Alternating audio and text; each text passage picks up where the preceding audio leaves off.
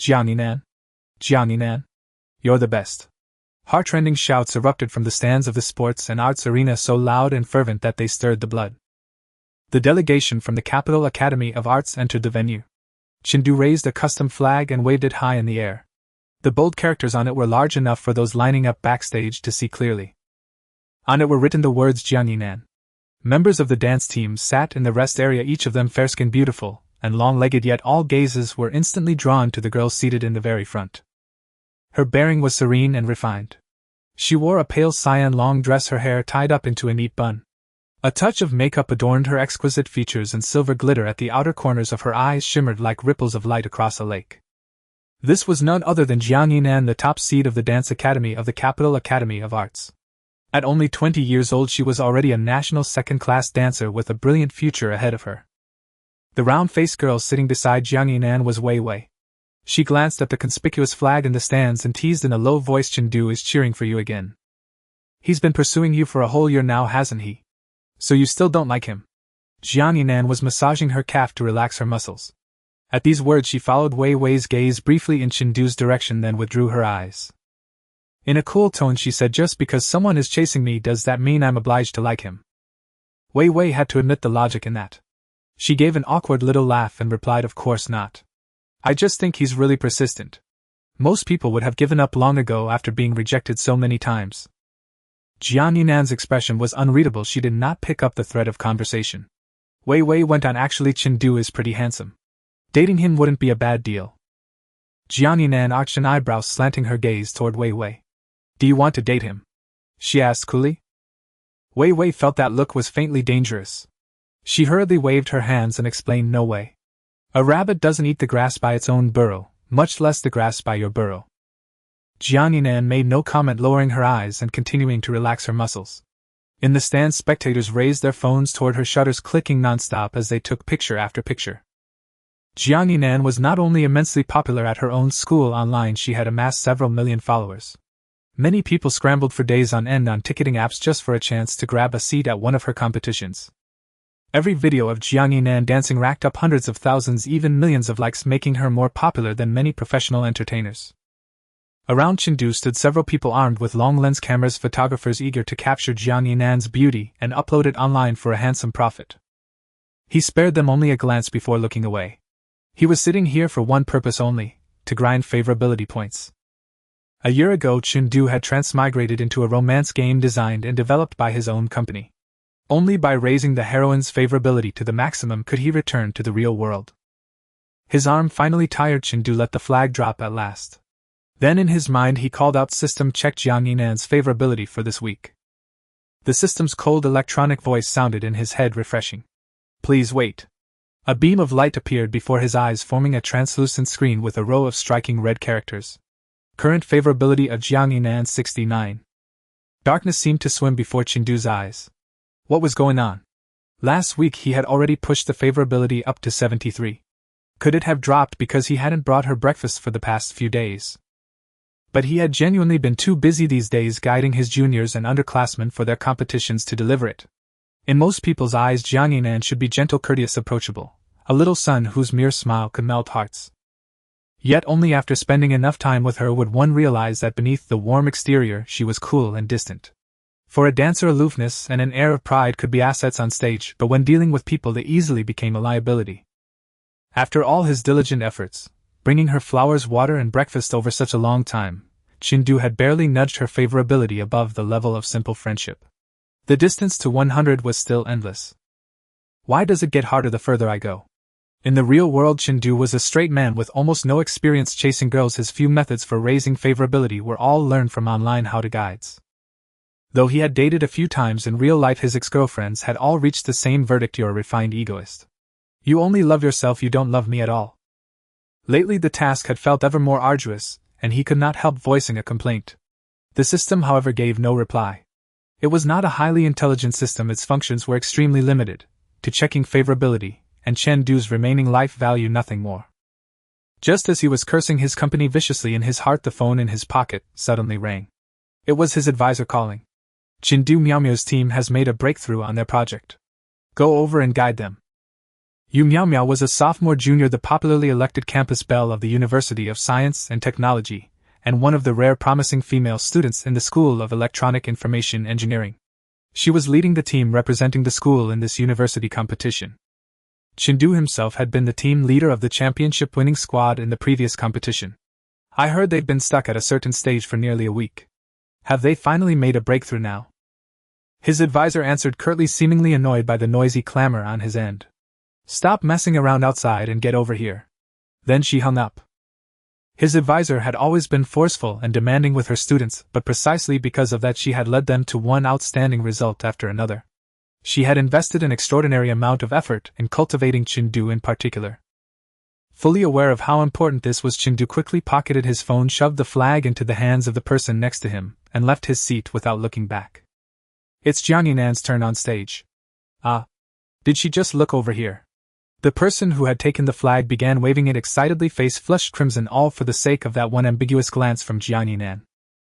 Chindu hurried to the School of Information Science as fast as he could. Sure enough, he found the juniors clustered around a computer, excitedly discussing something. Hearing footsteps, they turned and greeted him respectfully. Senior. Senior, you're here. Please take a look and see if this program is correct. Sitting at the computer was Yu Miao Miao.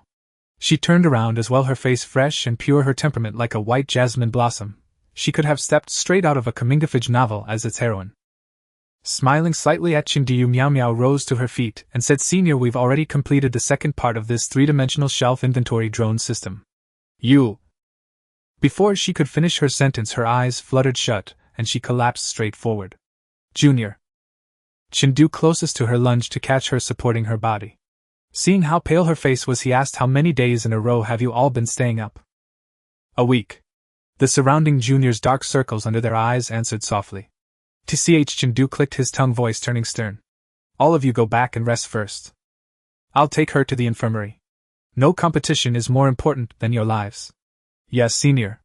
Okay, thank you for your hard work, Senior. Carrying Yu Miao Miao in his arms, Chindu headed straight for the infirmary, completely oblivious to the incoming call buzzing in his pocket. On the screen, the caller's name read Jiangyanan. In the infirmary, a patient lies in bed receiving an infusion. Sunlight streams through the window to caress her luminous porcelain face, bestowing upon her a gentle halo. Her eyelashes fluttered ever so delicately, reminiscent of a butterfly taking flight, and then she slowly opened her eyes. Senior! Came the soft, gentle voice of Yu Miao Miao, as light and subtle as a feather descending on a tranquil lake. Chindu sat at the bedside studying the medication prescribed by the doctor. At the sound of her awakening, he looked up and remarked, Oh, the sole hope of the Xian Institute has finally roused. His tone was relaxed and languid, a teasing remark unmistakably underlying his words. Yu Miao Miao's face flushed slightly as she offered a bashful smile. Senior, please don't tease me. I have to contend with so many distinguished figures at the Institute. She chided. Chindu then set aside the medication and with a casual motion reached for the fruit on the bedside, selecting an orange to peel. None of those big shots work as hard as you. They've worn themselves down to the point of hypoglycemia. The doctor said that if they push on for a few more days, they might as well go and meet old Master Xiangnon. He added wryly. Claude Shannon, one of the founding fathers of electronic technology, is a name we often invoke in jest. He noted. Yu Miao Miao raised her hand to her chest as if to feel her heartbeat and murmured. Is that so? I hadn't noticed before, but my heartbeat seems to have quickened lately, she observed. Chindu smiled silently, recalling that his own rate had been similar the previous year. He had spent the entire summer slumbering in the laboratory, lying upon a simple mat spread on the floor, though such details were hardly worth mentioning.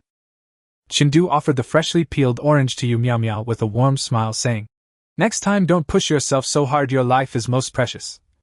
This was a precious lesson he had learned after nearly burning out from relentless overwork in the real world. Yet Yu Miao Miao seemed oblivious. Lowering her gaze, she stared at the translucent orange in her hand and murmured quietly, But if we don't strive, we may lose the championship so dearly won by our seniors. The Electronic Information Engineering program at Capital University of Technology is among the nation's top-ranking institutions. Nonetheless, ahead lie other premier engineering schools and, on a global scale, even more formidable adversaries. Last year, Chindu and his team had labored through overwhelming odds to capture the championship trophy, outclassing a host of rivals. Should they fail to defend their title this year, it would indeed be a subject of ridicule. The girl's hair shone jet black, and her round head softly drooping evoked the image of a plush, endearing creature. For a moment Chindu felt an urge to touch it, but he quickly restrained himself. No, he recalled the words from 100 Ways to Chase Girls. That touching someone's head sends an ambiguous signal. He must not casually indulge this sentiment with his junior. Moreover, he had not even had the chance to caress Jiang Yinan's head yet. What a vexing predicament, indeed. Diverting his attention, Chindu reached for another orange, and began peeling it as he remarked. Then what does it matter? He continued. The skills competition is really a race of mutual pursuit, a chance to hone everyone's professional prowess. The championship itself is not nearly as important as the journey we undergo. Yu Miao Miao pouted slightly and in a soft yet earnest tone replied. Not at all. The championship you win is indeed of great importance. Perhaps due to her hushed tone, Chindu only caught her mumbled words indistinctly, prompting him to exclaim. Ah! What did you say? Yu Miao Miao shook her head and while lifting the hand receiving the floor to break an orange into pieces said, It's nothing, thank you for today, senior. A hand reached out to take the orange, deftly dividing it into several segments before returning it to her. Chindu picked up his own orange once more and resumed peeling it, his tone relaxed as he remarked. No need to thank me, we belong to the same institute. In the infirmary the two exchanged smiles as sunlight bathed them, highlighting their handsome features. It was as if a scene had leapt from the pages of a manga. Outside the window a woman watched the scene with staring eyes. Yinan, it appears the doctor's office is over there. Come, let's go. What are you gazing at? She inquired. The voice of Wei Wei brought her back to attention. It's nothing, let's go. Jiang Yinan shook her head and helped her move in another direction. Inside nothing seemed amiss. As Chindu and Yu Miao Miao chatted animatedly, just as he was about to continue his phone rang again, and this time he was free enough to answer it. Hello? Teacher. Yes, I have taken her to the infirmary. There's nothing serious, just a few bottles of 4 fluids will do. Do you need me to send someone out? All right, I'll be right there. Chindu quickly ended the call and with an apologetic look at Yu Miao Miao said, I'm afraid I can't stay until your infusion is finished. My mentor has asked me to escort someone. She shook her head indicating she didn't mind. It's all right, thanks for your help today, senior. In a few days I'll treat you to a meal. Now please go. Yu Miao Miao smiled gently, her eyes sparkling with life. Chindu scrutinized her briefly to ensure she was all right, then nodded before departing. Alone on her bed the girl gazed at the orange in her hand, her eyes flickering with a fragile light. Finally she lifted a segment to her lips and murmured, So sweet. At the same moment, having just stepped out of the infirmary, Chindu took one bite of his orange and promptly tossed it into the trash, exclaiming, Bah! So sour! He grumbled. The campus infirmary is far too stingy. They only stock sour oranges. Who in their right mind would eat these? Pausing, he recalled that it was Jiang Yinan who had just called him. He then retrieved his phone and redialed, only to be met with a busy tone. Finally he sent a text message. Is the competition over? The reply read, Sorry, I had to return to school to handle some matters. How about dinner tonight? As he walked he absently scrolled through an online forum. This forum was created collaboratively by the top 10 institutions of Capital University's city to foster student communication. It had already been updated with the results of today's arts festival. Jiang Yinan's photograph was displayed in the most prominent spot. She appeared like a graceful butterfly dancing at the center of the stage, as if a divine maiden had descended. Even the interplay of light and shadow seemed to favor her. The post had already attracted hundreds of comments below. Ah! Jiang Yinan is truly the shining light of the art academy. So beautiful. One commenter wrote, When will I ever have a girlfriend like her? It would fulfill my life. Another retorted, Stop dreaming, Jiang Yinan belongs to all of us. When she dances ballet she truly resembles an elegant swan. Chindu casually liked this comment, wholeheartedly agreeing with its sentiment. The game's female protagonist was renowned for her dazzling beauty, so enthralling that one's gaze could not stray. As Chindu became absorbed in his phone, Jiang Yinan's voice suddenly resonated in his ear. Walking while staring at your phone, aren't you afraid of falling? Chindu abruptly looked up only to find that the person in the photo was standing not far away, being supported by Wei Wei. Huh? What happened to her? She twisted herself during a dance. I took her to the infirmary for a checkup. Chindu thought to himself, another unfortunate soul. This time the arts festival was held at their polytechnic, a location undoubtedly closer than their own school. Unfortunately, I have important matters at the college, so I can't accompany you to see her off, he explained. Wei Wei shrugged helplessly and smiled. Really, it's nothing, she only frightened herself. While Jiang Yinan shook her head in quiet reassurance. By the way, I just realized after the contest that my phone mistakenly dialed you several times. Chindu said, dramatically clutching his chest and adding, I even thought it was a deliberate call, and it hurt my feelings. Are you free this evening? Let's celebrate your first prize over dinner. He asked, his gaze fixed directly on Jiang Yinan with unmistakable earnestness. Jiang Yinan detected a faint elusive aroma of perfume emanating from him, a limited edition from a renowned women's brand. Lowering her eyes, her long lashes concealing a quiet flutter, she smiled as she gently declined his invitation. No thanks, Senior Chen, you're such a busy man. How could you ever spare time for dinner with me? Chindu thought, silently noting. Something feels off, her tone is not as it usually is. Hearing Jiang Yinan say that she is a busy person, Chen couldn't help but think of her recent phone call and quickly explained. I indeed had something to attend to just now, which is why I missed your call, but I called you back immediately. Didn't you also not answer me, miss? Isn't this just allowing the officials to set fire while forbidding the commoners from lighting lamps? Of course, Chen knew he was currently trying to gain favor, understanding that their relationship was inherently unequal. Thus he refrained from voicing the latter part of his thoughts. Jiang Yinan chuckled lightly, her tone distant. It's not about the phone call, I just purely think that you're very busy. Busy giving warmth to many people, so busy that all she wanted was to provide a home for every girl in the world. She had just seen it. Chen was smiling happily at that girl and even helped peel an orange. Who wouldn't be moved by that? Perhaps in places where she couldn't see, Chen had many good sisters. Before Chen could speak, he heard Jiang Yinan continue. By the way, have you heard of Wu Liang from the neighboring school? I've heard he was pursuing a senior while sweet-talking a junior into a hotel and was ultimately caught with one foot in several boats. In the end, he was surrounded and beaten up by several girls. Chen blinked, feeling a bit guilty, as she mentioned both a senior and a junior. After all, he had indeed left Jiang Yinan's competition scene because of Yu Miao Miao and their matters. He cleared his throat, raised his hand to touch his nose, and murmured, You pay attention to this too. I thought Jiang Yinan was someone who didn't care about such things. Wei Wei nodded, seriously agreeing. I've heard about it. The video of that guy getting beaten up is circulating online and many people have seen it. He's utterly disgraced. Jiang Yinan curled her lips, her gaze lingering on Chen as she gently advised him. This is a cautionary tale, Senior Chen, you better not follow in his footsteps. Her meaningful tone, coupled with her incredibly serious expression, made it seem as if she was advising someone to mend their ways. Chen even felt as if she regarded him as a player. No, he was completely innocent, upright, and proper. He had never been a scumbag in games or reality. Let's go, Wei Wei, spend some more time with him. We need to become a radish too. A heartbreaker radish. Saying this, Jiang Yinan supported Wei Wei, who had a slight ankle sprain, as they walked out, not sparing Chen another glance. Hey, don't go. Chen raised his hand, just about to stop the two of them to ask what radish meant, when a light screen appeared before him displaying Jiang Yinan's favorability 5. Current favorability 64. Chen felt darkness cloud his vision, wishing he could stab his own eyes.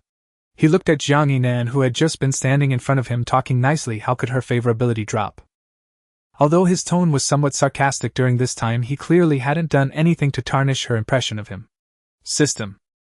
What the hell are you deducting my favorability? Chen was arguing with the system in his mind, yet the only reply he received was a cold statement.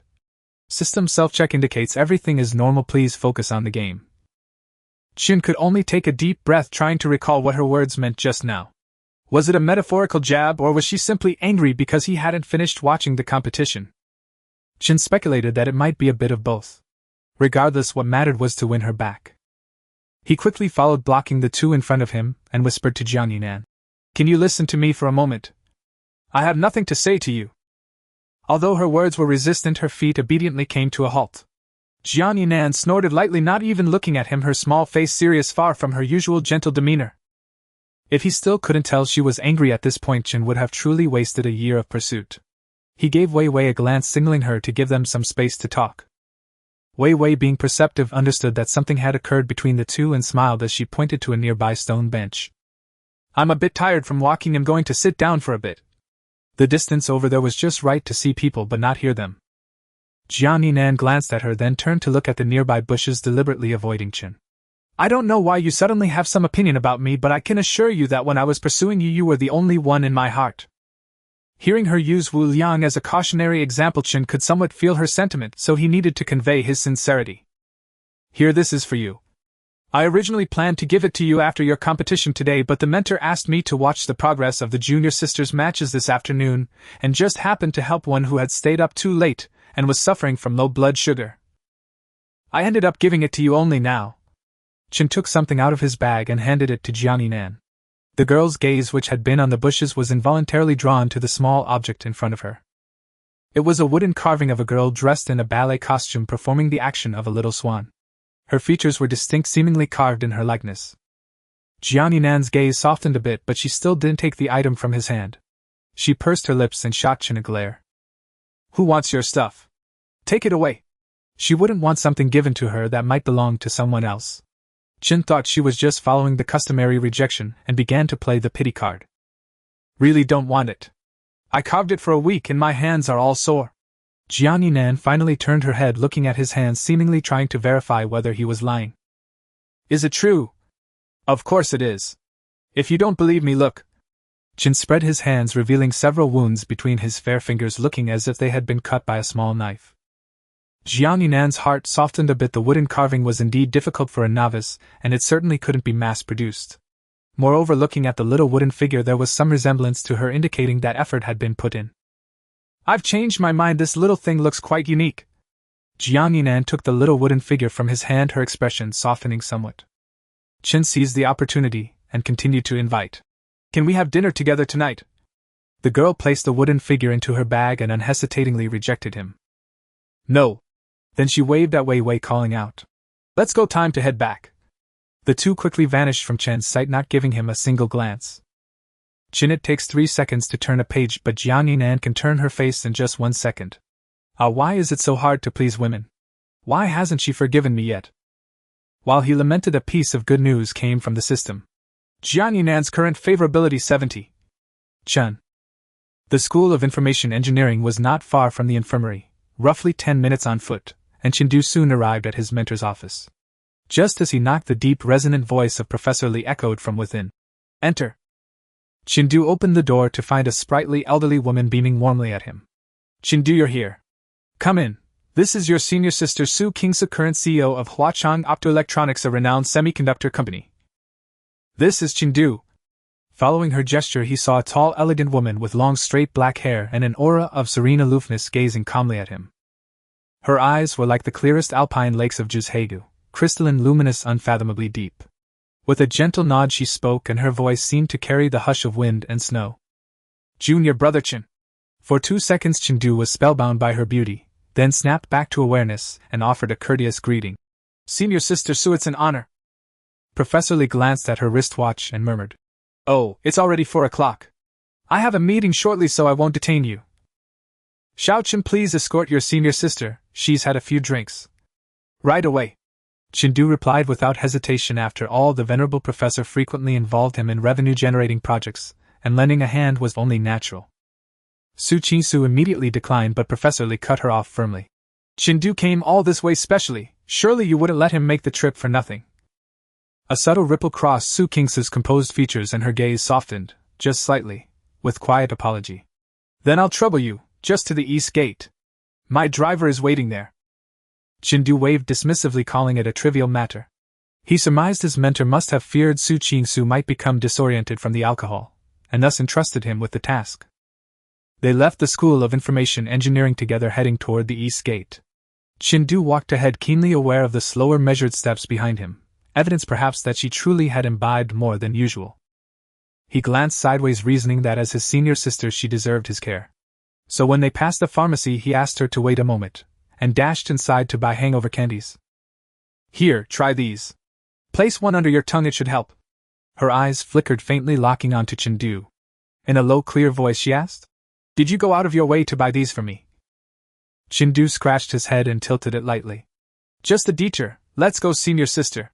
He'd even bought 2 extra boxes, for himself later. Su Qingsu remained motionless for a moment, watching his retreating back, then tipped a single candy from the tin, peeled away the wrapper, and placed it on her tongue. A cool, refreshing sensation spread from beneath her tongue, cutting through the haze clouding her mind. Yes, she had drunk rather more than intended today, though she'd concealed it well. Yet this man, meeting her for the first time, had somehow sensed it. Su Qingsu refused to believe it. With her naturally suspicious nature, she preferred to think Professor Lee had quietly instructed him to offer such thoughtful care. Very well, if he later requested an internship at her company, she would grant it. A small repayment perhaps for the sugar-coated consideration he'd so deliberately delivered. After all, such maneuvers were nothing new to her. Ever since her company's meteoric rise, countless parties had schemed relentlessly to place their people at her side, desperate to board the soaring vessel of her success. Yet to her surprise, not a single request crossed his lips, not even as they reached the east gate and paused before a sleek black Rolls-Royce. "I'll see you no further, Senior Sister Sue," Chindu said with a radiant smile revealing 8 perfectly white teeth. A faint flicker of puzzlement crossed Sue King's eyes as she murmured softly, "You have nothing else you'd like to say?" "Huh. Was I supposed to say something?" Chindu blinked, bewildered, wondering if the wine had finally blurred her judgment and sent her drifting into incoherence. His fair, sharply defined face was etched with pure, unguarded curiosity. His clear, bright eyes gleamed with startling intensity, like a stone dropped into a still lake sending ripples across its placid surface. She withdrew her gaze, shook her head, and clarified gently, "Nothing, thank you."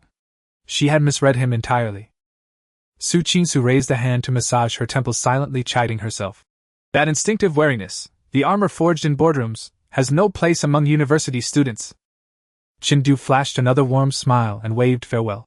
"You're most welcome, Senior Sister Sue. Hope we meet again soon." Su Chinsu gave a slight graceful nod and stepped toward the rear door already opened by her waiting driver. But just then her footing faltered, she nearly stumbled. Without hesitation, Chindu rushed forward to steady her and murmured softly, "Let me help you in." Su Chinsu felt the warmth radiating from his arm, a quiet counterpoint to the rebellious tide of alcohol surging through her mind. She paused silent, and did not refuse.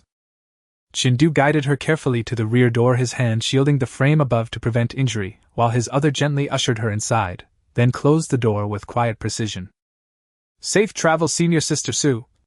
The window descended slowly, revealing her porcelain fair face. She nodded once, lightly, and held his gaze for a fleeting, thoughtful moment. "Thank you." The driver started the engine, and the car glided forward smoothly. At last Chindu had fulfilled his mentor's request, and exhaled, inwardly relieved. He turned and walked toward the campus gate, unaware that another vehicle, emerging from the same entrance, had pulled over to the roadside. Had he glanced just once, he would have recognized the license plate instantly. It belonged to Jiang Yinan.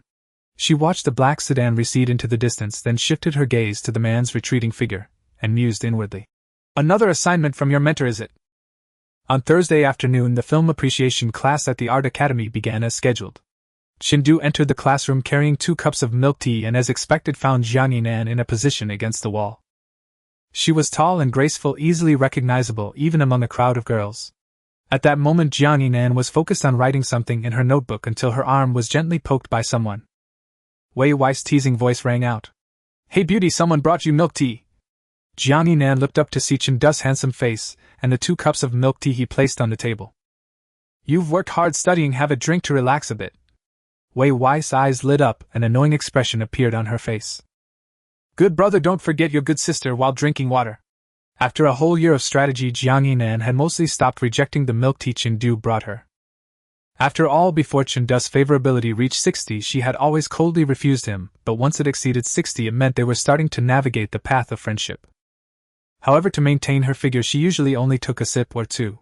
Even so, Chindu continued to bring her tea with relish, much to Wei Wei's benefit. She cheerfully hugged her cup and quickly shifted her position for Chindu. Knowing one should show some leniency when receiving favors, she understood this principle well. Chindu placed his hand behind his back, giving Wei Wei a thumbs up before sitting next to Jiang Yinan. "What are you writing?" Jiang Yinan didn't lift her head, merely showing him her profile. "The assignment the professor left last class." Chindu glanced over and saw she was writing her thoughts on the classic healing film Good Will Hunting. The black characters on the white paper were neat and elegant, flowing like a river, yet carried a hint of sharpness, looking pleasing to the eye. Indeed, her writing reflected her personality. Beautiful handwriting. This wasn't the first time Chindu had seen Jiang Yinan's writing, but he couldn't help but compliment her each time. Jiang Yinan's eyelashes fluttered slightly before she withdrew her notebook. "Only you know how to sweet talk." She lowered her head and continued, adding to the concluding paragraph, her expression very serious. Sunlight fell on Jiang Yinan like little fairies dancing around her, the originally black strands of hair tinged with a hint of orange, making her appear even gentler than usual. Chendu's gaze fell on her face, noticing a strand of hair drifting down with her movements playfully dancing on the paper, causing a sudden itch in his heart. Wait a moment, don't move. The man's gentle voice rang in her ear, and then Jiang Yinan felt his delicate movements. The almost imperceptible touch felt like a breeze stirring one's heart. The warmth of his fingertips seemed to seep through her hair, reaching her face. Jiang Yinan froze for a moment, lifting her gaze to see Chendu's radiant smile. Sorry, my OCD is acting up, I can't stand your hair falling down. He spoke earnestly, as if it were truly just his OCD without any other motives. Jiang Yinan's face uncontrollably turned a shade redder, then she turned her head away and lightly scolded. Pervert! Chendu's eyes widened in surprise as he defended himself. That's unfair. I was just fixing your hair, I didn't take advantage of you. Moreover, he swore it was truly just his OCD acting up, he couldn't feel at ease unless he fixed her hair. Jiang Yinan huffed softly, choosing to ignore him and immersing herself in her assignment. Chendu touched his nose, sitting obediently in his seat, waiting for the professor to arrive for class. Being a fourth-year student, he had fewer classes, which allowed him to accompany Jiang Yinan. However, whether in reality or the gaming world, he was a pure science and engineering guy. Attending this art appreciation class felt like listening to a Buddha chant. It wouldn't take 5 minutes before he would drift off to sleep. Unfortunately, the professor of this class was known for having a big temper and could not stand seeing his diligent teaching while students slept below. His eyes quickly zeroed in on Chendu, who was sleeping with his head down at the desk. The boy in the black shirt from the 4th row of the first group, please answer this question. Everyone's attention immediately focused there. First it brightened with the sight of the beautiful Jiang Yinan. Then it dimmed because of Chendu sleeping. Who dares to sleep in Professor Liu's class? Did he not want to earn participation points? Despite him being quite handsome, that was no reason for him to sleep. How infuriating. They were all struggling to stay awake, so why could he sleep? In university, many general courses were often overlooked by professors who turned a blind eye. However, Professor Liu of the film appreciation course was notoriously strict. Anyone remembered by him was either exceptionally talented or particularly troublesome. And Chendu clearly belonged to the latter. Awoken from his dreams, Chendu thought class had ended. When he opened his eyes, he found everyone's gaze fixed on him. Moreover, with the professor glaring at him from the podium, he knew without a doubt that he had been called out. He cleared his throat, swiftly stood up, and said loudly, Sorry, Professor, what was your question? Professor Liu repeated, What does the montage technique commonly used in films specifically mean? Chendu's mind raced quickly. Just as he was about to answer, a piece of paper was slipped from beneath the desk into his hand. He glanced at it. It was Jiang Yinan passing it to him.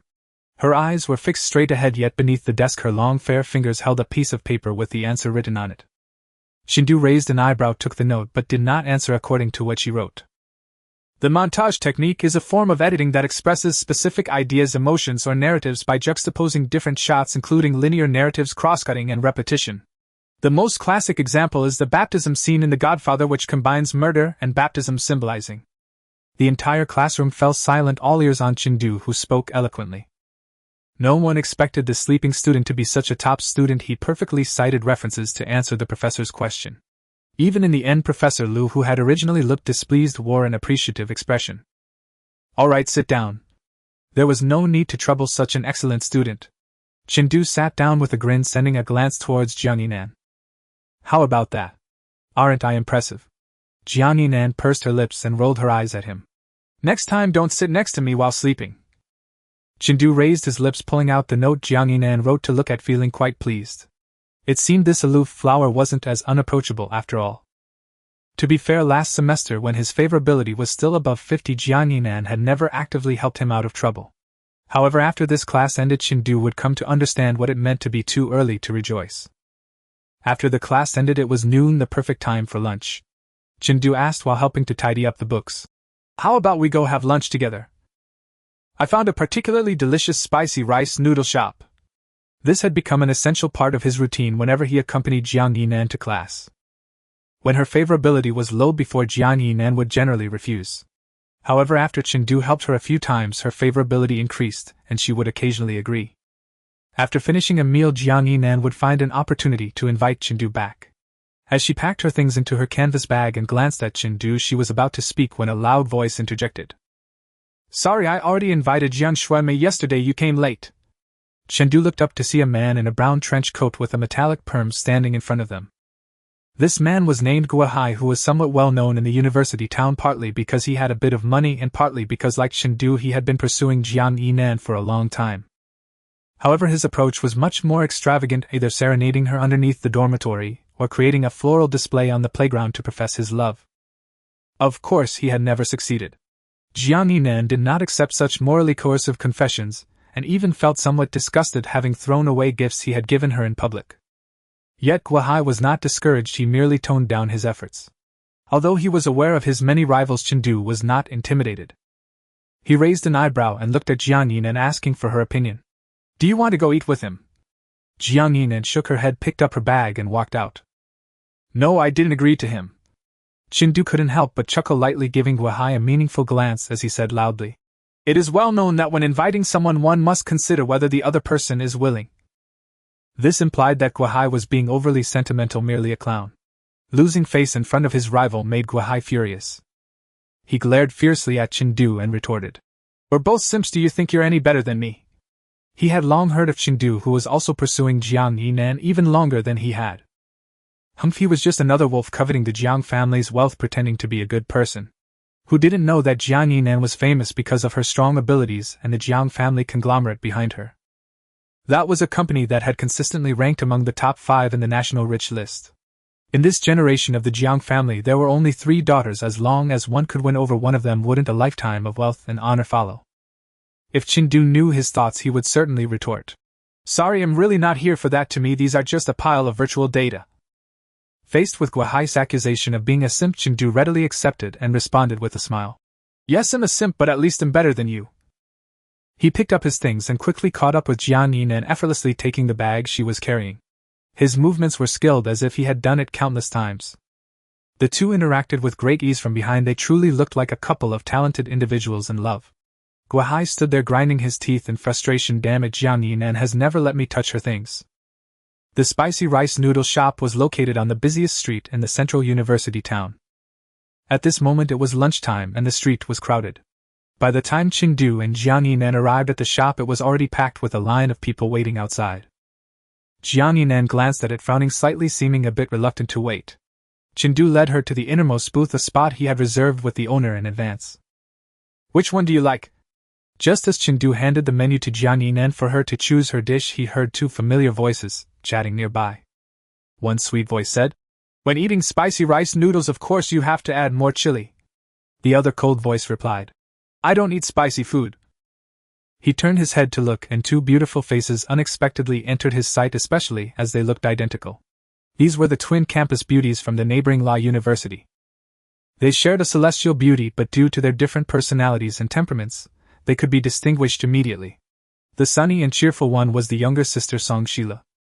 The elder sister Song Xin had a gloomy demeanor, indifferent and jaded. Because of their high looks and impressive resumes, the two were also regular guests on forums and video platforms. The moment Chengdu glanced over, the elder sister Song Xin suddenly turned her head as if sensing something, looking directly at him. A glimmer of light quickly flashed in her eyes, and then she gently nodded at Chengdu as if greeting him. Chengdu smiled widely and responded generously. Their interaction was noticed by their companions, who reacted differently. Jiang Yinan's tone was indifferent, seemingly just asking casually, "Do you know each other?"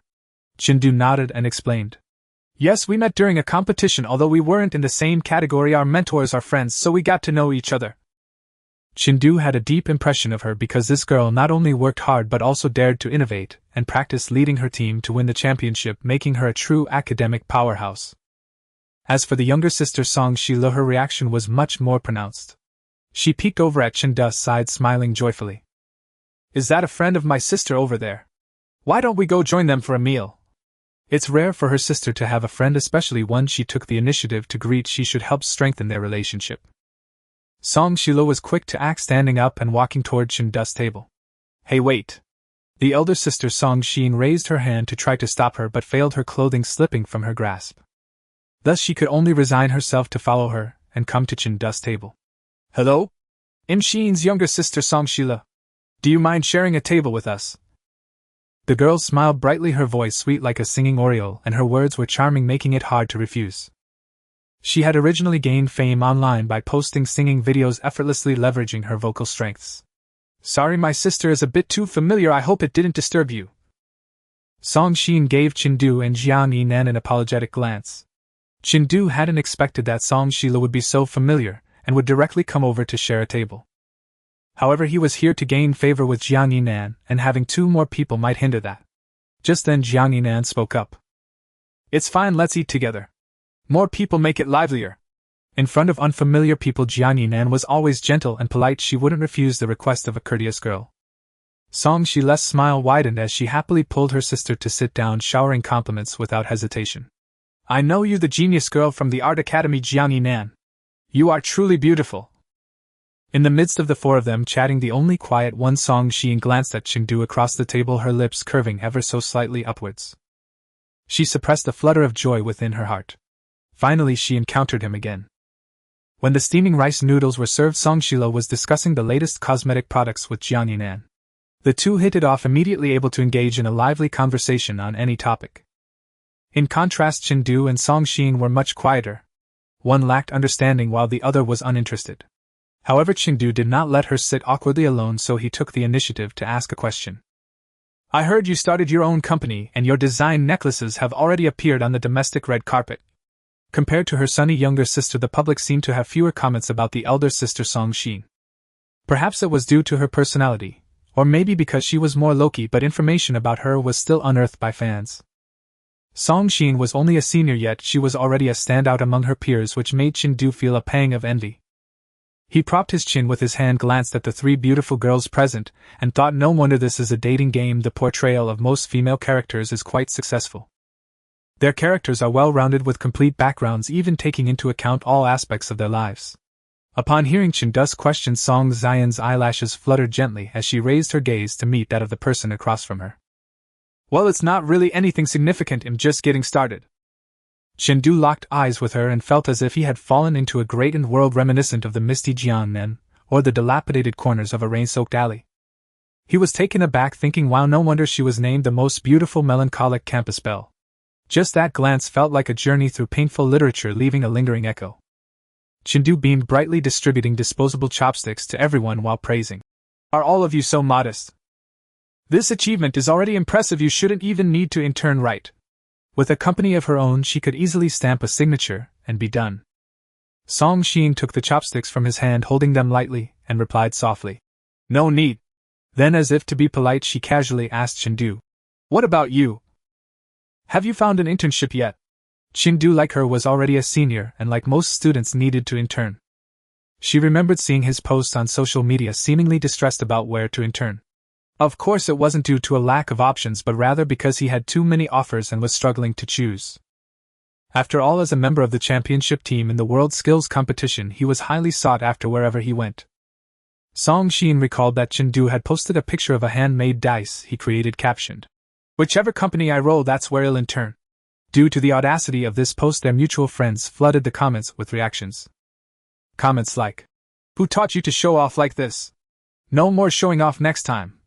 And, "Damn, every single one is a top company and others are fighting for a chance, what do you want?" Chengdu committed the sin of showing off and was exiled to Nenguta, immediately dispatched. Remembering that scene, she couldn't help but laugh. This moment was caught by Song Shila, who turned her head and widened her eyes slightly, then followed her gaze to look at Chengdu. The man had a very handsome, distinctly Chinese appearance with sharp brows and bright eyes, his features clear-cut, the type that would catch anyone's attention in a crowd.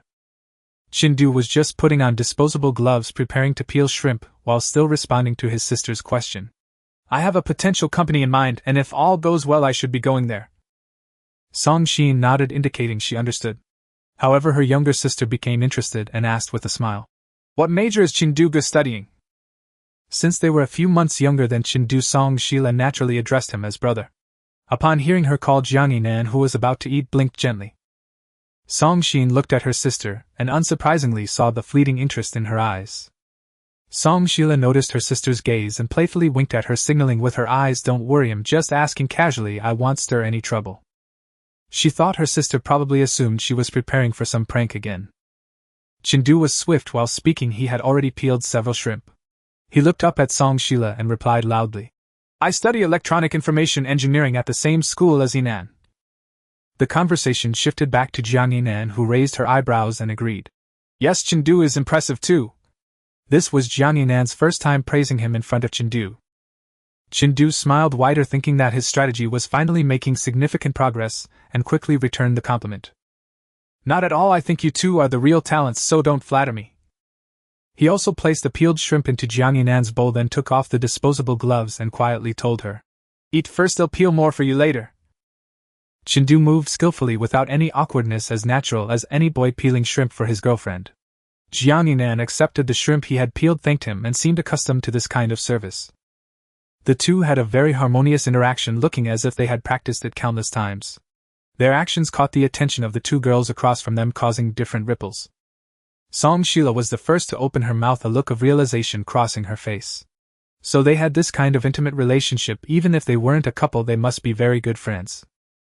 Song Shin, on the other hand, pursed her lips, looked down at the rice noodles in her bowl, and then picked up her chopsticks to eat. "His sis, weren't you avoiding spicy food lately?" Her younger sister's exclamation rang in her ears, and with the gazes of the two across from her on herself, Song Shin realized that the bowl she was eating from had chili in it, while her sister's bowl did not contain chili. They had been too busy talking to switch them earlier.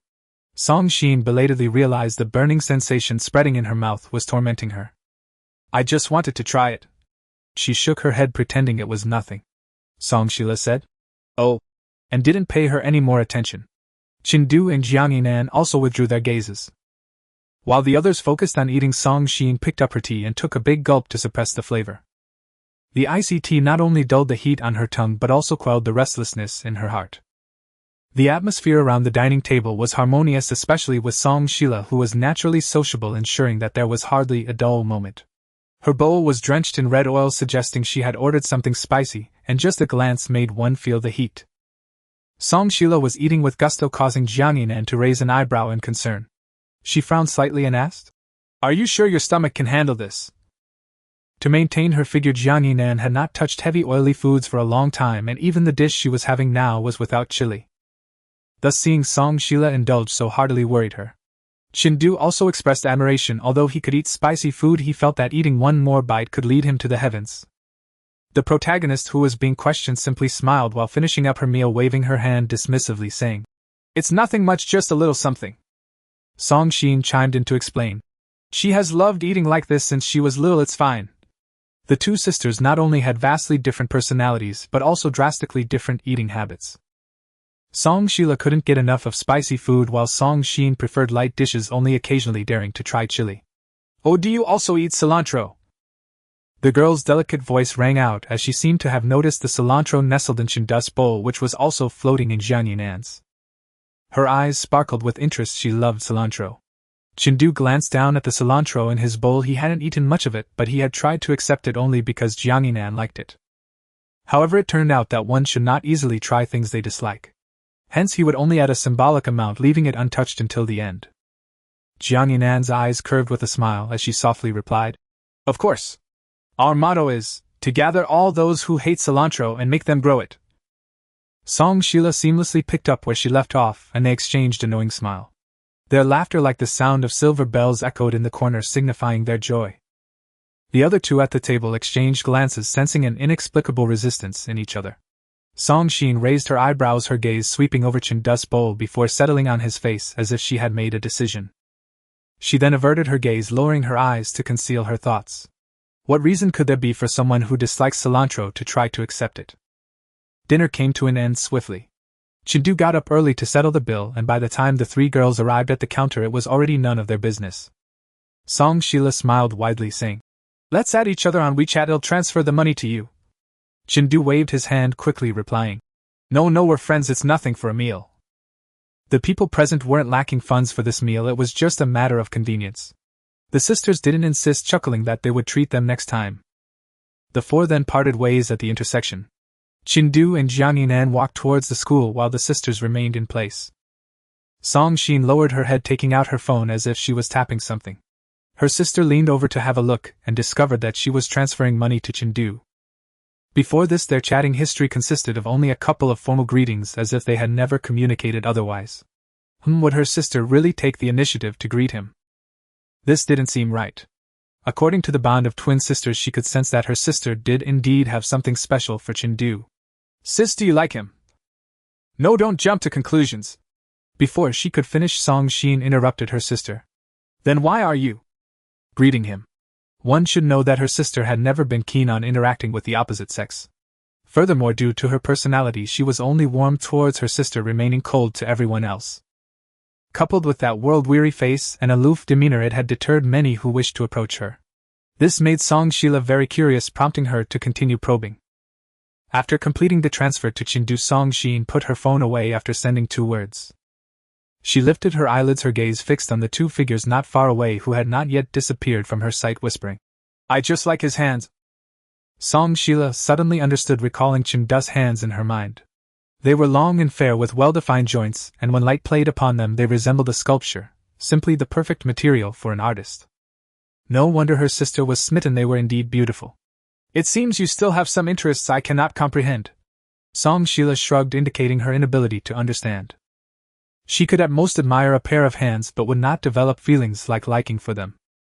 However, her sister was different from her. She seldom had things she liked, and if she did, she would like them forever. Yet that boy certainly had some intriguing qualities. Song Xin did not respond to her words. Instead, she kept her gaze on Chengdu until his figure vanished. What she did not tell her sister was that she not only liked Chengdu's hands but also the sensation when they touched her. Warm and gentle, it was simply addictive. A few months ago, during a gathering led by the mentors, Chengdu happened to sit beside Song Xin. Due to her look, she became the main target for the boys' toasting. Although Song Xin wore a cold expression, she wouldn't want to disrespect her mentors, so after downing 2 cups her face turned crimson. Just as she was about to drink a 3rd cup, Chengdu pressed down her hand. "Don't drink any more, leave the rest to me." His long fingers lightly rested on the back of Song Xian's hand, only politely lingering for a moment before quickly withdrawing. He then went off to mingle with his peers, ensuring that Song Xin didn't touch a drop of alcohol. Yet what truly made her long for more was that instant of contact. It felt as though that skin had been marked. Song Xin felt a tingle all over, with goosebumps rising on her arms as if an electric current had surged through her. Every cell in her body screamed, "Not enough. We need more." However, their interactions had only lingered during a few gatherings, let alone any opportunity for physical contact. She knew this was a condition called skin hunger. Originally, she hadn't planned to take any action, but after seeing Chengdu again today, something within her body seemed to be stirring. Song Xin looked down at her hands, wondering when would be the next time. At that moment, Chengdu, who had just turned a corner, suddenly looked back but saw nothing unusual. This caught Jiang Yinan's attention. "What's wrong?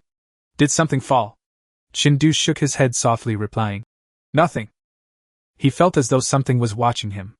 A sticky cold gaze rested upon him, akin to a reptile lurking in the shadows, ready to pounce and reveal its vicious fangs for a lethal strike. Chengdu accompanied Jiang Yinan all the way back to the dormitory building. It was mealtime and many people were coming and going. Compared to the attention they drew before, Chengdu returning with Jiang Yinan no longer caused a stir. After all, as the campus belle, having a protector was quite normal, and Chengdu had become familiar to many who knew he was pursuing Jiang Yinan. However, there were still occasional glances from a few people lingering on them. Chengdu did not mind this, nor did Jiang Yinan get distracted. "The weather is nice this week. Do you want to go camping together this weekend?" Chengdu directly extended the invitation. Facing Jiang Yinan's gaze, he added, "Wang Yang and his girlfriend are going too, along with a few other friends." This meant that it wouldn't just be the 2 of them, so there was no need to worry. Jiang Yinan raised her eyes and smiled gently at Chengdu, saying, "There's already a couple going, it wouldn't be appropriate for us to be third wheels, would it?" Chengdu raised an eyebrow, his expression straightforward. "Surrounded by singles, it should be Wang Yang and his girlfriend who are panicking." He spoke with conviction, his serious expression causing Jiang Yinan to chuckle softly. Her eyes sparkled like stars, reflecting in Chengdu's gaze. Leaning closer, he continued to tempt her in a low voice. "This time we're going to Longcan Canyon. The mountains are covered in maple leaves this season, and there might even be shooting stars." Hearing the word shooting stars, Jiang Yinan's eyes lit up. No girl could resist the anticipation of seeing shooting stars. "All right then, just let me know before we set off." Jiang Yinan finally agreed, and a visible happiness appeared on Chengdu's face. This was undoubtedly good news. This was her first time accepting his invitation for a private activity. Previously, aside from meals, she had mostly declined. It seemed the increase in goodwill brought many benefits. After sending Jiang Yinan off, Chengdu hurried back to his school, as he had not yet seen the progress of the competition project of the junior students. Ever since the mentor learned that Yu Miao Miao had fainted, they had been given a few days off, and today the team was finally returning. The School of Information is located beside a lake where the lotus flowers have already withered. A wide road runs through the center, opposite of which is the famous cultural street in the school. The old building at the entrance with its nostalgic feel has become a common topic of complaint among students. The new buildings that have risen behind it are what everyone favors. The laboratory is conveniently located on the 6th floor of the new building. By the time Chengdu arrived, it was already filled with people, specifically the competition team he hadn't seen for a few days. "Hello, Senior. Senior, you're here. Please take a look at the program." As soon as he entered, Chengdu felt the warmth of everyone's welcome, glancing around and observing. After about half an hour, things finally calmed down. Just as he stood up to find disposable cups for water, a cup of warm water was already placed beside him. "Thank you, Senior, for your hard work. Here's some water." A charming voice rang in his ears. It was Yu Miao Miao speaking. Chengdu slowly turned his head, and his gaze was instantly captivated. Before him was an incredibly pure face, as delicate and charming as a flower blooming in the early morning. Her skin was as smooth and elastic as sheep fat jade, seemingly fragile enough to break with a touch. Even more rare was that there were no signs of artificial embellishment on her face. She wore no makeup, but was far more enchanting than those heavily adorned. It could truly be said, "Pure water gives rise to lotus flowers naturally without adornment." "Thank you, Junior, this is truly a timely gift."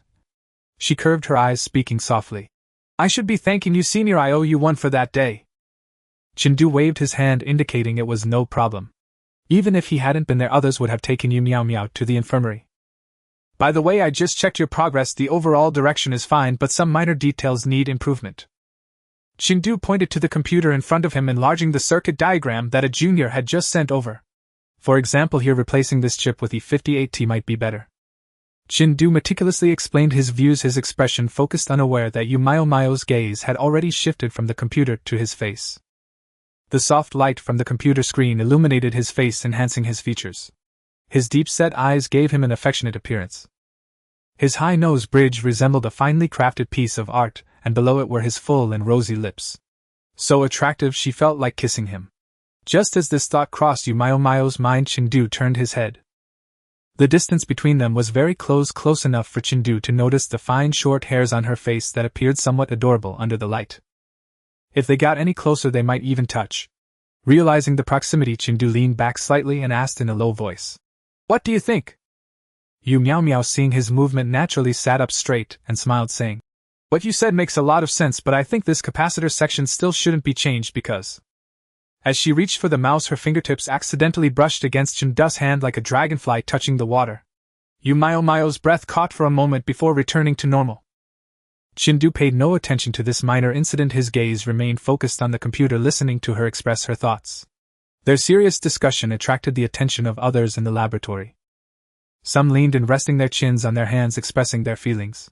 "Why do I suddenly feel that Senior Chen and Miao Miao are a great match? Their faces together are simply too pleasing to the eye. Is it just you who feels this way? I've been shipping them for a while now, okay? One is the elected campus belle, and the other is the pride of the School of Information. They match perfectly. With both strong, if they really get together, I'll directly bless them." A girl nearby, eavesdropping, leaned over to join the gossip brigade. "But I heard that Senior Chen is pursuing the belle from the neighboring Sidafang Women's Academy." Sidafang Women's Academy refers to the capital university of arts known for its astonishing male-to-female ratio of 2:8. Similarly, the Institute of Technology is humorously referred to as Pearl Lake Royal Men's Academy due to its shortage of females. So isn't it hopeless for Miao Miao and the Senior then?" "Not necessarily. I heard the Senior has been pursuing her for a year. Maybe he'll give up one day." The whispers of a few were kept quite low, thinking that Chengdu couldn't hear them. In reality, Yu Miao Miao had excellent hearing and easily caught their conversation. She lowered her eyes, tightly gripping the mouse. The belle from the neighboring school. Who could it be? Time passed unknowingly. After a period of discussion, Chengdu and Yu Miao Miao finally reached a conclusion in their discourse. The two parties decided to first conduct a simulated experiment, and then proceed to practical training. You can perform basic simulation experiments on Multisim, but for more complex tasks you might need another tool. I'll send it to you. Spend 2 days learning it. Chengdu logged into his account on the cloud drive, then copied the file and saved it to the D drive. Yu Miao Miao nodded in agreement, responding readily. "Thank you, Senior." Chengdu enjoyed dealing with such people who would immediately take action on what he said rather than complaining endlessly or pestering him for guidance. He smiled and couldn't help but praise Junior's sister. You are really hardworking. Yu Miao Miao was unsure how he reached that conclusion, but she simply smiled slightly and quietly replied, not as good as Senior. I'm still trying to keep up with your pace. Chengdu chuckled, continuing to prepare to check other data only to glance at the time in the lower right corner and realize it was already past 4 p.m. He began to pack his things, preparing to retreat. A junior beside him curiously asked, aren't you joining us for dinner, Senior? This was an invitation for Chengdu to dine together. He picked up his bag, shook his head and smiled, saying, you'll pass, I have plans for the evening. Immediately someone started teasing loudly, asking is Senior going on a date with his girlfriend. It was unclear whether the loud voice caught Yu Miao Miao's attention or if she was simply curious. The girl looked up at Chengdu, seemingly waiting for his answer. Chengdu burst into laughter and replied loudly, no, I'm meeting up with a few buddies. You all keep it up, I'm heading out first. As he stepped out of the laboratory door, he noticed someone had followed him. It was Yu Miao Miao. Is there anything else, Junior sister? This is for you, Senior. Thank you for helping me that day. The girl's voice was soft like a spring breeze brushing through willow branches. She was holding a beautifully designed paper bag. It was just a small effort, you'll make me feel embarrassed doing this. Chengdu scratched the back of his head, unwilling to accept it. Yet Yu Miao Miao insisted, if you don't like this, I can change it for something else tomorrow. The implication being she would keep changing it until he liked it. Chengdu knew that Yu Miao Miao seemed easily persuaded, but in reality she was quite opinionated. Otherwise she wouldn't have become a leader in this team. He took a glance and found the bag quite appealing, sparking his curiosity. What's inside? Yu Miao Miao smiled and gestured for him to open it. You'll find out once you unwrap it. Upon hearing this, Chengdu took it, pulled apart the ribbon, and opened the box only to discover a whole box of cookies. Each cookie was individually wrapped, so there was no worry about waste. You didn't make these yourself, did you? Chengdu saw no brand logo on them, feeling a bit curious. Yu Miao Miao nodded, smiling as she told him, I've been a bit bored at home these days, so I made these. Senior, why not give it a try? Her eyes held anticipation, wanting to see Chengdu taste the cookie she made. Chengdu, feeling agreeable indeed, unwrapped a cat-shaped cookie and put it in his mouth. A rich, milky fragrance combined with the fresh scent of orange spread across his palate, and the melt-in-your-mouth texture added to the delight. His brows relaxed considerably. Chengdu gave a thumbs up, genuinely praising her delicious. You are quite skilled. Yu Miao Miao smiled broadly at his compliment, her eyes shining as she happily replied, I'm glad you like it, Senior. What she didn't tell Chengdu was that she had specifically learned to make them. Chengdu ate 2 in a row before stopping, laughing that he would take some home for a snack. Yet Yu Miao Miao earnestly told him, if you like it, I can make other things next time. The girl looked serious, her eyes filled with his reflection, which made Chengdu's heart tighten. Although it had been a long time since he had been pursued by a girl, he was not a love novice.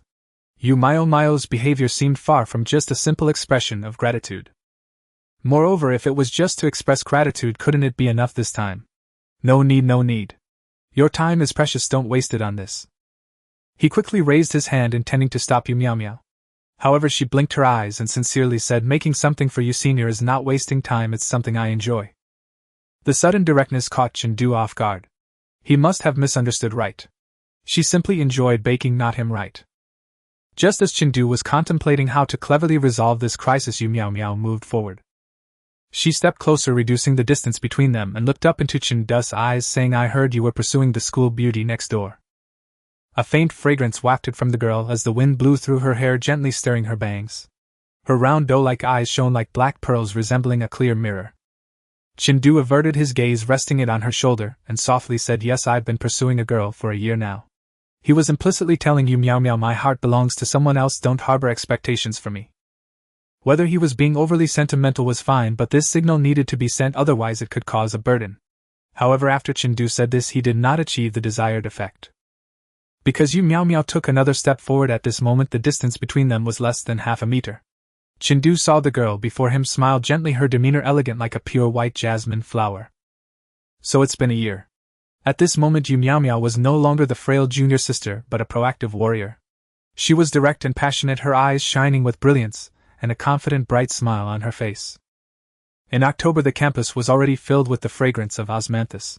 The wind gently blew through the treetops, scattering a few osmanthus flowers that fell upon her shoulders.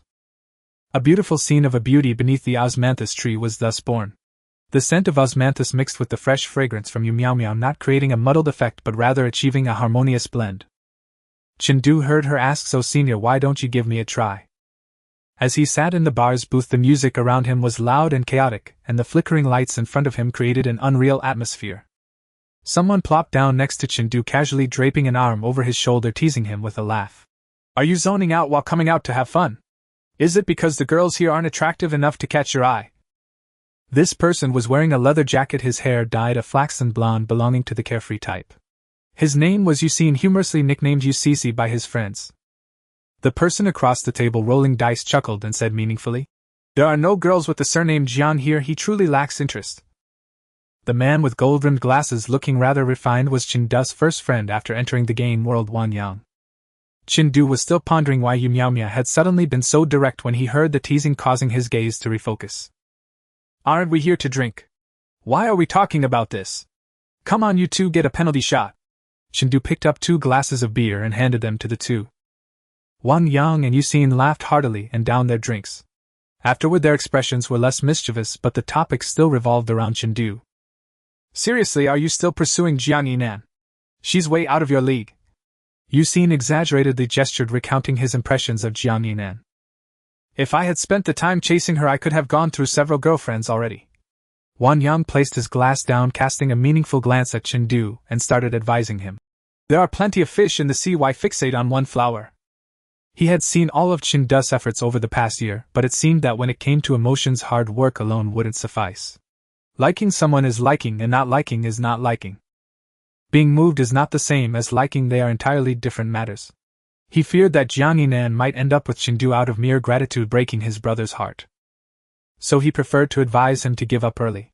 Chendu shook his head, his tone resolute. "No, I've decided on Jiang Yinan. I won't back down until I win her over. She is the true heroine of this world, everyone else is just an NPC." Wan Yang and Yusin exchanged glances, both sighing. "Well, you are just a stubborn mule that can't be pulled back even by 9 cars. You won't turn back until you hit the wall, good luck, brother." Chendu waved his hand, refilling their glasses, then raised his own to drink it all in one go. "Enough of that, let's drink." As Yusin laughed and picked up his glass to take a drink, his eyes suddenly caught sight of a corner, and they lit up. "Wow, brothers, I've found a gem." He quickly set his glass down and gestured with his chin in that direction. Yusin was a player in the dating scene, having encountered countless women, so for him to call someone a gem, she must be something special. Chendu instinctively looked up, wanting to see what kind of person could be called a gem. There in the colorful corner, a woman with big waves of hair caught his eye. She wasn't dressed as revealing as the others, simply in a simple black long dress, yet it perfectly accentuated her flawless figure. What stood out the most was her face. Others appeared pixelated, but her features were strikingly clear. Fair with a rosy tint, her features were graceful and vibrant, reminiscent of a Peking opera diva. Her alluring almond-shaped eyes sparkled under the lights, and every smile and frown exuded charm. Wan Yang exclaimed, "She truly is a gem! Wow, a beauty of this caliber could be a big star." Yusin snorted softly, a hint of pride in his expression. "Of course, my eyes are my measure. If I say she's beautiful, then she is." Only Chendu did not join in. Aside from being amazed, he was also surprised. "Wow, isn't that my new counselor?" His original counselor was an old man fond of riding a bicycle to work, but after he fell off a few days before school started, he took a long leave to recover. They were also notified at the last minute that a new counselor had been assigned. Chendu had only met this beautiful counselor once during a class meeting where she made an introduction. The reason he remembered her so well was that her style was simply striking. Yusin had already begun rubbing his hands together, eager to approach her. He looked very excited, exclaiming, "I can't help it, I really like her. I'm going in." But just as he took a step forward, Chendu's words stopped him. "That's my counselor."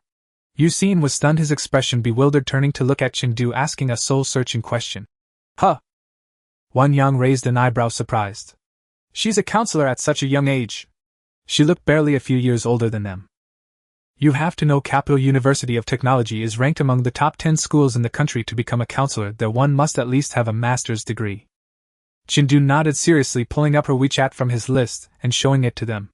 "It's absolutely true." They both looked down and saw that the woman marked as Xia Weitang counselor had a profile picture of Patrick Star. They sighed. "Wow, there are still girls who like Patrick Star these days." Another one praised. "Her name sounds really nice." Chindu shook his head indicating that he was not lying to them. This is her. Yusin pouted, his eyes filled with regret. Since she's an older sister, I guess it's fine. I still prefer younger girls. It wasn't that being an older sister was a problem, but the identity of a counselor would bring him trouble. After all, Yusin changed girlfriends so quickly that if he really got involved with a counselor from another school, it could get complicated. Chindu was aware of this, so he had warned him in advance. Moreover, he didn't think Xia Weiteng was an easy woman to deal with. Though she appeared gentle, he always felt there was a hidden danger in her eyes. Like a poisonous flower, once touched it might cost him his life. Wan Yang shrugged and said, "She's one to admire from a distance, not to be trifled with." After several of them observed her, Xia Weiteng was swaying her drink while exchanging information with others. "The goods at the port will be shipped out this week. Make sure to give them a heads up." Before she could finish her sentence, a man approached, and she immediately stopped talking. "Hey, are you two sisters drinking alone? That must be so lonely. Do you want Big Brother to keep you company? Get lost." The greasy man was kicked away by the woman next to Xia Weiteng, who disgustedly told him to leave. The man stepped back a few paces, furious and embarrassed, and immediately picked up a beer bottle from the bar to throw at the two women. Several tall men, seemingly his companions, also closed in. In an instant the bar descended into chaos. Chindu and his friends who had been chatting also noticed the situation over there. Chindu frowned slightly and took out his phone, preparing to call the police. Bang! A deafening gunshot startled the entire bar. The music, screams, the sounds of smashing and breaking glass mixed together. The colorful lights, moving shadows, and flowing blood combined to signal the extraordinary night. The originally harmonious bar was thrown into chaos in an instant. Chindu didn't even have time to figure out what was happening before he was pulled to his feet by Wan Yang. Various sounds filled his ears, blending together in a way that made him feel uncomfortable. "Something's wrong, we need to get out of here." Chindu glanced towards Xia Weiteng's direction and saw chaos over their shadows darting about with nothing clear to see. "Quick, let's go." Chindu followed Wan Yang, running through the crowd towards the exit. However, the doors had already been sealed off with two heavy chains blatantly blocking the way, indicating that this was a premeditated plan. The two iron doors that had originally served as the bar's entrance had now become a prison for the guests. The first people to reach the doors were banging on them, shouting, "Is anyone there? Let us out." The impatient ones had already started kicking again and again, eager to escape. "Damn, someone just fired a gun inside. Some people have fallen bleeding profusely. Who would dare stay here?" Chindu, Wan Yang, and Yusin exchanged glances, stopping in their tracks and finding a corner to hide. "Did you call the police?" Wan Yang looked at Chindu, who seemed to be preparing to dial earlier. Chindu glanced down at his phone, illuminated the screen, and was about to make the call when he felt it was inappropriate, quickly switching to sending a text instead. It was at this moment that he recalled the background setting of this game world. It was somewhat chaotic and not as peaceful as reality. There were financial tycoons, gangs, and even mercenaries. Among the crowd there were many attempting to call the police, but before the connection could be made, another gunshot rang out, hitting the wall. "Everyone, I advise you not to call the police, otherwise the next bullet could hit your heart."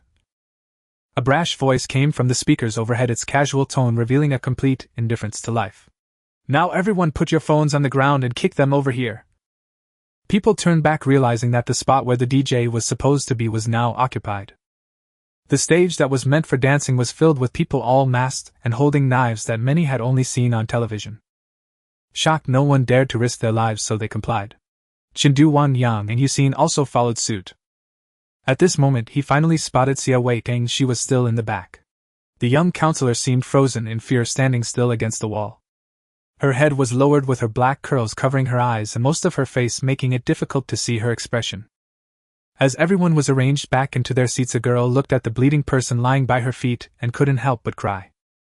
Chindu and his friends returned to their booth. This position allowed them to see Xia Weiteng clearly. She was still sitting at the bar with friends. The people who had just attempted to attack them were now nowhere to be seen, whether lying on the ground or hiding in some corner. "Don't worry everyone, I'm just here to find an old acquaintance. Once I find her I will let you all go."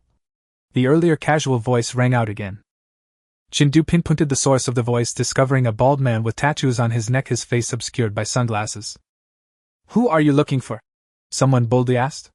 The man burst into laughter. "I'm looking for the person who stole confidential information from our company. As long as she hands over what she took, we can pretend nothing ever happened. Otherwise none of you will be leaving here today."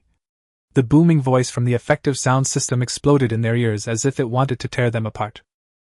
Since the thief isn't willing to step forward voluntarily, we'll have to search each of you one by one. A commotion erupted in the crowd as they seemed resistant to this forceful approach. However, the next moment a steel pipe the size of a fist smashed through the drummer's kit, and the entire venue fell silent. Line up one by one. The bald man smiled, exuding a commanding presence. Everyone obediently formed lines, accepting the searches one by one. Some girls cried in embarrassment, only to have their tears quickly suppressed, quietly sobbing. Chindu was standing next to Xia Weitang. "Are you okay, Teacher Xia?" he asked softly. After all, she was his counselor, and it was only right to show concern. Xia Weitang, who had been keeping her head down, slowly lifted it, her sparkling eyes landing on him. After a moment of confusion, she smiled warmly, radiating charm. "It's you. I'm fine, thank you for your concern."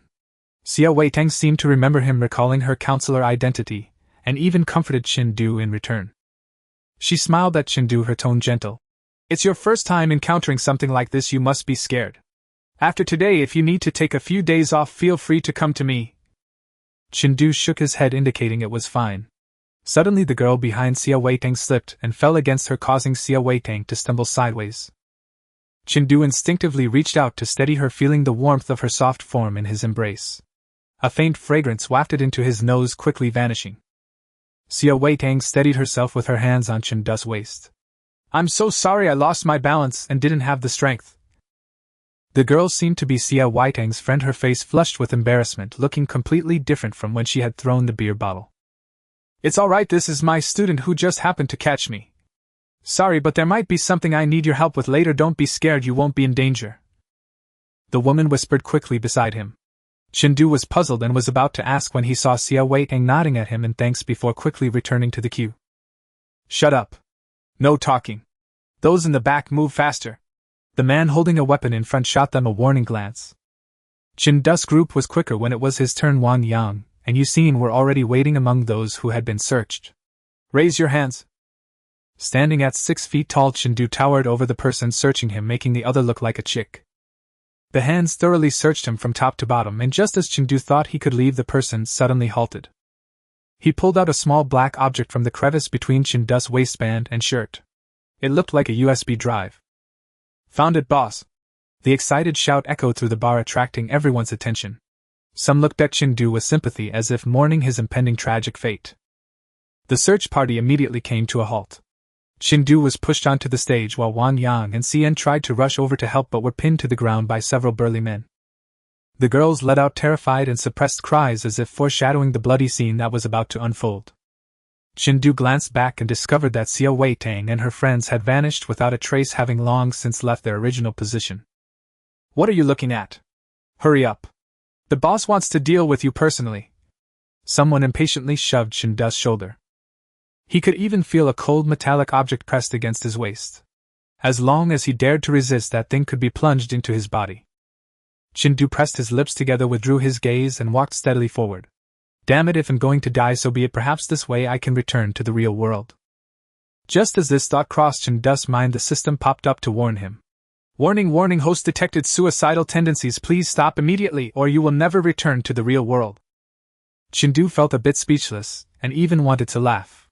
Stupid system, why isn't it useful at critical moments?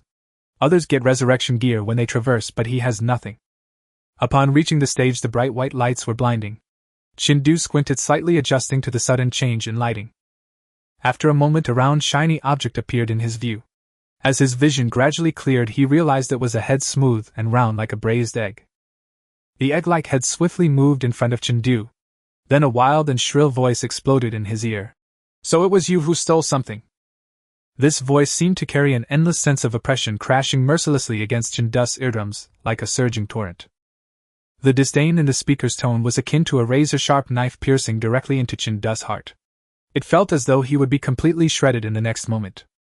Faced with such questioning and accusations, Chindu maintained a stoic expression. He calmly replied, "It wasn't me, I'm just an ordinary college student who hasn't even stepped foot through the company's door yet." However, his explanation did nothing to alleviate the other's suspicions, and the owner of the egghead spoke again, his words still filled with disdain and mockery. "If it wasn't you who stole it, then how did it mysteriously appear on you?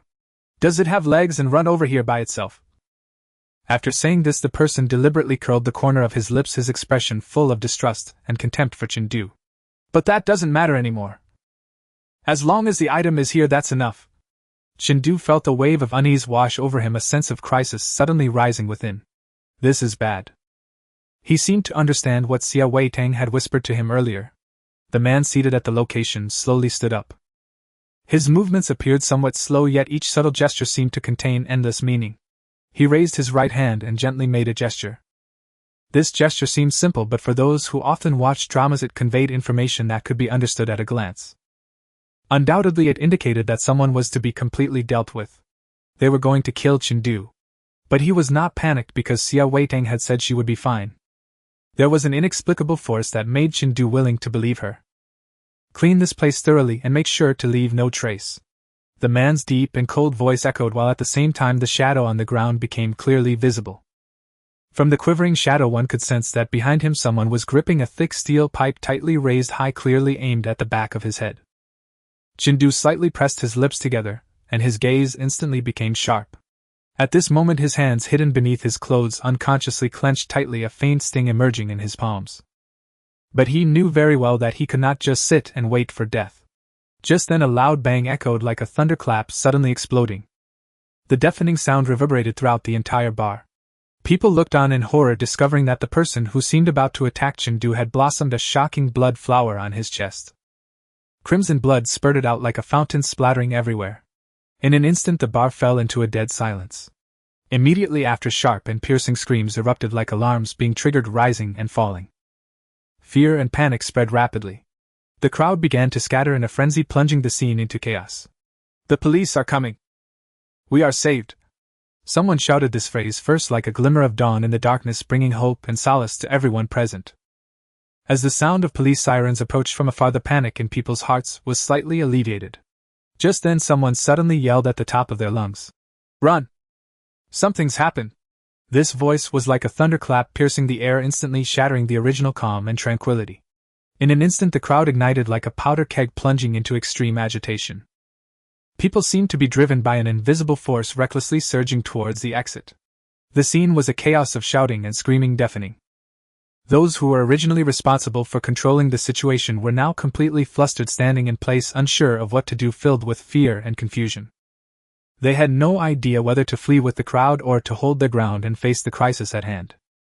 In the midst of this chaos, Chen could no longer pay attention to the warm sensation coming from the back of his neck. He narrowed his eyes, swiftly kicking towards the man on the other side. With a dull thud, the man fell heavily to the ground like a sandbag.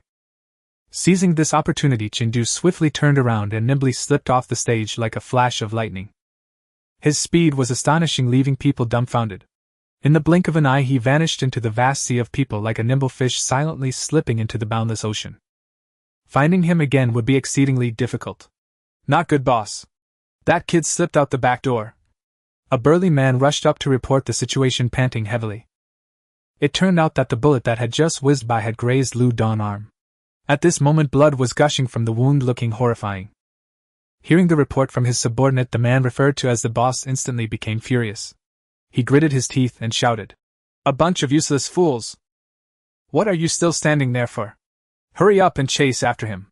No matter what, we must kill that kid today. Otherwise none of you will have a good outcome." With that he waved his hand and charged with a group of underlings toward the back door, his teeth clenched, eyes fiercely fixed on the direction of the crowd, suppressing his pain as he pursued. Other than physical tests, Chen had never run this fast. The front door was packed with people, congested, and with no room to escape. Few knew about the back door, so there might be a chance. When Chen approached, there were only 2 people guarding it. Just as he was about to make a gamble, a girl suddenly sprang out from a corner. It was Xia Weitang. She swiftly swung a steel pipe, striking the back of the 2 men's heads and taking them down. "Follow me."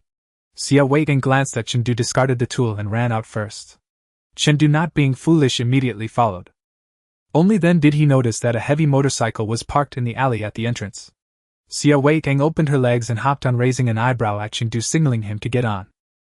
Chen then realized that Xia Weitang's skirt had been torn into a knee-length miniskirt without him noticing, and her hair had been tied into a low ponytail. But he had to admit that this way of running was more convenient.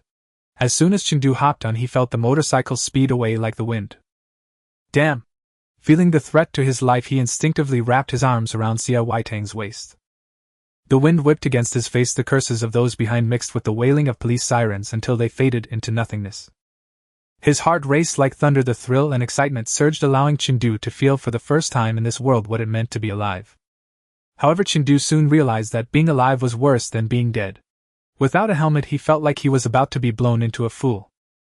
The wind and bugs passing by seemed to kick him in the face. After an unknown amount of time, the motorcycle finally slowed down and came to a stop by the river. No one is chasing us now, let's take a break. Xia Weitang slightly turned her body, her gaze resting on Chindu's hands still gripping her waist, raising an eyebrow. How does it feel? Good. Good my ass. Chindu immediately retracted his hand, suppressing the numbness in his feet as he got off the bike. Why did you betray me? He disregarded his stiff face and stared sharply at Xia Weitang, trying to find the answer on her face. That USB drive, who else could have placed it but her? Before the search, she was the only one who approached him under the pretext of tripping. Damn it, good intentions were treated like a fool's errand, and I almost got myself killed. Although she did give a heads up, this was way too thrilling. Chindu truly regretted his earlier decisions. The saying that beautiful women are poisonous holds true. Xia Weitang hopped off the bike, removed her hair tie, and liberally let her long shiny waves flow freely. It was a forced situation dictated by circumstances. Xia Weitang smiled gently at Chindu like a blooming hibiscus, radiant and fragrant, exuding charm in the night. Chindu was almost ready to jump in anger. You are talking nonsense, I nearly died. What are you still dawdling for? Hurry up and chase after him. No matter what, we must kill that kid today. Otherwise none of you will have a good outcome. Xia Weitang's gaze swept over Chindu, lightly laughing as she apologized. Sorry for scaring you, it's my fault. You're a big person, can you forgive me? She lowered her voice significantly, putting on a full display of apology, even pulling out a knife and offering it to Chindu. If you're still dissatisfied, you can take a shot at me, it's no problem. The silver knife glimmered under the moonlight as Chindu grasped it and raised his hand to cut off a portion of Xia Weitang's hair. Forget it, we're even now. Chindu recalled the bullet that had pierced through the chest of the man behind him. Damn, this woman has issues with her identity. She is definitely not an ordinary counselor. As if seeing through Chindu's thoughts, Xia Weitang suddenly stepped closer, placing her hand on his chin, gently lifting it up. The woman leaned in, her breath fragrant, speaking to him in a tone as if whispering sweet nothings to a lover. Keep this a secret from me, okay? Otherwise I will be keeping an eye on you. The night breeze blew across the river, bringing a touch of coolness. The woman's long fair fingers rested on Chindu's chin, radiating a slight warmth. However, her cold words created a stark contrast. You must be obedient to be a good child. Xia Weitang smiled, her bright eyes reflecting the light of the street lamps shining like stars. Yet, in Chindu's eyes, she had transformed into a beautiful and venomous snake capable of striking him dead at any moment. An unidentified person infiltrating the university, as a counselor, surely had ulterior motives. Chindu pressed his lips together and swatted her hand away, stepping back and watching the woman warily. I don't care what you do, but you need to help me clean up this mess today. Otherwise, if trouble comes my way, you won't be able to escape either. Chindu wasn't foolish, he knew that if he could escape the initial trouble, he couldn't escape the subsequent ones. With so many people having seen his face in the bar tonight, it was impossible to claim there wouldn't be consequences. And he didn't want to be dragged into these chaotic matters. He simply wanted to finish garnering Jiang Yinan's favor and return to the real world. Xia Weitang flipped her hair, nodded lightly, and agreed. Of course, that's not a problem. When Chindu was taken away, he didn't betray her, and for that Xia Weitang wouldn't let him get into trouble. Thinking about it, it was thanks to his help in buying time that chaos could be created later, otherwise he wouldn't have gotten out so easily tonight. With this thought, a hint of a smile appeared at the corner of Xia Weitang's eye. She looked at Chindu and quietly asked, Why did you go to the bar tonight? Did you suffer a setback in love? Chindu, having been half exposed, simply gave in and nodded. Yes, I was pursuing a girl but couldn't catch her, so I went to drown my sorrows. I am in this state, yet you still want to use me as a cushion. Doesn't your heart hurt? The fact is, it didn't hurt Xia Weitang at all. In fact, she laughed even more happily. It's okay, one gets used to being rejected after a few times. Chindu's expression was one of disbelief. Do you hear yourself? Is this even a reasonable thing to say? Xia Weitang burst out laughing, seemingly pulling out a silver necklace from nowhere, waving it in front of Chindu. Is this what you wanted to give her? It doesn't seem right, isn't this a men's style? Chen-du's expression changed as he saw the design of the necklace, and he grabbed her arm. Give it back to me. She must have taken it when she was putting her things away earlier. This bad woman is so quick she'd make an excellent pickpocket. This was not a necklace Chen-du intended to give to Jiang Yinan, it was a gift from Jiang Yinan to him. Moreover, it was given on his birthday when his favorability had just risen to 65. For Jiang Yinan it was just a gift from an ordinary friend. But for Chen-du it held extraordinary significance. After all, this was the first gift the heroine had given him, how could he not cherish it? In fact, Chen-du wore it around his neck every day to show its importance. Only recently, as the weather turned cooler, had he taken it off and put it in his pocket. He had no idea how Xia Weitang got her hands on it. Chen-du's expression turned serious, and he tightened his grip on Xia Weitang's hand, trying to retrieve the necklace. However, Xia Weitang's agility was far superior to his. With a twist of her wrist and a slight pull, she freed herself from his grasp. Hey, don't get excited. She smiled brightly, tilting her head to look at Chen-du. It seems this is indeed very important to you, so let's keep it safe here for now. A mere verbal warning could never ease the mind of someone who had been vigilant for a long time. Unless, of course, they had leverage over the other person. Chen-du gritted his teeth and said, Xia Weitang, do you know how to write white-eyed wolf? Today must be his most unfortunate day encountering her.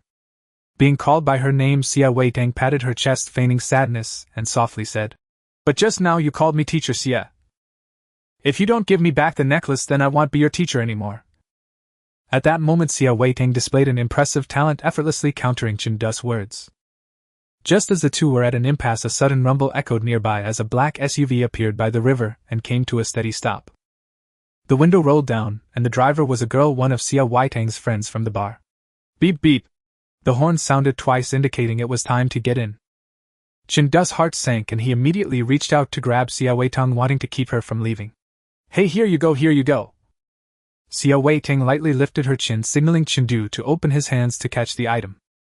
Chen-du complied, but the weight that fell into his hands did not match that of the necklace. It was a car key and a stack of cash. When he looked up again, Xia Weitang had already jumped into the car and shut the door. The woman rolled down the car window, revealing her enchanting face, and flashed a smile at Chen-du. Motorbike, drive me back to the school, thanks. Before Chen-du could respond, the black SUV surged away, leaving only exhaust fumes to narrate what had just happened. Not far from where the SUV drove off, Xia Weitang was carefully examining the silver necklace in her hand, as if trying to analyze its every detail. The female driver glanced at her, and filled with concern said, Our whereabouts have been leaked, there's a traitor among us. You will be even more in danger. Do you still want to stay in that university? From her perspective, Xia Weitang going into the school alone without a bodyguard was a dangerous move, and she could be assassinated at any moment. Xia Weitang shook her head, her tone resolute. It's fine, great talents hide in plain sight. We haven't obtained the item yet, so we cannot give up halfway. Haven't we obtained it? I thought the black USB drive contained it. That drive contains nothing, it was merely a smoke bomb I released. Only a few people know about this matter. When we return, find the traitor through the clues and deal with him, and then we can act without worry. The driver suddenly remembered Chen-du, who was left by the river, and reminded her. That student should have noticed something odd about you. Should we deal with him?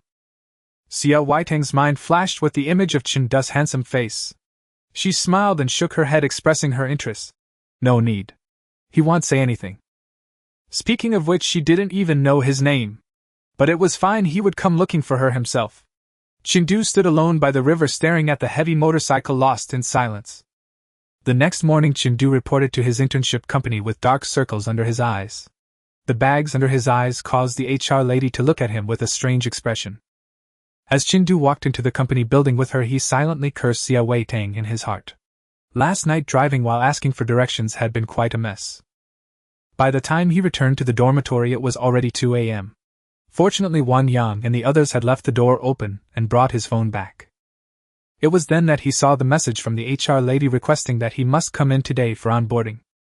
The official start of the internship is at the end of the month. Today I want you to come in primarily to familiarize yourself with the environment. If everything goes well, we can sign the contract next time. The HR lady said this with a smile, while pressing the elevator button. Talents like him were sought after by many companies. However, for such a massive corporation, his arrival was just an addition. Not coming would not be a significant loss. Chen-du nodded, indicating that he understood. Currently Jiang Yinan's favorability was only at 70, far from maxing out, and he still had things to do. Just like in the real world, he needed to be fully prepared for the future. If he really couldn't go back, he wouldn't starve here. While he was pondering this, the elevator chimed, but it wasn't the one they were waiting for, it was the VIP elevator next to it. Two women stepped out. The one leading had a powerful aura, a delicate face, and a pair of dark shining eyes that were sharp yet warm. They were conversing as they hurried past. "Good morning, CEO." The HR lady bent slightly towards Su Qingxue, her face displaying a standard smile. Su Qingxue coldly acknowledged with a hum, glancing at them quickly before continuing on her way. Chindu recognized her but saw that she was quite busy, so he held his tongue. He was only thinking. Indeed, he had heard the mentor mention that day that Su Qingxue was the owner of a certain company, but he hadn't paid much attention. He didn't expect that it would actually be the company where he was interning. "It's you, Chindu." Su Qingxue, having passed the two, suddenly stopped and turned her head to look at Chindu with a cold gaze. Chindu raised a smile, revealing a few big white teeth. "Good morning, CEO." He did not refer to her as senior sister like he had that day. Su Qingxue slightly furrowed her brows but did not correct his address, though it seemed like something in her heart had dropped. "What are you doing here?" "Looking for a job." The HR lady respectfully answered her. "He is here for an internship." Chindu smiled and nodded, saying, "Yes, I didn't expect such a coincidence." "Which department are you planning to join?" Su Qingxue asked with a hint of understanding in her eyes. "The engineering department." According to the usual process, interns were typically assigned to the workshop first to adapt before being transferred up. The HR lady had arranged it that way as well. Su Qingxue responded with a sound of acknowledgement, not asking further, only advising Chindu, "If you have any questions, feel free to come to the 22nd floor. The expression of her assistant changed for a moment, as they curiously looked at Chindu. It's known that very few employees get the permission to go directly to the 22nd floor. That was Su Qingxue's exclusive office building. She valued her personal space and disliked strangers entering her domain. This boy was likely a relative of CEO Su. Chindu politely thanked her, indicating that he understood. He thought to himself, this senior sister doesn't seem as cold as she looks, she is quite nice. Su Qingxue slightly nodded and led her people away. "Do you know the CEO?" The HR lady cast a curious glance at Chindu in the elevator. Chindu nodded slightly, explaining, "We've met once." "Wow, you are really lucky to be remembered by CEO Su." Chindu looked on in confusion, thinking, is it really considered lucky to be remembered by Su Qingxue? The HR lady's eyes widened in surprise as she exclaimed, "You don't know? Our CEO is actually face blind." "Huh? Face blind?" No wonder Su Qingxue seemed so aloof. Perhaps it was because of her face blindness that she didn't like to interact with people. Chindu blinked, saying, "Is that something you can say?" He looked up at the camera, hinting to the HR lady that wouldn't saying this get her fired. Generally, big figures don't like their flaws to be known. Moreover, face blindness sounds like a serious image issue. The HR lady waved her hand dismissively, saying softly, "It's fine, everyone in the company knows about this. The CEO herself joked about it at the annual meeting. She won't mind." This was also why she considered Chindu lucky. Most employees, aside from a few assistants who frequently appeared before Su Qingxue, she couldn't distinguish among them. This boy was recognized after meeting her just once. Isn't that quite remarkable? Su Qingxue also found it amazing. At that moment she was already sitting in a car reminiscing about the moment she encountered Chindu, a glimmer of light flashing in her eyes. When that face passed before her eyes, its features distinct, a corresponding name suddenly surfaced in her mind. This feeling was quite magical. Throughout her life she had met many people, but they all looked quite similar, and she couldn't tell one from another, leading to many amusing situations. Later, Su Qingxue learned to remember the features of those people, such as their beards, moles, dimples, or scents. Now, with assistants reminding her, her face blindness rarely caused her trouble. Among countless ordinary cases, a sudden exception would pique anyone's curiosity. To verify that name, she called out behind her. And it turned out to be correct. Su Qingxue rolled down the car window, looking at the rapidly changing cityscape outside, her lips involuntarily curling into a smile. The assistant, seeing this, softly remarked, "You seem to be in a good mood today, CEO." Su Qingxue gently nodded and hummed in agreement, suddenly struck by a thought. "Transfer that intern from earlier to the marketing department." The assistant nodded, responding affirmatively, but was extremely surprised inside. The marketing department was on the 21st floor, and usually required years of work experience or connections to enter. It seemed this intern was indeed quite special to CEO Su. Chindu was unaware that he had already been summoned. After visiting the company, the HR lady invited him to enjoy a staff meal there. The meal, rich in color, aroma, and flavor, made Chindu determined to intern at this company. As for everything else, he could politely decline. In high spirits, Chindu left the company, his mood brightened, banishing the gloom from the previous night. He glanced at his phone, realizing it was already Friday, and tomorrow he would go camping. As usual, he sent a greeting to Jiang Yinan. "I will pick you up at 9 a.m. tomorrow."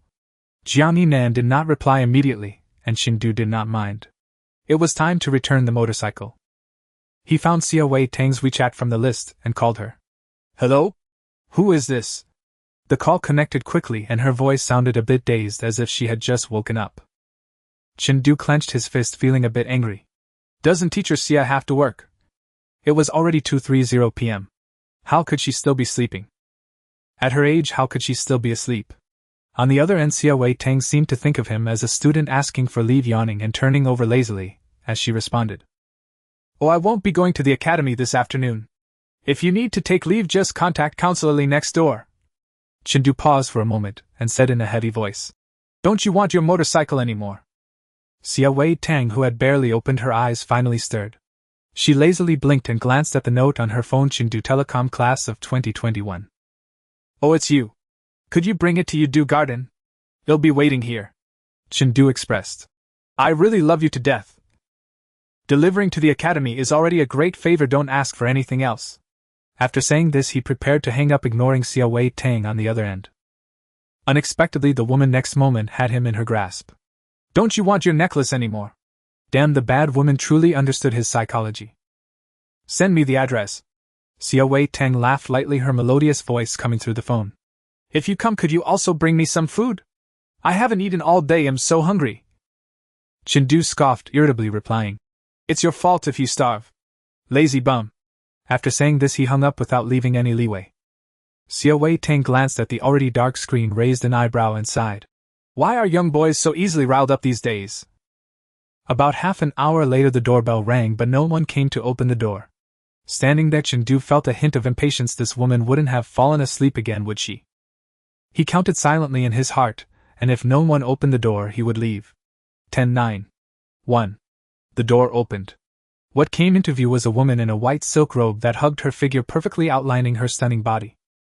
The lace at the collar added a touch of pure allure, complemented by her bright and beautiful face, making her an irresistible weapon of charm. Xia Wei Tang was still holding a towel, drying her hair. She glanced at the food bag in Chindu's hand, a smile flickering in her eyes. "Come in." Chindu swallowed hard, then averted his gaze. "No, here's your key. I want my necklace back, I'm leaving."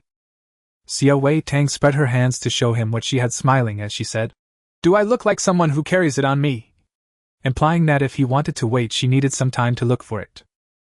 Chindu pursed his lips and ultimately stepped into the room.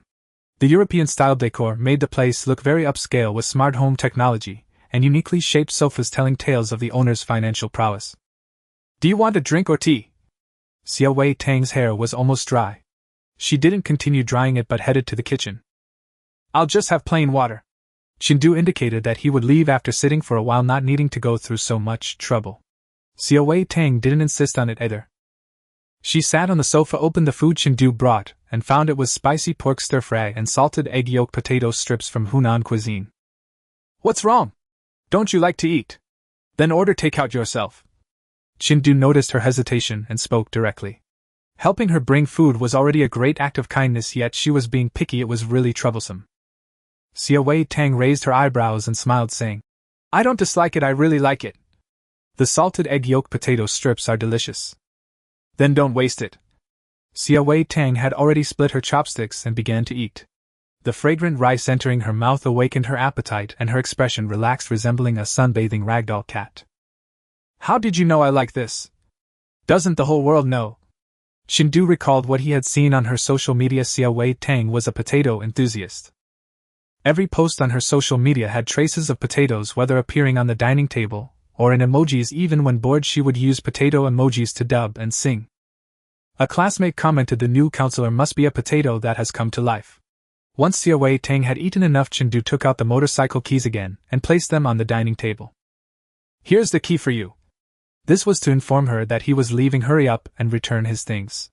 Xia Wei Tang, satisfied after eating, wiped her mouth with a napkin, a look of contentment on her face. Don't be in such a hurry to leave, let's chat. Chen Du shook his head, honestly telling her. There's nothing much to talk about with you. Bad woman, if it weren't for her setting him up, he wouldn't have come here at all. Xia Wei Tang lightly curved her red lips, a hint of disappointment appearing in her charming eyes. But I'm very interested in you. Such a gullible and amusing young boy was rare. He clearly disliked himself, but was compelled to come into contact with her. It was incredibly fascinating. If things went further, how would he react? Xia Wei Tang's body acted faster than her brain. By the time she realized it, she was already sitting beside Chen Du. The thin silk nightgown couldn't hide her body heat, and when it touched Chen Du's arm, it felt like that area was about to ignite. Teacher Xia, please behave yourself. Chen Du pressed his lips together, shifting a bit away to create distance between himself and Xia Wei Tang. The woman laughed lightly, her eyes sparkling. You called me teacher again. Just yesterday you were calling me by my name. Chen Du blinked without hesitation, demonstrating his adaptability. Yesterday was yesterday, today is today. Today I've grown a little. Xia Wei Tang deliberately twisted his words, her eyes glancing down. Oh, where have you grown? In a quiet and warm room, the two sat on the sofa, one on the left and one on the right. When Xia Wei Tang's gaze glanced down, Chen Du inexplicably felt a sense of shame. Even though he had been in several relationships before under the gaze of this woman, he still felt this way. Chen Du could only attribute it to the fact that this woman was playing by her own rules. I already have someone I like. Don't be infatuated with me, I'm just a legend.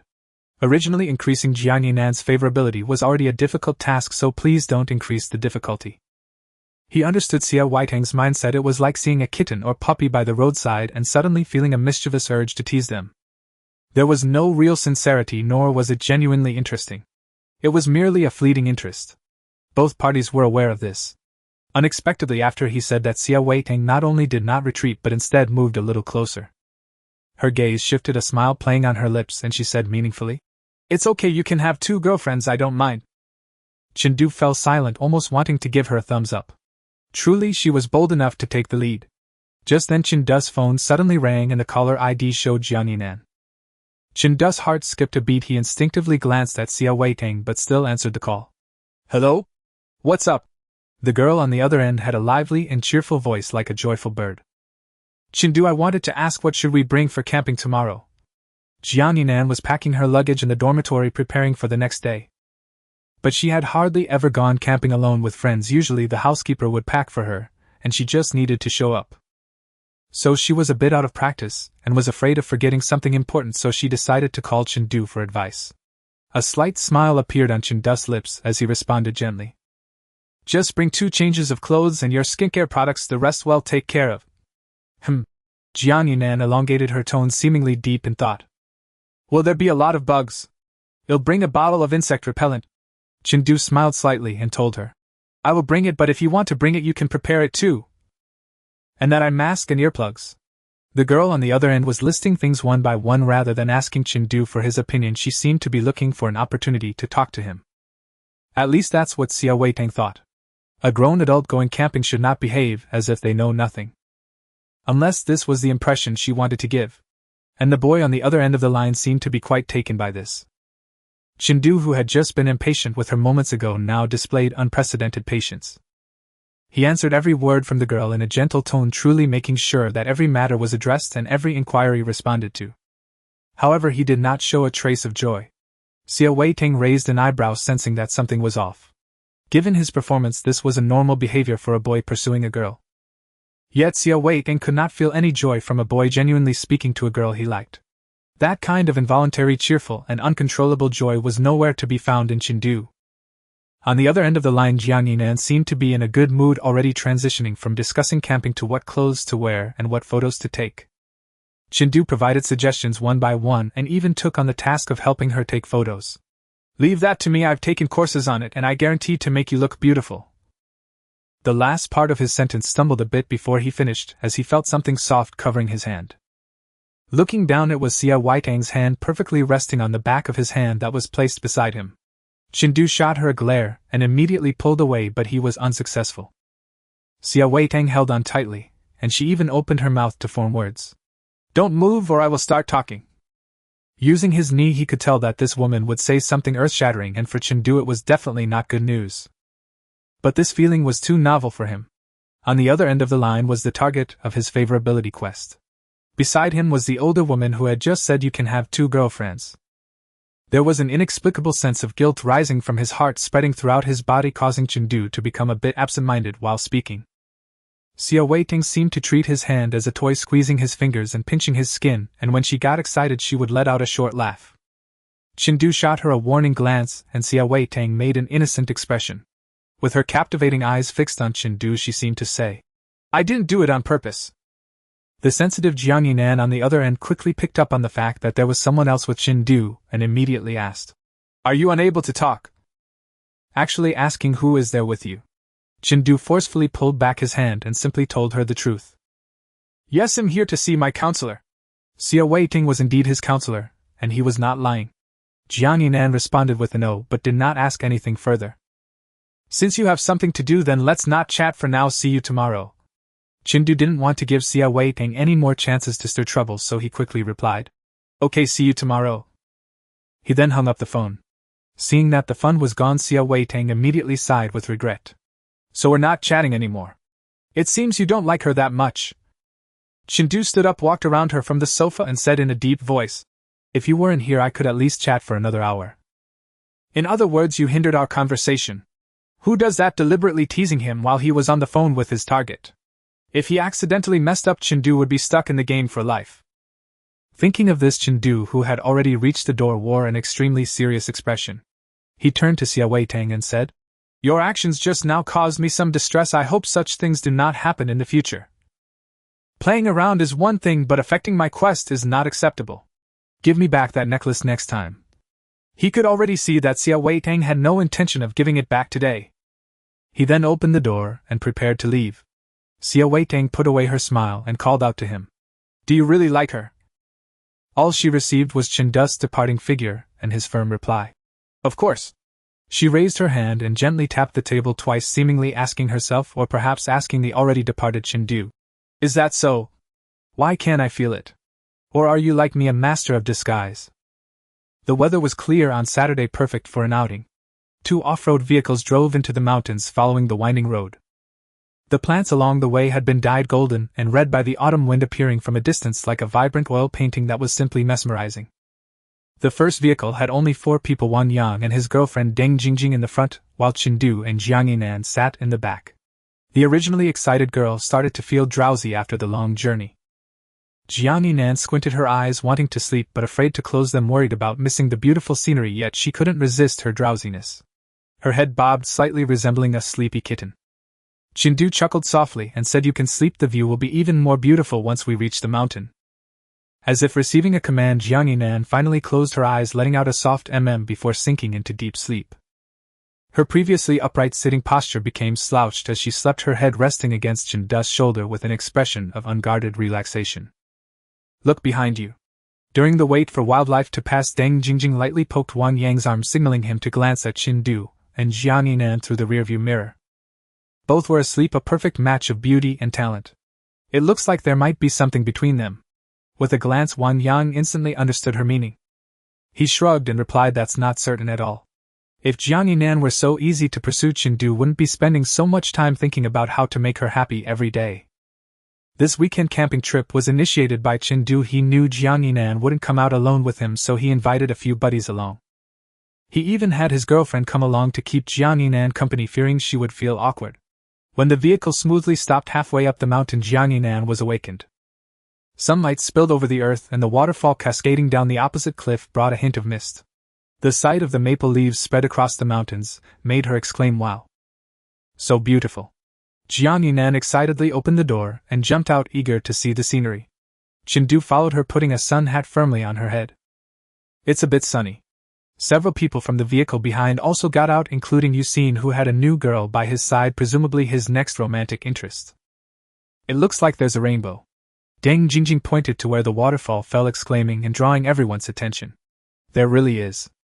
Quick, take a picture. I want to take one too." She turned to Chengdu. Jiang Yinan was equally excited, her eyes sparkling with anticipation. "When he said he would take pictures over the phone yesterday, it should be fine, right?" Chindu patted his chest, indicating it was no problem.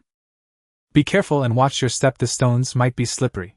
Jiang Yinan found a spot and struck a playful pose for the camera, encouraged by Chindu. This angle is nice, very pretty. Let's try another. She continued to change her poses, eagerly believing that Chindu's camera could capture beautiful photos. However, when she leaned in to check, she realized what mosquito perspective truly meant. Her enlarged features were centered in the frame, and the strange poses made her look like a clown amusing children in a theme park. Ah. What are you taking pictures of? None are presentable. Delete them all. Even Jiang Yinan, who usually wore a gentle facade in public, couldn't help but freak out upon seeing her unflattering photos. Chindu held the camera high, refusing her request. You're clearly beautiful. If you want them deleted, it will be 500 per photo, no negotiations. He flashed a big grin at Jiang Yinan, revealing that it was all premeditated. Jiang Yinan was so furious she stomped her feet, her beautiful face alive like a vibrant oil painting that had just come to life. You schemer. Since when do you charge for deleting photos? Although Jiang Yinan wasn't short on money, she didn't want to be treated like a cash cow, even if it was Chindu. She reached out to grab the camera, but due to her height she couldn't reach it at all. As a dancer, Jiang Yinan's height of 1.68 meters was quite an advantage. With her long limbs she danced gracefully and beautifully. However, unfortunately, standing next to Chindu, who was 1.80 meters tall, her height was still lacking. You can also choose not to delete them. Don't worry, I won't share them with anyone, just keep them for myself. Chindu laughed heartily, a hint of mischief in his eyes, the upward curl of his lips revealing his good mood. But the girl standing beside him didn't seem to share the same sentiment. Jiang Yinan rolled her eyes, her gaze landing on Chindu's slender neck where the strap of his camera hung. She stretched out her hand, grabbing the black strap and gently pulling, forcing Chindu to bend down. Will you delete them?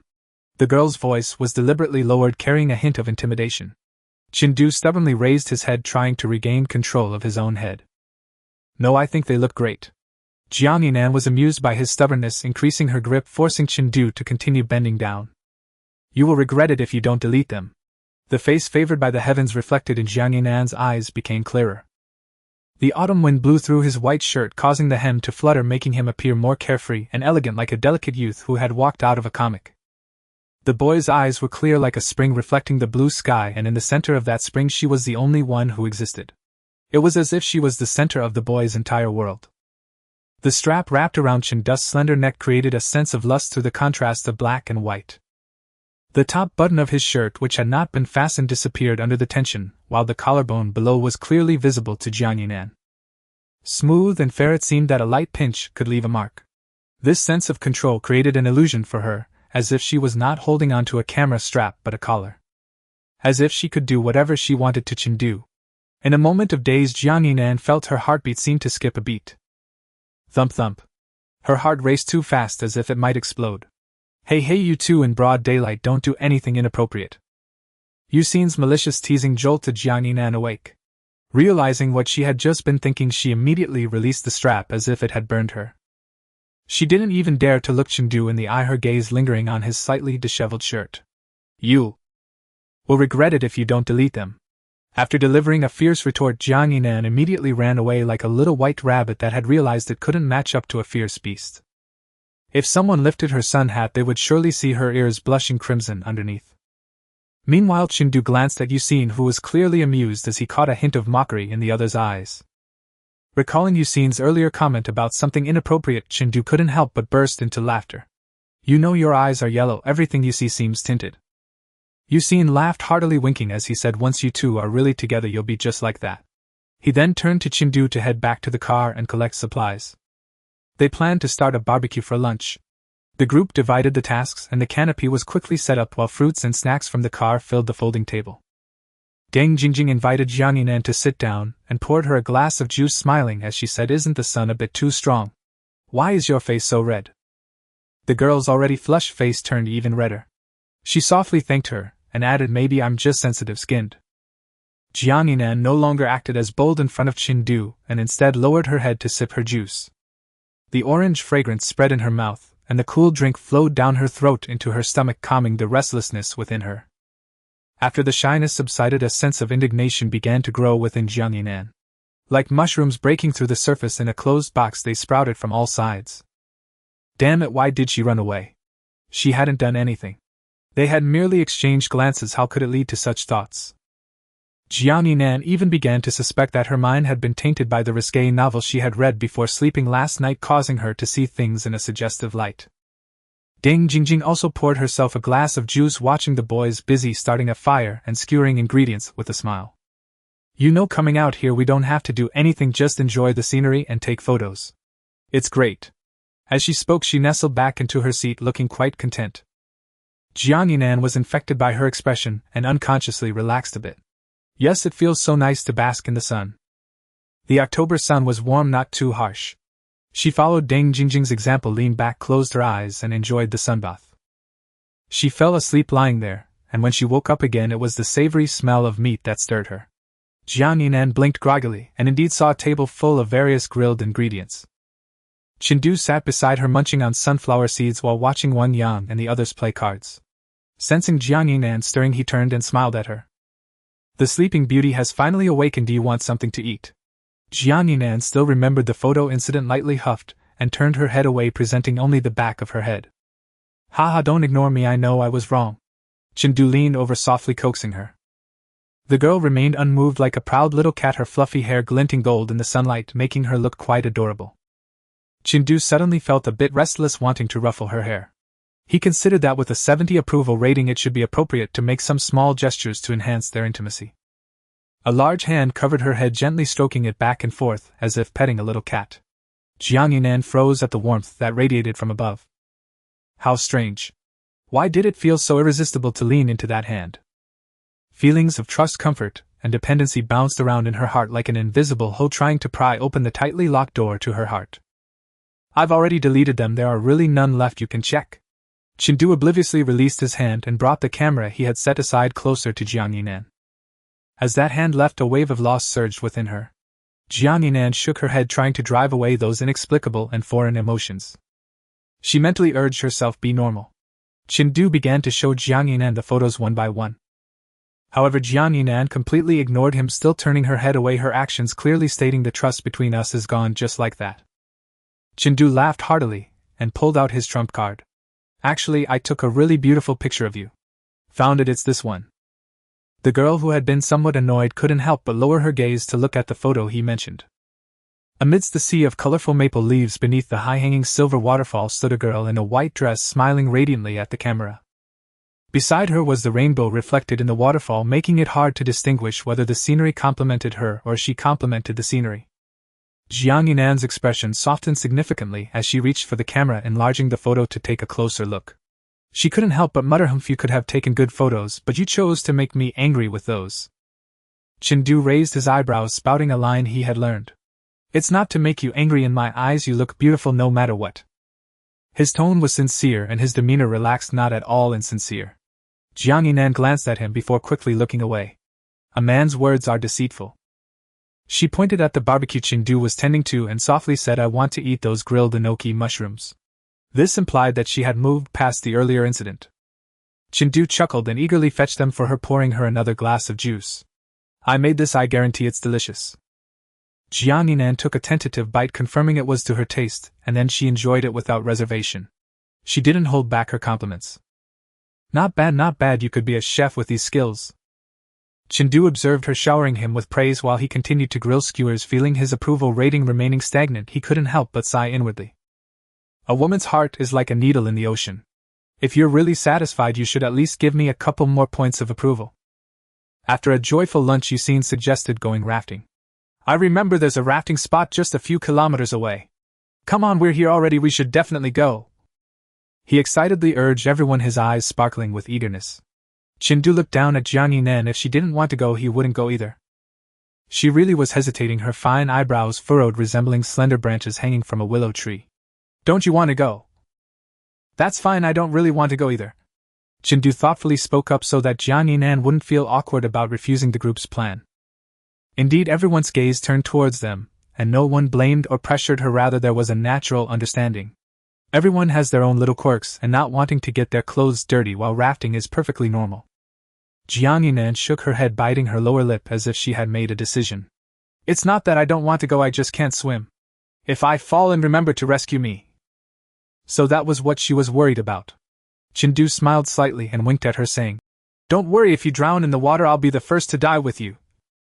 This statement earned him a light punch from Jiang Yinan. The girl's round eyes rolled playfully, pretending to be angry. "Who would want to die with you?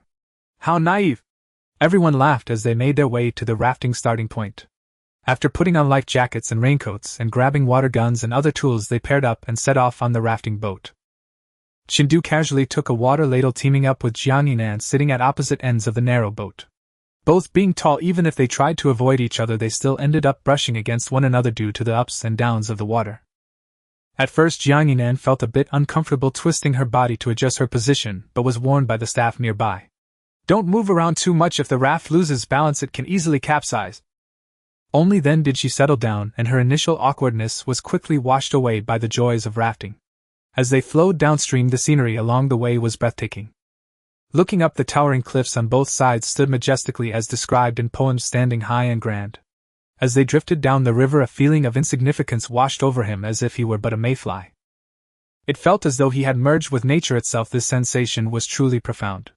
While Chindu was still in awe, a splash of water suddenly hit his cheek, the cool sensation instantly pulling him back to reality. Turning his head, he saw Wang Yang brandishing his water gun with bravado. He even taunted, "Ha! This is so much fun! Who could withstand that?" Chindu slightly bent down, scooped some water with the ladle, and splashed it forcefully. A deluge of water fell perfectly on Yusin, who was just coming down. The girl opposite Yusin looked dumbfounded, her expression reflecting disbelief at how someone could be so inaccurate. Dripping wet, Yusin immediately entered revenge mode, indiscriminately attacking everyone. Wang Yang laughed so hard he nearly doubled over, but while bending down to scoop water, he got splashed right back. Looking up, he saw Chindu, whose eyes sparkled with triumph. Before he could retaliate, Yusin came at him with her water gun. Thus the chaotic battle began. Four rafting boats became tiny orange dots in the river, floating along the valley with people on board enjoying themselves, laughter and screams echoing in the gorge, lingering for a long time. About half an hour later, everyone finally grew tired and the pace of their attacks slowed down. The raft arrived at a spot with a height difference below, which was a small pool with some depth. Wang Yang, drifting at the front, glanced and quickly warned, "Hold on! Below!" Before he could finish, the raft had already plunged down, and the rest was swallowed up. Chindu, following closely behind, barely had time to repeat the warning before he felt a sensation of weightlessness. Jiang Yinan, who had been in his line of sight, vanished, replaced by the azure sky. He felt as if he had been thrown up into the air only to come crashing down heavily. This intense thrill quickened his heartbeat. He couldn't dwell on the exhilaration as he noticed Jiang Yinan sitting opposite him had been tossed out due to her lighter weight and had fallen into the pool. "Jiang Yinan!" Chindu saw her figure in the water, the girl raising her hands, struggling frantically, water splashing around her. She looked like a jasmine flower that had fallen into the mouth of a beast, disappearing in an instant. "Help me!"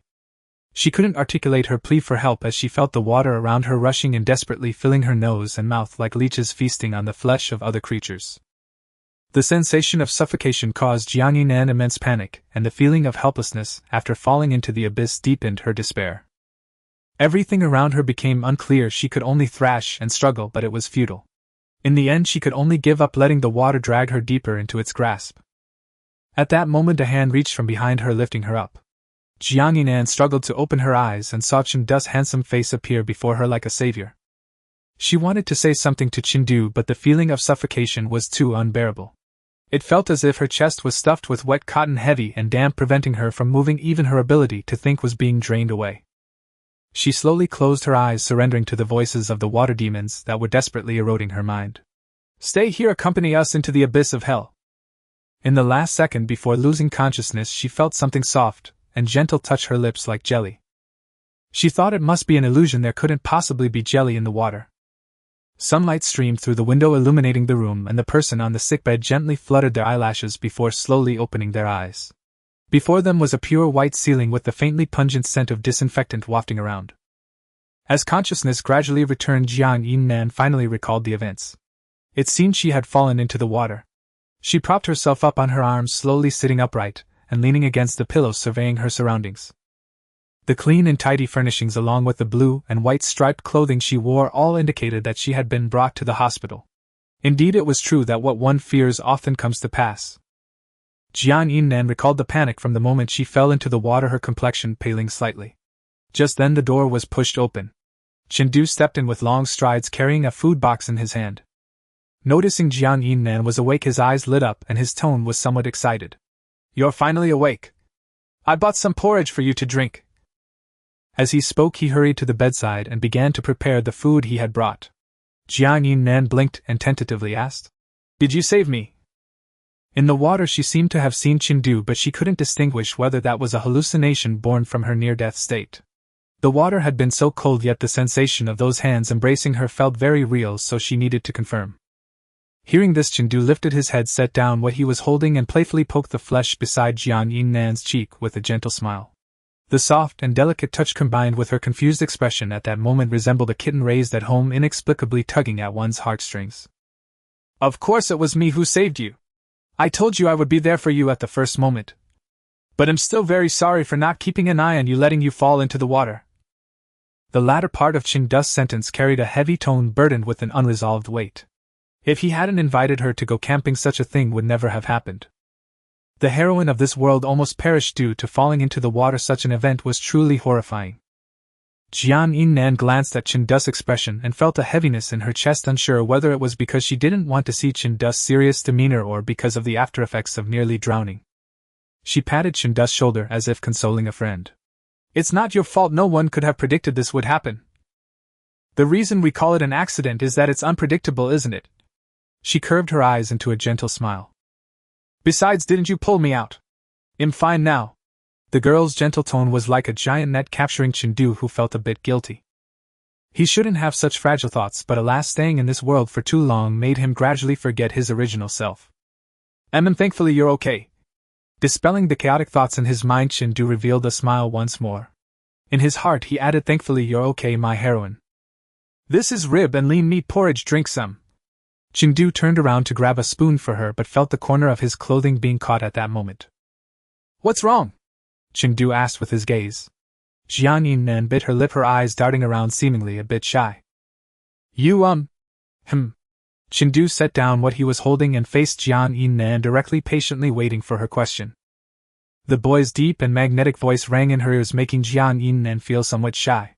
The question that had lingered in her heart fumbled around in her mouth for a long time before finally spilling out. "Did you kiss me?" She used an inquisitive tone as if she herself was uncertain whether this had truly occurred. She couldn't remember clearly. It seemed like an illusion, yet it also seemed not to be. That soft sensation was etched in her neural pathways, lingering long after, prompting Jiang Yinnan to eagerly seek confirmation from Chindu upon waking. Chindu paused for a moment before opting to tell her the truth. "I was just transferring energy to you." Could that also be considered a kiss in a critical moment? At that moment, seeing her eyes closed as if she had fainted, he had to ensure she was alive first. However, Jiang Yinnan didn't think so. Her fair and radiant face suddenly flushed bright red, resembling cherries hanging on a branch waiting to be picked. You. Jiang Yinnan abruptly recoiled, but behind her was the edge of the bed, and one misstep would cause her to fall off. Chindu reacted quickly, grabbing her hand and pulling her back. Before he could say anything, Jiang Yinnan quickly withdrew her hand, clutching it to her chest as if she had been burned by Chindu. It turned out it wasn't an illusion, he really had kissed her. Embarrassment surged like tender sprouts, densely enveloping her entire being. Jiang Yinnan felt as if she had become a fish thrown into a pot, bubbling all over. Ah! She really had been kissed. After the initial shyness, Jiang Yinnan began to develop other thoughts. That was her first kiss. How could it be lost in a moment of muddled consciousness? Chindu noticed something was off with her, so he tentatively called her name. "Jiang Yinnan." The girl had already buried her head under the covers, ignoring Chindu. "I'm sorry, I didn't think that much at the time." Although it sounded like he was making excuses, Chindu swore he really hadn't intended to take advantage of the heroine. There were reasons for it. "If there had been a second way, I definitely wouldn't have kissed you." It sounded as if kissing her was a reluctant choice. Jiang Yinnan suddenly raised her head, her bright eyes fixed on Chindu as if they were about to explode with flames. "You. Really, I didn't do it on purpose." Chindu scratched his head, wanting to argue a bit more, but the next moment, he was given an eviction order. "Get out. I don't want to see you right now." Jiang Yinnan buried herself back under the covers, looking quite angry. Chindu could only leave the room with a sigh, also taking the doorknob with him. "Don't be angry, the doctor said you need to rest well for 2 days. The man's advice lingered in her ears like an incantation that couldn't be dispelled.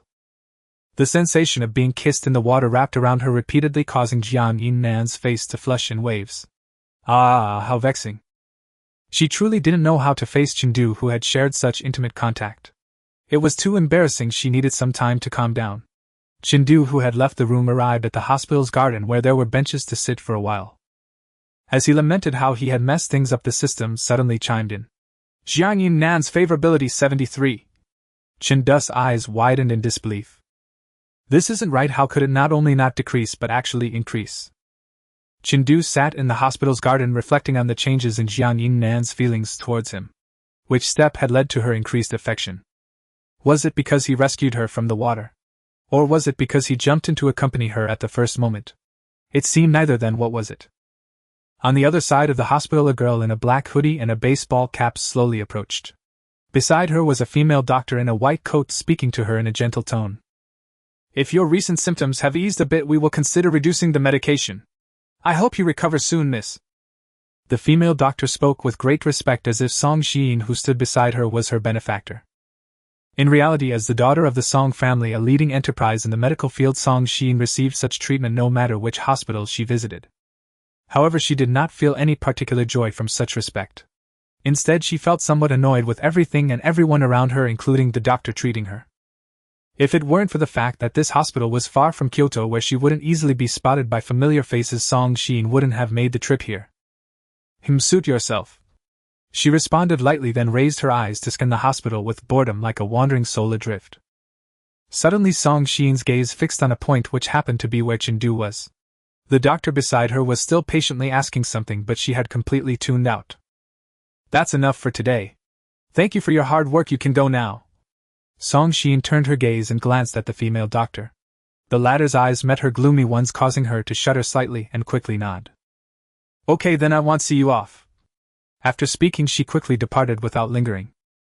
As she walked away, the female doctor couldn't help but remark, although Miss Song was young, her sense of authority and calmness mirrored that of her father. If her illness could be cured, perhaps she could indeed lead the Song family to greater heights. From the outside, no one could tell that this seemingly beautiful young lady suffered from a rare blood disease. Currently, the only treatment plan involved conservative medication, and Song Xiyin had been living with this for several years.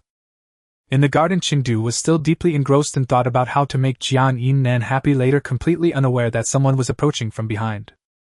Until a cold female voice rang out beside his ear. Are you sick? Chengdu turned to look, falling into a pair of grayish eyes reminiscent of the overcast skies above Jiangnan, heavy yet tranquil. I'm not sick. A friend of mine is hospitalized here. Chengdu instinctively answered her question, then politely inquired about her. By the way, what brings you here? What a coincidence. The boy's smile entered her vision like a drop of eye medication, soothing her dry eyes, effortlessly alleviating Song Xiyin's annoyance. She gently tugged at the corner of her mouth, revealing a faint smile. However, she only responded to the latter part of his question. Yes, what a coincidence. I just happened to run into you. In so many hospitals in such a remote location, running into you just now, wasn't that fate? Song Xiyin never considered herself a believer in destiny, but at that moment a term unexpectedly emerged in her mind: serendipity. What happened to your friend? Song Xiyin shifted to another topic, her tone natural, betraying none of the usual signs of someone who rarely interacted with others. She felt like a painted-skinned demon from a story, donning a human guise and struggling to act normal, trying to get closer to her target. Chengdu scratched his head and sincerely said, It's nothing serious, just went rafting and accidentally drowned, so she needs some rest. Song Xiyin's gaze lingered on his hands, his fair slender fingers weaving through his black hair like a meticulously crafted work of art. It sat there, attracting onlookers and even subtly radiating an allure, making people unable to resist wanting to reach out and touch it to see if its texture was as imagined. Song Xiyin felt like one of those tempted individuals eagerly wanting to reach out and touch the artwork. It was beautiful. She wanted to preserve it as a specimen. If drowning isn't properly dealt with, it can leave psychological scars. Song Xiyin's mind wandered elsewhere, yet her lips smoothly continued the conversation with Chengdu. For a high-achieving student like her, multitasking was simply routine. The wind gently brushed against Chengdu's bangs while sunlight fell on his sculpted face, casting shadows on the other side of his nose. He lowered his hands, propping up his chin, nodding with a hint of distress as he said, You're right, you'll find a psychologist to help her process this. Otherwise it won't do for her to be left with psychological scars after finally bringing Jiang Yin Nan out for some fun. Song Xian's gaze followed that fair hand's movement, her previously unfocused eyes sharpened upon hearing Jiang Yin Nan refocusing. She recalled the girl Chengdu had treated kindly during their meal together. Like an elegant white swan, she exuded grace with an endearing yet proud demeanor. Is it her? Yes. Chengdu nodded, seemingly unaware, his expression somewhat distressed. Am familiar with the psychologist here, I can refer you to someone. Song Xian's tone was earnest, resembling a warm-hearted person. In reality, if her younger sister Song Shilo were here, she would certainly be taken aback by her sister's demeanor. Because her sister had never been this kind of person throughout her life, aside from a few close ones, she never cared about others' lives and would not offer help. Even if a stray kitten rubbed against her feet on the street, her sister could walk away with a blank expression. For Chengdu, saving a bit of trouble was certainly for the best. He smiled and nodded, sincerely thanking her. That would be great. Do you have time now? Song Xian curled her lips slightly softly, saying, Of course, follow me. She walked ahead, leading Chengdu deeper into the hospital. If the doctor from earlier were still here, she would surely be astonished. For Song Xian was heading towards the abandoned building. Chengdu had a dream. In the dream, he was entangled by a cold, slippery snake. The snake slowly crawled up from his fingertips, creeping across his palms, and the back of his hands, inching its way into his sleeves. The icy sensation made him shiver involuntarily, as if he were in the extreme cold of winter. He couldn't help but retract his hand, trying to pull away from the snake's coiling body. But he failed. Not only did it not retreat, but it also followed him, even crawling deeper. The dampness spread from his forearm to his brain, transmitting a signal of danger. Run! Chengdu tried to heed his brain's command, but his body was unresponsive, unable to move, leaving him frozen in place. The feeling of being at another's mercy was irksome to him. He preferred to be in control, not a passive participant. Thus Chengdu took action. He actively grasped the snake's tail firmly, holding it in his palm, preventing it from slithering away. However, things seemed to worsen. The front half of the snake climbed up his neck, slowly moving up from his collarbones, sliding past his Adam's apple, causing him to shiver involuntarily. As a man's secondary sexual characteristic, being entwined by something felt dangerously unsettling. Ugh! Chengdu tried to stop the snake, but before he could restrain it, he felt a coolness at his chin. It turned out to be the snake's elongated tongue probing out. Like a wild beast exploring a new territory, it surveyed everything around. He could even sense that it was preparing to mark its next target, which was above him. The hazy and indistinct dream abruptly ceased. Chengdu heard someone calling his name, and he struggled to break free from the web, waking up from the dream. A beautiful yet fragile face appeared before him, accompanied by the verdant camphor tree behind, giving him a surreal feeling. Run, there's a snake! 2 seconds later, Chengdu jumped up from the stone bench, grabbing Song Xian's hand and running with her. What snake? Where is the snake? I don't see it. Song Xian blinked, stopping in her tracks, her gaze towards Chengdu filled with evident concern. Did you have a nightmare? Chengdu saw calmness and indifference in her eyes, along with his own panicked expression, and finally realized. Was that just a dream? Then why did it feel so real? He looked down at his hand and found he was still holding Song Xian's delicate wrist, immediately letting go and apologizing. I'm sorry, I thought there really was a snake. Song Xian smiled kindly at him, indicating that she didn't mind. It's okay, maybe it's just too cold here and you're not used to sleeping. Cold. It does feel a bit cold. Chengdu glanced back at the spot where he had been sitting, which was in the shade of the tree out of the sunlight. He furrowed his brows, recalling what had just transpired. He seemed to be following Song Xian to find a psychologist, but as they walked he felt sleepy, unable to keep his eyes open. Then he sat on a stone bench by the roadside, leaning against the backrest to rest for a while. It felt a bit strange. Such occurrences were rare for him, though not entirely absent. For instance, those liberal arts classes could put him to sleep in an instant. A short nap should revitalize me, right? Song Xian tilted her head to look at him, her eyes shining. How long did I sleep? Chengdu instinctively took out his phone to check the time. The next moment he heard Song Xian say, Not long, just about 10 minutes, no need to worry about wasting time. No problem, it's probably just too cold here and you fell asleep without realizing it. Song Xian's concerned tone seemed genuine, easily tugging at Chengdu's sense of guilt. Sorry for making you wait so long. I'm feeling better now and have regained my energy. Chengdu attributed his earlier situation to having played games too late the previous night, and not resting at noon, not giving it much thought. Song Xian nodded, leading Chengdu down another path. Hey, weren't we supposed to go that way? Chindu turned to glance at the nearby building, thinking their destination was there. Sorry, the hospital is too large and I remembered the wrong route. It should be this way. Song Xin looked back at him, her gem-like clear eyes filled with apology. Chindu hurriedly waved his hands and said loudly, It's fine, I sometimes get lost when I go out too. He stepped forward to walk alongside Song Xin, matching her pace. That said, this hospital looks quite new from the outside, but inside it has a sense of age. Look at this ivy-covered building, it feels nostalgic. Chindu's attention was on the surrounding environment, occasionally expressing his thoughts. The person beside him occasionally echoed a few remarks, maintaining her quiet demeanor. Amidst Chindu's murmurs, Song Xin slightly tilted her head, lowering her gaze to glance at her hand. Her thumb rubbed gently against her index and middle fingers as if trying to retain the warmth from earlier. This hand had just lingered on him. The gentle, almost fleeting caress was truly mesmerizing and addictive. The moment her fingertips brushed against Chindu's skin, she felt a tremor that traveled from her body deep into her mind.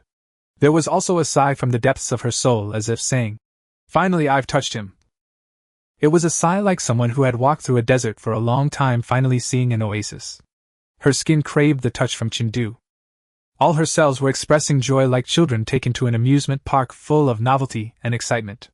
As her fingertips traveled upward, she touched Chindu's arm. The sensation differed from the softness of a girl's skin, intriguing her, making her unable to resist climbing further. It was as if something had been unleashed from Song Xian's body, like Pandora's box. By the way, I haven't asked what you're doing here yet. The boy's question pulled Song Xin out of her reverie. She blinked and calmly replied, I have a troublesome illness that requires treatment. I'm sorry, I didn't mean to pry. Chindu knelt down to apologize, thinking his question had crossed the line. After all, from his perspective, they were still somewhat unfamiliar friends. Asking such personal matters felt a bit presumptuous. Many people didn't want to reveal their private matters. It's okay, this is not a private matter for me. Song Xin smiled lightly, revealing her most sincere smile since their meeting. In front of you, I have no secrets. Chindu fell silent for a moment, and comforted. Medical technology is quite advanced now, so don't worry. Song Xin shook her head and softly said, It's okay, I won't die anyway. Chindu didn't know how to continue the conversation, so he chose to remain silent and focused on walking. Song Xin also fell quiet. She put her hand into her sweatshirt pocket and felt a small bottle of perfume. It was a special perfume with hypnotic and hallucinogenic effects. By the time she reached Chindu, she had already sprayed it on herself. Once the seed of greed sprouts, it quickly grows branches and encourages the host to continue seeking, filling the emptiness of their heart. In the silent hospital corridor, two people, a man and a woman, sat on a bench quietly exchanging words. Click! As the door opened, the boy unconsciously stopped mid-sentence, looking up at the person coming out of the ward. Doctor, how is she? Is she okay? Chindu stood up, walking to the doctor to inquire about Jiang Yinan's psychological state. The female doctor first glanced at Song Xin, then smiled at Chindu, speaking in a reassuring tone. It's alright, it's not a big problem, just adjust your emotions when you go back. After hearing this, Chindu's anxious heart finally settled down. He gratefully told the psychologist, Thank you so much, you'll settle the fees later. The psychologist raised her hand to decline. No need, since you're Miss Song's friend, you're also my friend, and I haven't done much. She had only chatted for about half an hour and provided some guidance. To gain a favorable impression from the young lady of the Song family was a profitable deal for her, and it also allowed her to do a favor. Chindu turned to Song Xin and thanked her. Thanks to you today, I'll treat you to a meal sometime. Song Xin smiled gently, her previously gloomy eyes seemingly infused with color. I'll be waiting for your meal then. Chindu laughed heartily, patting his chest, assuring, Don't worry, I've got it covered. The fact that Jiang Yinan had not been left with a psychological scar was more joyful than anything. After sending off the psychologist, the two pushed open the door and entered the ward. The moment Song Xin stepped into the ward, her gaze was instantly captivated by the girl quietly sitting on the hospital bed. The girl was originally turned to the side, lost in thought as she gazed out the window, the birds flitting past her seeming to carry away her thoughts. However, as Song Xin and Chindu entered the room, the slight noise caught the girl's attention. She slowly turned her head and her gaze met theirs. In that instant, time seemed to freeze. A gentle and enchanting smile appeared on the girl's lips. This smile was as dazzling as the brilliant fireworks blooming in the night sky, captivating and mesmerizing. Her eyes sparkled with bright light like countless twinkling stars, shimmering with brilliance, seemingly containing endless warmth and kindness. Thank you for your concern, I'm fine. Song Xin glanced thoughtfully at Chengdu, realizing that this girl was completely different from her. Is this the type he likes? Chengdu exaggerated his expression, pretending to breathe a sigh of relief as he plopped down onto the chair right in front of Jiang Yinan. While you don't know if you scared her silly, I would be responsible. Although I don't mind taking responsibility for you, I think a future wife should be a bit smarter, ha ha ha. Her somewhat teasing tone was hard to endure. She raised her hand to pat Chendu's shoulder, glaring at him playfully. What nonsense are you saying? Who wants to be your wife? Chengdu laughed heartily, fully embodying his shameless persona to boost his appeal. Isn't this just a hypothesis? What if you were scared silly? Shut up, barring any surprises, I'm not silly. The two bantered like elementary school kids, but the atmosphere was unexpectedly harmonious. The third person in the ward, however, appeared almost invisible, quietly observing them. They seemed a bit intrusive. Song Xin maintained her expressionless face, thinking to herself. After about 2 or 3 minutes, Jiang Yinan seemed to finally remember the third person in the room, stopping her banter with Chengdu to cast a friendly glance at Song Xin. Song, classmate, you're here too. What a coincidence. Earlier they had brought the doctor together but hadn't had the chance to chat. Now they were finally formally greeting each other. The last time they met they had enjoyed a pleasant chat with her sister. Although the sisters looked identical, their temperaments were entirely different. Even Jiang Yinan could easily distinguish between them. The one before her, with a gloomy and cynical air exuding a sense of fragile beauty, was the elder sister Song Xin. Chengdu tilted his head, looking at Song Xin while explaining their earlier encounter. Yeah, I was sitting in the garden and happened to run into her. Song Xin nodded in agreement, adding, But I have to leave soon, I can't stay with you both, sorry. A hint of apology appeared in her eyes, tinged with a soft gray. Jiang Yinan quickly raised her hand to shake her head, smiling as she told her, It's all right, your visit is already a happy event for me. After all, they had only met once or twice, right? For Song Xin to come was certainly not solely due to Jiang Yinan herself. She cast a thoughtful glance at Chengdu, recalling his earlier words. Because the mentor is a friend we have met a few times. With Song Xian's character, it probably wasn't just an ordinary friendship. For some reason, Jiang Yinan suddenly felt a bit restless. It was like walking down the road and suddenly getting splashed with mud by a speeding vehicle passing through a puddle. Then I'll take my leave, I hope you recover and get discharged soon. Song Xin nodded towards the two and prepared to leave. Since Chengdu had already mentioned treating her to dinner next time, there was no rush. As a qualified jewelry designer, what she lacked the least was patience and attention to detail. Chengdu also stood up quietly, saying, I'll walk you out. Then he glanced at Jiang Yinan, signaling her to rest well, and left the ward, walking behind Song Xin. Thank you so much this time. If you thank me any more, should I tell the mentor that I did a good deed today? Song Xin said with a smile. Ha ha ha, I didn't expect you to tell cold jokes too. Chengdu laughed loudly, pressing the elevator button for her. If you ever need my help, just let me know. His expression was serious and his tone sincere, clearly indicating that Song Xian's initiative to help had significantly increased his fondness for her. This person had already crossed the line from an ordinary friend to someone with slightly better relations. A thoughtful look flashed in Song Xian's eyes and she gently nodded. Okay. The elevator arrived and the door opened as Song Xin stepped inside. No need to see me off, you should go back to accompany the patient. The girl's slightly pale face came into view, reminding Chengdu that she was also here for treatment, and a wave of sympathy surged in his heart. Everything will be fine, Song Xin, I wish you a speedy recovery. He returned to her the blessing she had given Jiang Yinan earlier. Raise your hand, make a fist. Although she was puzzled by Chendu's instruction, she obediently complied. Then Chengdu also extended his hand, their fists one large and one small touched briefly in the air before parting. Believe in the light. As the elevator doors closed, the smooth mirror reflected a stunned face. Song Xin blinked, her lips gently moving. Believe in the light. No, she only believed in herself. The beasts in the jungle only lurked in the dark, waiting for the right moment, disguising themselves to resemble their surroundings, striking fatal blows when needed. Monday is a day loathed by every student and worker alike. Even with clear skies and no clouds, the gloom in people's hearts cannot be dispelled. On the spacious playground of the Polytechnic University, thousands of students are slowly flowing, searching for their positions. Wang Yang, sporting 2 large dark circles under his eyes, followed Chengdu with a look of utter disinterest. Today is the day for their telecommunications department to raise the flag alongside the computer science department. Who on earth invented Mondays? Wang Yang's complaint reached Chendu's ears, eliciting a soft laugh from him. Who knows? Why don't you ask AI? Wang Yang shot him a glare and sighed. You know, I just want to complain. After driving back from the canyon all night, they had all barely managed to sleep. On the contrary, Chen Du had left early with Jiang Yinan, who fell into the water and enjoyed a good night's rest, thus turning misfortune into blessing. Thinking of this, Wang Yang's eyes brightened as he curiously asked, By the way, how's it going with Xiao Jiangnan? Xiao Jiangnan is the nickname given to Jiang Yinan by netizens, and it is commonly used to refer to her. From Wang Yang's perspective, rescuing a beauty should be enough to stir one's heart. Unfortunately, Chen Du shook his head and regretfully informed him. Stagnant progress. Since inexplicably reaching a favorability level of 73, there had been no further movement. Chen Du had taken care of Jiang Yinan in the hospital for a day, and the next day she was taken back by her family. Thus there were no opportunities for him to shine. However, Chen Du was not anxious, there would be plenty of chances. Wang Yang sighed and patted him on the shoulder, encouraging. The road ahead is long. Does Senior have any tasks? I can help. A charming voice interjected from the side. Chen Du turned to see Yu Miao Miao.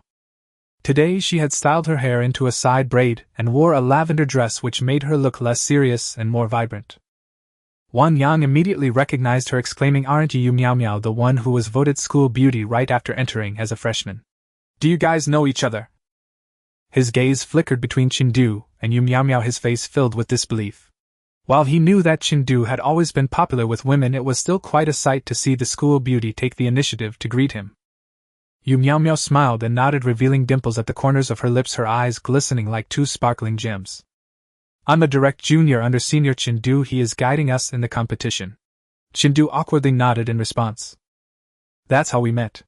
He was still caught up in her previous comment about why not give it a try, feeling a bit embarrassed. How had he rejected her again? Oh, he remembered. He said, Junior, don't joke around, my heart belongs to Jiang Yin and I won't like anyone else. Then he just walked away, not caring about Yu Miao Miao's reaction. It seemed she didn't mind. After all, it appeared her words were just a spur-of-the-moment thing, likely just a joke. Wang Yang let out an "oh" and made a teasing face at Chen Du, saying with a smirk, I really envy you having such a beautiful junior. Chen Du shot him a glance, maintaining a neutral expression as he continued walking. She's also your junior. Wang Yang waved his hand and headed towards his department's formation, leaving behind a thought-provoking remark. It's different, this is different. Chen Du pursed his lips, muttering to himself, what's so different? Huh? What did Senior say? Yu Miao Miao took a couple of steps closer to Chen Du, walking alongside him casually. By the way, how's your progress these days? Ever since that day when Yu Miao Miao made her ambiguous remarks, he hadn't gone back to the lab, only occasionally glancing at the messages in the group and responding to some questions. Yu Miao Miao shook her head, looking somewhat troubled. There are no major issues in programming, but there are some disagreements regarding the design drawings. But it should be resolved in the next couple of days, so don't worry. Saying this, she smiled again and asked Chen Du, how was your weekend? Recalling the past 2 days, half spent playing and the other half in the hospital, Chen Du could only tell her 3 words: it was okay. He was just thankful that he hadn't lost any favorability. Yu Miao Miao glanced at him thoughtfully and stood with Chen Du in the professional formation. Was your date not successful? The girl asked him playfully, her tone innocent and romantic. Chen Du raised an eyebrow, thinking, how does she know I went on a date? Seemingly reading his thoughts, Yu Miao Miao added, I saw a senior's moments. It was the girl brought by Yuxin, who happened to be a WeChat friend of Yu Miao Miao. When she came out of the lab exhausted, she saw a group of boys and girls laughing brightly in the canyon photo where Chen Du and Jiang Yinan were prominently positioned together, looking quite fitting. Yu Miao Miao admitted that she felt a bit envious. Envious of how she could openly accept Chen Du's pursuit, and even more so envious that she could be introduced to his friends. But it's fine, they weren't officially together yet. Even if they did end up together, she wouldn't mind being a wallflower. After hearing her explanation, Chen Du nodded and quietly said, I see. Then he answered her last question, not really, I had a pretty good time. Of course, falling into the water was rather embarrassing. He didn't share that last part with Yu Miao Miao. At this moment, the broadcast voice sounded echoing across the playground, making further conversation difficult. So both parties closed their mouths and quietly completed the flag-raising ceremony. When it was time to disperse, Chen Du was about to find Wang Yang to have breakfast together, but Yu Miao Miao was a step ahead, smilingly extending an invitation. Shall we go have some noodles together? I'm inviting you as a pursuer of the senior. Chen Du stopped in his tracks, surprised, looking at Yu Miao Miao. Thinking to himself, this girl is really something. When she speaks, it's quite astonishing. He had been pursued before, but this was the first time someone was so straightforward. Moreover, this was his first invitation since entering the game world. She could have easily used the competition as an excuse to invite him, making it impossible for Chindu to refuse. But she didn't. She spoke plainly. The signal you meow meow send out was clearer than the sun rising tomorrow morning. Chindu raised his hand to touch his face, pondering, could it be that this face is just too good-looking? Seeing that Chindu remained silent and was lost in thought, Yu Meow Meow smiled again and simply grabbed his sleeve, pulling him forward. Don't worry, I won't interrupt your pursuit of the senior girl, I'm just chasing after you. In the breakfast shop, the aroma filled the air. By the time Chindu realized it, he was already seated in a spot towards the back. Yu Meow Meow was sitting across from him, looking up at the menu, a strand of black hair falling on her cheek, creating a beautiful curve. Last time I had the fish noodles, they were delicious. Senior, would you like to try them? Or the beef noodles are also good, their flavors are all quite nice. Chindu was not picky about breakfast and would eat anything. Fish noodles then. He hadn't tried this before, it sounded quite novel. Yu Meow Meow nodded, smiling as she went to talk to the owner, and on her way back she brought 2 bottles of yogurt. Here, this brand is delicious. Chindu raised an eyebrow and said softly, I didn't expect you to have quite a bit of knowledge about food. She had an ethereal appearance yet turned out to be a foodie. Yu Meow Meow chuckled, her dimples showing slightly. Because my family is in the restaurant business, I've picked up some experience from it. This was something Chindu had not heard before. Yu Meow Meow was very low-key at school. People's understanding of her was limited to her reputation as a top student and a campus beauty with little else known. Soon 2 bowls of noodles were served and his hungry stomach had already begun to rebel, urging him to dig in. Chindu opened his chopsticks, picked up some noodles, and took a bite, his brows immediately relaxing. He couldn't help but give a thumbs up. Delicious. Yu Meow Meow's eyes curved into crescents, her tone gentle. I knew you would like it. Chindu took another couple of bites before replying, have you been paying attention to me for a long time? Otherwise, why would you suddenly be so direct? He felt a bit confused. If he remembered correctly, he had only met Yu Meow Meow last semester. At that time, she was just a sophomore, having just entered her mentor's laboratory. With a face that was excessively beautiful and an amiable personality, she was quickly accepted by everyone. Chindu's impression of her remained merely that of a very intelligent and ambitious junior without much personal interaction. This also prompted Chindu to suspect if it was merely her looks that attracted him. Other than that, he couldn't think of anything that would make Yu Meow Meow infatuated. The girl sitting across from him blinked, her long eyelashes resembling black crow feathers, curled and beautiful. She slowly said, not really a long time, I guess. Measured by the span of the past 20 years, this amount of time is insignificant, even a bit regretful, wishing we had met earlier. Chindu frowned slightly and honestly told her, you might as well not pay attention to me in the future, I'm not worth your effort. Sister, right now I only want to gain the female lead's favor and then return to the real world. Yu Meow Meow's feelings were destined to be unreciprocated. Firstly, she was not the female lead of this world and Chindu could not change his target. Secondly, he couldn't act like a scumbag who divided his attention. Not to mention, if Jiang Yinan found out, his favorability would probably drop to negative. Yu Meow Meow lowered her gaze, her eyes falling into the bowl in front of her, softly saying, no, you are worth it. Don't belittle yourself like that. Chindu lowered his head to sip some soup before continuing to ask, have I ever helped you with anything before? Aside from the dramatic offer of oneself in return, he couldn't think of any other reason that would make Yu Meow Meow so stubborn. However, this question seemed to touch a sore spot for Yu Meow Meow, and her expression instantly turned gloomy. You don't remember, huh? Chindu continued to press, should I remember something? He was very curious about what it was so he could avoid it in the future. To prevent this situation of unrequited love from happening to him again. However, Yu Meow Meow at this moment simply closed her mouth, lowering her head in silence, and began to eat her noodles, not responding to him. Chindu could only focus intently on his noodles. A quiet atmosphere spread between the two and neither spoke. However, only Yu Meow Meow's heart was stirred. Because she remembered the scene from last autumn when she first met Chindu. It was beside a fountain plaza filled with many people.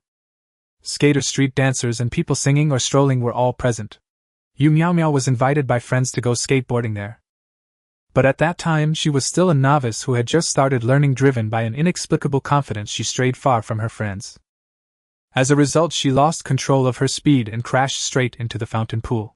Everyone was watching her, openly laughing, and whispers of discussion fell into her ears, making her feel incredibly uncomfortable.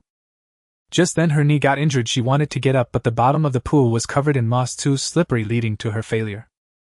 Her hair fell wet and sticking to her face, green moss covering her arms and calves like an indelible shadow imprinted on her body. That was the most embarrassing moment of Yu Mao's life. It was at that moment that Chendu appeared. He voluntarily stepped into the pool, softly asking her, "Do you need help, classmate?" Yu Miao looked up, seeing through the wet strands of hair, his eyes sincere and kind, free of any impurities, with no mockery or malice. She nodded, gently whispering, "Thank you." Chendu draped his coat over her, covering her shirt that was already half wet. He then carefully helped her up from the pool, guiding her step by step out of the water. "Is your knee injured? Do you need me to take you to the hospital?" The man's gentle tone made Yu Mao's heart ache, feeling like a stray dog that fell into water, finally being picked up and cared for. Her friends finally arrived, pulling Yu Miao to look her over, then hurriedly took her to the hospital. By the time Yu Miao wanted to turn back to return Chendu's coat, he had already disappeared. The entire plaza was bustling with people, but the figure of that youth was nowhere to be found. Yu Miao felt a sense of loss. In the following time, she often went to that fountain plaza but never saw Chendu again. Until November, when she saw his photo in the congratulatory notice released by the school's WeChat account.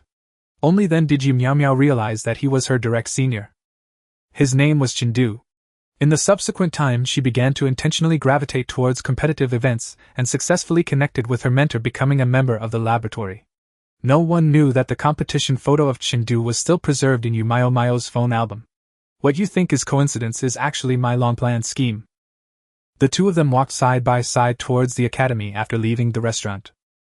The entire university town is situated on the edge of the city next to a famous scenic area, and the position of the Polytechnic University happens to be at the entrance of the scenic spot, so there are often tourists around. The bustling crowd jostled Yu Miao, nearly toppling her slender frame. Chendu couldn't bear to watch any longer and extended his hand to protect her. "Why are there so many people today?" The crowd was at least 3 times larger than usual. After pondering for a moment, Yu Miao replied, "It's probably because of the recent event at Fuming Mountain. They are holding a chrysanthemum exhibition up there." Fuming Mountain is that scenic area, and due to its free entry, it is often jokingly referred to as the backyard by students. "No wonder." Chendu nodded, gazing thoughtfully at the crowd. He thought about inviting Jiangyinan to hike tomorrow just to make up for her regret of missing the sunrise when she fell into the water. Yu Miao walked with her head down, seemingly lost in thought. Neither of them noticed that in a nearby corner 2 or 3 men dressed in black and wearing masks were watching them with malicious intent. "Is that him? I can't be mistaken, can I? No doubt about it, it was this kid who kicked me at the bar that day, and my chest still hurts. I can't be wrong." One of the burly men glared at Chendu with a gloomy expression, his tone filled with hatred. "The boss said to take him away and strike when we reach a secluded corner." The group immediately moved, blending into the lively crowd trailing behind Chendu and Yu Miao from a distance. The two being followed had no idea that danger was approaching. After crossing the crowded road, the flow of people finally diminished significantly. Yu Miao let out a long sigh of relief, and her smile returned. Finally I can breathe fresh air again." The girl's voice carried a sense of joy with a peculiar charm that could make those around her as happy as she was. Chendu couldn't help but smile back at her. "If you can't handle this, how would you manage if you went to the riverbank to watch fireworks on New Year's Eve? You wouldn't even want to go out." Every year Kyoto holds New Year's events, and the lively college students become regulars at the fireworks displays. Yu Miao blinked playfully and said, "If an average person invites me, I really might not go. But if a senior invites me, I will definitely go." Her exquisitely beautiful face radiated a brilliant smile, warm as the spring sun, filled with happiness and joy. It was as if nothing in the world could make her sad or troubled, and she seemed completely unconcerned that she might face a cold rejection after saying those words. Like a child sharing a toy with a friend, even if the other party does not accept it, they can still happily take it back. Chendu looked into her clear eyes and suddenly felt a bit intimidated. She was so sincere that it felt like a single glance could burn him with the fervor in her eyes. "Ahem." Chendu coughed lightly, avoiding Yu Mao's gaze, staring at the white wall as he whispered, "Don't hold any hopes for me, I only like Jiangyinan. Let's keep our distance from now on." He said this as he raised his foot, preparing to leave in another direction. They were not on the same path, and did not need to create unnecessary intersections. However, Yu Miao called out to him from behind. "Senior, when you first pursued Jiangyinan, did you also give up because of her distance?" "Of course not," Chendu answered her in his heart. The first rule of improving affection is to be shameless. Although Chendu said nothing, his halted footsteps had already conveyed the answer to Yu Miao. She gently tugged at the corner of her mouth, revealing a smile filled with determination. "So I won't give up either. Faced with such Meow Chengdu didn't know what to say to persuade her to give up. If Chengdu were not from another world but instead a local whose body and soul were completely aligned in this world, he might have been truly moved by her sincerity. Thinking about giving each other a chance to try was good. But unfortunately he was not. Chengdu could not bring himself to speak harshly to Yu Miao. He didn't dislike her, and she hadn't done anything excessive. Oh well, time will dilute everything. Suit yourself. Chengdu left those words behind and then walked away. His direction was towards the boys' dormitory building. Meanwhile, Yu Miao was heading towards the experimental building. It was in two different directions. The several men in black who had been following closely also immediately followed suit. It was the perfect time to act now that the kid was alone. Chengdu walked on the shaded path contemplating how to improve Jiang Yinan's affection next. The sound of dry branches snapping underfoot caught his attention, feeling somewhat abrupt. He instinctively turned around to take a look, saw a few men, and shifted his focus back. That glance became the signal for the black-clad individuals to act. They exchanged glances, pulled tools from their pockets, and hurried towards Chengdu. The footsteps grew louder, and Chengdu thought they were in a hurry, so he stepped aside into the nearby bushes to give way. However, those few people stopped right next to him. "Don't move or you'll find a knife in your chest." An uncomfortable sensation struck as a silver knife pressed against Chengdu's lower back. The man's sinister voice was quite unpleasant to hear. Chengdu's heart skipped a beat. He turned to look and found the men all wearing masks with only their eyes visible, making it impossible to identify them. "What do you want? If it's a robbery, I can give you my bank account number and password." After all, he didn't have much money in his pocket, so losing it wouldn't hurt as much. "Just come with us and it'll be fine." One of the men in black gripped Chengdu's shoulder, appearing friendly but actually threatening him. "If you dare to shout, I'll let you experience the pleasure of having your throat cut."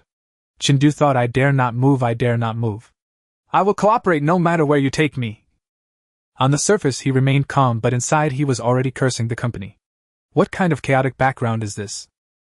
In broad daylight they actually dared to kidnap someone. He didn't seem to have offended anyone recently, right? Chengdu frantically thought in his mind, and suddenly a light bulb went off. He remembered. It was from the bar. To be precise, it was the group that Xia Weitang had provoked. The three men forced Chengdu towards the roadside parking area. Occasionally someone passed by, but most were engrossed in their phones, oblivious to the people beside them. On the surface Chengdu complied, but inside his mind was racing, contemplating how to save himself. He certainly could not walk with them, otherwise there was a high chance he wouldn't return. Firstly, he knew nothing. These men would be unable to extract any information from him, and they might become enraged and kill him. Secondly, Xia Weitang was merely a fleeting acquaintance to him. Even if she were on a mission, she probably wouldn't risk her own matters for his sake. He stepped carefully on the concrete, trying to slow his pace. However, the men behind him kept urging him on. "Hurry up, don't waste time." As they approached the parked van, Chengdu gritted his teeth, preparing to confront them. Although facing three was somewhat challenging, if there was a chance to escape, they might not be able to catch him. At that moment, a surprised voice called out from the side, halting Chengdu's movements. "Oh, it's Chengdu Gij." Chengdu paused, feeling a moment of joy followed by sadness. The joy was that someone finally arrived. The sadness stemmed from the fact that it was a girl. "Don't stop, keep walking." The men clearly didn't know Chengdu's name, and continued to urge him. Chengdu could only turn his head for a glance and recognized the girl sitting in an off-road vehicle. As the window rolled down, her delicate face and cheerful smile were revealed. Song Sheila. Although they had only met once, Chengdu recognized her at a glance. Unfortunately, he had no opportunity to speak. The man behind him was already losing patience, pushing against Chengdu's back while threatening him in a low voice. "If you don't move, I'll take action." Before Chengdu could respond, Song Sheila seemed to sense something and raised her voice. "Hey! What are you doing pushing people?" The man in black finally turned his head and saw her in the car. One of them had a fierce look in his eyes and spoke in a coarse manner. "What's it to you? Mind your own business." If she had been an ordinary female college student, she might have been intimidated. Unfortunately for him, he encountered Song Sheila. Having grown up pampered at home, no one had ever left her after threatening her. Song Xile's face immediately fell, her originally crescent-shaped eyes filled with seriousness. "I don't like it when people bark in front of me." Perhaps the word bark provoked the man, as he instantly clenched his fists and walked towards Song Sheila, cursing under his breath, ready to teach her a lesson. "You dare to insult me, you little brat. Today I'll show you what's right." Before he could finish his sentence, a tall and burly man got out from the driver's seat of the car and threw a punch into his abdomen. Ugh! A muffled groan escaped the man's mouth, followed by another punch. Do not be disrespectful to our second miss. His face immediately contorted in pain as he lost strength, collapsing to his knees. Shindu's heart skipped a beat as he looked at the man who had gotten out of Song Xile's car, intuitively believing he was her driver and bodyguard. Wow, no wonder she's a minor celebrity, even her outings are so impressive. He quickly realized this was his opportunity. In a flash, Shindu's eyes gleamed and he hesitated no longer. In a swift motion he reached out and firmly grasped the hand resting on his shoulder. At the same time he bent his legs slightly, lowered his center of gravity, and then with a powerful thrust of his waist his arms swung forcefully. With a loud thud, a textbook perfect shoulder throw was executed flawlessly. However, Chindu did not pause for even a moment after successfully executing the move. Almost instantly after throwing his opponent to the ground, he bolted toward the other side of the road like an arrow released from a bow. At that moment, the third man holding a knife nearby was clearly stunned by the scene before him, momentarily at a loss.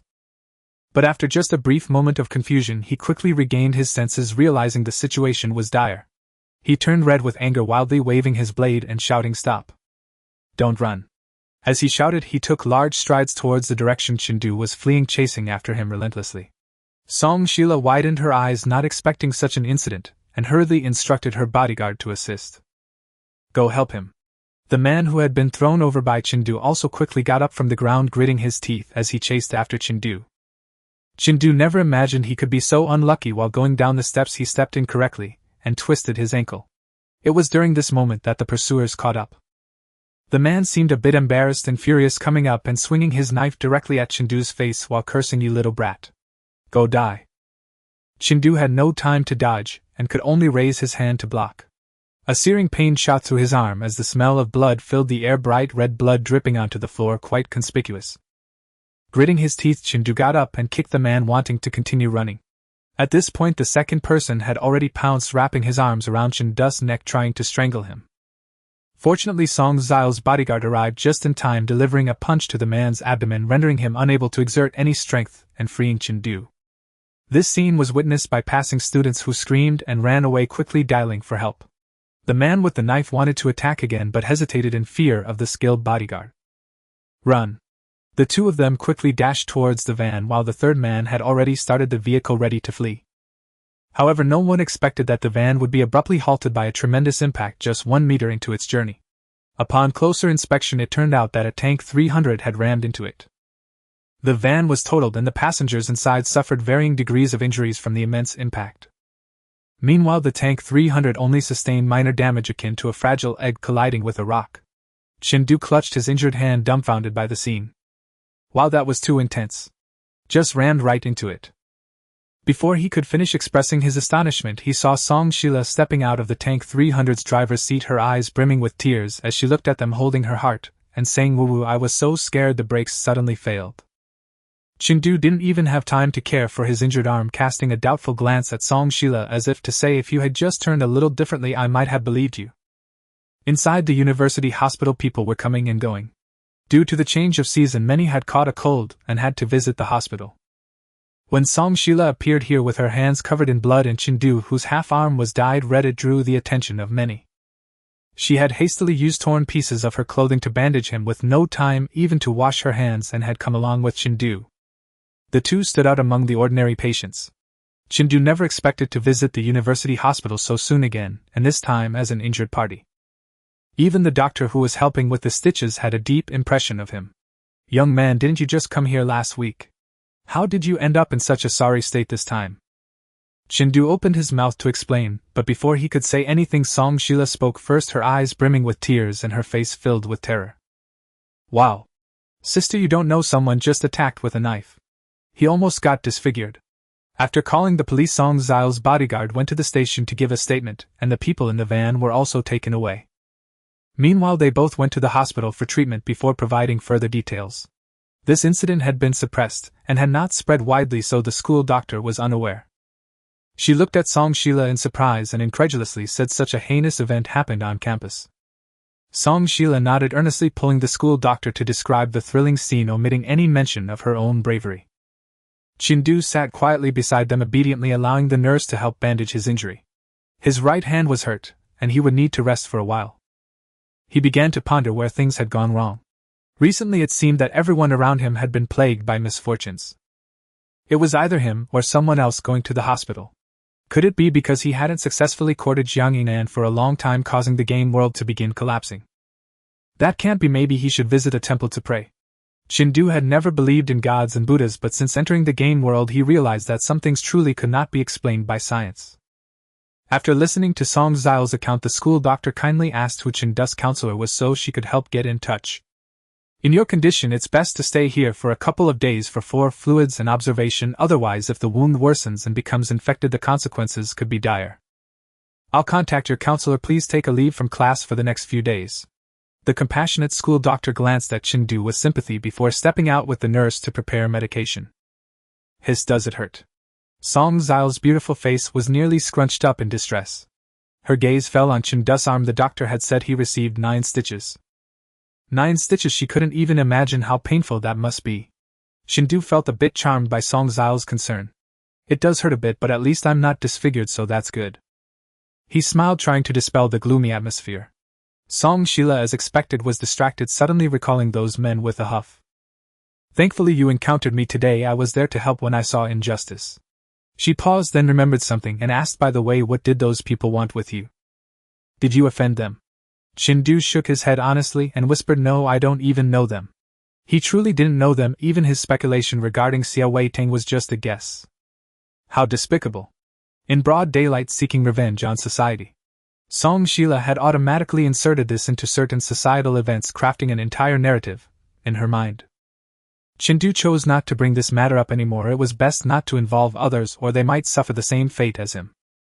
He focused and earnestly advised Song Sheila, you must take your bodyguard with you when you go out. If you have the means, bring a few more. Song Sheila blinked and nodded seriously. You're right. Starting tomorrow I'll take 3 bodyguards with me when I go out. When the girl wasn't smiling, she easily reminded one of her sister, gloomy yet equally kind-hearted. Chindu couldn't help but exclaim, are both you sisters so beautiful and kind-hearted? Thanks to you today, or I wouldn't know where I would be right now. Perhaps being separated from her body was also a possibility. Song Sheila felt a little shy hearing Chindu praise her. She covered her face and chuckled, revealing 2 little tiger teeth. I only asked a bit more because I saw you, otherwise I wouldn't care about anyone else. Song Sheila added in her heart it was also because her sister was different towards him that she paid attention. Sister. Thinking of her sister Song Xin, she recalled that her sister had once said she really liked Chindu's hands. She lowered her head, glancing at Chindu's arm, which was bandaged like a zongzi, and wondered to herself, I wonder if my sister would still like his hand now that it looks like this. Next time if there's a chance, let's invite your sister to have a meal together as a way to repay you. Chindu didn't notice her change in expression, simply smiling as he extended the invitation. Since he was going to treat Song Xin to a meal anyway, he might as well bring her sister along. However, the other party's response surprised him. Song Sheila extended a finger, waving it in front of her to indicate refusal. No. No. No. Sister is sister, and I am me, we cannot be mixed together. Her delicate little face was full of seriousness. Chindu thought for a moment. It seemed to make sense. After all, they were 2 different individuals, and even twins might not want to be tied together. He had assumed too much. Sorry, then I'll treat you alone. He decided to find Song Xin another time. This pleased Song Sheila. Her eyes crinkled as she smiled and proposed her own idea. You don't need to treat me to a meal. I have a small request. Can you agree to it? What request? Just say it, as long as it's within my ability. Chindu was certainly willing to oblige. Song Sheila stepped forward, raising her hand to point at Chindu's uninjured hand, and said, Can I hold your hand? She was curious about what it would feel like to touch something her sister liked. From childhood her sister's preferences had never been very clear. It seemed that anything could be liked, yet nothing was particularly important. The dolls she liked were not favored by her sister, yet her sister could still play house with her. The singer she liked her sister seemed to think was just okay, yet she was willing to go with her to concerts. It was as if she were an attachment devoid of independent will. But last time she had seen something different in her sister's eyes when looking at Chindu, something that seemed to bring her to life. If something could make her sister particularly fond, it must have something special about it. In the southern district of the Capital Art Academy, the ringing of the class bell became a symbol urging students to quicken their pace. a luxurious Panamera parked by the roadside attracting the attention of passers-by. Inside the car, however, the two occupants were oblivious to the outside world, engrossed in their own conversation. Next week is father's birthday banquet. Have you thought about what gift to give him? A detached female voice interrupted Jiang Yinan's daydream. She blinked and turned to glance at her second sister Jiang Yashi, only to find her face expressionless, as if she was merely reminding her. I've thought of something and am about to go buy it. What about you, second sister? If second sister was reminding her, she must have prepared early as well. Yes, I've prepared it, including the gift for eldest sister. Eldest sister. Jiang Yinan felt a momentary daze before recalling that she hadn't seen her eldest sister in a long time. Will she come home? Since 2 years ago, when eldest sister had a falling out with the family, she rarely saw her. Even phone calls and messages were only occasionally replied to. Outsiders believed the Jiang family to be glamorous, having produced 3 pearls.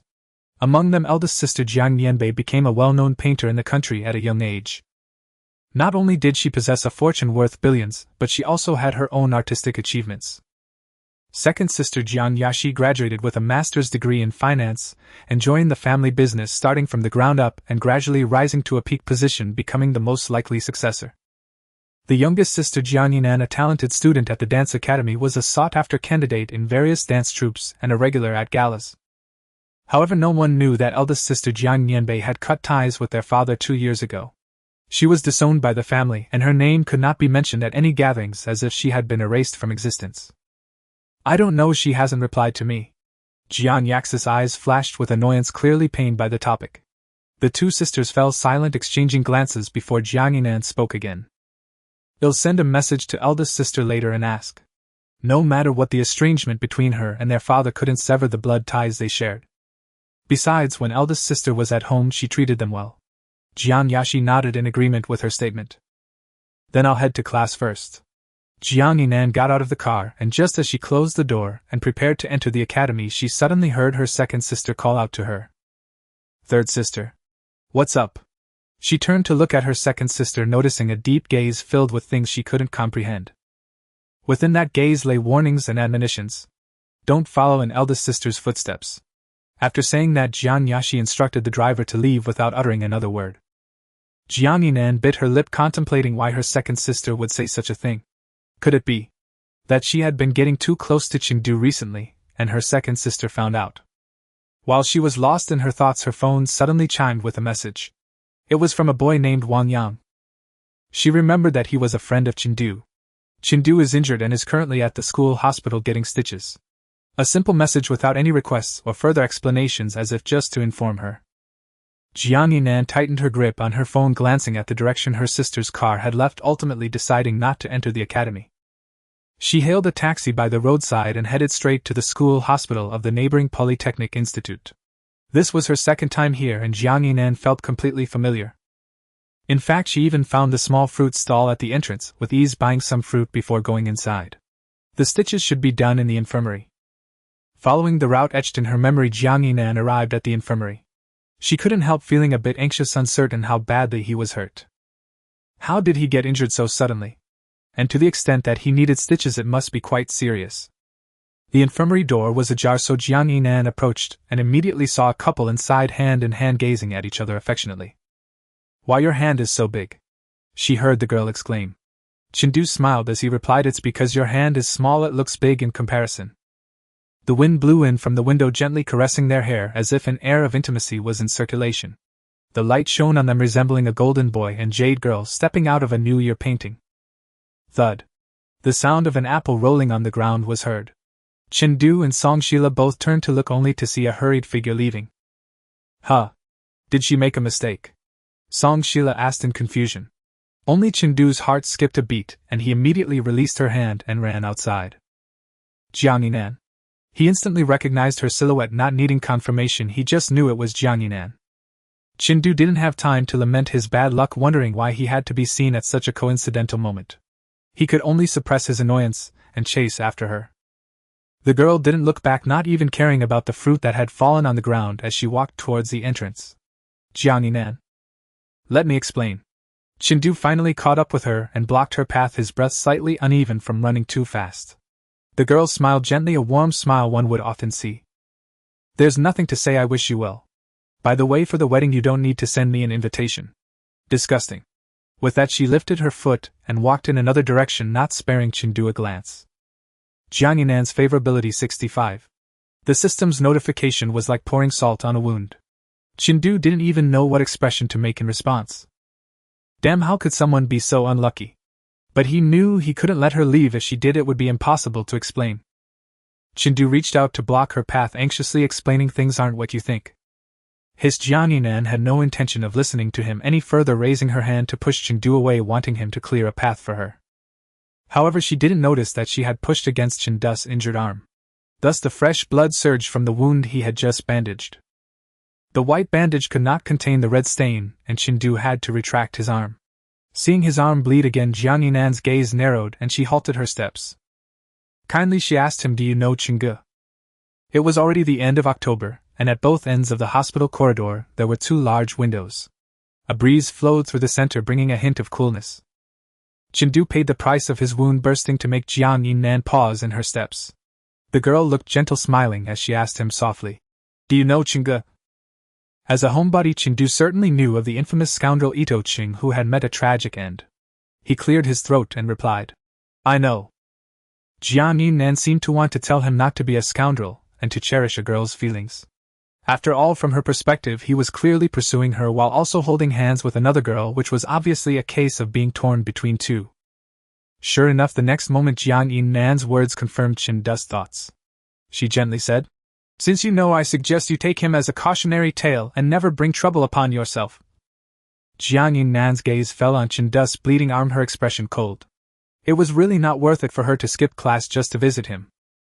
Thinking of this, Jiang Yinan lifted her foot to leave. Chindu hurriedly raised his hand to stop her, urgently explaining, "I'm not that kind of person, just listen to me." Just now she. His words were cut off mid-sentence, and Chindu could only swallow them back. What could he say? Should he say he almost got stabbed to death and thankfully Song Sheila saved him, so he had no choice but to oblige her request? Or should he say that Song Sheila herself suggested holding hands? No matter how you put it, it sounded like he was shifting the blame onto the girl. What happened to her? Jiang Yinan raised an eyebrow, seemingly waiting for Chindu's explanation, but after hearing just 3 words there was nothing else. She chuckled softly, taking a step back, looking meaningfully at Chindu, and gently said, "There's no need to put on this demeanor as if you have to explain to me. We actually have nothing between us, right?" Unable to even come up with an excuse, how could he persuade her? Usually he was quite the talker, yet today he fell silent, unable to produce even a decent reason. Thinking that his first kiss went to such a person, Jiang Yinan's anger surged, making it impossible for her to stay any longer. She turned to leave from another direction. But unexpectedly she saw the heroine from the earlier story. Song Sheila stood behind them, backlit, making it hard to discern her expression. Interesting. The impatience on Chindu's face was something she had never seen before. Even when attacked by a criminal, he had not shown such a strong reaction. It seemed that Chindu was genuinely interested in Jiang Yinan. Song Sheila had never liked to shift blame. This was not her problem, but Chindu's. Thus she nodded at him without exchanging harsh words or showing a cold face. As she had just said, Chindu had nothing to do with her, so there was no reason to target another girl. Jiang Yinan remained silent, but Song Sheila spoke up. She chuckled lightly and in a volume audible to all 3 said, "Yinan, you might have misunderstood something. Just now I saw that Chindu had a wound on his hand, so I wanted to take a look." Song Sheila stepped forward, exposing her face to the light, her round eyes filled with sincerity. "He almost got killed just now, his hands covered in blood. I was too worried, so I lost my composure." Perhaps Song Sheila's words were too genuine, causing Jiang Yinan to turn back and look at Chindu. She saw the boy standing there, one hand bandaged and stained red with blood, his face filled with a look of confusion. "You were hurt by someone?" Jiang Yinan murmured, her gaze softening, her expression easing. She had thought it was just a minor accident, but it turned out he had encountered a dangerous situation. Chindu was bewildered because he hadn't expected Song Sheila to speak up. He didn't even need to draft a lie, such a smooth excuse came to mind effortlessly. It was simply astonishing. Hearing the concern in Jiang Yinan's tone, Chindu seized the opportunity. He nodded, deliberately putting on a pained expression, furrowing his brow as he replied, "Yes, I was attacked by 3 people on the road just now." Jiang Yinan caught the key point, and the furrow in her brow deepened. She tilted her head and asked, "3 people? Did you call the police?" She had often heard about such incidents in news reports, but she had never imagined it would happen to someone close to her. Chen nodded and replied solemnly. They have already been taken to the police station. You can accompany me to see for yourself, so stop worrying about those trivial matters. Subsequently, Jiang Yinan's expression indeed relaxed a bit. Her gaze fell on Chen's injured hand, and she ultimately refrained from saying anything nonsensical, instead turning to ask Song Shila. Where's the doctor? I will go call him. Song Shila pointed towards the end of the corridor and told her. It seems like it's the last office. Thank you for your trouble. Saying this, she smiled at Jiang Yinan, seemingly grateful for her understanding. Jiang Yinan waved her hand and walked directly towards that office. The anxiety she had been holding in her chest earlier still hadn't dissipated because of this incident. She didn't know what was wrong with her. In fact, she felt quite confused inside, unsure how to deal with the two of them. It would be better to find a place to be alone for a while. It wasn't until the girl's figure disappeared down the corridor that Chen let out a sigh of relief. At least the person had stayed. As for how to win her back, that was another matter. As he turned around, he saw Song Shila's radiant, smiling face. She winked at Chen and asked softly, Am I impressive? Impressive, but in the future try not to make such misleading gestures. Chen now regretted why he had impulsively agreed to Song Shila. He had originally only thought of holding hands. It was not meant to put his lifesaver in a difficult position. Yet, in the end, it turned out to be him who couldn't find a way out. It was only with Song Shila's help that he avoided a bigger commotion. Song Shila raised an eyebrow, remaining noncommittal. Since someone is here to keep you company, I will take my leave now. I still need to go to the police station to give a statement. Chen nodded, thanking her again. Thank you, and please thank your bodyguard for me as well. Song Shila waved her hand and left through a small door. As she walked, she glanced at her own hand. Although she had only touched it for a moment, it felt as though there was still lingering warmth. Chen's hand was warm, enveloping hers like a ball of cotton, the temperature radiating from her fingertips to her heart, providing an inexplicable sense of security. It felt like basking under the sun for several hours during winter. No wonder her sister liked his hand so much. Thinking of this, Song Shila took out her phone, found her sister's WeChat, and sent her a message. Chen's hand is indeed very nice to touch. In the studio of the neighboring school, Song Xin was originally sketching with a pencil. After seeing the message from her younger sister, she broke the pencil tip against the paper, leaving a black mark. Ah, sister, your drawing is ruined. The junior beside her exclaimed in surprise after taking a glance. This was a sketch that Song Xin had spent several sleepless nights creating. It's fine, I don't need it anymore. I'll redraw it. Song Xin expressionlessly crumpled the paper into a ball and walked out of the studio.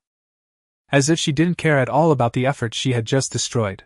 The junior behind her watched the crumpled paper in the trash can with regret, and whispered to another person, I feel like Sister Ian is acting a bit strange today. Outside, Song Xin quietly gazed at the camphor tree in the yard, calming her emotions. A hint of darkness flashed in her indifferent eyes, and numerous thoughts flickered through her mind. What was her first reaction upon seeing that message? Jealousy, envy, anger, perhaps all of them. Song Xin knew that she shouldn't feel this way towards her own sister, yet she couldn't control the inexplicable possessiveness surging from within. It was strange. Throughout her life she had never harbored any feelings of estrangement or dissatisfaction towards her sister. Being a sister meant pampering her. Whatever she said or did was fine. However, just now the message from Song Shila had indeed made her feel uncomfortable. Song Xin dialed a WeChat call. Her sister answered quickly, and the cheerful mood from the other side was evident without needing to ask. Hello? Sister, what are you doing? Song Xin opened her mouth and softly replied, in the studio designing drawings. Oh, are you preparing for the winter show? Song Xin, true to her name, spoke very little even when facing her sister. However, she didn't call just to chat, she wanted to confirm something. Do you like Chen? She got straight to the point without any beating around the bush. Song Xin's directness surprised even her sister. It's just that I seem to have developed a bit of interest like you, sister. If you don't like him, then don't provoke him.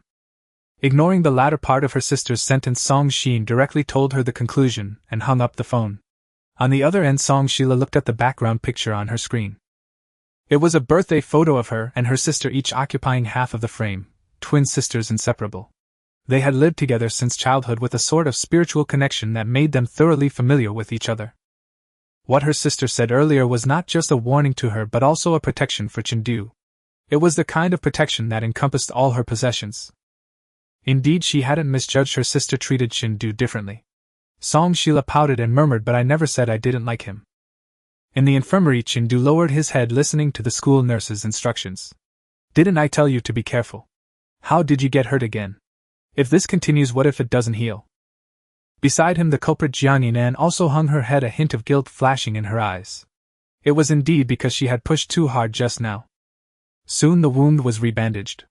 Chindu was also arranged onto a hospital bed with the other uninjured hand already receiving N4 drip. When the medicine takes effect later, you might feel drowsy, so the caregiver needs to keep an eye on the 4 fluid. After the nurse reminded him, she pushed the cart and left. Only Jiang Yinan and Chindu remained in the ward.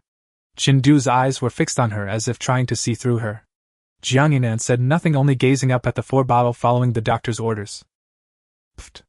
Chindu couldn't help but laugh when he saw her tilting her head and stretching her neck resembling a giraffe. Perhaps this laughter broke the awkward atmosphere, or perhaps it was a step down provided by Chindu. Finally, Jiang Yinan moved her gaze from the 4 bottle to Chindu's face. However, this time the girl was no longer smiling, instead her lips were tightly pressed together, looking somewhat shy. What are you laughing at?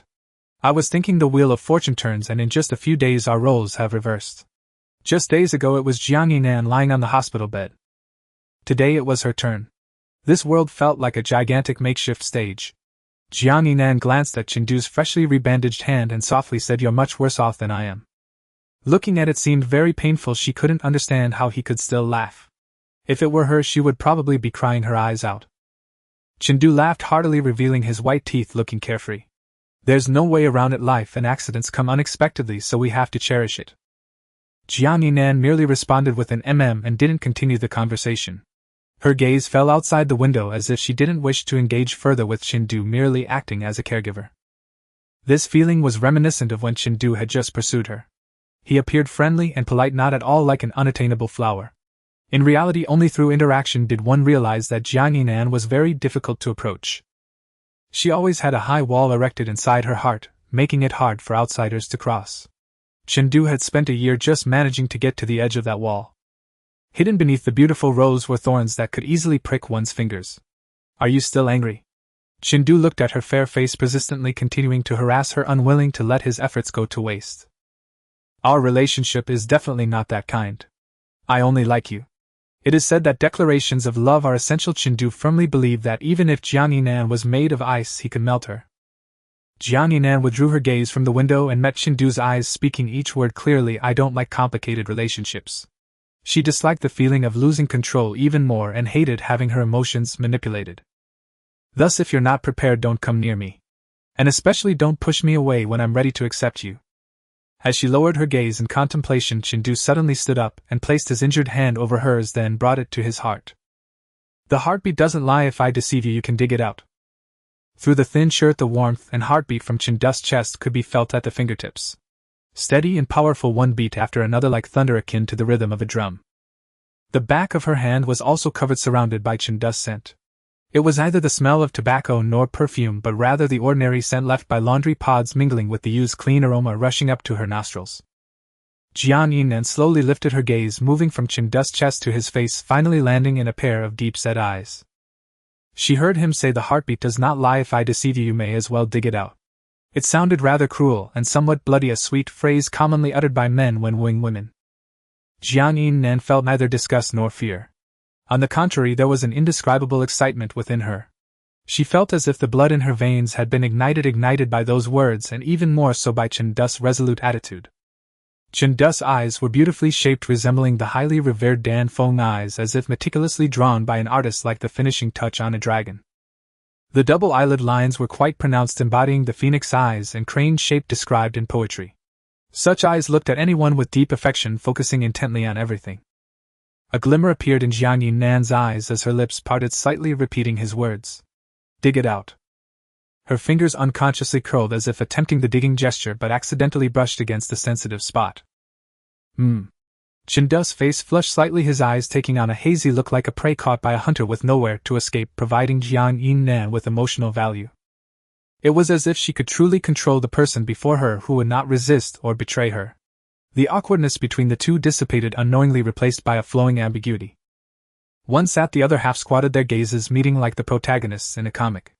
Until a light-hearted and casual voice shattered the atmosphere. Seems like I'm interrupting.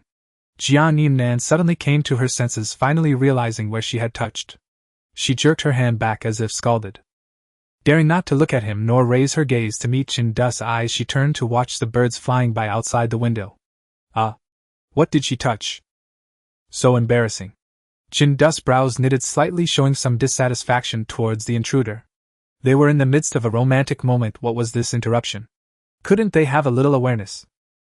While pondering this, he turned to look at the person at the door who lacked awareness. He saw a person with a flushed face, tiny beads of sweat glistening on their forehead, dressed in simple yet stylish casual sportswear, seemingly just coming from the badminton court. She even had a badminton racket slung over her shoulder. Though in casual attire, it did nothing to conceal her perfect figure, curvy and robust. A beautiful face wore a teasing smile, as if saying, "Look, I see something interesting." Upon recognizing her, Chen Du's emotion instantly changed from dissatisfaction to anger. Xiaowei Tang. Indeed, only this troublemaker would disregard what others were doing. If it were an ordinary person, they certainly wouldn't interrupt their romantic moment so brazenly. Xiaowei Tang paid no mind to Chen Du's displeasure, and turned her attention to Jiang Yinnan, curiously asking, "Oh, is this the girl you like?" Her tone was cheerful, her pitch light, making her come across as likable and avoiding any awkwardness. Chen Du recalled the last time he was at her house talking to Jiang Yinnan on the phone while being teased. A warning bell rang in his heart, the alertness at its peak. He stepped forward, shielding Jiang Yinnan behind him, much like a protective father. "Yes, very beautiful, isn't she?"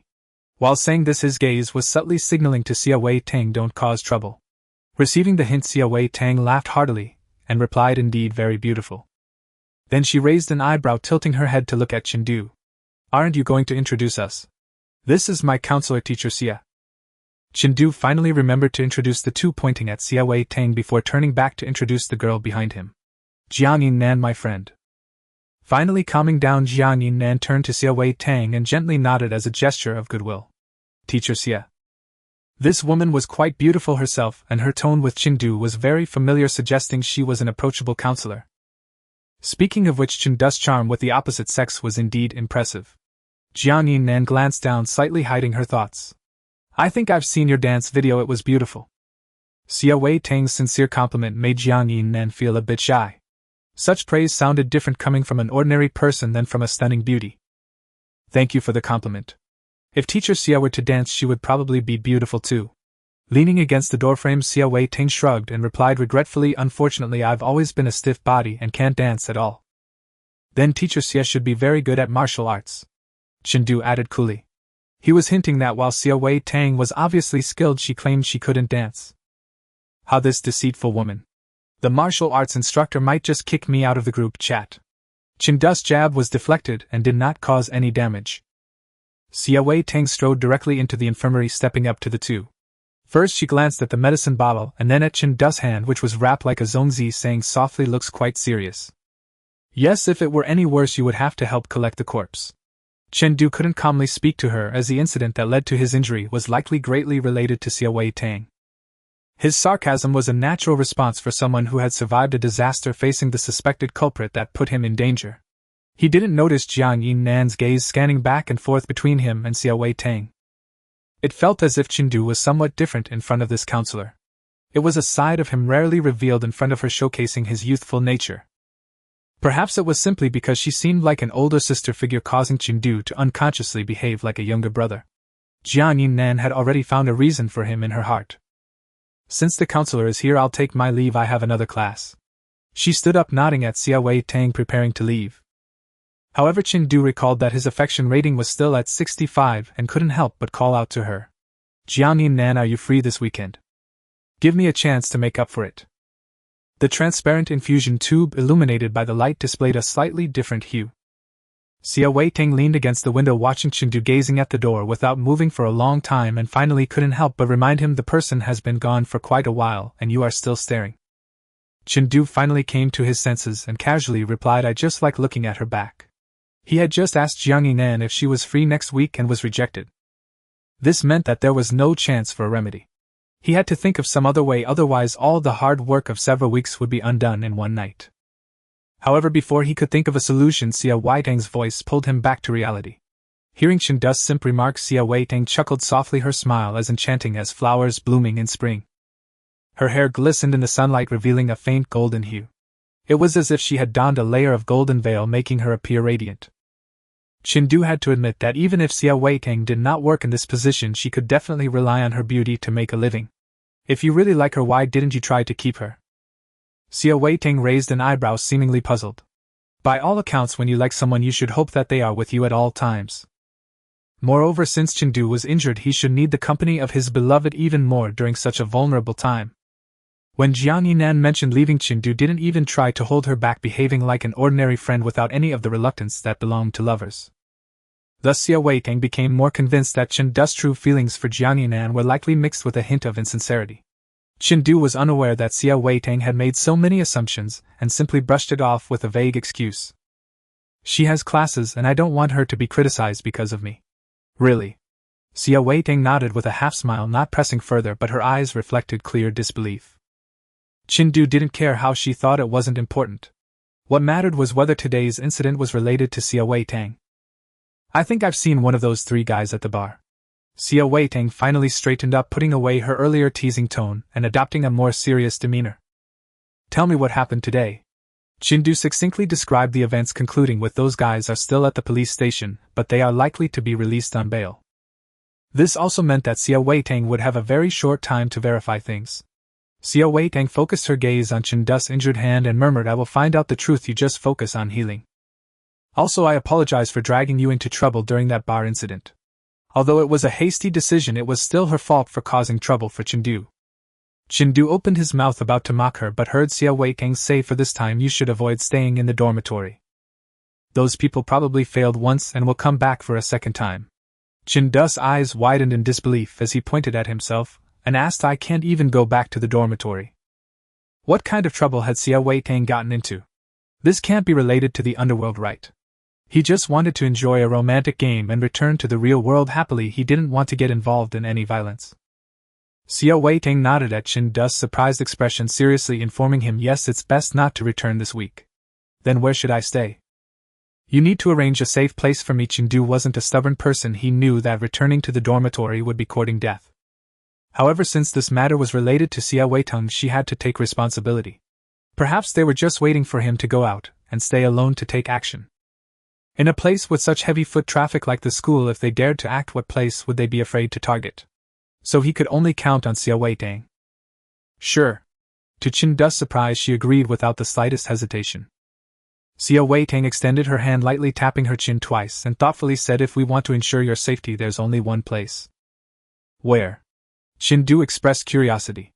Would she find a bodyguard to watch over him 247? Or would she find a secluded place for him to live worry-free for a week? However, Xia Weitang's next sentence disappointed him.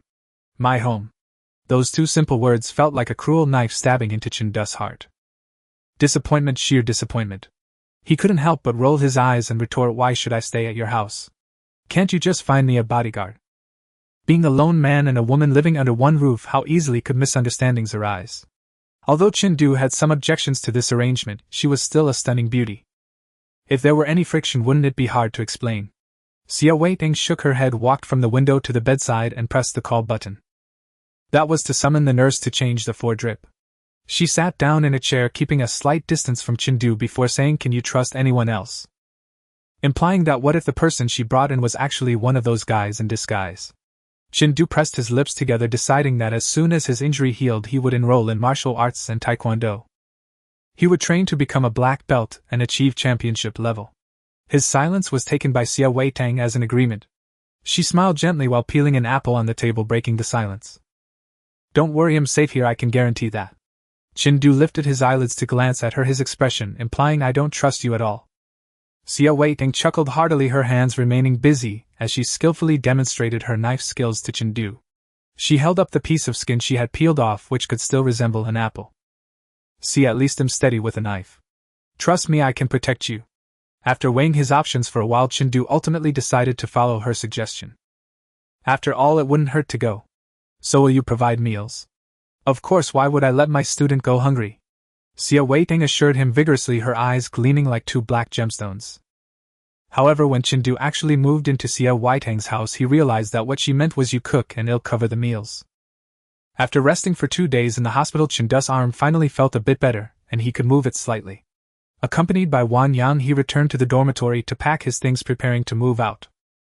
While helping him find clothes from the wardrobe, Wan Yang curiously asked, "Where are you planning to stay?" He had learned some details about what happened that night, and understood that Chendu was in a bit of danger, yet he was still curious about where he would choose to hide. Chendu was packing his personal belongings with his left hand, casually replying at a friend's house. After all, Xia Weiteng was his counselor, and it wouldn't be good for her reputation if it got out. A friend is the best disguise. Wan Yan nodded, not asking further, but instead sighed, "It would be great if you could stay at Jiang Yin Nan's place, that way you two could quickly strengthen your relationship." Speaking of Jiang Yin Nan, Chendu suddenly recalled something. He turned to Wan Yang, who was busy folding clothes, and whispered, "Did you tell her about the injury I sustained that day?" After Chendu was injured, he immediately messaged Wan Yang and Yuxin, urging them to pay attention to their personal safety without considering that Jiang Yin Nan might come looking for him. Now it seemed quite possible that his good brother had mentioned it to her. Sure enough, in the next moment Wan Yang nodded and proudly said, "Yep, how about that? A true brother, right? She fell into the water, you went to take care of her, you got injured, she came to visit. Isn't that how you two got close?" Wan Yang said with a mischievous smile, his mind automatically filling in the warm scenes of the two together, surely filled with affection and ambiguity. Then one careless moment the girl stumbled onto the hospital bed, and the boy reached out to help, only to twist his foot and kiss her. He was simply a genius. "Chendu, let me say thanks." He paused for a moment, recalling the bloody scene from that day, and couldn't help but shake his head with a sigh. The intention was good, but the goal wasn't achieved. In fact, it backfired, lowering the goodwill. However, no one could have predicted this. It was just unfortunate that he should not have agreed to Song Sheila, otherwise nothing would have happened. Wan Yang exclaimed in surprise, turning to look at him. "What happened? Where did it go wrong?" Chendu shook his head, unwilling to bring it up again. "Let's not talk about this anymore. While I'm out these few days, you all be sure to stay safe, try to travel in groups and avoid places with few people." He packed everything into his suitcase, placing it alongside his clothes. Wan Yang helped him pull the suitcase up and patted his shoulder sympathetically. "Don't worry, I'll take good care of myself. Let's go eat at the cafeteria together. After we eat, I'll see you off to the car." They were already in their senior year with hardly any classes left. Most had found internships and were preparing to start working. Wan Yang was also preparing to join a company, which meant fewer opportunities to eat together in the future. When the two arrived at the cafeteria, they arrived just in time for lunch. The younger students passing by cast concerned and sympathetic glances at Chendu. It was as if they were saying, "This poor guy, I wonder how he eats with his left hand." After 2 days of training, Chendu remained calm and collected. He steadily lifted the dish with his left hand and turned to walk towards a seat. Just then a delicate female voice came from beside him. "Senior." Following the sound, Chendu looked down and saw Yu Miao Miao at a nearby table. Her beautiful face stood out among a crowd of ordinary-looking girls. She had just finished getting her meal and looked at him in surprise. "You came to eat too?" Chendu nodded at her, casually asked the question, and then ignored her response, making his way towards Wan Yang. Yu Miao Miao picked up her meal tray and followed him like a little bee buzzing around him. "Senior, what happened to you to make you like this? That day everything seemed fine, how did his hand suddenly get injured?" Only a few friends knew about Chendu's injury, and it was not publicized in the college. Only a safety notice had been issued reminding students to be cautious and wary of criminals. So from Yu Miao Miao's perspective, she was unaware. Chendu sat down, took the chopsticks Wan Yang handed him, and leisurely replied, "I had a little accident, it's not a big deal." It was better not to make a big deal out of this. Yu Miao Miao sat beside him, glanced at his hand, and nodded thoughtfully. "You need to take good care of yourself. Oh, you can't eat beef, right? Otherwise it will leave a scar." She looked at the dish Chendu had chosen, and immediately became a bit anxious, whispering her warning. Chendu truly didn't know that eating beef could leave a scar. He looked blankly at his dish. "Really? Then he'll go get another portion." Though he wasn't overly concerned about whether his hand would scar, beauty was an important factor in his strategy, so he still needed to pay attention. Yu Miao Miao chuckled lightly and raised her hand to stop him. "No need to go through all that trouble, let's just swap plates." Saying this, she pushed her plate of stir-fried meat in front of Chendu and gently winked at him. "This is really delicious." "You don't have to. Are you rejecting me, senior?" "But I really haven't eaten yet." Yu Miao Miao blinked her watery eyes, looking a bit aggrieved, resembling a little puppy that had been abandoned. Chendu was about to refuse but swallowed his words. He couldn't help but recall that Yu Miao Miao had mentioned her family was in the restaurant business, and must have good taste. Her food should be quite good. After all, she just liked him and hadn't broken any rules. There was no need to treat it like a crisis. As long as he kept his distance, and didn't act ambiguously, everything would be fine. Then thank you? He pushed his plate of cumin beef towards Yu Miao Miao, and then lowered his head to prepare to eat. Wang Yang beside him was grinning, making faces at Chengdu. You're so lucky. I'm the pitiful one, not even a junior expressing concern for me while sick, let alone changing dishes. Chengdu shot Wang Yang a glare, picked up a piece of meat, and stuffed it into his mouth, muttering, "You can't keep your mouth shut even while eating." Wang Yang laughed heartily, making a zip-it motion with his hands, and began to eat seriously. Chengdu switched to a new disposable pair of chopsticks and resumed his meal. Whether intentional or not, he ate particularly quickly, and before Wang Yang even realized it, he had already stood up. I'm done eating, going to buy drinks. I'll wait for you outside. Enjoy your meal, Junior. With that, he quickly left, and the other two didn't even react. Yu Miao Miao knew he was avoiding her, feeling a little disappointed but not too much. It wasn't a big deal, the road to success is always winding. Wang Yang looked a bit confused and murmured, "Why did he eat so fast? Is he starving?" He then quickened his pace, finishing his meal in no time, and said goodbye to Yu Miao Miao. Then I'll be leaving first, Junior. Enjoy your meal. Yu Miao Miao nodded politely. All right, goodbye, Senior. She watched as Chengdu and Wang Yang disappeared through the door. Yu Miao Miao withdrew her gaze and noticed a key left behind at the spot where Chengdu had been sitting. Her eyes flickered as she picked it up and held it in her palm.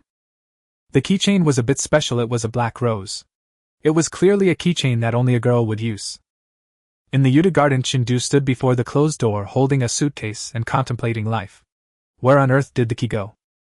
That day at the school hospital, when she decided to move into Xia Weitang's house to avoid the storm, she had given him a key. Before leaving, Chengdu remembered to have it in his pocket. But now it was gone. Did it fall on the campus path, in the cafeteria, or perhaps in the taxi? Chengdu couldn't figure it out, and didn't want to think about it for now. Anyway, he wouldn't be able to find it. He could only wait to contact Xia Weitang. However, her phone was completely unreachable. Chengdu looked at his handsome face on the phone screen, feeling a sense of helplessness rise within him. Damn it, why can't this woman, a counselor, be found at all times? Isn't today Wednesday? Shouldn't Xia Weitang be sitting in the office waiting for students to request leave or handle other affairs?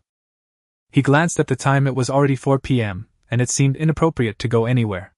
Just as Chengdu set the suitcase down, preparing to wait for Xia Weitang to return, the door suddenly opened from the inside. Huh! Why are you standing there foolishly at the door? A woman with wavy hair had come out to take out the trash and was surprised to see Chengdu at the door, instantly breaking into a smile. Her eyes were like crescent moons illuminating the entire corridor. Chengdu looked at her in astonishment, then lowered his head to check his phone and asked in a deep voice, "Why are you at home?" He thought she should at least be at work at this hour. Xia Weitang opened the door wider to welcome Chengdu in, and tilted her head to look at him, saying, "I'm off today." Chengdu paused, unable to resist asking, "Then why didn't you answer the phone?" The woman already walked into the foyer, waving her hand behind her without looking at him. "You called the work number. Of course I wouldn't answer outside of work hours. Time off is precious. Of course it shouldn't be disturbed by work matters," Xia Weitang stated with conviction, leaving Chengdu without a reason to retort. He pushed the suitcase inside and closed the door behind him. "You can stay in this room." Xia Weitang led Chengdu to one of the guest rooms, which was clean, tidy, and fully equipped, looking as if it had just been cleaned. But would she really do the cleaning herself? "I had a housekeeper do it." Xia Weitang smiled broadly at Chengdu, showing no signs of embarrassment. "Earning money is for spending it, otherwise why would I make money?" Chengdu had no interest in critiquing her lifestyle. He simply placed his things inside and informed Xia Weitang that he had lost the key. The woman raised an eyebrow, looking at him in surprise. "Did you really lose it, or is this a joke? You didn't go and have it duplicated, did you?" She stepped closer, narrowing the distance between them, speaking in a flirtatious tone. "If you want to keep my key, just say so. No need to get it duplicated." Chengdu scoffed as if Xia Weitang had told the biggest joke. "What would I want with your key? It's really lost. I wonder if they do mental tests when hiring counselors at the school. You really should get checked for narcissism and paranoia." Xia Weitang wasn't angry at being called out. Instead, she burst into laughter, reclining on the living room sofa with a relaxed posture. "Haha, just kidding. If it's lost, then so be it. In the future you can use a password to enter." Chengdu frowned slightly and asked in confusion, "If it can be unlocked with a password, why did you give me a key before?" Logically speaking, wouldn't a password lock be more suitable for someone temporarily staying? Xia Weiteng reclined against the back of the sofa, gazing up at him lazily. Because I'm lazy, I didn't bother setting a password before, so I just gave you the key. So that was your only key? Shindu caught on to the main point. Seems like it, the previous keys are all gone. Xia Weiteng didn't care, already closing her eyes. Instead, Shindu began to feel anxious for her. Aren't you worried about losing the last key? What if the password malfunctions and she couldn't get in? This woman was too carefree. Xia Weiteng pouted, her voice growing softer. What's there to worry about? I'm not worried. Shindu sighed helplessly, sitting on the other end of the sofa, taking out his phone to post a notice on the university wall. Such door locks are quite expensive, replacing one would cost a fair amount. This woman really didn't seem to care whether she had money or was just too carefree. Shindu felt it was still necessary to help look for it. After all, it was his fault for losing it, and he felt a bit guilty. After posting on the wall, he sent messages to friends like Wan Yang, asking them to help look for the key along the way. As he edited the message on his phone, he spoke to Xia Weiteng. If we can't find it, I'll call the master to come and get you a new one, don't worry. He had said several sentences but received no response. Shindu turned his head to take a look and found that the woman had nestled on the sofa, silent. She was breathing steadily, her expression peaceful, seemingly in a dream. Hey Xia Weiteng. Shindu called out to her, but as expected there was no response. He couldn't help but feel a bit angry and helpless. After all, he was a young male university student, and here she was carelessly sleeping before him, completely unguarded. Xia Weiteng really trusted him. However, her eyes were shadowed, suggesting she had stayed up late, which made Shindu feel a bit reluctant to scold her. Did you go ghost hunting last night? Shindu muttered to himself while going to the previous room to find a blanket. Bad woman, you'll look worse if you catch a cold. Although he scolded her harshly, his actions were gentle. He carefully covered the blanket over Xia Weiteng, pulling it up to her neck before preparing to leave.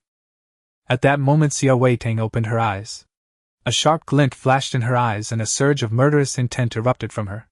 Her body reacted faster than her mind. With a kick of her long legs and a pull of her arm, Shindu found himself pinned beneath her. Of course, her other hand was also pressing against his neck, assuming an aggressive posture. In an instant, Shindu felt he was on the verge of suffocation, even breathing became difficult. Oh no, a murder. In the quiet house, a man was pinned to the sofa, unable to move. Chen's face flushed red as he hurried to pry Xia Weiteng's hand away. However, the woman's strength was surprisingly great. The veins on the back of her fair hand were clearly visible. Chen, restricted by his position, couldn't muster any strength. What do you want to do? The woman's tone was fierce, her gaze sharp, looking at Chen as if he were prey ready to be torn apart at any moment. Chen felt a choking sensation around his neck, struggling to breathe, his face contorted into a mask of pain. Let go. Perhaps Chen's pitiful appearance made Xia Weiteng feel there was no need to be on guard. She simply released her grip and climbed down from him. Cough, cough, cough. Chen covered his neck and began to cough, his face still reddened from the restraint. Why are you so close to me? I thought someone was trying to harm me. Xia Weiteng explained lightly, her demeanor calm. There was no trace of the guilt and unease one would expect after having choked someone. But Chen was no longer calm. He gasped for air, feeling a sense of relief from having escaped a near-death experience. This was the first time he had felt life-threatening danger since entering the game, and it had come from a woman. You ungrateful wretch! I just wanted to give you a blanket. Chen could not help but accuse Xia Weiteng, his tone far from polite. Who told her to be so ruthless?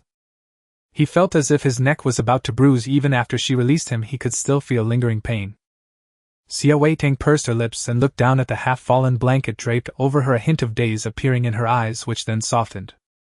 Sorry, I really didn't mean to. Just don't come near me when I'm sleeping in the future. It's dangerous. Like a lone wolf sleeping in the wilderness, still maintaining vigilance, ready to awaken and bite its enemies at any moment. For animals this may be instinct, but for humans it is a conditioned behavior developed through long-term training. Xia Weiteng could not control her actions. It was the shackles of her profession hidden behind her role as a counselor. Dancing on the edge of danger, she could not afford to relax. But it was strange. Why had she fallen asleep so easily just now? Clearly she had barely met Chen before, yet she could let down her guard in front of him. This seemed to be not a good thing for Xia Weiteng. A truly perfect tasker should not have any weaknesses or vulnerabilities. Xia Weiteng raised her hand to rub her forehead, feeling puzzled by this situation. Chen rolled his eyes at her and said sarcastically, Got it, it's my fault. I won't cover you again in the future. He lowered his head and tugged at the blanket on Xia Weitang, coolly adding, "Let you freeze to death." Xia Weitang was caught off guard as the blanket was tugged. She was pulled toward him. Chen was pinned down on the sofa for the second time. The fragrance from the woman enveloped him, a faint rose scent, strong yet not overpowering, just like the impression Xia Weitang left. Her long curls fell on Chen's collarbone, bringing a cold, ticklish sensation. The two locked eyes, seeing their reflections in each other's gaze. In that moment, time seemed to freeze and everything around them solidified. Xia Weitang gazed into the boy's clear eyes, feeling a flicker of confusion in her heart. He seemed to have a trustworthy face. Her mind involuntarily recalled their meeting in the bar, where he had not betrayed her even in a life-and-death situation. And a few days ago, when she was harmed, she had not considered telling him that she was the one behind it. Was this person someone she could trust? Xia Weitang felt as if she had drifted at sea for too long, desperately needing a place to stop and rest for a while. Chen's heart alarm bells rang loudly. This was bad. The bad woman was going to choke him again. He hurriedly pushed Xia Weitang away, but as he raised his hand, he unexpectedly touched her smooth skin as if he had brushed against her thigh. Xia Weitang let out a vague, ambiguous sound, her beautiful eyes teasingly looking at Chen as if accusing him of being inappropriate. Startled, he could only retract his hand and place it back on Xia Weitang's shoulder, helping her sit up. "I didn't mean to." Chen opened his mouth to defend himself. If he didn't clarify, it would be so unfair to be seen as a pervert by Xia Weitang. Xia Weitang glanced at her leg, then returned her gaze to Chen, a mysterious smile curling at the corners of her mouth. "I misunderstood you just now. It was my fault, but now we are even." "Meaning I choked you? You touched my leg 1 round each, all balanced out." Chen paused, murmuring, "I didn't do it on purpose." "Neither did I." Xia Weitang tilted her head, looking at him innocently, the laughter in her eyes nearly spilling over. "If you are still worried, I can let you touch again." Saying this, she shifted closer to Chen, even turning her body to facilitate his movement. Goodness, Chen thought to himself. Xia Weitang was setting a trap for herself. If he dared to move, he would probably have to let Wan Yang come and collect his body tomorrow. "No need, I'll clean up the room." Chen swiftly stood up and walked toward the room, choosing not to confront Xia Weitang. If he couldn't provoke her, he could at least avoid her. After getting through this week, he would definitely keep his distance from Xia Weitang. "Chen, I'm hungry." Just after taking 2 steps, he heard the woman behind him calling out as if she considered him free labor. Of course, Chen was not so easily exploited. He continued walking, snorting lightly. "Order takeout then." He wasn't a male nanny with no obligation to cook for her. "I don't want takeout, you cook for me." Just as Chen was about to turn around and retort, the next moment he heard her offer a high price. 300 for a meal, how about it? He paused for a moment but didn't turn back, continuing forward. Oh no, he was a bit tempted. Chen's identity in this world was just an ordinary kid from a regular family. His daily life relied mostly on scholarships and competition prizes, not exactly wealthy. If he was going to fight a protracted battle here, he needed to earn a lot of money. 500 for a meal. Xia Weitang started raising the price. Chen's footsteps halted, but he did not turn around. Forget it, 1,000, then I've already transferred it to you. The sound of a transfer notification came from Chen's WeChat. He took it out, and saw that indeed 1,000 had been transferred. He clicked to receive it, immediately turning around to agree. Deal. Then he turned and went to the kitchen, preparing to cook, full of enthusiasm, completely forgetting about his injured right hand. It was only when he prepared to start rummaging through the fridge that he realized he couldn't move easily. The man walked out of the kitchen looking resentful, which made Xia Weitang laugh. She clearly remembered that Chen was unable to move easily, and regretfully told him, "Wait until you're better to cook, I'll order takeout." Although she accepted the money, Chen still suspected she was just teasing him. But there was no evidence. Damn it. Suddenly a phrase popped into his mind. Poor Tom was played with in the palm of her hand. After staying in Xia Weitang's house for 2 days, enjoying a life of being pampered, Chen Du found himself somewhat unaccustomed. Although the meals were not prepared by Xia Weitang herself, they were at least ordered by her, and Chen Du ate alone. This woman simply couldn't cook. Every time she entered the kitchen, an accident would occur. However, since he was injured because of her, he felt justified in eating. On the 3rd day, Saturday, HR sent a message that prompted him to step out. The message was straightforward. Due to personnel changes, there was a temporary job that needed to be handed over to him with a compensation of 1/10 of the salary. Chen Du thought for a moment. Since the bandages on his hands had been removed, doing something simple was no problem. Moreover, it was just a matter of covering a shift for a day. He had nothing to do, so this opportunity seemed quite worthwhile, and he readily agreed. Upon arriving at the company, it was the same young lady from last time who greeted him. With a warm smile, she took Chen directly to the 21st floor and showed him to his workstation, briefly explaining the job requirements. You should know how to use Excel right. Organize these 3 documents as required, print them out, and deliver them to the 22nd floor. It will take some time and patience, but I believe you can do it. Chen nodded in agreement, sitting down to familiarize himself with the software before diving into the task. HR was pulled into the pantry, facing inquiries from colleague assistant Wu. What's going on? You called in an intern to cover for Lily's shift. Can he handle it? HR sighed, taking a sip of coffee before explaining. He's a top student from a technical university, so handling this task should be no problem. Besides, the president personally appointed him as an assistant, so having him come in to get familiar with things is also fine. Assistant Wu widened her eyes in surprise and peeked at Chen back through the pantry door. Oh. He was personally appointed by President Su. Then there shouldn't be any issues. After all, President Su never engages in unprofitable deals. But I'm quite envious. Where did this kid earn President Su's favor to have such luck? Back then she also went through numerous selections before becoming an assistant. HR curiously asked. By the way, has President Su found a male companion for the Jiang family banquet this evening? Assistant Wu shook her head, indicating she was unsure. I don't know, it's not my business today. She should be looking for her brother. When President Su attends such commercial banquets, she usually goes with her female assistant, but today is special and requires a male companion. Below, the high-rise vehicles flowed continuously, while above a group of busy workers hustled. In the meeting room 1 floor up, the company was holding a quarterly summary meeting for the sales department. A woman in a professional white suit sat at the forefront, listening to the reports from below with a serious expression. The department head, who had just finished presenting the PPT, looked at her nervously and whispered, President Su, do you think our submission is acceptable? Su Qingxue nodded slightly, her voice resonant. It's acceptable, but I believe there is still room for improvement. I want to see an overall performance increase of 3 in the next quarter. With this statement, the entire meeting room visibly deflated. Some people took a deep breath, while others exchanged desperate glances with their colleagues. Heavens help me, my life is at stake in this company. Su Qingxue seemed oblivious to her subordinates' emotions and proposed several measures for improvement, finally informing everyone.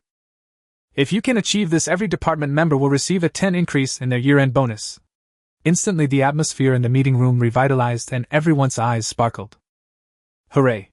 President Su is brilliant. Starting tomorrow, aside from eating, drinking, and other necessities, I will dedicate all my time to work. I love work. Although this newly appointed president was somewhat aloof and set high demands, the rewards she offered were genuinely generous. Unlike previous leaders who wanted the horse to run fast but didn't provide any grass.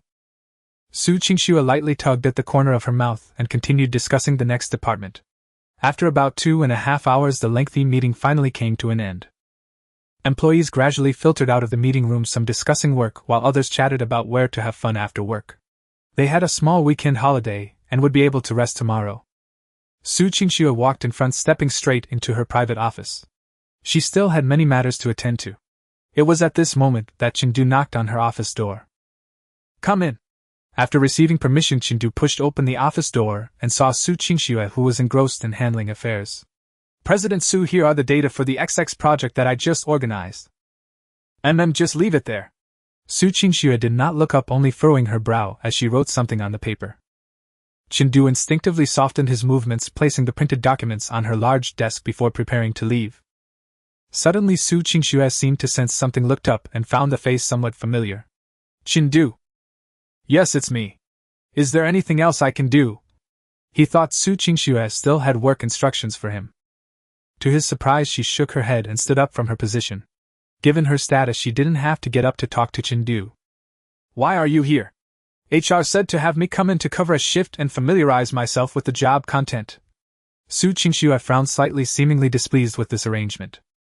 But in the end she said nothing more, walking around the desk to pick up the documents Chen had just processed, starting to review them as if evaluating his work results. This made him involuntarily hold his breath, feeling a bit nervous, reminiscent of the feeling he had when a teacher personally checked his homework in childhood. If she was dissatisfied, would this job be over? He might become the first unfortunate soul to be dismissed even before officially starting the job. Fortunately, Su Qingxue did not make things difficult for Chen. After a quick glance, she returned the documents to the table and encouraged Chen. You did well, although there are a few minor flaws, they do not overshadow the overall quality. Chen smiled broadly, feeling a surge of joy inside.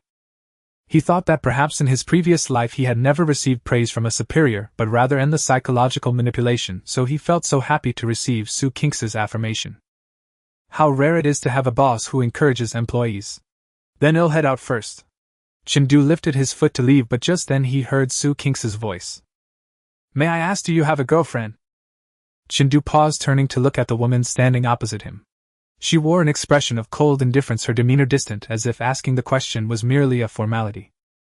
A hint of confusion appeared on Chen's face as he thought, what? Is it against the rules for someone in a romantic relationship to join this company? But I'm not a female employee and I won't be taking maternity leave. He decided to ask directly. Does this question relate to my job? Meaning if it doesn't, I can choose not to answer. After all, it was his privacy and he had the right to keep it. Su Qingxue slightly leaned forward, smiling at him, her face radiating openness. Because I've decided to transfer you to an assistant position.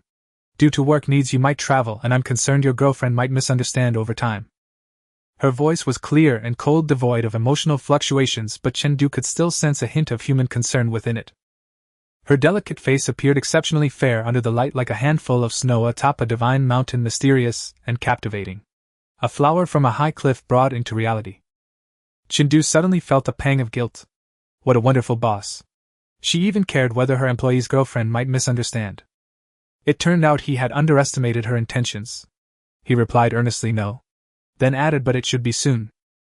Although the favorability from Jiang Yingwan is still at 65, as long as it rises above 85 it should fall within the ambiguous range.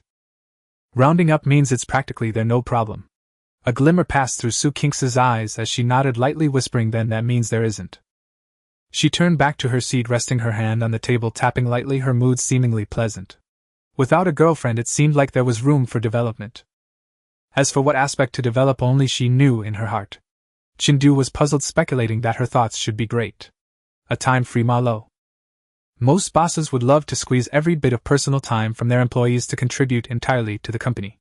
He silently lit a candle for himself, welcoming the upcoming grind of life. Then I'll take my leave. Su Qingxue slightly tilted her head, looking at Chen and said, tonight accompany me to an event, the salary will be calculated separately. Chen turned to refuse, but then he heard Su Qingxue say, it's the Jiang family. If you go, you should get to know some well-regarded bosses in the industry.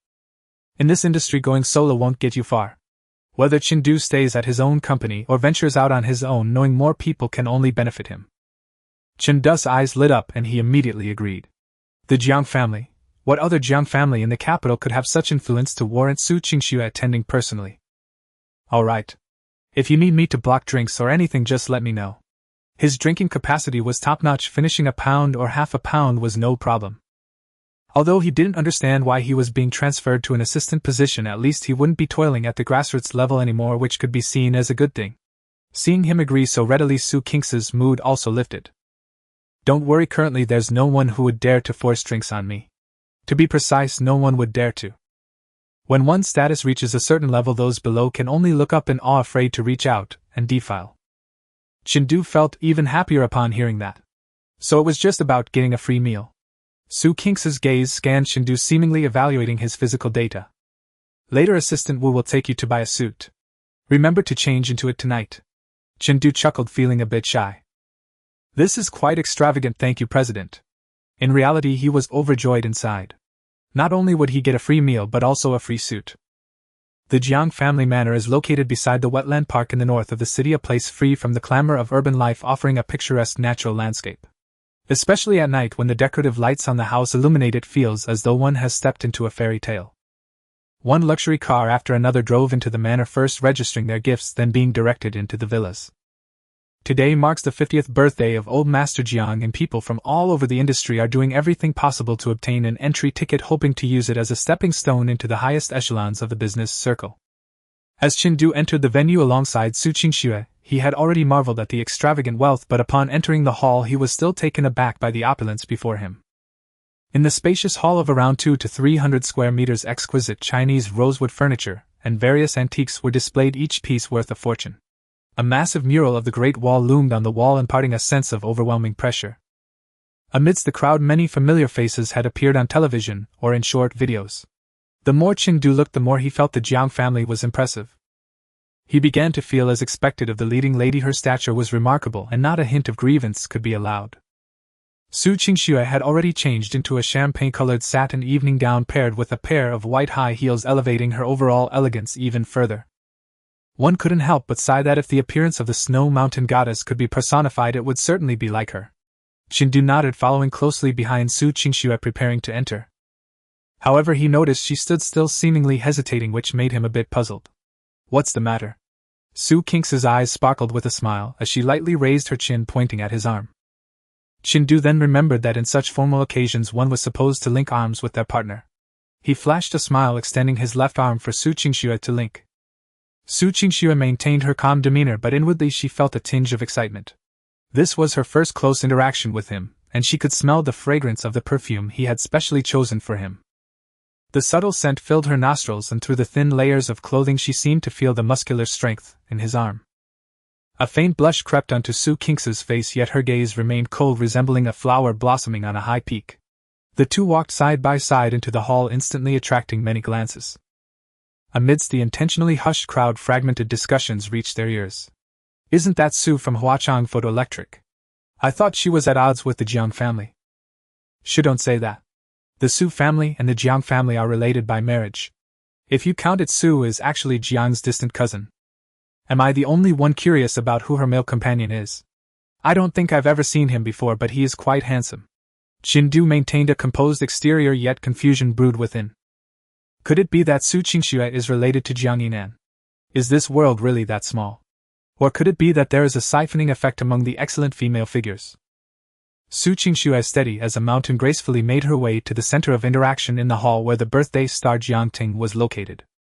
Upon her arrival, those around Jiangting instinctively stepped aside, granting Su Qingxue space. After all, she was a leading figure in the semiconductor sector. Who would dare be disrespectful? "Happy birthday, Jiang." Su Qingxue's voice was clear and cool, like water flowing through the mountains, impossible to ignore.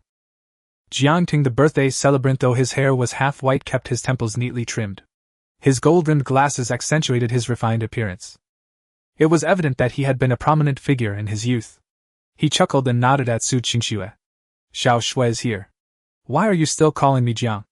Didn't I say you should call me cousin in private?" As rumored, Jiangting's mother was a cousin of Su Qingxue's mother, so it made sense for her to refer to him as cousin. However, Su Qingxue clearly did not wish to acknowledge this personal relationship, simply responding coolly, "I've gotten used to it." Those nearby began to mediate the situation. "Su is still young. If she doesn't want to be forced, it's fine. If you want to hear it, I can call her. Ha ha ha, Jiang already has 3 precious daughters. Isn't it enough to hear it from them?" Jiangting understood her character well and did not press the issue, instead chuckling and shifting his gaze to Chengdu, who stood aside. "Who is this?" Su Qingxue quietly introduced. "This is Chengdu, my assistant. He's quite capable. You can take a look at him if there's an opportunity in the future." What seemed like a simple statement caused several people to turn their heads. This was Su Qingxue's first time bringing someone along, clearly intending to elevate his status. Chengdu remained calm, nodding and greeting everyone. Faced with their questions and challenges, he handled them one by one. His demeanor, neither arrogant nor obsequious, elevated him in their eyes. At first glance, one might think he was merely a pretty face, but unexpectedly he truly possessed talent. Young people are formidable. Jiangting chuckled heartily, leading Su Qingxue to greet other executives. From this point onward, Chengdu had little to do. Su Qingxue instructed him to find a place to grab a bite to eat and to come find her later. Chengdu was delighted to have some leisure time and promptly agreed. The venue set up by the Jiang family was quite large, featuring not only the spacious indoor hall but also an outdoor lawn. There were plenty of food options available, including fruits, cakes, and champagne. Behind a tall bush in the corner, 2 people were engaged in conversation. "Why did you arrange for me to receive her? I don't want to go." Jiang Yinan frowned slightly, her voice not deliberately lowered, hoping to express her dissatisfaction. The girl finally displayed the capriciousness and impatience typical of her age, unlike the composure she maintained at school. Facing her was her second sister, Jiang Yashi. Though they were sisters, the atmosphere between them was clearly not good. Jiang Yaxi's expression was cold, and she showed little fluctuation when looking at her younger sister. "Neither father nor I have the time, only you can represent our sincerity. That woman's family can help elevate our family's business to the next level. Father hopes you can be wiser and not ruin things." Business, business, always business. Our family is already so successful, does father still have to sell himself? Jiang Yinan's face flushed, her eyes watery, resembling an angry cat. In Jiang Yax's eyes, this appearance was merely that of an ineffectual kitten, only making her want to laugh.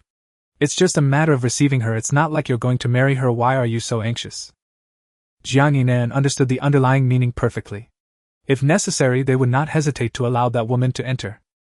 Like their father, her second sister prioritized interests over emotions. She clenched her fists, letting out a cold huff, expressing her intense dissatisfaction. I absolutely refuse. Our mother just passed away 2 years ago. I will never agree to let another woman come in as a stepmother. With that, she turned on her heel and walked away, ignoring her sister's calls from behind. Jiang Yashi stood alone, watching her sister's retreating figure, her expression slightly grim. What use is love and affection, silly sister? Only power and money will never betray you. Beside the Jiang family villa, there is a vast lake where white swans glide peacefully, creating a serene scene. Benches are placed by the lake for people to rest. At this time, everyone is either inside toasting and chatting or indulging in a feast on the grass, leaving the area nearly deserted. It is this very environment that allows Jiang Yinan to sit quietly on a bench and daydream. She can no longer recall how many times she has erupted into arguments with her family over her father's marriage. Everyone envies her for being the daughter of the Jiang family, enjoying endless wealth and glory. Yet no one knows the kind of environment she grew up in. The shattered bowls, the damaged furniture, and the endless quarrels are all etched in her mind, impossible to erase. Her competitive father, her deceased mother, her estranged elder sister, and her indifferent second sister, these are all her family. This is not a joke nor a cold humor. Jiang Yinan wondered, will there come a day when she too would be cast aside, becoming a mere pawn in a game of profit? A gust of wind blew, and she suddenly felt a chill. It was at this moment that Chengdu noticed Jiang Yinan sitting alone on the bench.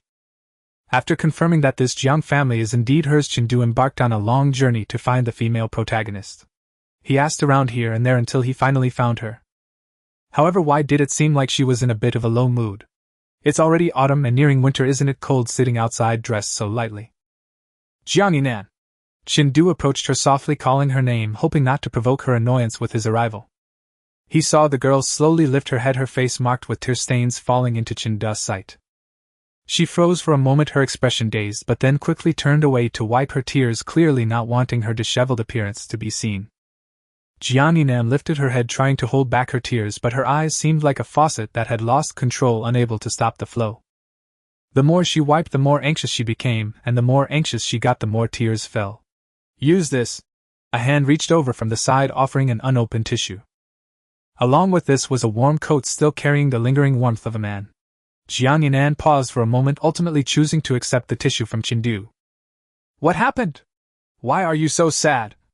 Chengdu spoke gently, sitting down beside her, ready to be a patient listener. Jiang Yinan felt a lump in her chest, stifling her with no place to vent. She shouldn't have shared these things with Chengdu, but today was strange, her emotions were a bit out of control. Perhaps it was because her elder sister hadn't returned home today, or perhaps it was because her father, who was solely focused on his career, was about to marry a new wife. My dad is about to marry a new wife, but my mom just passed away 2 years ago. Her tone was calm, as if she were discussing someone else's affairs. But only Chengdu, sitting beside her, could see the brokenness and struggle in her eyes. The poor female protagonist, burdened with such a heavy background, it seems that having a wealthy family is not necessarily a good thing. Chengdu felt a pang of sympathy for her, and then comforted. The deceased are gone, cherish the living. This meant that those who have passed cannot be brought back, so it's better to cherish those who are still alive. Who cares what they're doing as long as they're happy? However, such a response clearly did not satisfy Jiang Yinan. She let out a cold laugh, gazing at the white swans gliding across the distant lake, and said to herself, Yes, he didn't cherish my mom when she was alive. What concerns does he have now that she's gone? When young, he claimed it was true love. Now that he's old, he can say the same to someone else. Jiang Yinan had witnessed all the sweetness and bitterness in her parents' love, ultimately leading her to dare not easily give her heart, nor to easily like someone. Chengdu, are all men just big pigs? Jiang Yinan knew she was asking a childish question, but still posed it. Yes, all men are big pigs. If you don't like them, you can chop them up and stew them. Chengdu raised an eyebrow, providing the answer Jiang Yinan wanted to hear. This apt description instead lightened the mood. Jiang Yinan let out a laugh like a lily blooming in the night, pure, beautiful, and captivating. Chengdu looked at her with sympathy, reaching out to pat Jiang Yinan's head as a gesture of comfort. I never doubt sincerity, but sincerity can change in an instant. Nothing is eternal. Jiang Yinan felt a bit dazed by Chen Du's gentle words and the warmth above her head. She looked closely at Chen Du, asking softly, "So when you say you like me, it can change at any time, right? You'll easily like someone else, want you? Just like my father. Men are the same." Chen Du was taken aback for a moment, blinking slowly before saying, "I'm not a fickle person. Once I commit to something, I won't easily change. Feelings are the same." Jiang Yinan took his hand away, speaking earnestly. "It's still possible for them to change. You know, words like forever and impossible are rarely used in our engineering field." Chen Du smiled, continuing, "In our electronics major there's a term called the ideal state, meaning perfect and unachievable." His magnetic deep voice was carried by the wind into her ears. "Clearly many protagonists and supporting characters we read about in novels also represent an ideal state. Because in real life no one would love you unconditionally like the characters in novels. When we read novels, we search for our own fragments among the various characters, that part we long for but cannot attain. Upon encountering such characters, you first feel touched and happy, then you are overwhelmed with tears, knowing that this is idealized, illusory, and unattainable." Jiang Yinan raised her gaze and saw his deep peach blossom eyes filled to the brim with her reflection. She heard him say, "I may not reach the ideal state of loving you, but I will strive infinitely closer to it." In that moment her heart raced wildly, like fireworks blooming inside, bursting forth in clusters, making her elated. It must be admitted at this moment Chen Du possessed a charm that stirred her heart. Current affection level for Jiang Yinan 78. At 8 o'clock the banquet officially began. In the resplendent hall under the spotlight, the renowned Jiang Ting made his grand appearance with his proud second daughter. To his left stood a woman in her 30s or 40s, smiling gracefully, exuding an air of the hostess. "Esteemed guests and friends, welcome to the gathering." Jiang Ting spoke eloquently on stage while the audience erupted in applause and cheers. Below the stage, Chen Du accompanied Jiang Yinan, quietly eating in a corner. The girl occasionally glanced at the stage, unable to hide the mocking expression on her face. "Did you see? The woman next to my dad, isn't she quite young?" Jiang Yinan held a glass of red wine, half of it already consumed. Her small face was flushed, and her eyes sparkled with a watery sheen. Chen Du had no interest in other women, but feared that if she drank too much she might lose control and disrupt her father's banquet, so he nodded, indicating he acknowledged her observation. Jiang Yinan continued, "She is 13 years younger than my dad and 7 years older than my eldest sister. Soon I'll have to call her little mom." She curled her lips, her gaze shifting from the stage to the wine glass in her hand, her voice growing softer. "In the future fewer and fewer people will remember my mom. They say a person's death occurs 3 times: biological death, sociological death, and finally when they are forgotten by everyone. When someone dies, it's like a light extinguishing, only the living remember them, otherwise they are truly gone." Jiang Yinan felt sorrowful that even her own relatives looked down on this, treating it merely as a fair transaction. A hand rested gently on her shoulder, patting her lightly. Chen Du whispered to her, "As long as you remember, that's enough." Jiang Ting had finished speaking and the banquet officially began. Jiang Yinan's second sister Jiang Ye, she hurriedly searched for her younger sister's figure, hoping she could come over to help keep her company. Unfortunately, the venue was too large and her sister was not moving closer, making her hard to find. Thus she could only grit her teeth and persist, honing her ability to navigate social situations. Jiang Yinan noticed her sister's gaze but did not make a move. "Chen Du, I want to be willful just this once. Is that okay?" She, who had always been obedient and docile, also experienced moments of fatigue. Even a marionette would eventually require repairs. "Of course you can," Chen Du replied, glancing at her with some concern. This occasion was not solely dependent on her presence, with Jiang Yinan's sister covering for her, and her lack of authority. Since she hadn't yet joined the company, those people wouldn't treat her with any courtesy. After receiving a positive answer from him, Jiang Yinan revealed a relieved smile. She tilted her head back for another sip of red wine before setting the glass down with a thud on the table. "All right, I need to go help. I was just joking earlier." The girl stood up and walked resolutely toward her family. It was as if the person struggling in the pool ultimately chose to return to the center of the water. Chen Du stood in place, watching the protagonist set by this game return to her original position, presenting a fitting smile as she spoke with friends and family. It seemed as though the earlier feelings of disappointment were merely an illusion. There was a sense of absurdity, like a paper character awakening, yearning to break free from its confines, yet ultimately returning to silence. This was the first time Chen Du felt lost in this game world. It seemed not merely a virtual realm, but an incredibly real parallel world, indistinguishable from real life. Strangely, although he had raised Jiang Yinan's favorability, he could not bring himself to feel happy. She seemed not just a flat created game character. What are you looking at? Su Qingxue approached, her voice cold, and her appearance striking. In her ice-like eyes there seemed to be a hint of thawing in response to the lively atmosphere of the evening. Nothing much. Chengdu shook his head, not revealing Jiang Yinan's matters to her. Care for a drink? Su Qingxue raised the champagne in her hand, her gaze gentle. Chengdu, feeling somewhat agitated, nodded, clinking glasses with her lightly before downing a gulp. The cool wine flowed down his throat, leaving a malty aftertaste seemingly truly effective for easing worries. No wonder people say that wine drowns sorrows. When the brain's nerves are numb, there is no need for thought. Su Qingxue seemed to sense his agitation and sat quietly beside him, pouring him glass after glass of wine. Under the bright lights she could clearly see the angles of Chen Du's facial muscles, his sharp profile, and his prominent nose. Each feature wasn't perfect, but together they reached a striking level of allure. No wonder she felt a small shock the first time she saw him in the mentor's office. Such a face was difficult to forget. Su Qingxue's gaze deepened as she swirled her wine glass, seemingly deep in thought. The quiet atmosphere between the two lasted an unknown duration until interrupted by a gentle voice. Auntie, why are you hiding here? It was Jiang Yinan's voice. Chengdu slowly turned his head, confirming she stood before him though not addressing him. She called Su Qingxue auntie. It seemed the rumor he had heard earlier was true. The Su family and the Jiang family were indeed related. This senior sister appeared young, but her status was quite high. Su Qingxue looked up at her niece, whose bloodline had been diluted to an unknown extent, and gave a gentle nod. I don't like crowds, Jiang Yinan said with an appropriate smile. She took a glass of wine from a nearby server with a buzz cut and said to Su Qingxue, Thank you for taking the time to attend my father's birthday banquet. The blush on her face was very apparent, even more so than when she had left Chen Du's side, clearly having drunk with many people. This silly girl didn't know to switch to plain water. Why was she so earnest? Chengdu frowned slightly, his gaze filled with concern. Su Qingxue gently curled her lips and said softly, It's the least I can do, considering our families have a deep cooperative relationship. Jiang Yinan understood that this auntie was not very satisfied with her own family. With a slight grip on the wine glass, Jiang Yinan's hand was suddenly seized. I'll drink for you. Chengdu swiftly took the glass from her hand and downed it in one gulp, giving her no chance to stop him. Observing his actions, a flicker of dark light crossed Su Qingxue's eyes and her gaze toward Jiang Yinan changed slightly. The person was brought by her, yet he hadn't blocked a single drink for her. Now he first drank for someone else. Under the shimmering lights, the expressions on everyone's faces were clearly visible. Jiang Yinan stared at the glass of wine that Chengdu had emptied, feeling somewhat dazed as she blankly looked at him. He could have just taken a sip, why did he drink it all? Su Qingxue's expression grew colder, yet she spoke with calmness.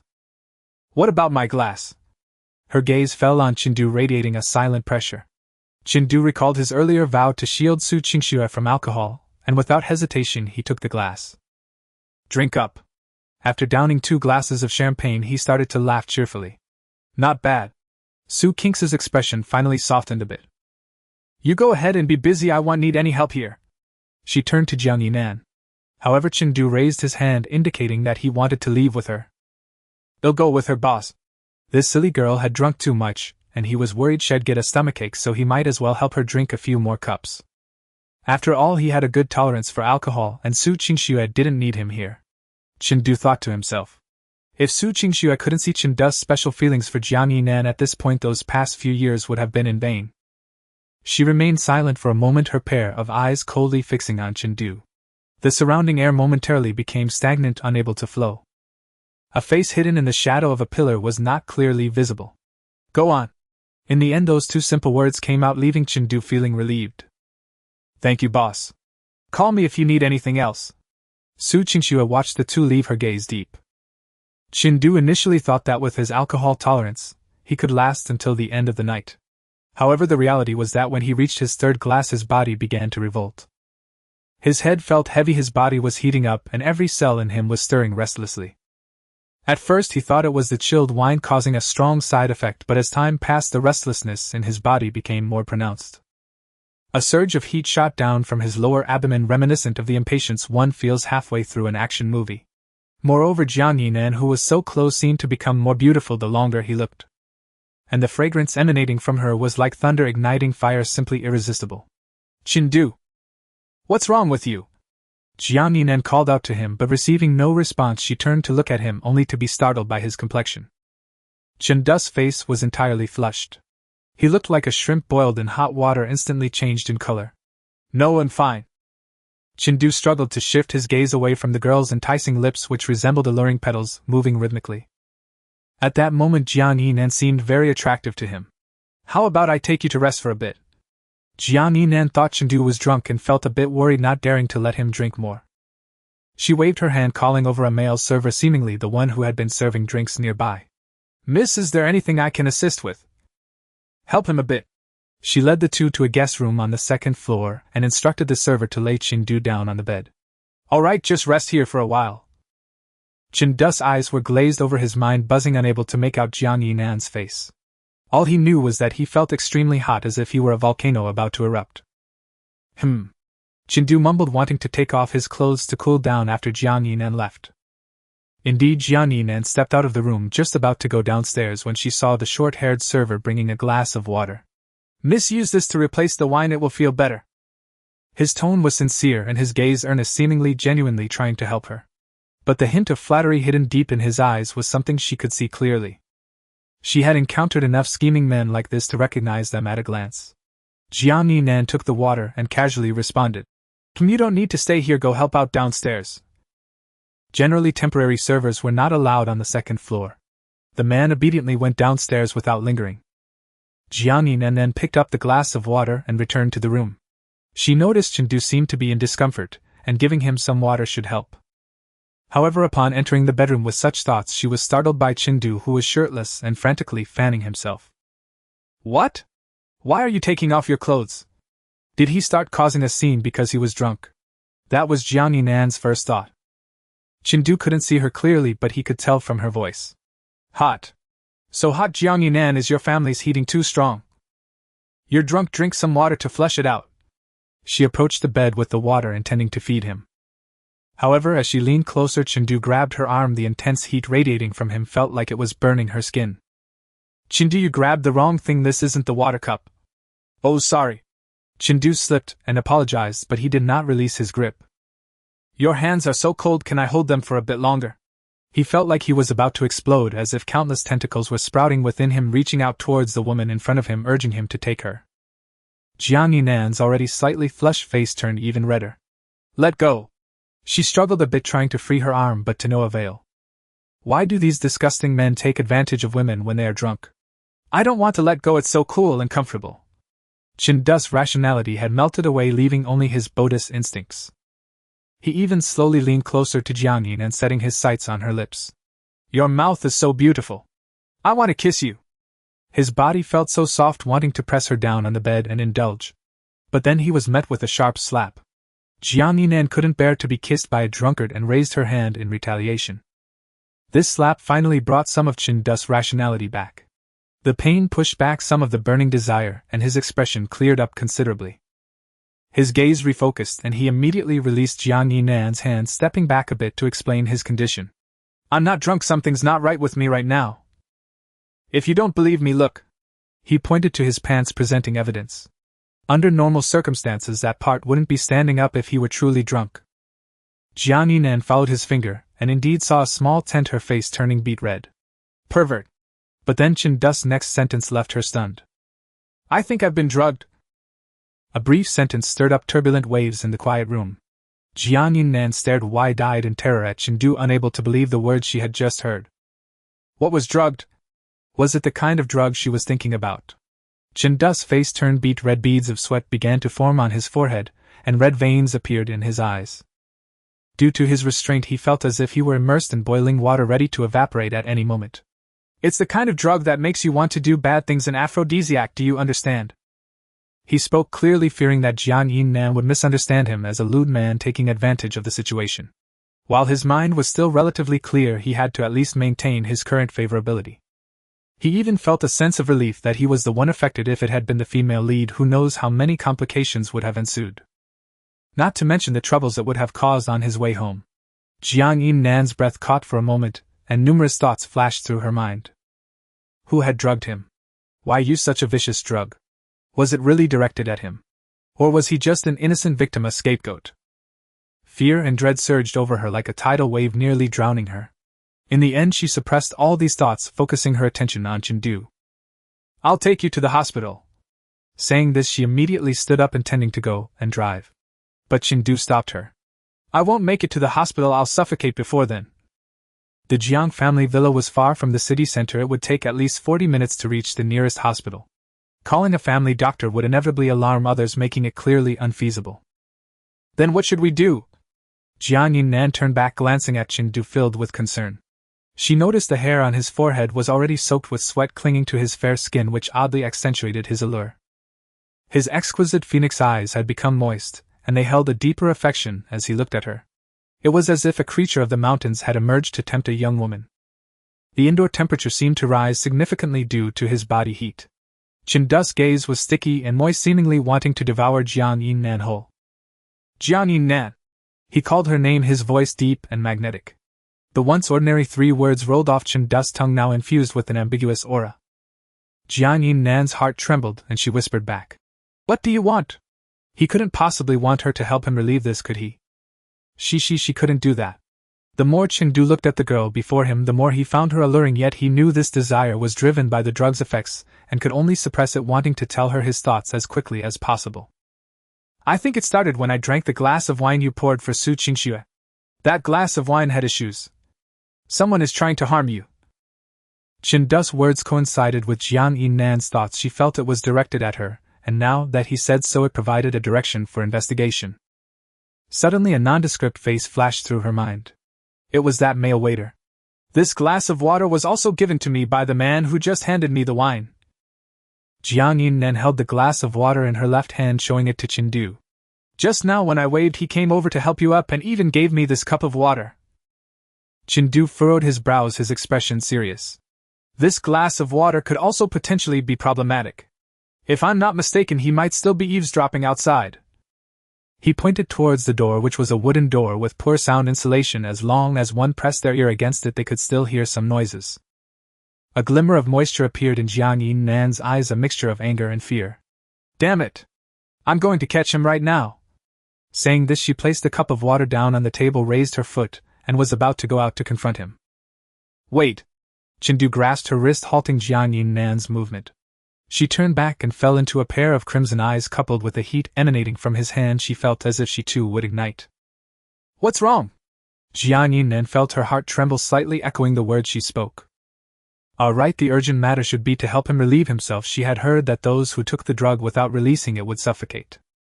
Her eyelashes trembled slightly, her gaze instinctively looking down. In an instant it was as if she had been burned, and she quickly averted her eyes. How terrifying. No, she really couldn't do it. Why she was so scared. Chen had no idea where Jiang Yinnan's thoughts had wandered. He gritted his teeth to calm himself, and then said solemnly, "Don't you want to catch the big fish behind him?" Chen tightened his grip on Jiang Yinnan's hand, feeling the heat radiating from his breath. Even the unclear visage of the woman before him felt like it could burn him clean. His fingertips unconsciously caressed her delicate skin, hoping to alleviate the desire and ambition surging within him. It felt unbearable.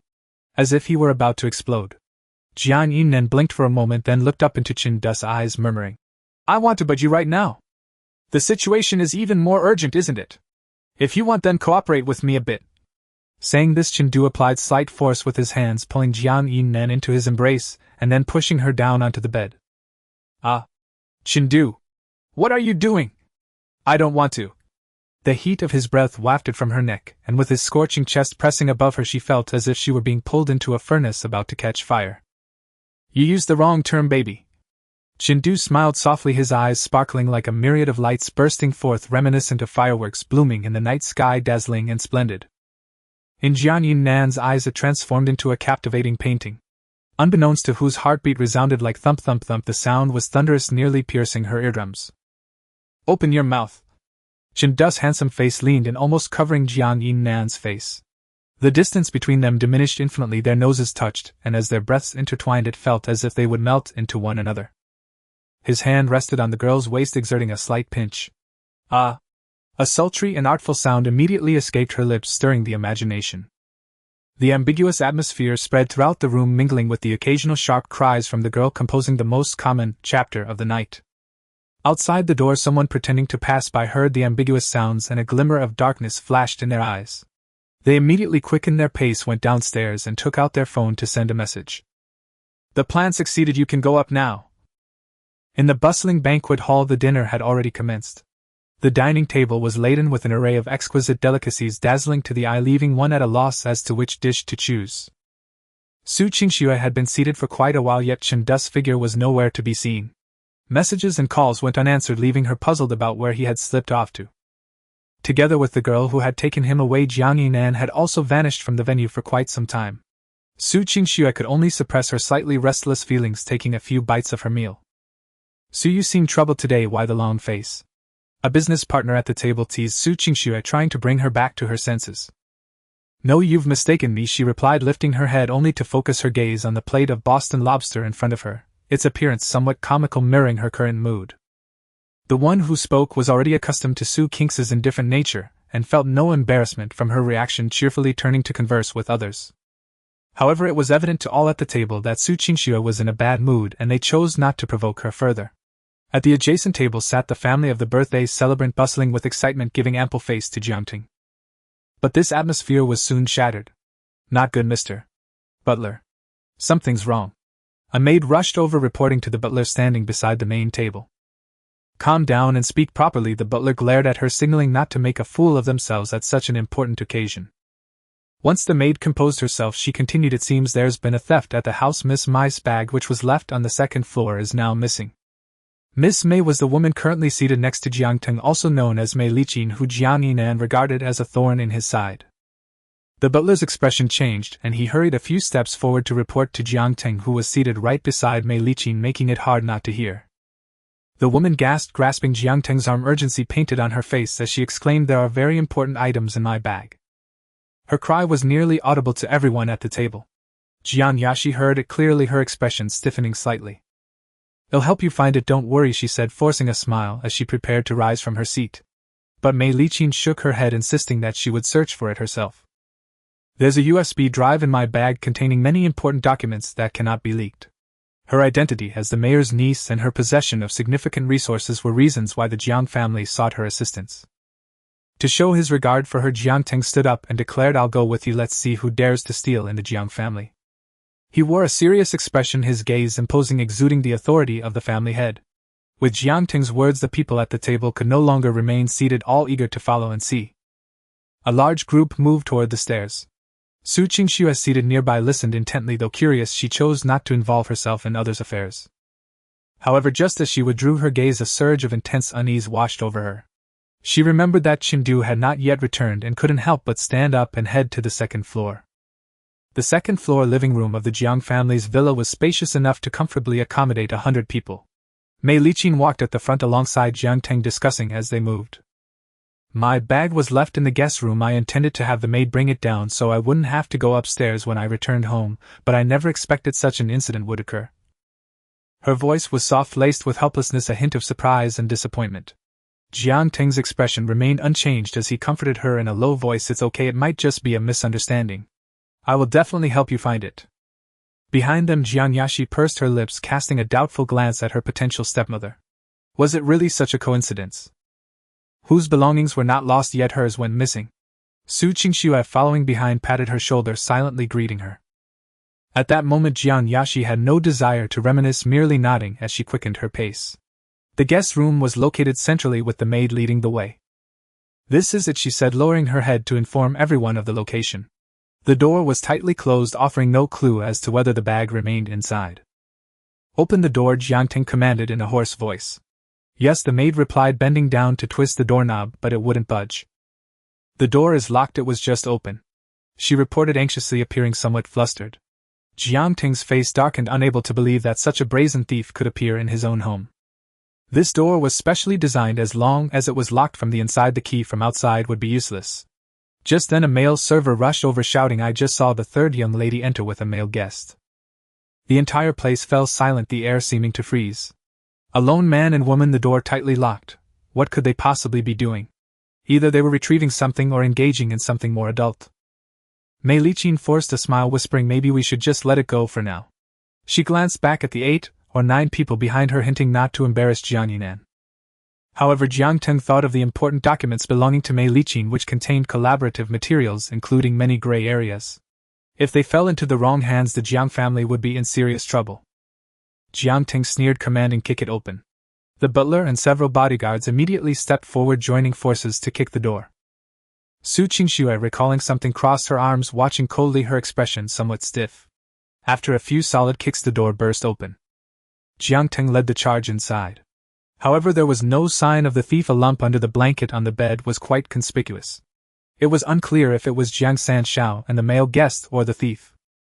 Jiang Teng exchanged a glance with the butler, who immediately approached and lifted the blanket. A fuzzy head peeked out, revealing a fresh and unique face. Her complexion was rosy, her eyes dazed, and she appeared somewhat annoyed. "What are you doing?" It was Jiang Yinan. "Xiao Nan, what are you doing here?" Mei Liqin gasped as everyone caught sight of Jiang Yinan lying on the bed. Jiang Yashi stepped forward to look at her sister. She could not have stolen Mei Liqin's bag. Her younger sister was not a thief. Even if we considered it from a different angle, the bag held little value, unworthy of a Jiang family daughter. However, another possibility could not be ruled out. Perhaps the third sister had taken her bag out of spite against Mei Liqin. Jiang Yashi did not believe her sister would do something so foolish, yet she was indeed present in that room. Everything before her felt somewhat surreal. What exactly was going on? Under the night sky, the Jiang family was lively, not only on the first floor but also in the guest rooms on the second floor. Beneath the bed, a group of people watched intently, while on the bed lay Jiang Yinan, a girl isolated and defenseless. They either questioned her about how she ended up here or whispered among themselves, speculating the truth of the matter in what they thought were hushed tones.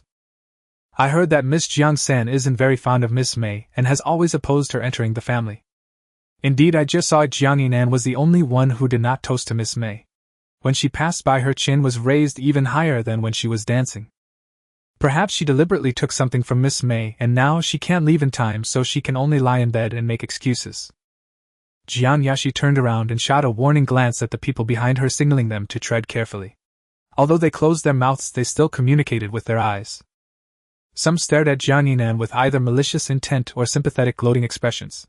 It is human nature to revel in chaos. Moreover, this was happening in the Jiang family during Jiang Teng's birthday banquet, making their family's disgrace even more exciting.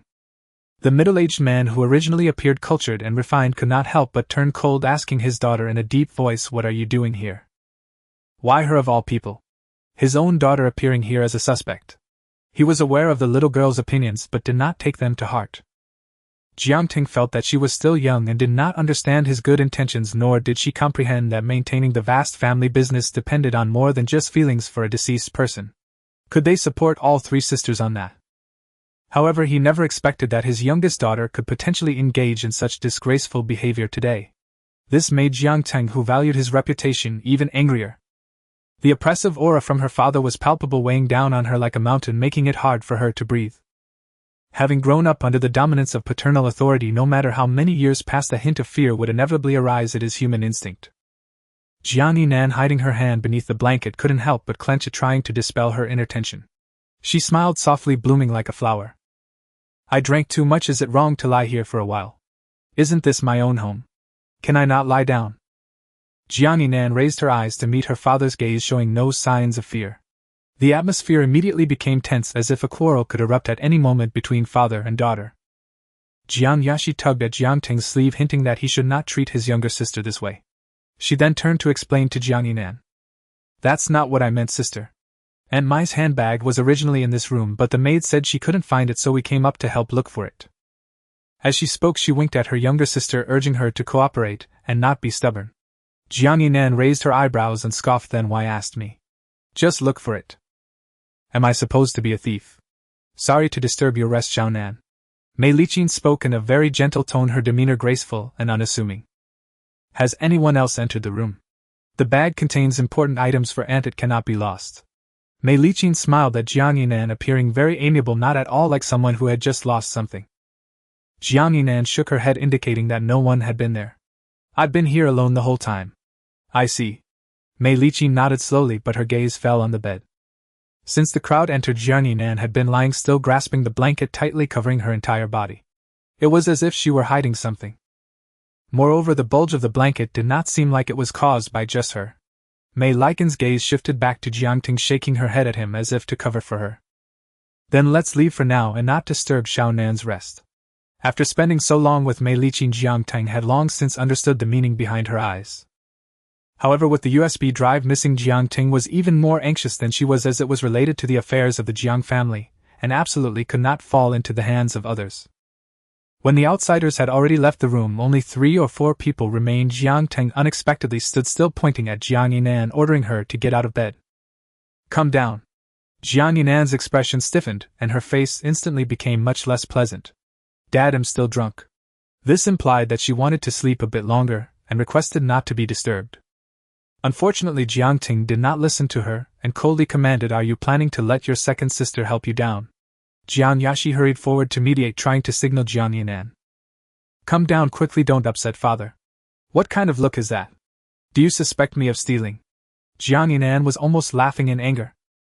It turns out today was a series of traps, one after another, not afraid that Jiang Yinan would fall into them. If that glass of wine had not been drunk by Chen but by her, wouldn't she be the one being watched like a monkey? It's not that we suspect you, third sister. A clear conscience fears no accusation. Since someone is uneasy, let her prove it. Jiang Yashi could not bear to watch any more. Their father seemed to have indeed not taken his younger sister seriously. Moreover, Mei Liqing's behavior today was somewhat unusual. She needed to help her younger sister a bit. Jiang Yinan rolled her eyes and shouted, Whoever suspects someone should provide evidence.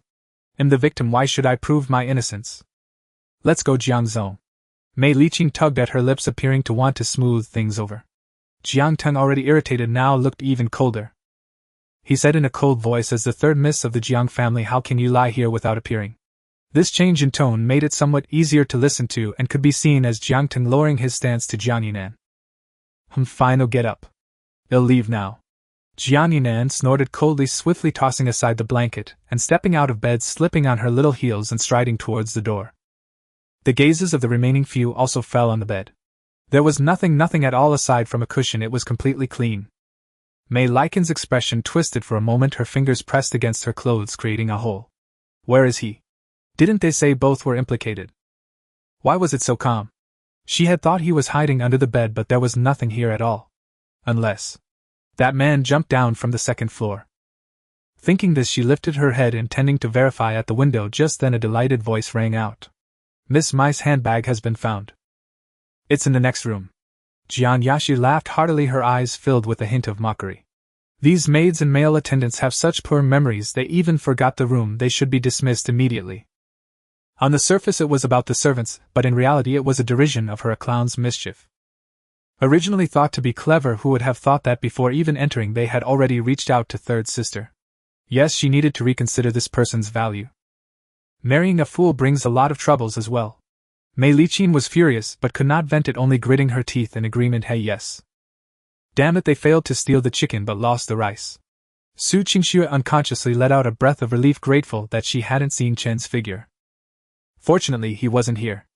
Otherwise, the reputation of Jiang's third miss mixing with a man on her father's birthday would surely reach Jiang Teng's ears, and he would not let him off the hook.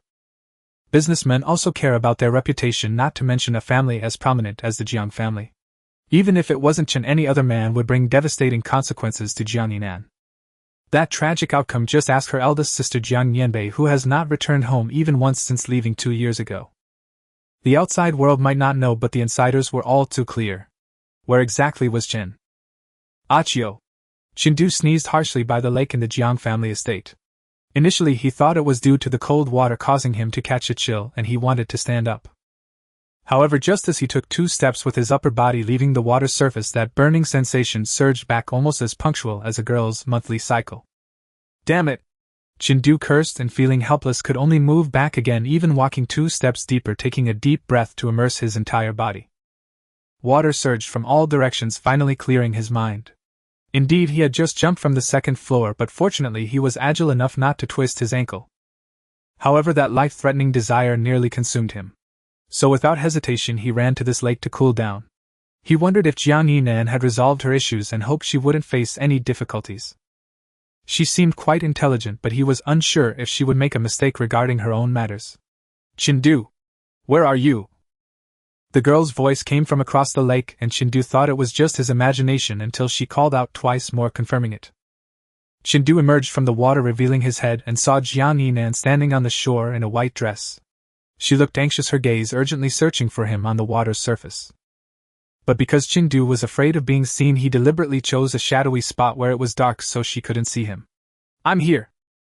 Chindu moved 2 steps to the side, exposing his body, and waved at Jiang Yinan so she could see him. Are you okay? Jiang Yinan quickly shifted her position, moving from the light into the shadow, closing the distance between them. Now both could clearly see each other's expressions. Seeing the man's face was still flushed red with his brows tightly knitted and looking quite uncomfortable, Jiang Yinan couldn't help but feel worried. Let me find you a bathroom. It's not suitable to stay in the lake like this. Anyone could come at any moment. Soon Jiang Yinan brought Chindu to another building where there were fewer people and no one would question them. You go and I'll fill the tub for you. Jiang Yinan pointed to the bathtub, then began to turn on the tap. Cold water slowly rose from below, but the speed was too slow to alleviate the heat in Chindu's body. I feel terrible. His eyes were already glazed over. Although they were open, he could not see anything clearly, unable to focus. The fragrance of Jiang Yinan filled his nostrils, and the smooth, delicate skin he touched belonged to her. An unprecedented, intense desire roared within him, threatening to consume her. Chindu! Wake up! Jiang Yinan's hand was caught by him. Lowering her head, she saw his flushed eyes and face, a true portrayal of unfulfilled desire. Let me rub against you just once. He lifted Jiang Yinan's hand, placing it beside his face, gently rubbing against it like a piece of fine jade, cool to the touch, alleviating his heat. You rubbing against me won't work.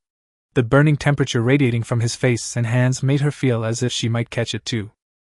Jiang Yinan's voice unconsciously trembled. She was afraid that Chindu holding back like this would lead to something happening.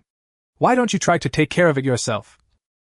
The ultimate effect of the medicine was to release desires, whether it involved another person or not. As long as he could let it out, that would suffice. The girl's expression was very serious, though a bit shy. She was indeed thinking of Chindu. Her gaze involuntarily shifted downward, landing on his upper body, and she indeed saw that it had transformed from flatland into a high ground. Jiang Yinan quickly averted her gaze, looking elsewhere, her face already flushed. All right, you can go out first. At this moment Chindu was unusually obedient, listening to whatever she said. He even let Jiang Yinan leave on her own, except for holding onto her hand tightly. Jiang Yinan. Then I'm leaving. She forcefully broke free from his grip and walked out of the bathroom without looking back, kindly closing the door behind her. Not daring to look back, she had just caught a glimpse of Chindu unbuckling his belt. The tomato won't allow it to be written. The sounds of movement mixed with the sound of running water made Jiang Yinan's face grow increasingly red as she sat outside. Her mind couldn't help but wander. Unwelcome images began to emerge and flit about. How long would this take? Would the medicine harm his body? Time flowed slowly and the noises in the bathroom grew quieter until they finally faded into silence. Jiang Yinan regained her senses, frowning at the door, unable to help but call out Chindu's name. Chindu, are you alright? No response. It was eerily quiet. Silence spread throughout the room, an invisible hand gripping Jiang Yinan's heart. Why wasn't he answering? Had he fainted from the heat? Knock, knock. Jiang Yinan reached out to knock on the door, and finally there was a sound from inside. I seem to be unable to handle it anymore. Chindu's voice was no longer as calm as before. It was filled with a hint of a whimper, a desperation that came from the piled-up desires, clearly just a step away from release, yet utterly unable to go further. Jiang Yinan's heart trembled. She felt she could sense Chindu's despair and helplessness. Biting her lower lip, she made a decision that even surprised herself. Chindu had sheltered her from disaster. She couldn't just watch him suffer without doing anything. The suffering that should have befallen her was now being borne by him. When both concern and affection arose, Jiang Yinan could no longer distinguish which feeling was stronger. The girl's hand trembled slightly on the doorknob, but in the end she resolutely pushed open the door. I'll help you. When Jiang Yinan pushed the door open, Chen had already lost perception. His eyes were tightly closed, his brows furrowed, and he was dousing himself with the shower, the water temperature set to the lowest, hoping to alleviate the restlessness within his body. Strangely, while cooking at home it usually only took him about 20 minutes, but today he couldn't manage it no matter what, whether it was due to that cup of wine or something else. Chen felt like an expanding balloon about to burst at any moment, and it would be that kind of explosion that sprayed blood everywhere. As the effect of the medication intensified, his perception of the external temperature ceased to have any effect on him. He could only vent it out to survive. Such a contradiction could not be resolved, thus only torturing his body. A cold hand grasped Chen's arm, gently taking the shower from him, and softly said, "Stop using that." Chen suddenly opened his eyes, seeing Jiang Yinan's shy face. "How did you get in?" Get out. The surprise in his tone and his bewildered expression focused on her, making Jiang Yinan feel that this adventure was worthwhile. At the last moment he didn't act on his desires to harm himself, and even immediately urged her to leave. The same situation happening to different people would lead to entirely different outcomes. Jiang Yinan momentarily dazed, then her gaze became resolute. I'm here to help you. She lowered her head and saw the source that had been tormenting Chen. The temperature on her face rose sharply, her eyelashes fluttering slightly, as she immediately averted her gaze. But thinking that she was here to help, she looked back again. Chen instinctively moved back a bit, refusing. No need. Jiang Yinan was the female lead. How could someone so proud lower herself to help him? Damn it, could it be that the drug had hallucinogenic side effects? Although physical interaction to some extent can enhance feelings, he was currently in a supercharged state. Being too eager could hurt her. I won't let you suffer alone. She smiled gently. In the next moment, Jiang Yinan's words shattered Chen's daydream. Huh. Oh. It wasn't like that, so it was fine. No, this was still quite surprising. Chen's heart skipped a beat. The previously shielded sensation seemed to return. His gaze darkened considerably as he looked seriously at Jiang Yinan and asked, Are you sure? Do you know what you're saying? The girl replied with a firm voice. I know. One of the happiest moments in the world is to be chosen decisively by someone. Regardless of the degree of choice, it brings a sense of being valued and cherished.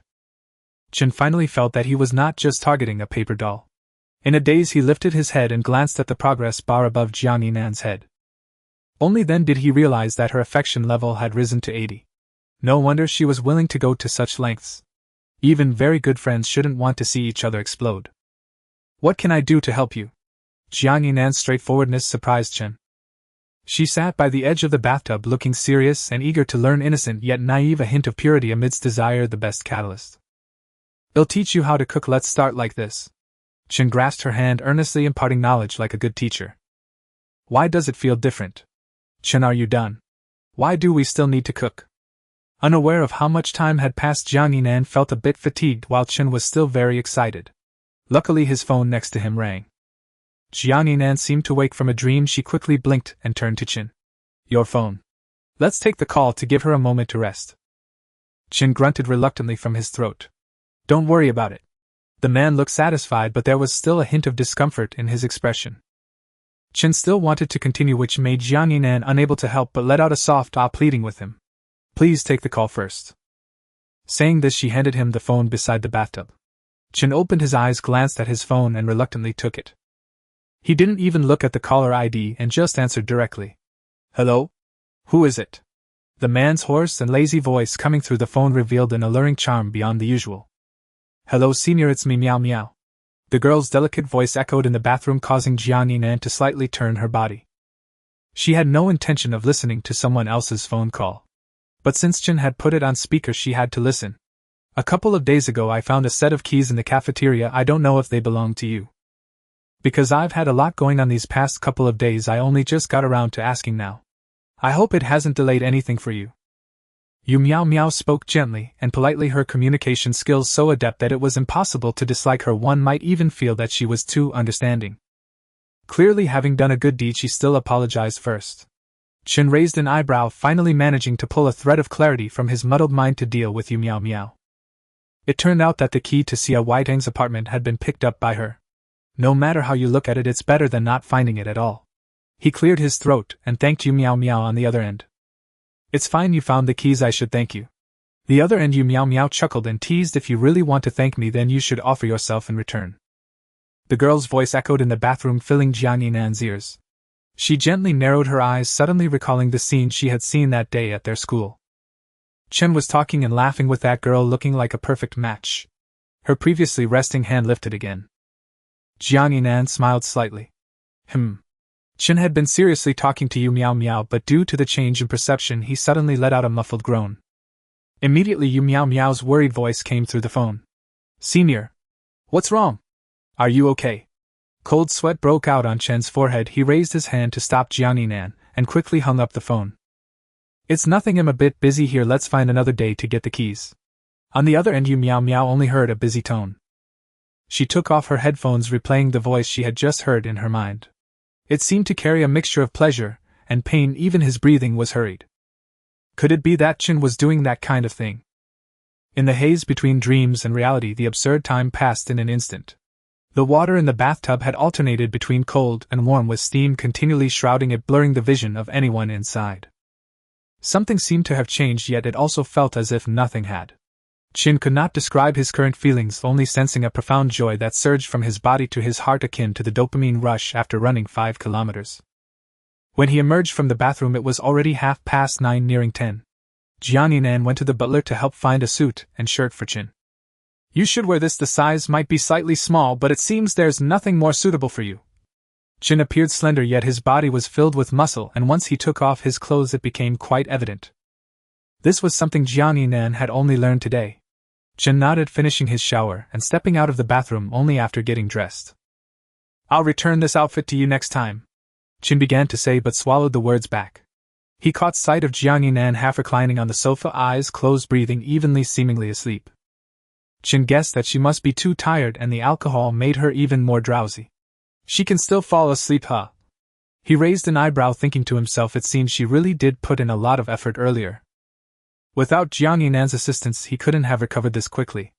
Upon this realization, his heart softened considerably. Originally, he wanted her to continue sleeping, but his eyes caught the sight of her dress, which was damp and clinging to her body, accentuating her perfect leg curves. "Jiangnan! Wake up!"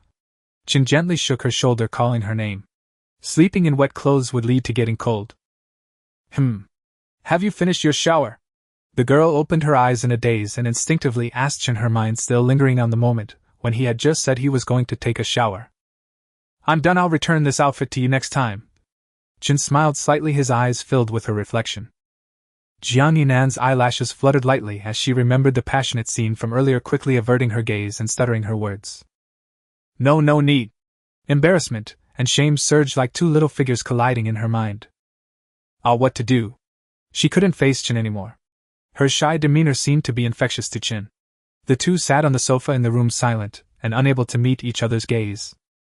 Whenever their eyes met, they would immediately look away as if scalded. Chen cleared his throat softly, focusing on the veins protruding from the back of his hand where he could see the pulsing blood vessels. Moments ago, hot blood had flowed within. "Thank you," he said. Indeed, she was a kind-hearted heroine. Without her, he truly did not know what his fate would have been. He had heard of 2 women who drugged a handsome guy, and after a night of chaos the man was left impotent, forfeiting a lifetime of happiness. Jiangnan blinked, shook her head and sighed. "No, I should be thanking you. Fortune, this was purely an unintended disaster." Neither of them looked directly at each other, yet they could feel each other's shyness and gratitude. An unspoken tension flowed between them. It shouldn't be too late. Shouldn't we head back?" Jiangnan suddenly recalled that she had been here for quite a while, neglecting the guests in the front hall. It was time to make an appearance. And regarding that woman who designed her outfit, she definitely needed to think of a way to take revenge. Chen nodded, knowing it was time to go back. "All right, let's go together." The two left the room one after the other, traversing a long corridor toward the front hall. As they passed the outdoor garden, they unexpectedly encountered someone. A figure stood beneath the camphor tree, illuminated by starlights overhead, creating a beautifully ethereal silhouette. "Mr. Su, what are you doing here?" Chen immediately recognized the person as his boss, feeling somewhat surprised. Jiangnan, following behind him, also saw Su Qingxue and called out, "Auntie." Su Qingxue's face flickered in the darkness, her expression indiscernible. "Welcome back. I've been waiting for you for a long time." Her voice was clear and cool, reminiscent of white wine mixed with Sprite, and eyes both visually bright and richly sweet in flavor. Chen paused for a moment, seeming to sense her displeasure. "Sorry, I got drunk and went to rest in the back for a bit." He also slid down quickly. He had originally come to help block the alcohol, yet he hadn't drunk a single glass, and now he was nowhere to be found, which indeed felt a bit apologetic towards Su Qingxue. Jiangnan stepped forward 2 paces, standing in front of Chen, and opened her mouth to explain for him. "He really is drunk. I've been with him the whole time. Auntie, please don't blame him." Jiangnan was already aware that Chen was interning at Su Qingxue's company to be her assistant. The slender girl stood protectively in front of the boy, exhibiting a guardian's posture. She resembled a princess from a fairy tale, turning around to protect her knight. This made Su Qingxue feel like the wicked witch in the story, ready to extend her poisonous hand toward the two. She pressed her lips together, the light in her eyes flickering before finally settling into calm. "Let's go, it's time to head back." Su Qingxue turned and took the lead towards the entrance of the Jiang family villa. Chen exchanged glances with Jiang Yinan and followed her. The driver had long been waiting at the entrance, and immediately opened the rear door upon seeing the two. Chen instinctively headed for the passenger seat but was called back by Su Qingxue. "Sit in the back, please." "Okay." Chen obediently sat in the back seat with Su Qingxue on either side. The night raced past outside the car window, the city skyline reflected in sight, casting a patchwork of light. "Chen, do you like girls like Jiang Yinan? Gentle and beautiful, delicate, and weak, easily stirring a man's pity." He heard his aloof superior softly inquire about his preferences. Turning his head, he found her intently focusing on him. She was Jiang Yinan's and perhaps worried that he might deceive her feelings. Chen became serious, his expression turning earnest and solemn. "It's not because she is that type of girl that I like her, but rather it's Jiang Yinan that I like." If she were here to hear such words, surely she would be moved. Chen silently gave himself a thumbs up. The cheesy love talk flowed effortlessly, showing considerable skill. "I see." Su Qingxue nodded thoughtfully, averting her gaze. The atmosphere in the car fell silent. Chen closed his eyes and felt a bit drowsy. In a hazy state, he seemed to hear a phrase. "If it had been me you met first, would the outcome have been different?" The vehicle came to a steady stop downstairs and Chengdu got out, turning to express his gratitude. "Thank you, Suzong. See you next time." Su Qingxue lowered the car window, revealing her chillingly frosty eyes as she gazed at Chengdu. Add me on WeChat if there's anything work-related in the future. You can ask me directly." She displayed her WeChat QR code, signaling Chengdu to scan it. "Oh, okay, no problem." Chengdu chuckled, flashing a bold grin. What could be more exhilarating for a lowly pawn than to have direct access to the heavens? Although he wouldn't take a feather as a command, Su Qingxue was at least his senior sister. Based on her current demeanor, she didn't seem like someone who disregarded others' opinions. With multiple channels available, why not take advantage? He swiftly pulled out his phone to scan the code, adding a note and sending a friend request in a fluid motion. "Take care, Suzong, and stay safe." Goodbye." Chengdu raised his phone and waved toward the direction of the departing vehicle before heading upstairs. The vehicle that had already pulled away gradually vanished into the night, and Su Qingxue could no longer see Chengdu's figure through the rearview mirror. She withdrew her gaze, looking down at the WeChat of the man she had just added. Opening the moments, she noticed a small red dot indicating a post that Chengdu had just shared a minute ago. "Most things in the world are like fruits hanging from trees. As long as you reach up on tiptoe, you can get them. If you can't reach, then jump to grab them." It seemed like an inspirational quote, but the accompanying image was a comical panda meme with the text, "Be brave, don't fear difficulties." Su Qingxue tapped her finger lightly, exiting the moments. He's quite an optimistic person. Coincidentally, so is she. They are kindred spirits. What if jumping still doesn't reach? Can I chop down the fruit tree? What fruit? Do I have to personally pick it? I just open my mouth wide and wait for it to fall in by itself. This was a comment from Wang Yang, and you see in beneath Chengdu's moments. As expected, like attracts like oddballs gather together. After all, Chengdu just wanted to encourage himself when his favorability reached 80. Only a few steps away from success.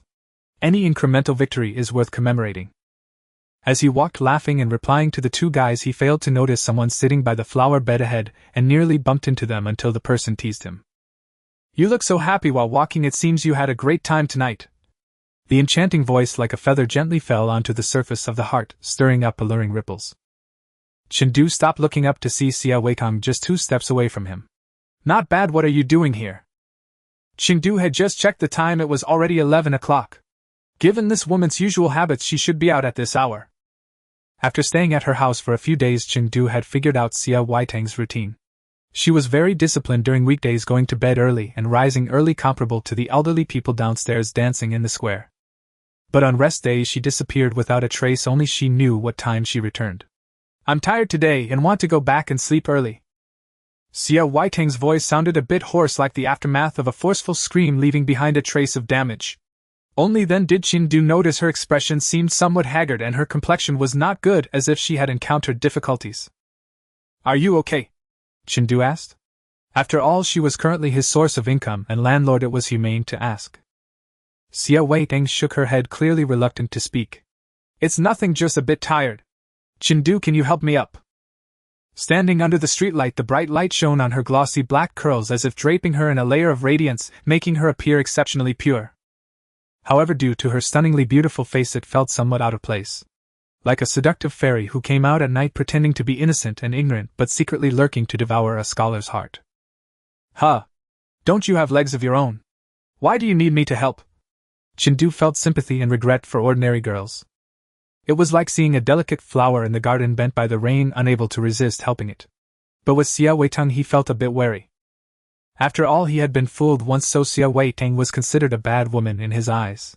Bad women do not need pity, they are strong in their own right. Xia Weitang shook her head, moving forward slightly to reveal her face. She looked surprisingly pale, even her lips lacked color. Today my leg is injured and I need your help. Saying this, she lifted her trench coat, exposing a pair of long, slender, beautiful legs. One of her legs was even wrapped in a bandage, seemingly injured. Damn, you were ambushed. Chen Du's first reaction was that Xia Weitang had been set up. After all, her mouth was sharp-tongued and unforgiving, making it easy to offend others. Besides, the chaotic events that had occurred earlier made him feel that Xia Weitang was not just a simple counselor. Sort of. You shouldn't know too much, just help me out. Xia Weitang was unwilling to discuss these matters further, extending a hand towards Chen Du, signaling for help. Her gentle fingers landed, but they were not holding on to him, rather they rested on his waist. A tingling sensation spread from the sensitive area, causing Xia Weitang to involuntarily stiffen her body. What are you doing, Chen Du? He wouldn't be intending to take revenge, would he? What am I doing? Of course it's what you don't want me to do. Then Xia Weitang's calf was grasped by a large hand, her body lightened, and she was lifted off the ground. You! Chen Du picked Xia Weitang up in a princess carry, steadily moving towards the elevator. To avoid falling, Xia Weitang had to wrap her hands around the back of Chen Du's neck. The heat between their skins seemed to melt her away. I can actually walk on my own, you just need to support me a bit. Xia Weitang sensed her own peculiarity, and fell silent for a moment. Finding a topic, she diverted her attention. Chen Du chuckled, speaking in a teasing tone. I said I would do what you don't want me to do. Hey, why is your face getting red? Have you never been held like this before? He slightly bent down to look at Xia Weitang. The distance between them shrank significantly, close enough for Xia Weitang to feel the breath that Chen Du exhaled onto her face, soft and laced with a faint scent of alcohol. By her forearm she could feel the powerful heartbeat of Chen Du's chest, steady and reliable. Oddly, why did her own heartbeat seem to quicken? It seemed to beat even faster than his, and her face started to flush. The neighborhood was exceptionally quiet under the night sky, with moonlight cascading onto the ground like a layer of silver satin, beautiful and exquisite. Chen Du stood still, holding Xia Weitang, his eyes resembling a pair of parallelograms fixed intently on her, as if trying to discern a flower blooming on her face. Why aren't you speaking? Are you really shy? The man spoke again, prompting Xia Weitang to finally snap back to reality. She noticed the wind tousling her hair, which fell across Chen Du's collarbone, a stark contrast of black hair against pale skin. There was a sensation of entanglement, as if they were bound together, unable to separate. She abruptly turned her head away, redirecting her gaze to a distant street lamp. What a joke! How could a younger brother make me shy? Xia Weitang's tone resembled that of a butterfly flitting through a dense thicket, completely unscathed, exuding an air of rich experience. But in reality, only she knew that her heart, wildly beating in her chest, was betraying the emptiness her owner felt in matters of affection. Her fingers unconsciously tightened into a fist, fearful that Chen Du might see through her facade and recognize her desperation for pride. Chen Du raised his head again, straightened his back, and walked towards the elevator. He elongated his voice and said, "Oh, so you prefer older guys?" He added casually, "What's so good about older men? They can't compare to the vigor and vitality of the young, can they?" Although this statement bore the hint of innuendo, the man's inexplicable competitive spirit surfaced at that moment. No one would willingly admit to being inferior to others. Indeed, the next moment Xia Weitang let out a light laugh, her eyes fixed intently on him. Then she freed one hand to gently caress Chen Du's chin. With a cheerful tone she asked, "So are you trying to sell yourself to me? Hurry up and say yes so I can tease you without hesitation." Unfortunately, Chen Du shook his head in denial. "That's not it, I don't need to sell myself, I have someone I like already. And take your hand down, stop fidgeting or I'll leave you behind." Though he said that, his actions remained steady, holding Xia Weitang securely with not the slightest jolt. He walked quickly, nearing the elevator entrance. Xia Weitang laughed heartily, not only refusing to lower her hand but also sliding it down to rest on his Adam's apple. "This spot looks nice." She did not hold back her praise, speaking her mind openly. Her gentle touch was fleeting, brushing lightly as if feathers were gliding over him, stirring a wave of unexplainable ripples within Chen Du. On his arm, goosebumps instantly arose and the hairs stood on end as if an electric current were coursing through him. This was a man's secondary sexual characteristic, both fragile and sensitive, occasionally bringing about indescribable pleasure. Chindu had never been touched at the Adam's apple before, not even by his ex-girlfriends in the real world. His gaze darkened and his voice lowered. Do it yourself. After saying that, he set Xia Weitang down and strode towards the elevator just in time to encounter the elevator that had stopped on the first floor. Open, step, and then close. The series of actions flowed smoothly without the slightest hesitation, as if any delay would result in Xia Weitang following him, continuing to play with him. Ha! Xia Weitang laughed until tears nearly spilled from her eyes. In truth, she had done it on purpose, deliberately forcing Chindu away so he wouldn't discover her anomalies. Covering her rapidly beating heart, feeling this unprecedented emotion, Xia Weitang looked up at the moon. The night wind blew, rustling her trench coat, brushing against her injured leg, bringing a slight sting. She murmured softly, I must be nearing ovulation, it's another day ruled by hormones. Many mature women upon reaching ovulation feel an uncontrollable urge to interact with the opposite sex, it's human nature. This is also the reason why many girls tend to be clingy during certain times. She had never been in a relationship, but had experienced this restless feeling. After calming her emotions, Xia Weitang finally raised her hand to gently dab at the corner of her eye, slowly making her way to the elevator door. Fortunately, it was only a few steps away, otherwise her leg would have truly given out. Xia Weitang resolved not to engage in such actions again, at least to let him take her upstairs first. Taking the elevator up, she just happened to see that Chindu had not closed the door, so she slipped inside again. The living room was quiet and the man was nowhere to be found. Xia Weitang thought he had withdrawn due to her, and a small pang of guilt rose within her. If she had known, she wouldn't have said those words, it was all her mouth's fault. Upon seeing Chindu, she couldn't help but tease him. Just as Xia Weitang was reflecting on herself, Chindu walked out of the bathroom. I've prepared water for you, go wash your feet. Her leg was inconvenient, and the injured area couldn't get wet, so she could only wash her feet before going to bed. Xia Weitang was momentarily stunned, staring blankly at Chindu, asking dully, Aren't you angry? This naive tone was completely unlike something a shrewd and calculating person like her would say. Chindu chuckled, tilting his head to look at Xia Weitang, asking in return, Angry about what? Do I seem like such a petty person? Besides, it's just a couple of touches, it's not like a piece of meat is missing. Who truly benefited from this? It's hard to say. Uncontrollably, his mind recalled the touches on her waist and calf. He had to admit Xia Weitang had an exceptional figure. With curves in all the right places, she had everything one could desire. Just holding her made Chindu feel like he might bleed from his nose. Hurry up, the water is going to cool down. Chindu urged Xia Weitang again, seeing her still frozen in place, so he simply lifted her up and placed her on the bathroom floor. You can wash your feet without me, young lady. I only wash feet for Jiang Nan. Saying this, even Chindu had to admire himself. After all, he was always thinking about the heroine while playing strategy games. Speaking of which, when would he be able to touch Jiang Nan's delicate feet? Ah, no, that's too far. Cough, cough, stop the delusional fantasies and return to reality. Xia Weitang responded obediently, sitting on the small stool. Seeing this, Chindu prepared to leave. This was no longer his concern, he was going back to sleep. Just as he took a step outside, he heard Xia Weitang call out to him. Chindu, do you have chest muscles? What? Chindu frowned slightly, turning back to inquire. I feel like you're like a male mom. If you had chest muscles, it would fit even more. Clearly, he was a college student, younger than her by a few years, yet he was considerate and thoughtful in his actions. With him around, Xia Weitang felt as if the house had gained a bit more warmth. She seemed to like it here even more.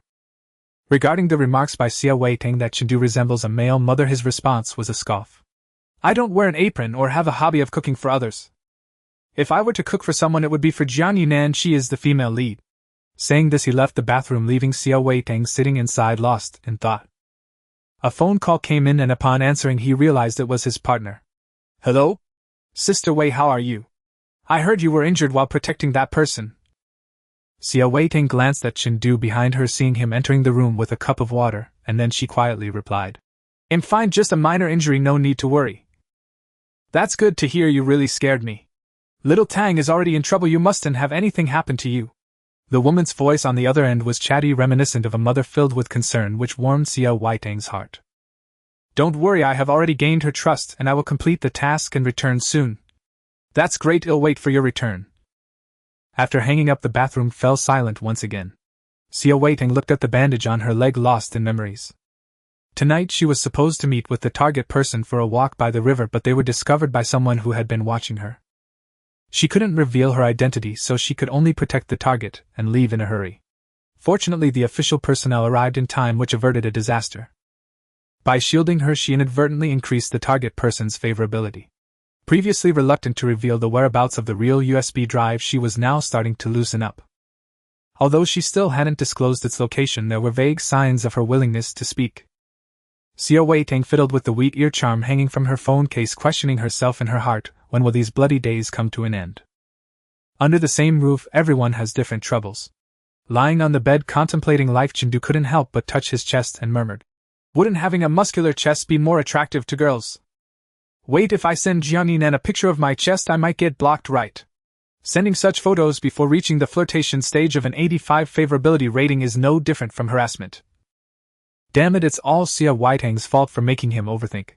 Chen took out his phone, preparing to search for 100 tips for dating online. His fingertips accidentally opened the campus forum, so he decided to click in and look for information.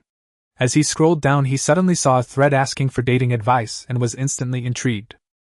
Question: My crush said he wants to take me to dinner but hasn't followed up. What should I do? The poster's avatar was a black silhouette, making it hard to tell whether they were male or female, and the question was described very simply, almost precisely as stated in the title. Unexpectedly, many people responded. Just call and ask. If he's your crush, why wait for him to make the move? What if he forgot? This is a good opportunity to remind him. Your crush is fine, but Hesha might already be someone else's. It's best not to ask, or the poster might end up looking foolish. Just wait a bit, maybe Hesha is busy with something. The last viewpoint garnered the majority of support, even being pinned to the top, but the other two opinions remained high in the rankings as well. Chen pondered for a moment and typed out his response. You could create a scenario with the other person to engineer a chance encounter. If someone is interested, they will bring up the topic again. After replying, he found it a bit amusing. Having not even managed to pursue the female lead, he was already giving advice to others, finding his role as a strategist quite amusing. Chen quickly exited the thread and turned to search for his own question. On the other end of the thread, Song Xin had just finished drawing, took out her phone to take a picture, and was preparing to save it. A red message alert popped up, catching her eye. This unique response indeed caught her attention. Song Xin raised her hand, clicked into that person's profile, and discovered their avatar was a slacker girl meme. She raised an eyebrow, feeling as if she had seen the same meme somewhere before. After quickly sifting through information in her mind, she switched interfaces and opened Chen's moments. Scrolling down, she soon found the same meme in one of his moments from half a year ago. Song Xian's heart skipped a beat, intuitively telling her that this was likely Chen. Switching back to his forum account, she indeed found a post asking about the World Electronic Sports Championship. She finally confirmed that this person was Chen. Song Xin raised her eyebrows and read through his reply to her, then directly clicked into the private message to send him a message. Hello, I'm the poster of the thread you just replied to.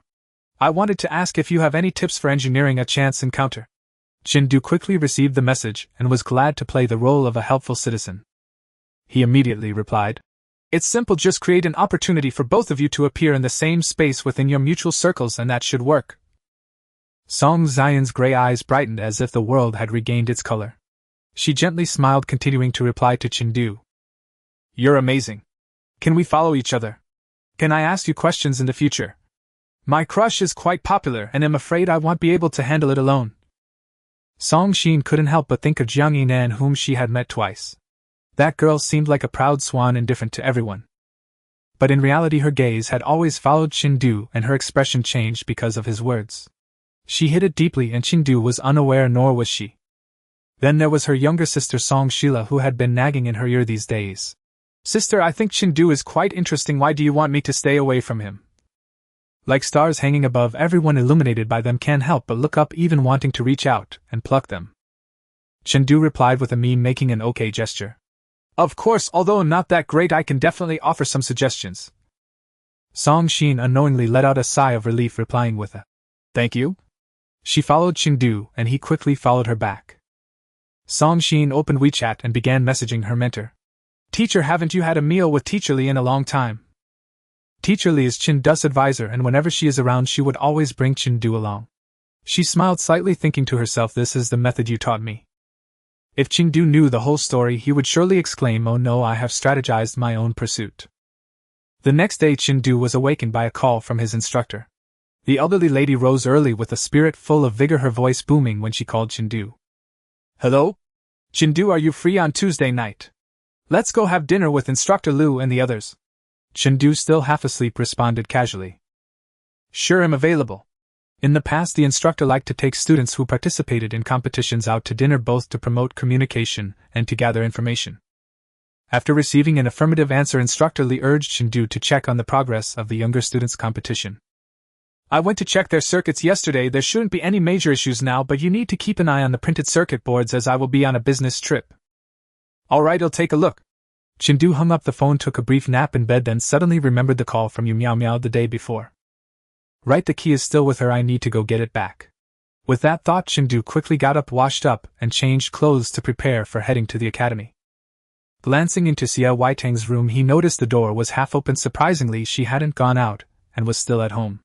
Today is Sunday, how peculiar. I'm heading out, remember to lock the main door. Chengdu called out casually as he reached the door to change his shoes and prepare to leave.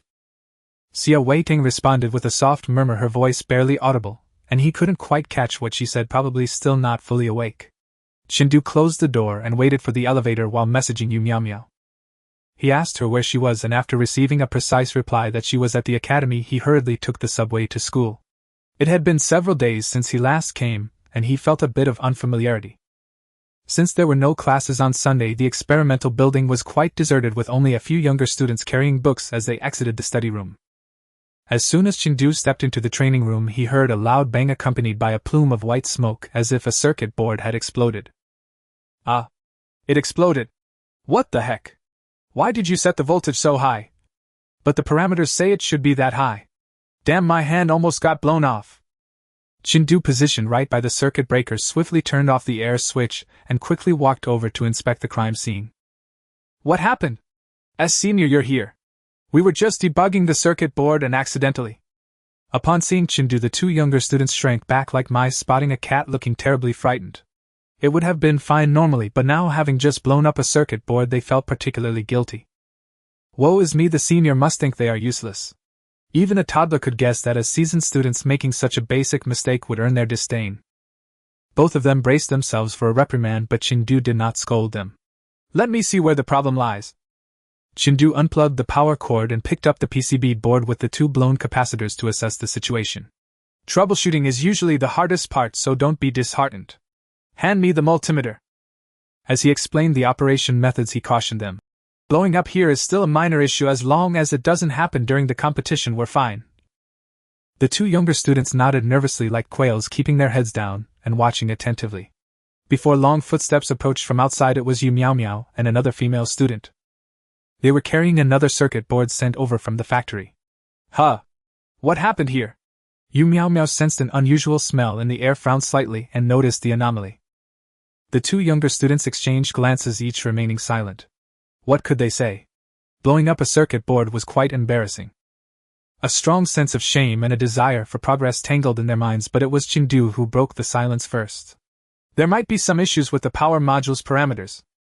With Chengdu's statement, the eyes of the two younger students suddenly lit up, and they eagerly expressed their intent to redo the simulation tests.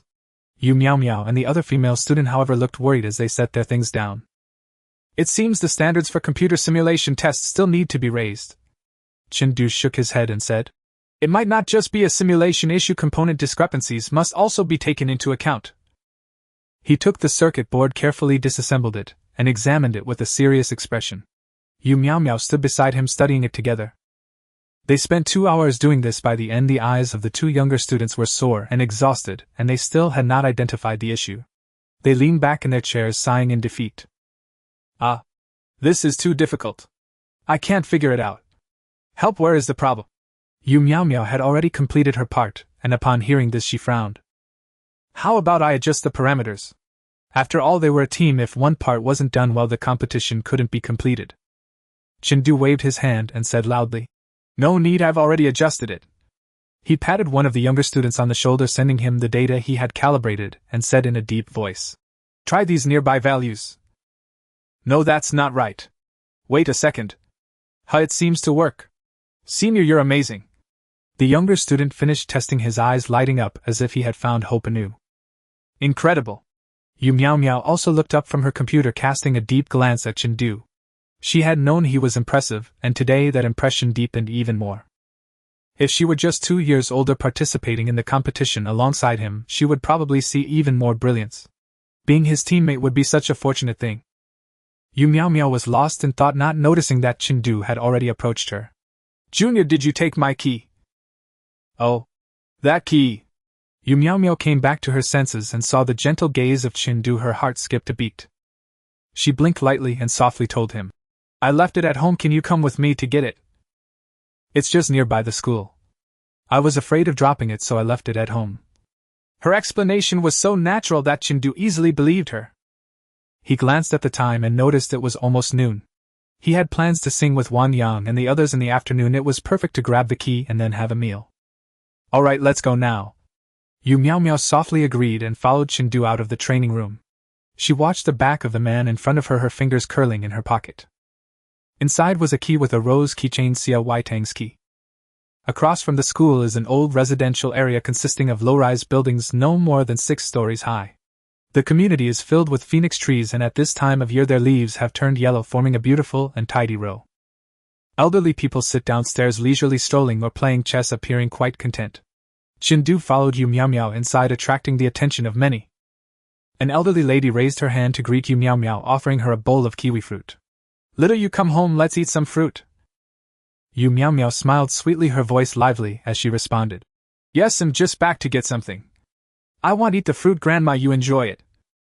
The old lady nodded, retracting her bowl, then curiously glanced at Chen Du, smiling widely. Little, yes, boyfriend is quite handsome. Suddenly being put on the spot, Chen Du felt a bit bewildered. He raised his hand to wave, wanting to clarify that he was not her boyfriend. However, Yu Miao Miao was quicker, smiling as she replied, Yes, he is my boyfriend. She turned to Chen Du and winked, signaling him to cooperate and not expose her lie. The girl's eyes shimmered with moisture, filled with pleading, resembling a small cat crouching in the rain seeking shelter from the downpour, making it hard to refuse her. The words Chen Du had at the tip of his tongue were ultimately swallowed back. Forget it, she must have her reasons. The old lady nodded in agreement, muttering to herself. So she really has a boyfriend. It seems my grandson is out of luck. Yu Miao Miao ignored the old lady further and quickly took Chen Du upstairs. Once on the stairs, she unconsciously sighed in relief, as if a burden had been lifted. Sorry, I just used you as a shield earlier.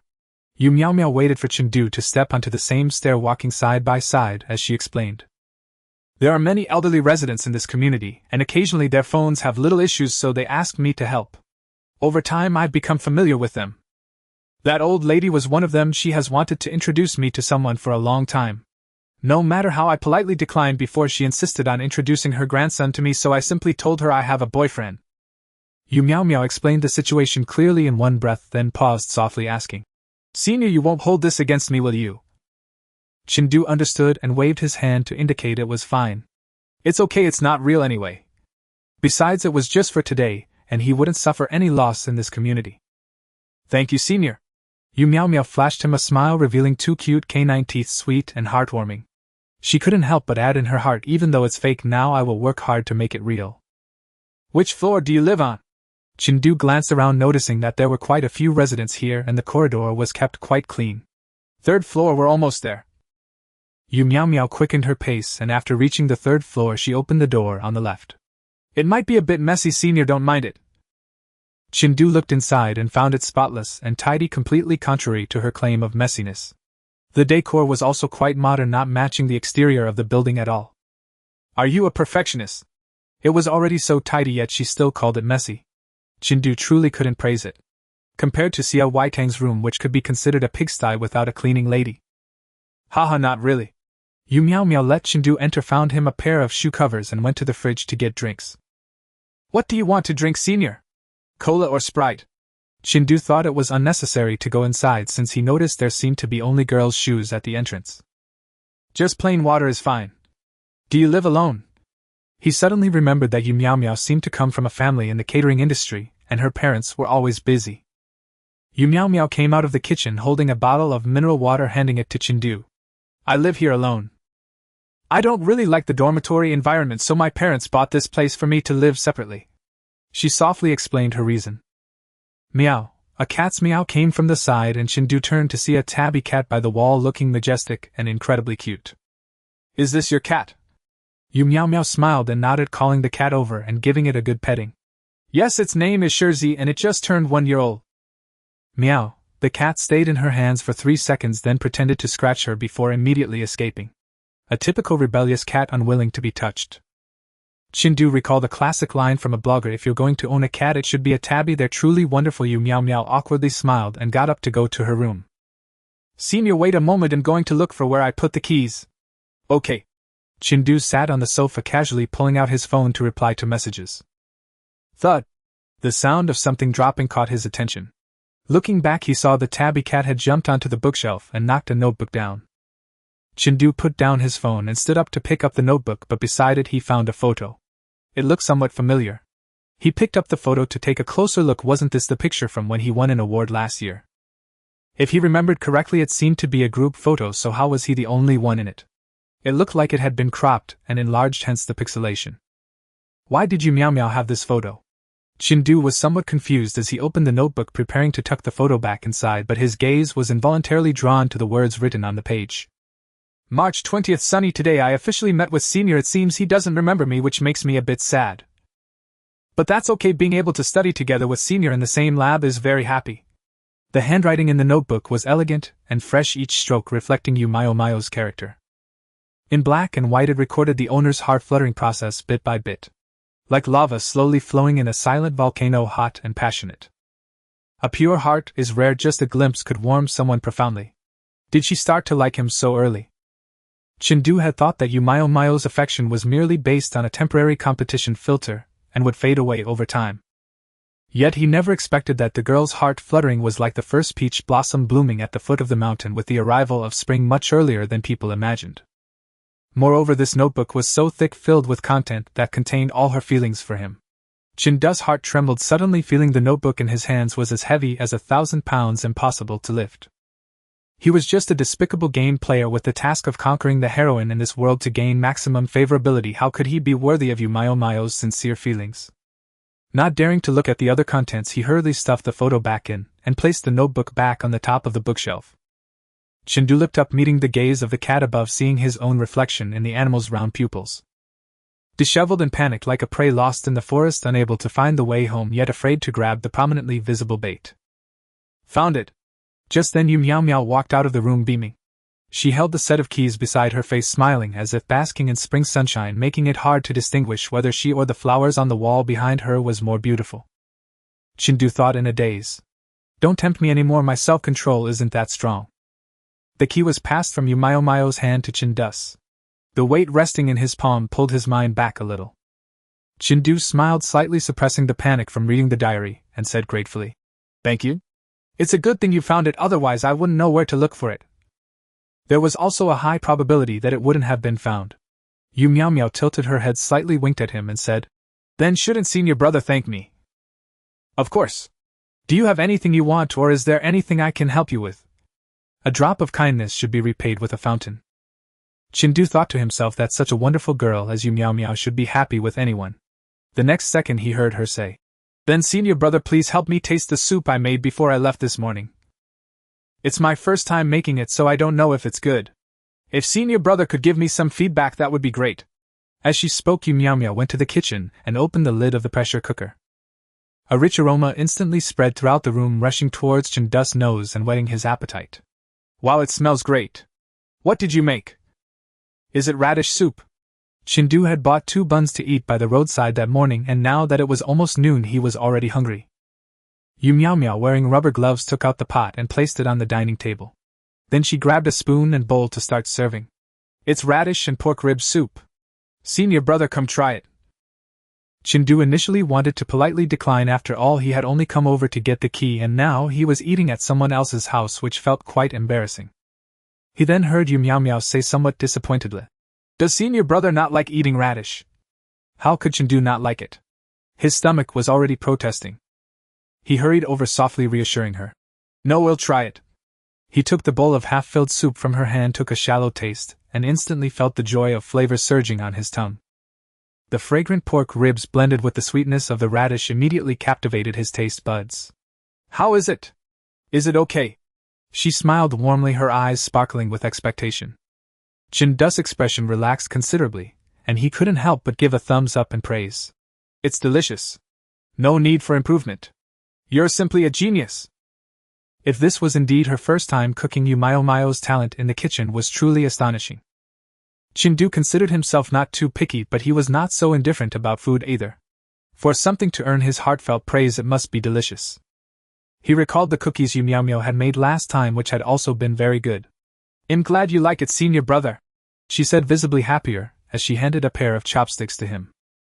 "Here, try the radish again. Delicious. What about the pork ribs? Soft and tender, it melts in your mouth, also delicious." In the end, Chen didn't even realize how he ended up at the table comfortably enjoying that bowl of rice. In any case, the emotional value Yumiyo provided was very adequate, and his feedback was also quite sufficient. It was a two-way engagement between the chef and the foodie. "Why are you cooking for yourself?" Chen finished the rice in his bowl and felt embarrassed, so he simply got up to help wash the dishes. While washing, he remembered to ask. Yumiyo stood beside him, smiling gently. "I usually cook occasionally, but today it was specially made for you, senior brother." The sudden straightforwardness caught Chen off guard. He stared at Yumiyo, momentarily doubting whether he had been set up. "What if I hadn't come here? Then you would have cooked for nothing. If senior brother hadn't come today, then I would just cook again next time. It's not a bother either way. Only someone who truly cooks knows how troublesome it is. Buying ingredients, chopping, cooking soup, and then needing to wash pots and dishes. Without a few hours it can't be done." Moreover, she still had to go to the training room, so she must have gotten up early to prepare. Yumiyo smiled openly, looking completely unburdened, almost too endearing. "Silly girl, why are you so silly?" Chen cleared his throat and shifted his gaze to the porcelain bowl he was washing, which had the English characters "Happy Day" on it. "Actually, you don't have to cook. Your time shouldn't be wasted here. You are a leading expert, a seed contestant in this competition, and a beloved daughter at home. Why waste time cooking a meal for me, not even knowing if I can eat it?" Yumiyo shook her head, placing the washed dishes into the drying rack, her voice gentle. "It's not wasting time. Cooking for someone I like is very happy. My life is divided into half for study and living, and the other half should be completely freely disposed of. Doing anything is not a waste." Upon hearing this, Chen's movements paused for a moment. He raised his eyes to look at the girl beside him and noticed that she was slender but not weak. Within her small body seemed to reside infinite energy, autonomous thinking, and the ability to reason independently.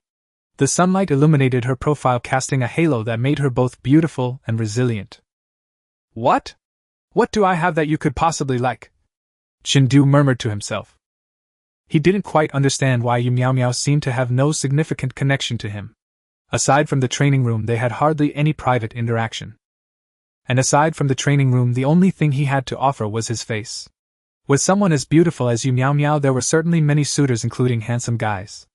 How could she possibly like him? "Senior brother is being too modest," Yumiyo said with a hearty laugh, her eyes curved like a crescent moon hanging in the night sky, bright and captivating. "Someone who may seem ordinary in their own eyes could be the star that everyone desires. A person can be an ordinary student, a common worker, or an average person with no special talents, but they can also be a shining example of emotional stability, virtue, and courage.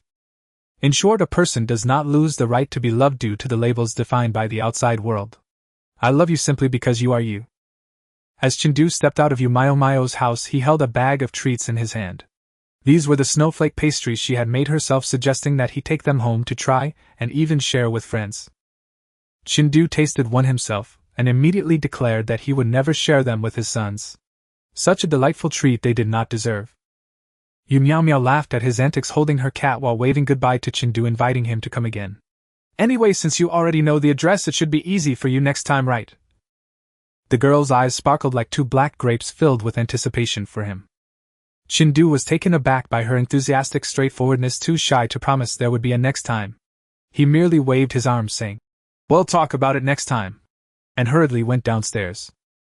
Yumiyo slowly closed the door, her gaze landing on the bookshelf. Everything in the house had been organized by her, any changes could be noticed at a glance. Moreover, she hadn't entered the room to search for the keys, they were right in her pocket, so there was no need to look for them. Thus she had seen Chindu picking up photos and reading the diary. Instead of feeling embarrassed, Yu Miao Miao felt quite pleased. She could clearly sense that Chindu's attitude toward her was softening. It was akin to a corner of ice and snow being splashed with hot water. Although it remained firm, its sharp edges were no longer harmful. How could this not be good news? Yu Miao Miao gently stroked the tabby cat's head, quietly praising. Cheatsy, well done tonight, you'll be rewarded with 2 cans. Meow. The cat didn't understand what its owner was praising it for, but it understood the word cans and immediately mewed, obediently trying to please its owner. Both the cat and the person were in good spirits. The sycamore leaves on the ground had fallen quite a bit, crunching underfoot, and Chindu finally let out a sigh of relief. He dared not respond, let alone give hope. He could only refuse. He had no idea when he would max out Jiang Yinan's favorability and leave this game world. Moreover, the female leads in such dating games are often intolerant of any grain of sand in their eyes. If Chindu had any entanglement with other girls, he would likely be directly blacklisted. Bloodstained thousands of glories, the bell rings to shape the Buddha's niche. The ringing brought Chindu back from his reverie. Hello? Hey Chindu, why aren't you here yet? Our box is all set up. Wan Yang's voice came from the other end, the background noise chaotic with people talking and singing. Chindu frowned slightly, glanced at his phone and muttered. What's the rush? It's only 1 o'clock, isn't it? Oh, you seen brought 2 younger sisters and there was no place for them, so I had to book the room early. Jingjing can't come until 2:30, so it feels awkward for me to be here alone with them. Wan Yang implied. If you come, it won't be awkward anymore, we're all just light bulbs shining bright together. Chindu understood his meaning, cursing silently. You're something else. Dude, hurry up, we ran into the school beauty from next door, she's really pretty. Wan Yang's voice suddenly became excited. Chindu raised an eyebrow and asked. Which school beauty? There are so many schools next door. The one who's a twin. The one who sings beautifully, it should be the younger sister. Chindu understood it was Song Sheila. Alright, send me the address, I'll head over right away. Hurry up. By the way, bring Jiang Yinan along, I still haven't apologized for dragging her into the water during the rafting trip. The situation wasn't really anyone else's fault, it was just that the water level had a huge drop. However, Wan Yang and Deng Jingjing felt that since they had gone out together, it was a bit pitiful for Jiang Yinan to be the only unlucky one. They needed to find an opportunity to make it up to her. Chindu recalled what happened last night, his eyes dimming as he felt uncertain about being able to invite her out. She was probably still feeling shy. They'll call her, but she might not come. Alright, waiting for you. After hanging up Wan Yang's call, Chindu sent a message to Jiang Yinan forwarding the address and box number to her. Whether she comes or not is her business, he was going to enjoy himself regardless. As for raising favorability, there was no need to rush, otherwise it could backfire. At the Jiang family's village, Jiang Yinan was eavesdropping outside her father's study. After last night's events, the second sister had a very poor impression of Mei Liqin, and was discussing with her father whether it was necessary to welcome her into their home. This person's reach is too long once she's in the family, who knows if she'll be a help or a hindrance. Jiang Yax's face was a bit grim, the type of person she disliked most was the self-righteous. Yet that person was targeting the third sister. Jiang Ting, however, was much more seasoned than her, calmly stating, as long as she doesn't reach into the company, she can do whatever she likes without causing any trouble. This meant he would not change his mind. Jiang Yinan's expression also darkened as she pushed the door open, protesting loudly. I don't want her to be my stepmother. Our family's business is doing well, why should we rely on her resources? Her sudden intrusion startled both people inside, and Jiang Ting's face darkened instantly. He reprimanded his youngest daughter, his eyes filled with sternness. I see the conditions provided to you are too generous, which is why you dare to speak so loudly. Jiang Yinan's eyes turned red instantly, facing her father's oppressive gaze. She revealed the truth about last night. She drugged me. Do you know that? At this revelation, both Jiang Yashi and Jiang Tung were shocked. The former gasped, grabbing her hand and asking urgently, what happened? Why didn't you say anything last night? There were so many people last night, how could I say anything? Jiang Yinan gritted her teeth and recounted how Chindu had stood in for her to block the drinks, concluding, if it weren't for someone shielding me, last night's birthday banquet would have become a huge joke. A woman like that, if her father truly married her, Jiang Yinan might very well stab her with a knife first. After listening, Jiang Teng frowned deeply, stating gravely, do you have evidence to prove this? Jiang Yinan felt warmth from her sister's concern, but her father's questioning chilled her heart. The first thing he asked was not whether she was alright but whether there was evidence. Jiang Yinan pulled a corner of her mouth, took out a voice recorder from her pocket, and threw it onto Jiang Ting's desk, loudly telling him, "I had those 2 waiters and the maid detained. Here are their testimonies. Listen for yourself." Jiang Yashi picked up the recorder and played it. The dialogue was incredibly clear. "Someone paid me to do this. I really didn't intend to harm the 3rd young lady. What was someone in my family is sick and urgently needs money." Jiang Ting's frown deepened upon hearing this, and he immediately stated, "But it doesn't say she gave the money." Jiang Yinan could only laugh upon hearing this. Her father, who usually dominated the business world and had seen all kinds of dirty tricks, surely knew there was someone behind this. Who was the most eager last night, and who would benefit from this? It was all too obvious. He was simply choosing to turn a blind eye. What paternal love! She had never felt it. Even now all she felt was a profound chill. Jiang Yinan smiled coldly, casting a deep glance at her father, and said softly, "I've already made those 2 pay the price, and I will not let go of the person behind this either. If you want to marry someone who has lost all reputation, then go ahead. After all, it won't be me who's laughed at then." "You!" Jiang Teng was almost infuriated by his youngest daughter's remarks, but feared her impulsiveness would implicate the family. In the end, with Jiang Yax's persuasion, he could only postpone the wedding with Mei Liqin. The entanglement between the 2 families was too deep to cut off immediately. It had to be handled slowly. "Let your second sister take care of this. Leave no traces behind." Jiang Teng would not let Jiang Yinan seek revenge on Mei Liqin herself, but he permitted Jiang Yashi to take action, which also helped to save her face. "Humph, now that's more like it." Jiang Yinan felt great after removing the thorn in her side. Upon seeing the message from Chen Du, she immediately agreed. "It'll be there in an hour." Victoria is the most popular KTV in the university town, not only affordable but also frequented mostly by students. The owner often runs events and gives away fruits. During holidays, prices remain unchanged, making it a favorite among students from various schools. Just as Chen Du stepped into the hall, he bumped into Wang Yang, who was coming out of the restroom. The 2 hit it off immediately and decided to head to a private room together. Wang Yang slung his arm around Chen Du's shoulder, winking exaggeratedly while gesturing dramatically. "Let me tell you, you came at the right time today. Song Xiao's singing is truly divine. No wonder she's a well-known singer. She's professional." Chen Du raised an eyebrow and retorted, "Did you hear her from the side? Who needs to hear from the side?" Wang Yang laughed heartily and slowly explained the backstory. "It turns out the 2 girls you seen brought along happened to be from the nearby political science and law university and knew the people in the adjacent room. So they simply switched to a larger room for more fun. If you ask me, in terms of connections, you seen can't be compared to this kid. Just relying on his ex-girlfriend, he can thrive among the university students." Chen Du smiled without making a comment. He couldn't envy that. First, he had to ensure they wouldn't fight. Pushing the door open, he saw that the spacious private room was filled with colorful lights and moving figures, with nearly 10 people sitting on the sofas. A girl with long hair was singing a popular catchy song while several others gathered together to play dice. From a distance it actually looked quite lively. Chen Du and Wang Yang entered quietly, and a few girls occasionally cast curious glances their way, nodding amicably before returning to their games. In the corner, a girl also looked up, and the moment she saw Chen Du, her eyes lit up. Without waiting for Chen Du to greet her, she sat down right next to him. "Hi! Long time no see. I was going to look for you at your college, but I didn't have your WeChat and didn't know where you were, so I gave up." The girl pouted, looking somewhat aggrieved. Chen Du suddenly remembered that he indeed didn't have Song Xiao's WeChat, and hurriedly took out his phone to scan her code. "It's my fault. I should have added you last time. By the way, did you need anything when you looked for me?" After successfully scanning Song, Sheila couldn't help but laugh at this.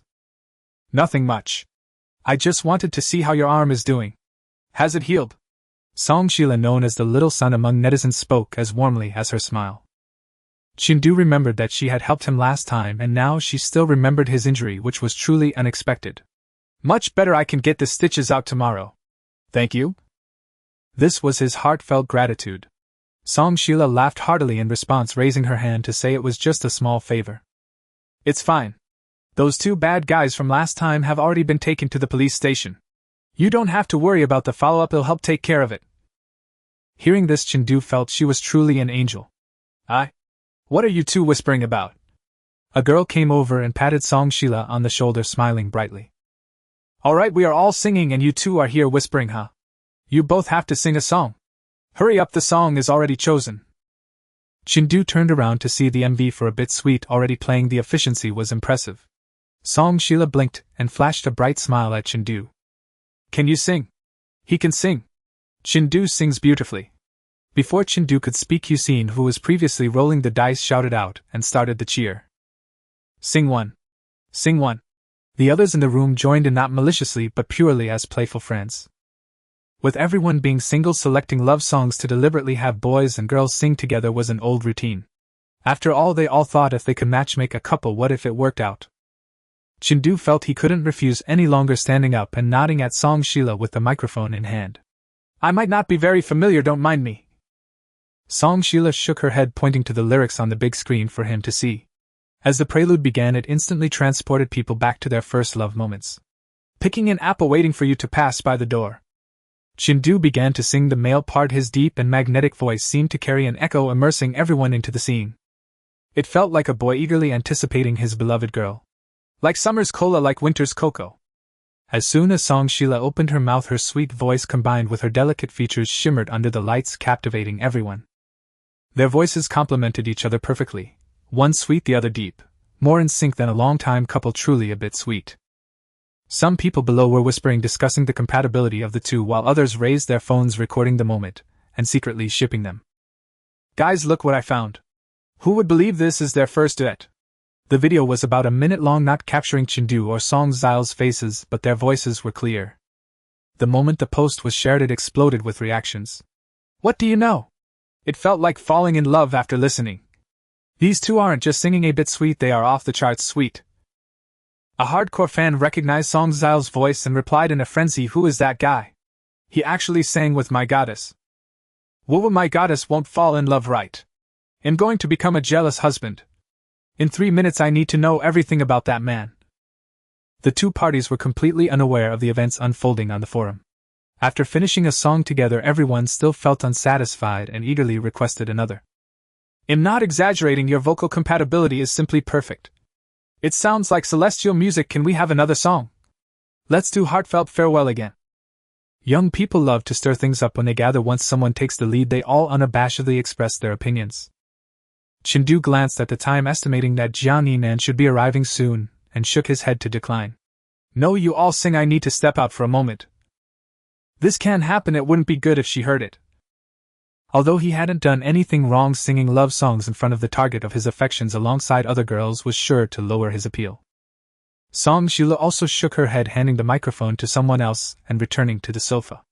At that moment, Jiang Yinan sent a message informing Chindu that she had arrived downstairs. Chindu immediately got up to welcome her, and indeed saw her at the door. The afternoon sunlight was no longer harsh, but it still highlighted the girl's light yellow jacket. However, the most striking feature was Jiang Yinan's face, with its sculpted bone structure and clear contours enhanced by light makeup, making her appear like a perfect sculpture just standing there. Over here. Jiang Yinan. Chindu quickly walked over, naturally taking the bag from her hand and quietly asking, Is it hot? His tone was gentle, just as it always was, but for some reason it felt slightly awkward to Jiang Yinan. After all, they had shared such intimate moments last night, it was impossible not to feel shy. The warmth on her face surged the moment she saw Chindu. Although he was dressed properly, an image of him without clothes inexplicably flashed in her mind. That image was simply exhilarating. Chindu had a great physique, an inverted triangle with a hint of muscle. He looked slim in clothes but had a fit build when undressed. At that moment, Jiang Yinan was somewhat relieved that she had put on makeup. The foundation helped conceal a bit, otherwise she would want to bury her head in the ground. Her gaze unintentionally caught a glimpse of his lower body, and she quickly averted her eyes as if it were a forbidden zone where looking too long could lead to punishment. It's fine, not hot at all. She tried to keep her voice steady, not letting Chindu's proximity make her tremble. Let's go inside. Chindu lifted his leg, leading her upstairs. When they opened the door, it seemed like the people inside had stopped singing and were instead playing games. Upon seeing Chindu bringing someone along, everyone immediately burst into excited shouts. We have enough people now. Let's get the game started. Just singing is too boring. Oh, perfect timing, we were just missing you too. Hurry, make some space for them, no one gets left out today, ha ha ha. This infectious laughter made Jiang Yinan take a step back. She wondered if she had walked into the wrong gathering. Wasn't it supposed to be a singing event? Why did it feel like a pyramid scheme? Her gaze fell on Chendu, instinctively using her eyes to ask him what was going on. Chendu chuckled softly, explaining, "It's nothing, don't worry, they're all familiar faces, just excited to play games." As he spoke, he turned and playfully warned everyone, "Don't scare off my guest who I managed to invite." Wang Yang's girlfriend Deng Jingjing had also arrived. Seeing this, she immediately got up and linked arms with Jiang Yinan. As she led her inside, she explained, We didn't have enough fun last time we went out together. Since you're here today, we must enjoy ourselves." Others chimed in, preparing the props. Song Shila in the crowd also nodded at Jiang Yinan, her gaze open and sincere. It seemed that the last time they met there had been some misunderstandings. However, if there were misunderstandings, didn't that imply Jiang Yinan had feelings for Chendu? The atmosphere was lively and the entire private room felt harmonious, leaving Jiang Yinan and Chendu with no reason not to participate. Eventually 10 people gathered around 2 tables, forming a circle ready for a drinking game. "Today's game is called How to Drink This Wine." Yu Xian rubbed his hands excitedly, his eyes sparkling as he explained the rules. "First, everyone has a glass of wine in front of them. There's an empty wine bottle and one of us will be blindfolded to designate someone. Whoever is pointed at must drink according to the specified method." The rules sounded simple enough and everyone understood, so the game began immediately. The first demonstration was by Yu Xian and Wang Yang, one blindfolded and the other with eyes closed. Yu Xian placed his left hand over Wang Yang's eyes and asked, "How do we drink this wine?" Wang Yang pondered for a moment and replied, "Drink while doing a pole dance." "Does she drink?" Yu Xian pointed to the girl next to him. "No, she doesn't." He then pointed to the next person, Deng Jingjing, and continued, "Does she drink?" "Yes." The moment the words left his mouth, the entire private room erupted in laughter. "Ha! Wang Yang is starting off with something thrilling, huh?" Wang Yang opened his eyes, realizing the designated dancer was his girlfriend, and immediately pleaded, "Sorry, Jingjing, I'll be your pole." Deng Jingjing was a straightforward person. She raised her glass and stood up, performing a sensual dance next to Wang Yang, laughing as she downed her drink. Everyone felt that the prank had backfired, instead getting a mouthful of dog food. "Next, how do we drink this wine?" The blindfolded person was Deng Jingjing, who proposed her own instruction. "Drink while doing the purple dance." The tables turned, and this time the chosen one was Yu Xian. The abstract dance combined with his movements produced a completely different effect. Laughter erupted as everyone urged him to finish quickly, feeling as if their eyes were being tainted. The game continued, and this time the person giving instructions was Yu Xian. "How do we drink this wine?" "The designated person must drink with the person on their right." Deng Jingjing pointed to Jiang Yinan and asked, "Does she drink?" "No, she doesn't." Then pointing to Chendu, she asked, "Does he drink?" "Yes." "Woohoo! Drink together." "Take a drink." The uproar was even louder than before. Chendu widened his eyes, suspecting his friend was setting him up. Because the person sitting next to him was Song Shila. The Song Shila that Jiang Yinan had seen holding hands with him last time.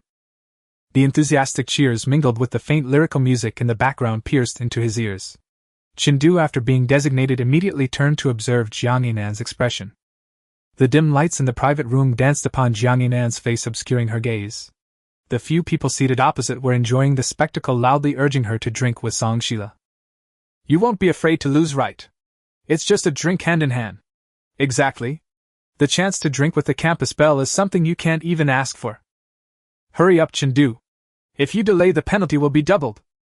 The memory of their previous duet was still fresh in everyone's minds, and they felt it was a perfect match, naturally seizing the opportunity to bring the two closer. The love for excitement and cheers is probably an instinct when people are engaged in group activities.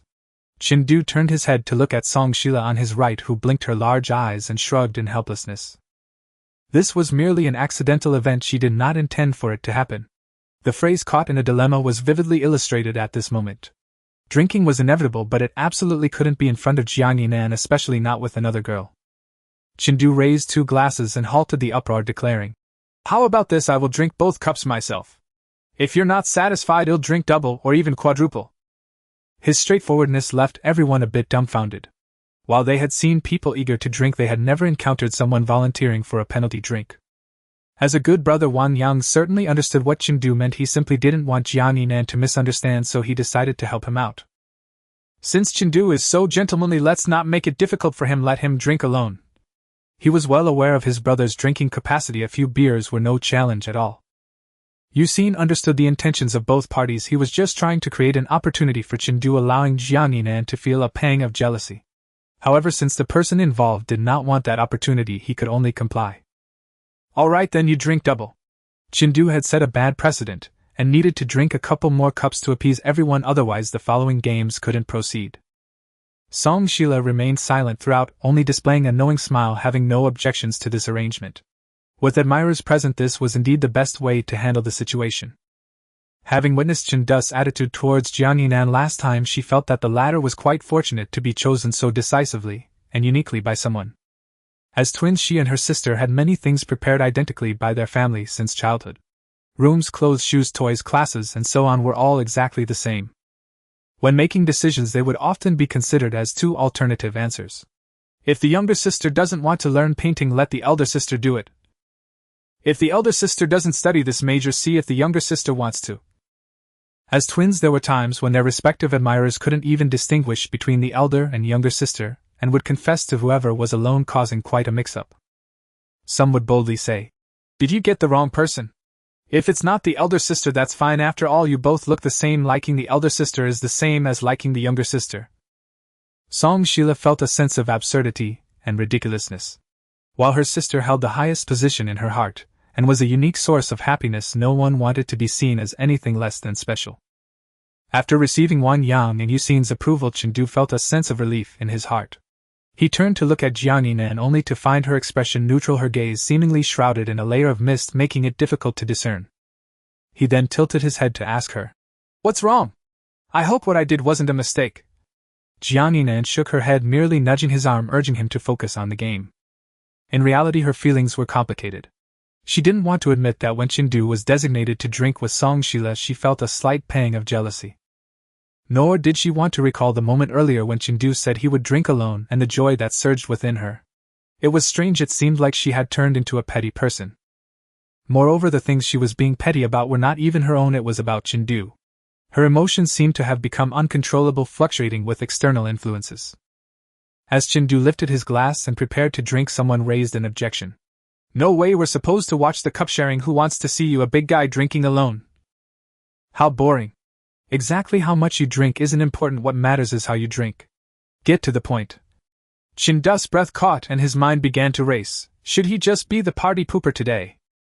Yuxin quickly shot a glare at the two talking girls, thinking to himself, how lacking in awareness can they be? Why are they clinging to this? Little did he know those two girls were actually Song Xiao's juniors, who after hearing Chengdu sing with her thought they made a great pair and were trying to create opportunities. Such a handsome man must be paired up with the senior. Just when the atmosphere became a bit stagnant, an unexpected voice spoke up. "Chengdu has an injury and can't drink, let me do it for him." It was Jiang Yinan. Chengdu turned around abruptly, his eyes wide with disbelief. He couldn't believe it was Jiang Yinan speaking. Is this the benefit of increased affection? Just last night he had been helping Jiang Yinan avoid drinks, and today the tides had turned. Everyone else fell silent, glancing at Jiang Yinan, and then at Song Sheila, suddenly becoming excited. Great! Two beautiful girls drinking. The situation looked promising. Song Sheila smiled gently, revealing a few pearly white teeth. "Sure, I haven't had a drink with Yinan before."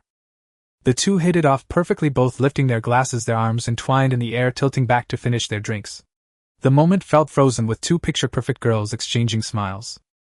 One like a gentle and serene narcissus, the other a bright and cheerful sunflower, unexpectedly meeting, but both in full bloom, creating the most beautiful tapestry of autumn. After finishing a cup, the game resumed. Chengdu gently tugged at Jiang Yinan's sleeve, leaning in to say thank you. "Without you I wouldn't know what to do." His tender tone carried a hint of dependence, a demeanor rarely shown by Chengdu. His gaze was incredibly serious, with his dark pupils reflecting only her figure, everything else blurred. It was as if amidst a crowd of friends he was expressing his concealed affection to the utmost. The girl's eyelashes fluttered lightly. She turned her head away stubbornly, saying, "I was just thanking you for your help yesterday, don't think too much of it." Only her ears flushed beneath her hair betrayed her true feelings. She lied. She clearly had many clever ideas about what to do. But why did she just step up to help? After about 7 or 8 rounds of the drinking game, nearly everyone had been chosen at least once, their eyes gleaming with excitement as they clamored for something more thrilling. Truth or dare? This one's more fun. Sure, this is great. I just want to hear some truths, hee. With an evil smile, Yusin glanced over everyone present, exuding a peculiar charm of "I won't let you off easy." The game followed the most traditional method, passing the flower while drumming as music played on the screen, with one person facing away from the others clicking pause or play. During the music, a beer can was passed around, unable to be thrown or neglected, and could not stay in hand for more than 5 seconds. When the music finally stopped, the person still holding the beer can had to face the punishment of either truth or dare. To avoid too many truths, no one chose dare, and each person only had 2 opportunities to speak the truth. After accepting the punishment, they became the next controller. Everyone clear on the rules? Then it'll start. A round-faced girl rubbed her hands together, becoming the first to control the music. Crossing over the endless mountains, crossing over the vast seas. The first line of Madame Xiaxiang came out, instantly energizing the atmosphere. The beer can was rapidly passed among the people, truly embodying what it meant to be a hot potato. Everyone was afraid to be the one left holding it, the first guinea pig. However, the round-faced girl seemed to purposely torment their nerves, delaying the pause, causing the tension to dissipate. Laughter and giggles filled the air, the atmosphere quite relaxed. Is there anyone who can?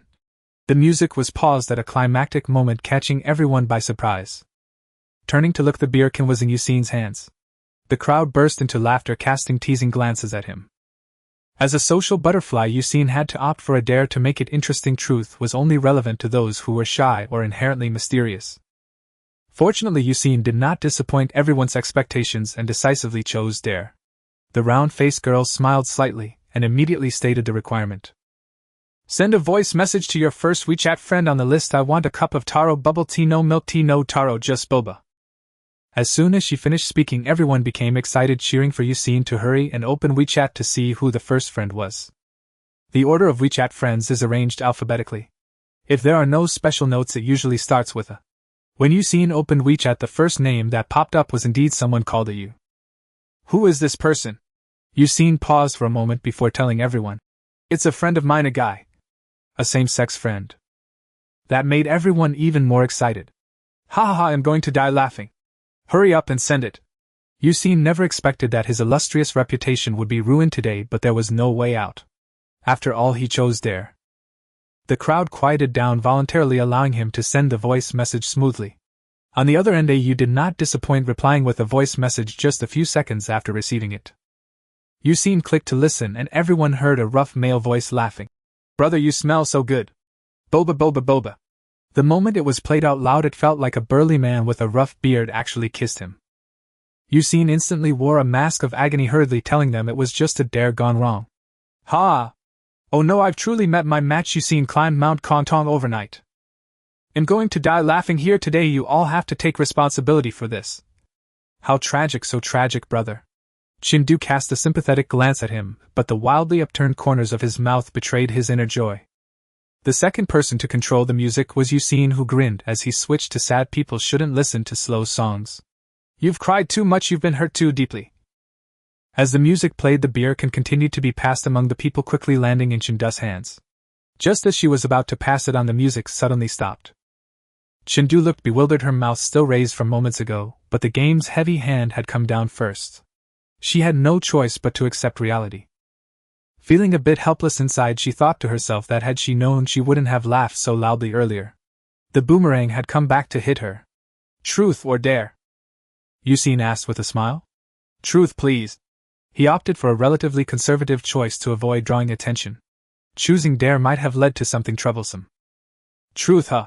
Yusin chuckled mischievously, a glint of wickedness in his eyes, loudly asking. When was the last time you played LOL? As soon as this was said, many girls instantly understood, gasping and pointing at him, shouting that it was too risque.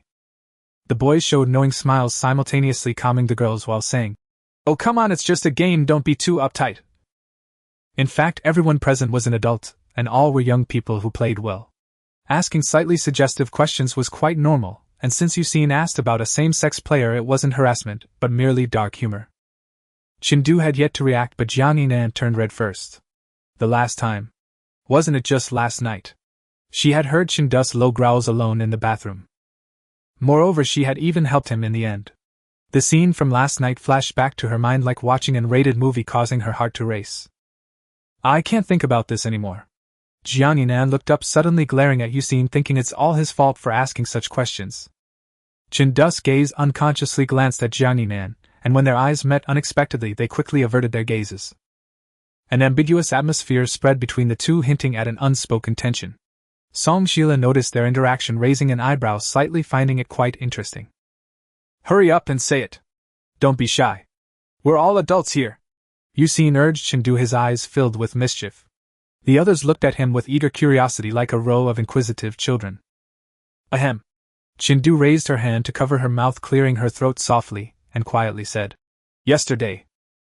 "Oh, so it was yesterday. No wonder you look so radiant today, full of energy."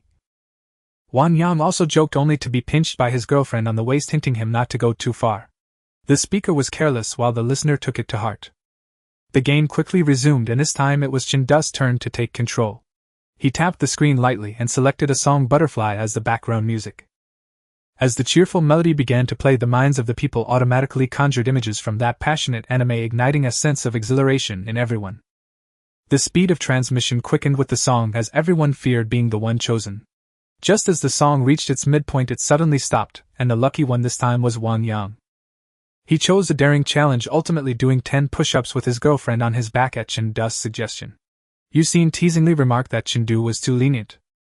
"You can't go easy just because we're good friends."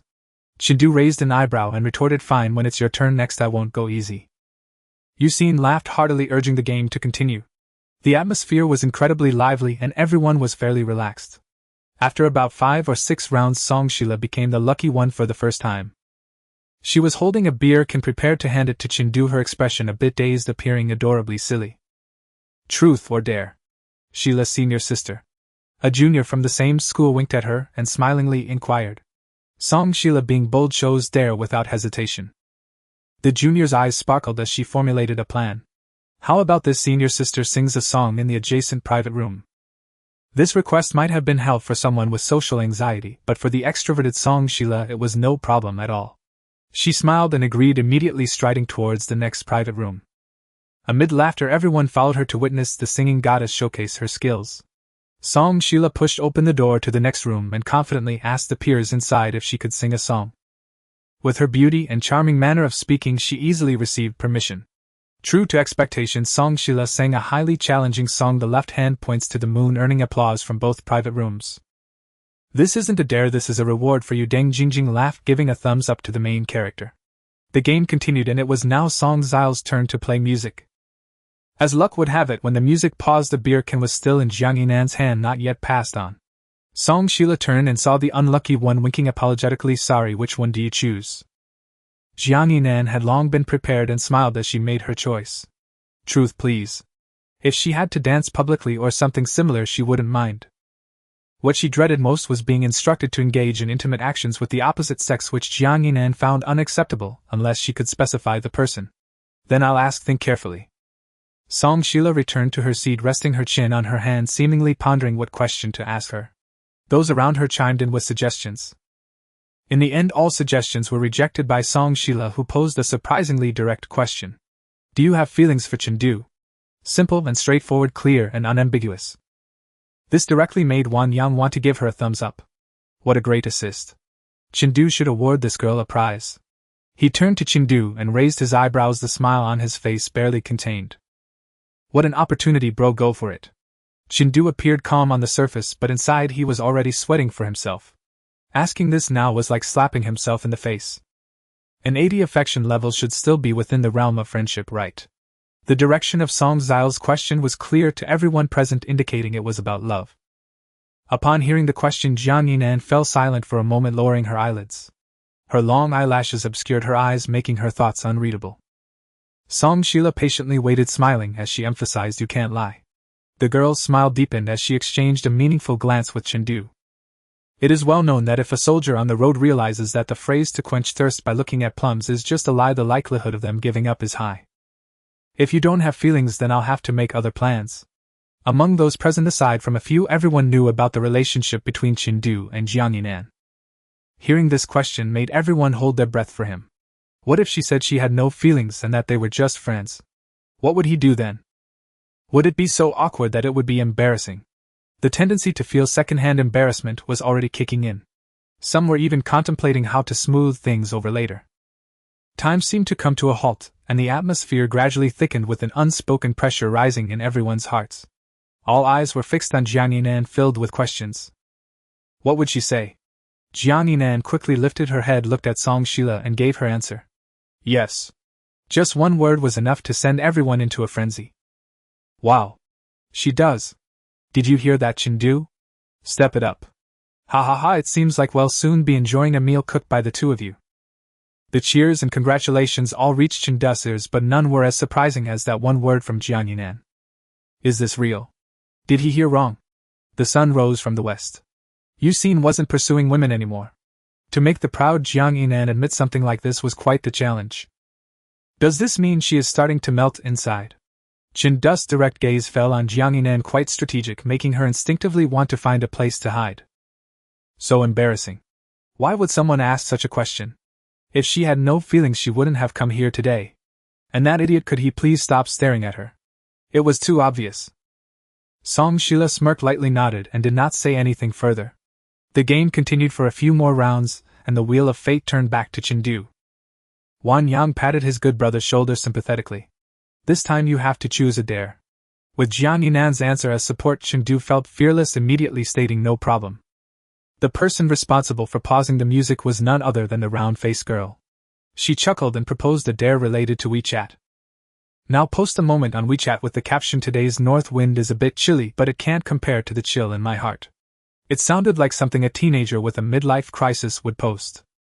Under the watchful eyes of everyone, Chengdu obediently posted it. Soon that moment received its first comment. A branch of pear blossoms pressed down on the begonia, come into my arms, and you'll be warm. The moment the WeChat comment popped up, the few people sitting next to Chengdu leaned over, all voicing their teasing remarks. Tsk tisk tisk, hey you, this is quite impressive.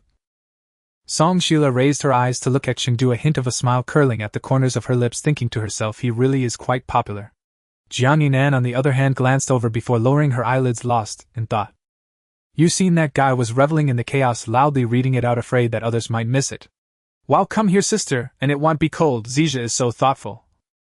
She must be an intellectual big sister, right? The tone was so sarcastic that Chengdu couldn't help but smack him on the shoulder, forcing a smile as he said, Stop it, she really is my sister. At the brink of despair, Chengdu had no choice but to lie. God knows how much he wanted to block that woman Xia Weitang at that moment. Knowing that she was usually so disorganized, he never expected her to be like a wild horse on the internet, reckless and unrestrained. The only relief was that he hadn't saved her contacts, so her comments still showed her nickname. Among those present, no one had added Xia Weitang on WeChat, and they had no idea who she was. The only ones who had met her in real life were Wang Yang and Yuxin, and neither of them knew her WeChat name. After Chengdu mentioned it was his sister, everyone's attention shifted. Wang Yang raised an eyebrow, wondering, isn't Chengdu an only child? Could she be a cousin or something? Or perhaps she really is a sister who has feelings for him, but it would be inappropriate to mention it with Jiang Yinan present. Brothers wouldn't expose him, they would only help him save face. Alright, it's time for the next round, hurry up, I can't wait any longer. Okay then, it's such a pity not to witness the drama. With Jiang Yinan's earlier statement, the others also restrained themselves, all expressing their eagerness for the next round of the game. Chengdu glanced at Jiang Yinan and noticed that her expression was normal, she didn't seem angry. He subconsciously sighed in relief and stepped forward to play music. No one noticed that the phone he left on the table quickly lit up with several notifications. The second person to comment on him was Yu Miao Miao. At that moment she was on her way to the training room. While checking the time on her phone, she discovered his post on her moments. After reading the caption, she immediately felt a twinge of worry. Was he facing some trouble? Hadn't he seemed quite happy when she saw him leave her house just a while ago? Yu Miao Miao left a message. Senior, are you facing any troubles? You can talk to me about it. Although she knew Chengdu wouldn't confide in her, she still typed out the message. She had almost reached the training room but paused to call Chengdu, wanting to ask him in person. Chengdu's phone rang quickly, but at that moment the song playing in the room was Bubble, and the soaring female voice nearly drowned out everyone's hearing. The crowd engrossed in the game was focused on the beer cans, completely oblivious to his incoming call. Yu Miao Miao tried calling once but got no answer. She suppressed her worry and sent Chengdu a message saying she was going to the competition. Meanwhile, dozens of kilometers away in a high-rise building, Su Qingxue also saw this WeChat post during her break. She didn't comment but was pondering what was wrong with Chengdu. After thinking for a moment, Su Qingxue called her mentally, sending her greetings. Qingxue, why do you have the time to call me? Oh, you miss me. You just want me to help you train a few more talents. How are the juniors doing? They're fine, I haven't had time to scold them lately, been quite busy. After chatting with Li for about 10 minutes, Su Qingxue hung up. After probing for a while, she confirmed one thing: Chengdu was doing well at school. If there were no issues in life and studies, it seemed to be something else. Su Qingxue raised her hand and tapped twice on her desk, pulling up Chendu's WeChat. She transferred him 1,000 yuan, leaving a note: yesterday's overtime pay. At the same time, Song Xin was polishing jewelry in her studio. Next to her was a junior she had hired for help who had just finished a batch of cuts and was resting while browsing the campus forum. The singing video of Song Sheila and Chendu had already been pushed to the forefront of the search. She excitedly called out Song Xian's name, telling her, "Wow! Senior, your sister sings really well." After saying this, she lightly tapped her finger, and the sound played out loud. Song Xin was very familiar with her sister's voice and immediately recognized it. "It's indeed beautiful," she softly replied and lowered her head to continue her work. Her sister's musical talent was evident, having received countless praises and many awards since childhood. Being the center of attention was a norm. However, the next moment Song Xin paused her work when the male vocals came in. "You make me want to write a love song for you every day." The music was paused as the junior exited the video. "Continue playing, pick up from where we left off." The junior understood immediately and quickly clicked back to play the video, her face full of "I get it, I get it." The male voice was very magnetic and sung beautifully, which was quite normal for the senior to enjoy. The song echoed in the studio, seemingly sweetening the air just like the song's title. Song Xin listened carefully to the entire song before telling the junior to turn off the video. That male voice is truly amazing, I just wonder which master it is." The junior felt a bit regretful, then lowered her head to continue browsing posts, trying to work with the alumni to identify the man kissed by an angel. Song Xin absent-mindedly responded, putting down what she was holding and taking out her phone to check. The junior didn't know who it was, but she had her suspicions. It should be Chendu, right? Although she hadn't heard him sing in person, a person's voice doesn't change. Sheila, why is she singing with him? Didn't she say before that if she wasn't interested she should stay away from Chendu? An inexplicable sense of anxiety spread from Song Xian's heart. The cold touch of the phone screen helped her calm down a bit. Song Xin reassured herself, "It's fine, they'll soon have dinner together." Her eyes fell on Chendu's post. Although she didn't understand why he posted that, she quietly commented with a head pat emoji. After sending it out, there was no reply, as if it had sunk into the sea. She felt a bit like she was abandoned in the middle of a lake, a boat without paddles, unable to return to the shore nor sink into the water. Song Xin clenched her phone, silently chanting, "It cannot happen. My sister and Chendu cannot cross over me."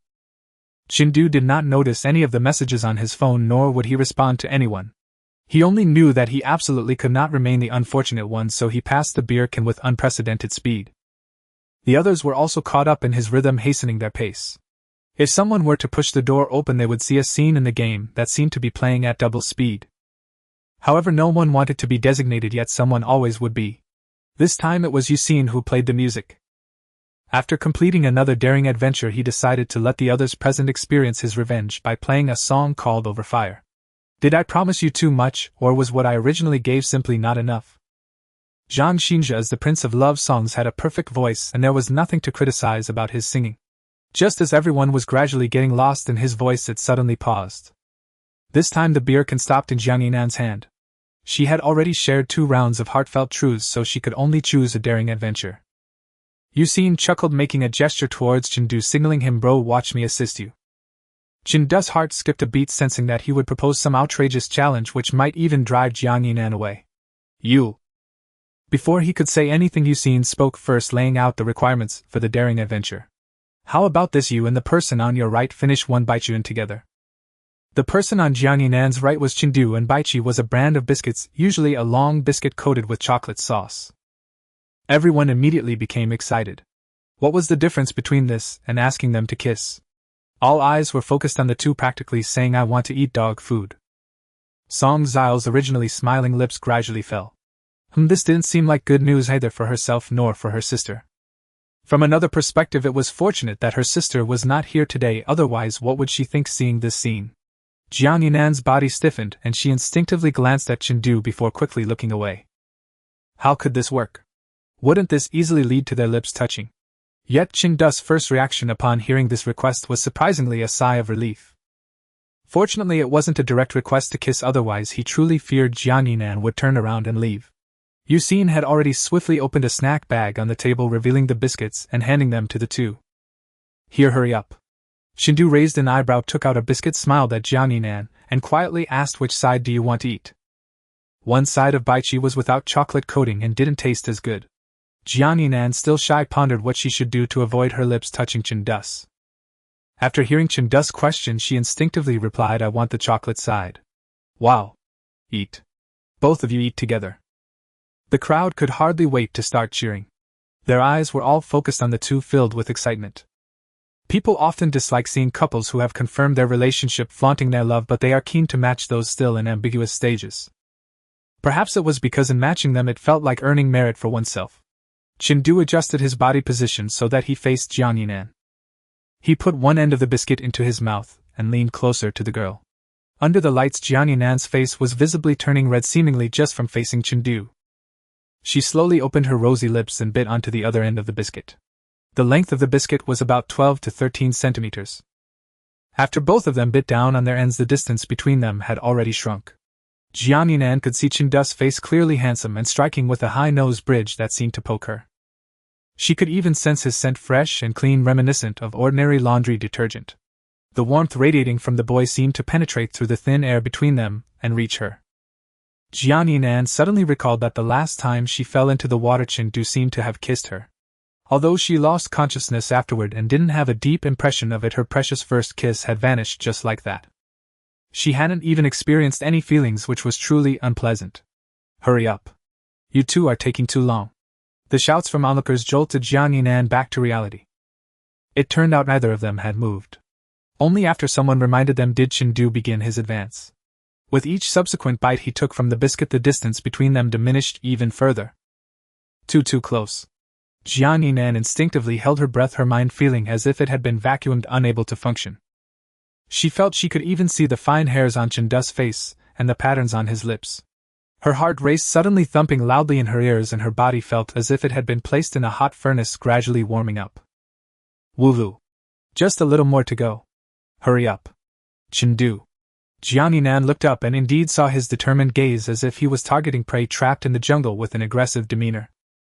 She felt her heart skip a beat, an inexplicable urge to escape, and instinctively took a few steps back. But Chindu would never let this opportunity slip away. He lunged in for the final attack, his soft lips brushing lightly against Jiang Yinan's mouth, touching and parting instantly. The speed was too fast, so quick that the onlookers didn't even see if they had kissed. They were even complaining, Chindu, are you a man? Why so fast? Exactly. I didn't even catch it clearly. Yuxin was somewhat exasperated, thinking that if it were him with the girl he was pursuing, he would have already pulled her in and started kissing. Who cares about consent? A kiss is what matters. However, Chindu did not think so. He knew he couldn't be too aggressive with Jiang Yinan, or it might backfire and diminish her affection. With just an 80-point score and without a confirmed relationship, a rash advance could be seen as taking advantage. What if she thought he treated all girls this way? Yet just a slight touch made all the difference. She knew it, he knew it, but others did not. Jiang Yinan had already turned to the side, using the action of drinking water to disguise herself. She certainly felt that soft touch brush against her lips. It was like a dragonfly touching the water, or an electric shock, a tingling sensation that almost made her want to experience it again. How could he do this? It was so embarrassing. As the group finished their games and songs in the private room, it was already 6 p.m. The October sky darkened quickly, and the streetlights along the road had already lit up, illuminating the entire street as bright as day. Originally they had planned to have dinner together, but a few of them already had other commitments, so the plan fell through. They dispersed on the spot, agreeing to get together next time when the opportunity arose. Chindu suggested having dinner with Jiang Yinan, and she did not refuse. The two walked together on the road, which was bustling with people as it was mealtime. What do you want to eat? Chindu asked Jiang Yinan while observing the restaurant signs. I'll treat you, thank you for your help yesterday. The girl's voice was not loud, but just enough for Chindu to hear. He smiled and did not press her on the matter she was reluctant to discuss, simply responding with an agreeable okay. He then led Jiang Yinan into a Chongqing chicken pot restaurant. Let's eat this, it tastes good. They found a spot against the wall, and after ordering, the staff suddenly asked, Are you two a couple? Today couples get 2 bowls of ice jelly. Chindu instinctively looked up at Jiang Yinan, hoping to get an answer from her. If she said yes, that would be wonderful. Although it was a lie, it was still delightful. Unfortunately, Jiang Yinan shook her head. She smiled slightly and quietly told the staff, "We are not, but we can pay extra for 2 servings. Please bring us 2. The girl handled it gracefully, neither making the staff feel awkward nor fretting over losing a discount. Only Chindu's previously warm heart felt a bit cooler. Indeed, they had played games so smoothly today that he almost forgot Jiang Yinan was someone who disliked gossip. Surrounded by students from nearby schools, there might be someone who recognized her. If she admitted it, it could have a negative impact on her. After realizing this, Chindu no longer dwelled on it, and proactively started washing the dishes. "Chindu, where is your hometown?" Jiang Yinan suddenly asked, catching Chindu off guard. "Why are you asking this all of a sudden? My hometown is in the south, far from here." In terms of both gaming settings and real life, it was indeed the south. Chindu poured the water out of the bowl and placed it in front of Jiang Yinan, and then continued washing the second pair of dishes. It was a good thing that the female lead was starting to show curiosity about him. After pursuing Jiang Yinan for a year, it was the first time she proactively inquired about his personal matters, but he still felt a sense of foreboding. "It's nothing, just curious. Is that sister from your comment section your real sister?" Sure enough, Jiang Yinan's pretense dissolved in less than a second. Chindu keenly sensed that her question was likely not as simple as it seemed. Perhaps Jiang Yinan did not truly believe his words that she is indeed my sister. If he had to use an idiom to describe his state, it would be drenched in sweat. "She is not my biological sister, she is my cousin a few years older than me, and she loves to joke around." Chindu forced himself to explain, masking it with a smile. He had cursed Xia Weitang in his mind at least 800 times. Jiang Yinan nodded thoughtfully and said softly, "I see." She then shifted the topic. "I also have 2 older sisters. But I haven't seen my eldest sister for a long time." Chindu followed her lead and asked, "What happened?" "As long as she didn't ask about my sister, everything was good." A hint of sadness appeared in Jiang Yinan's eyes, quickly disappearing. "The eldest sister left us because she fell in love with someone she shouldn't have." She shook her head, offering no explanation. Thankfully, at that moment the staff began serving the dishes, and Chindu could finally breathe a sigh of relief and focus on eating. Perhaps due to his guilty conscience, he did not notice that Jiang Yinan's expression had become somewhat off. The girl picked up a mouthful of rice and chewed slowly, her thoughts drifting far away. It was probably 2 or 3 years ago, when Jiang Yinan was still a girl just starting university, and her sister was still an ambitious artist. At that time, the eldest sister Jiang Yanbei shone brightly throughout the capital. Whenever she had an exhibition, the venue would be packed, and even many masters were eager to engage with her to discuss art. The works she created were infused with spiritual energy, praised by all.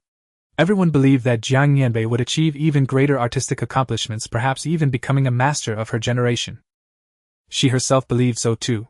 However, everything changed after a man appeared. Jiang Yinan watched as her eldest sister became hysterical for that man. The gentle and lovely Jiang Yanbei seemed cursed, her temperament turning irritable and angry, even arguing with their father. The paintings she cherished most were ripped into shreds one by one. The studio she had meticulously arranged was wrecked, paint splattered across the walls, and her sister lay in the center of the floor crying. Crying while murmuring, "He broke up with me, he doesn't want me anymore." Jiang Yinan stood fearfully at the door, afraid to enter, softly calling for her sister. But her sister shouted at her to stay away. "What are you looking at? Do you find it amusing to see me in such a state?"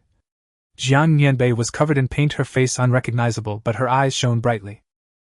Her eldest sister had never spoken to her that way before, nor had she looked at her with such a gaze. "I didn't, eldest sister, I'm just worried about you." With their father and second sister not home, Jiang Yinan was the only one who saw this scene. She was frightened by her eldest sister, and didn't dare to go in, but was also afraid she might do something foolish, so she could only silently guard the door. "What's so interesting about love-struck idiots?" With that, her eldest sister slammed the door shut, cutting off her line of sight. That day left a profound impression on Jiang Yinan.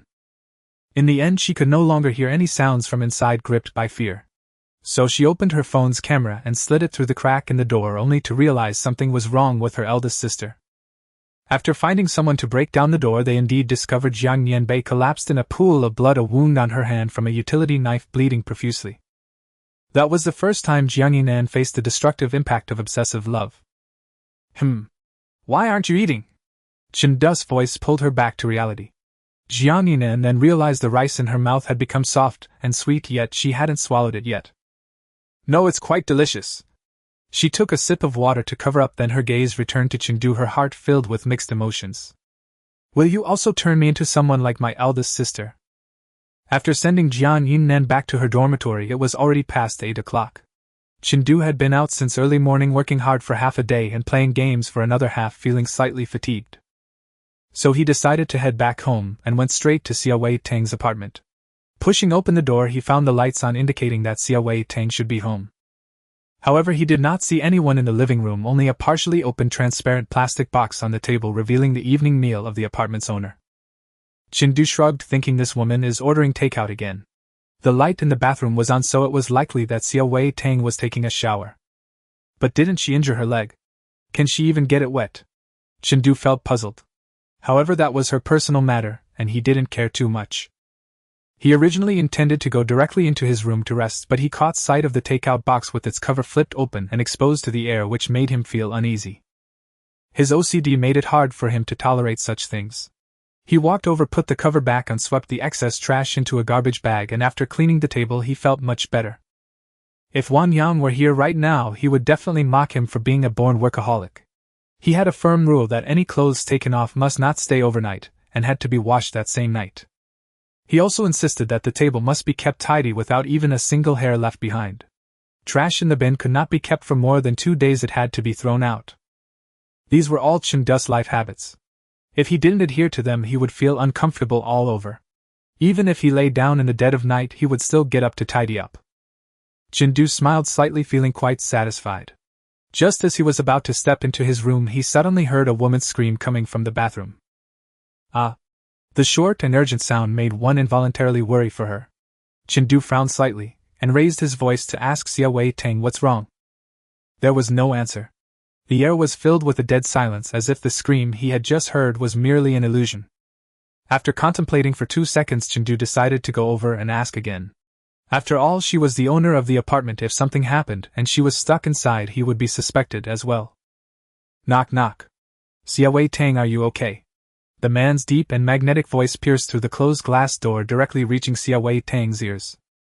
The voice seemed to be shrouded in a thin layer of mist, appearing somewhat hazy and ethereal, yet it carried an irresistible penetrating power, causing Xia Wei Tang's body to tremble involuntarily, as if she had been struck by an electric current, instantly awakening her senses.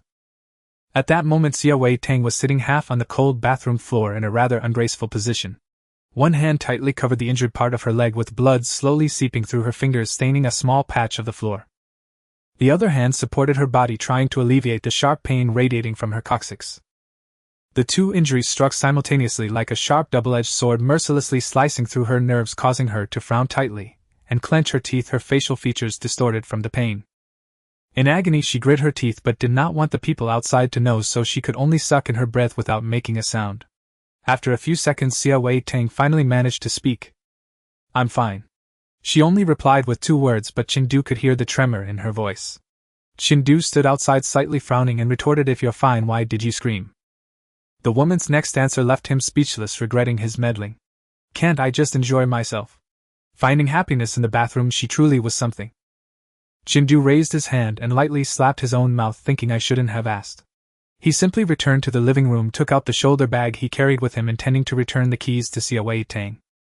He had just gotten them back from Yu Miao Miao today, so he didn't want to accidentally lose them again, and decided to return them to their owner first. Meanwhile, Xia Wei Tang heard the sound of his footsteps leaving and secretly let out a sigh of relief. It wasn't that she didn't want to ask for help, it was just that she was completely naked right now, and it would be quite embarrassing to let Chengdu in abruptly. Although Xia Wei Tang usually appeared carefree and loved to talk back, looking like a girl who often teased handsome guys, in reality she had never been in a relationship.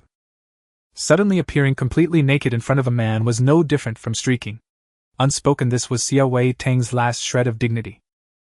After a moment of hesitation, realizing that the pain in her coccyx was not as intense, she pushed herself up, trying to stand. Just as she got halfway up, the slippery floor taught her another lesson. Bang! Ah!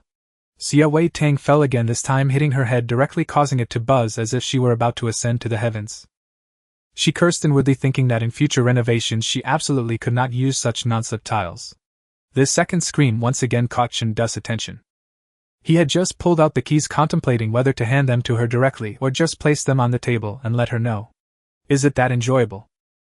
Excessive enjoyment could lead to kidney deficiency, right? Chindu muttered to himself, feeling a renewed respect for Xia Wei Tang. Thus he decided not to disturb her happiness, simply placing the keys on the table for her to find. Just as he lifted his foot preparing to enter his own room, Xia Wei Tang inside called out his name first. Chindu. Chindu stopped in his tracks, eyes widening in fear as he looked towards the bathroom, his mind racing with countless "what the heck." I see you as the landlord and you see me as your fantasy object. It wasn't until the second call that broke his wild thoughts. Chindu. Are you out there? Oh, it turned out he had misunderstood. Damn, he could only blame her for calling out at such an inopportune moment, creating ambiguity. What do you want? I'm here. Chindu replied, irritably, unsure if it was the embarrassment of his overactive imagination or his irritation towards Xia Wei Tang. You come in and help me. Xia Wei Tang's voice became softer, but it was still clear enough to hear. Chindu's expression turned fearful again. This was not something one should help with. What if things went awry? No, this was not a task a boyfriend shouldn't help with. What if it reached Jiang Yinnan? No way, I'm a decent person. I can't help, you need to solve it yourself. Chindu firmly rejected Xia Wei Tang. Xia Wei Tang, feeling dizzy and seeing stars after falling in the bathroom, regretted her own loose tongue again. Had she known, she wouldn't have said that. What was wrong with this guy's mind? Although the heating lamp was on above her head, the cold floor was also quite uncomfortable, and she didn't want to lie there for too long. I asked you to come in and help me, I fell. Xia Wei Tang closed her eyes and simply revealed the truth. The moment the words left her mouth, her face turned red. Chindu finally understood her meaning. Enlightened, he said, Oh, why didn't you say so earlier? So you fell? I thought it was something else, which made my heart race. Standing at the bathroom door, Chindu turned the doorknob, but it wouldn't budge. Only then did he realize that Xia Wei Tang had locked it from the inside. You locked the door? Then I'm going to kick it open. He called out loudly to the person inside, preparing her mentally. Xia Wei Tang's voice was neither loud nor soft, just enough for him to hear. After kicking the door 2 or 3 times, Chindu indeed kicked it open, but the scene inside made him hold his breath. Oh my goodness. This bathroom is so white. Xia Wei Tang turned her head, and through the dissipating mist he could vaguely see her enchanting eyes filled with emotion. A look of grievance was etched on her face, making one unable to help but feel pity. Help me up. Chindu was momentarily dazed and thought, why is she lying on the floor? It seemed she really fell hard. Once he regained his senses, he immediately grabbed a towel from the side, draped it over Xia Wei Tang, and then picked her up. The moment their skin touched, a smooth sensation brought a novel feeling, and the fragrance of the woman wafted into his nose, seemingly stirring his ambition. Chindu tried hard to ignore this feeling and walked steadily outside. You're bleeding from your wound. Is there a first aid kit? I'll help you rebandage it. His voice was steady, as if he had not been swayed, maintaining a calm demeanor. Xia Wei Tang, who had originally been looking down, did not meet Chindu's gaze, but upon hearing his words she became a bit curious. You can bandage too. Surprisingly, a science major knows this stuff. Could he be a doryman in disguise? Chindu nodded, placed her on the sofa, and casually grabbed a blanket to cover her. I had once taken a first aid training course with the Red Cross, so I know a bit of the basics. Is there a first aid kit? Xia Wei Tang pointed to the cabinet under the TV and whispered. It's over there. He opened the drawer and indeed found a small first aid kit fully stocked. Chindu took out a roll of bandage and some hemostatic powder, turned around and prepared to rebandage her. The woman's calves were long and smooth, feeling like a piece of beautiful jade in his hand, evoking an irresistible urge to caress. Chindu suppressed the stirring within him and carefully unwrapped the bandage, discovering a long but not deep wound underneath, though it was quite lengthy. It looked a bit like a knife wound. There was no bleeding anymore, but after being soaked in water the edges were slightly white. Don't you have any common sense? Wounds shouldn't get wet. How could you take a shower in this condition? Every time he encountered Xia Wei Tang, she always seemed to be in poor condition, which made him feel exasperated. It felt a bit like he owed her from a past life, and now he was repaying a debt in this one. Xia Wei Tang felt similarly. After a moment of silence, she softly said, I was just thinking of wiping my body, but the floor was too slippery. I'm sorry I burdened you again. The sudden apology caught Chindu off guard. It was unusual for someone who was always carefree and unserious to suddenly speak politely, leaving him somewhat perplexed. Chindu looked up and saw her serious eyes, which indeed revealed a hint of guilt, causing him to feel a little guilty in return. It seemed like she hadn't meant to. Besides, who could guarantee they wouldn't find themselves in trouble? It's not a big deal, is it? Chindu cleared his throat awkwardly, averted his gaze, and focused on the medicine in his hand. It might hurt a little, bear with it. All right. Xia Weiting responded softly and then felt something light fall on her calf. The pain spread from the wound to her nerve endings and then to her cerebral cortex. She instinctively closed her eyes and furrowed her brows. No one knew that her greatest fear was pain. Despite living a life on the edge, Xia Weiting still wouldn't easily allow herself to be hurt unless absolutely necessary. Memories flooded her mind like a tide, assaulting her thoughts with haunting echoes like an inescapable nightmare. Unbeknownst to her, sweat had formed on her forehead, and she hadn't even noticed. Chindu worked swiftly. After applying the medication, he picked up the bandage and wrapped it around, finishing in no time. All done, you should go to the hospital tomorrow for a checkup. As soon as he looked up, he saw Xia Weiting with her eyes tightly closed, looking uncomfortable. He thought perhaps his bandaging technique was off and hurriedly asked, "Does it hurt a lot? Should I take you to the hospital now?" He remembered scoring a high 97 on his training exam, so it shouldn't be that bad. Xia Weiting's eyelashes fluttered slightly, and she slowly opened her eyes. Upon seeing Chindu's handsome face, she was momentarily dazed. This wasn't the past, this was the present. "It's fine, no need to go." Xia Weiting shook her head, speaking softly, seemingly in low spirits. Chindu understood that it was normal for her to feel upset after being injured and falling, so he refrained from using cold, mocking words. "I'll carry you to your room so you can change into some sleepwear." "Okay." Xia Weiting gently nodded, looking obedient like a plush doll, shedding her usual sharpness. Chindu found it strange in his heart, but he didn't voice it, and just held her in his arms as he walked toward her room. Oddly enough, after having held Xia Weiting twice, he seemed to sense that she was actually quite light. Despite appearing to be a voluptuous woman, she probably weighed just over 100 pounds, making her easy to carry. Xia Weiting's room was also quite bare, with only 2 knife models on the bedside table and no special decorations. This was Chindu's first time entering. After a casual glance, he directly placed her on the bed. "Rest well." Saying this, he turned to leave. Just as he took a step, he found he couldn't move because his clothing was being tugged at. "What's wrong?" He turned back and quietly inquired of Xia Weiting. The woman's face was still a bit flushed, not sure whether it was from staying in the bathroom too long or something else. She pointed to her wardrobe and said, "Could you grab a sleepwear for me?" Chindu understood hopping on one foot was indeed tiring. Adhering to the principle of helping someone to the end, he agreed. It wasn't until he opened the wardrobe and saw it filled with women's clothing that he realized something was off. As a young, vigorous university student, he wasn't accustomed to this. Immediately, some inappropriate thoughts surfaced in his mind. The woman's beautiful body curves, perfect shape, and her long, smooth calves seemed to loop like a gif in his mind.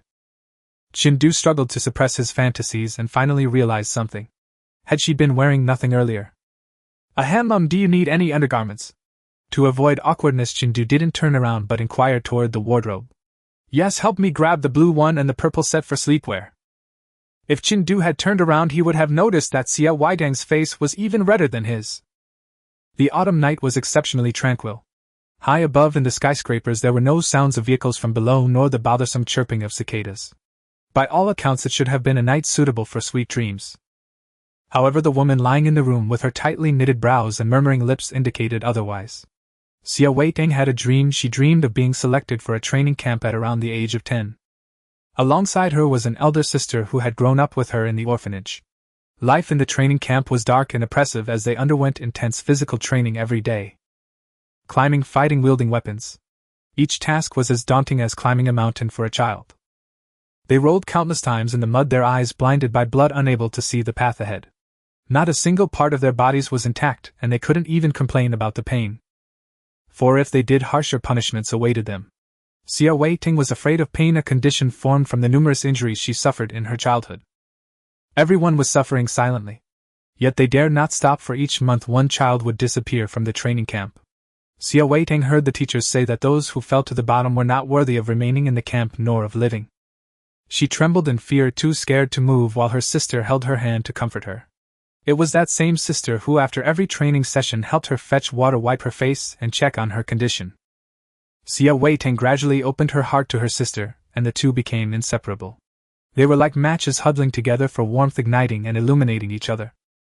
This way of life continued for 3 years until Xia Weiting was 13 and her sister was 16.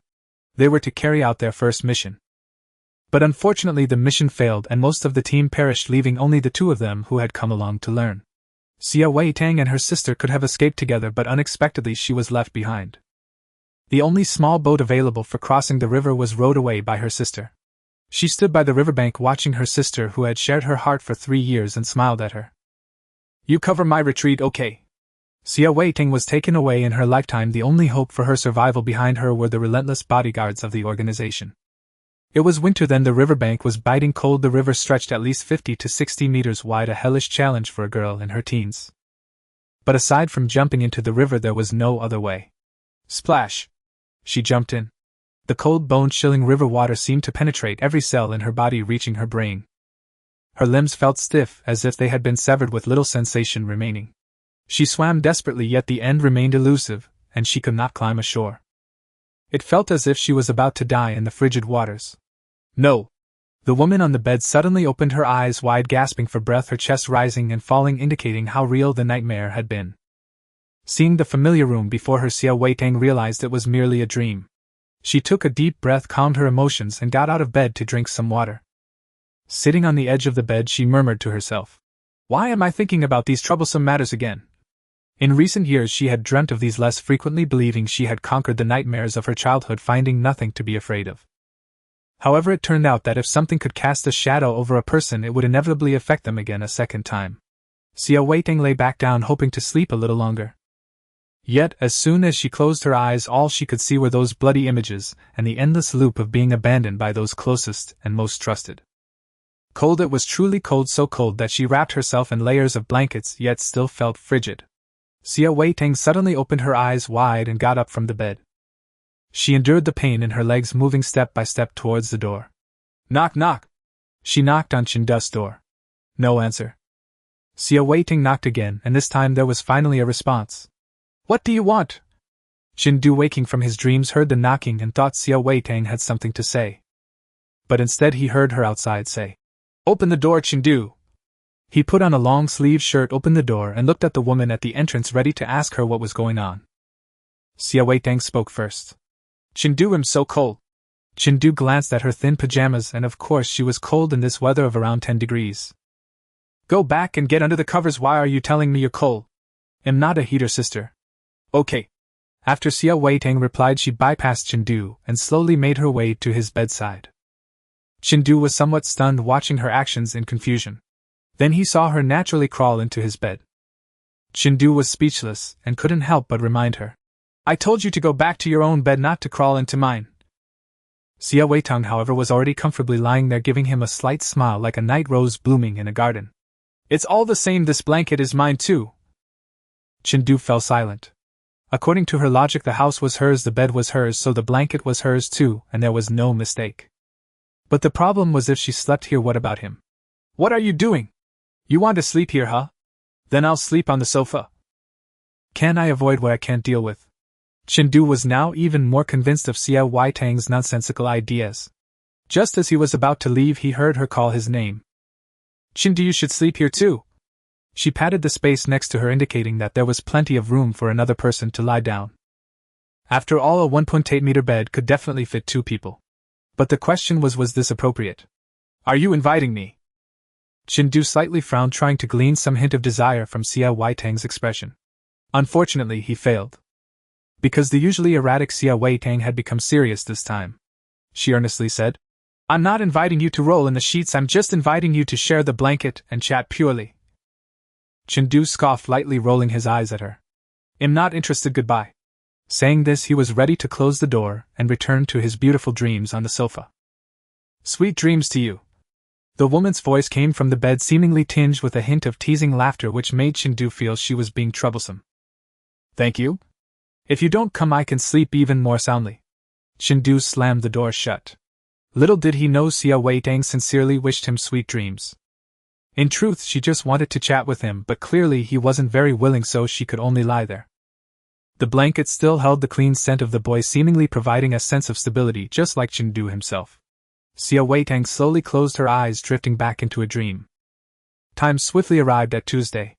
On this day, Chen Du attended a class early and then earnestly went to his mentor's laboratory to report on his recent learning achievements. He received what appeared to be criticism but was actually an encouragement. Chindu was overjoyed inside, yet he remained silent, simply staying there to continue his practical training for the day. He attempted to replicate several small home appliance patents he had invented in the real world, but he forgot some parameters requiring him to adjust them bit by bit. Fortunately, diligence pays off, and as the afternoon approached quitting time, he finally managed to create one. Chindu was so excited that he could hardly contain himself, and nearly sought someone to share his joy with. However, to avoid disturbing others, he simply posted a brief update on his social media. Soon he received comments, but he hadn't yet opened them to take a look. At that moment, the mentor entered the room and informed several students to go out for a meal together. "We are going to eat with Director Lu from the neighboring school whom everyone met last year. She has a few students with her too. You've shared hardships together, so it won't hurt to meet a few more times." The cheerful old lady tossed the car keys to Chindu, assigning him the driving responsibility, and the classmates were all quite happy, chatting and laughing as they followed. "Hooray! We can see the pretty girls again. Ha ha ha, are those the girls from the jewelry design program? They really are eloquent with sweet tongues like honey." "Is that so? I remember the prettiest one doesn't talk much." Chindu had grown accustomed to being the driver, but whenever they returned, driving was hardly his job, as they assumed he would drink. Hearing the discussion behind him, he raised an eyebrow, thinking to himself, the prettiest one. It must be Song Xin. Suddenly he paused in his tracks. "Oh right. I seem to owe her a meal. Oh no, I've been so busy these past few days that I completely forgot." If it weren't for recalling her name, he might have ended up meeting her at the dinner, and only then realized it. How embarrassing. He had promised to treat her to a meal, yet there had been no word from him, and in the end they were eating together at the dinner organized by the mentor. Chindu suddenly felt a bit awkward. "Chindu!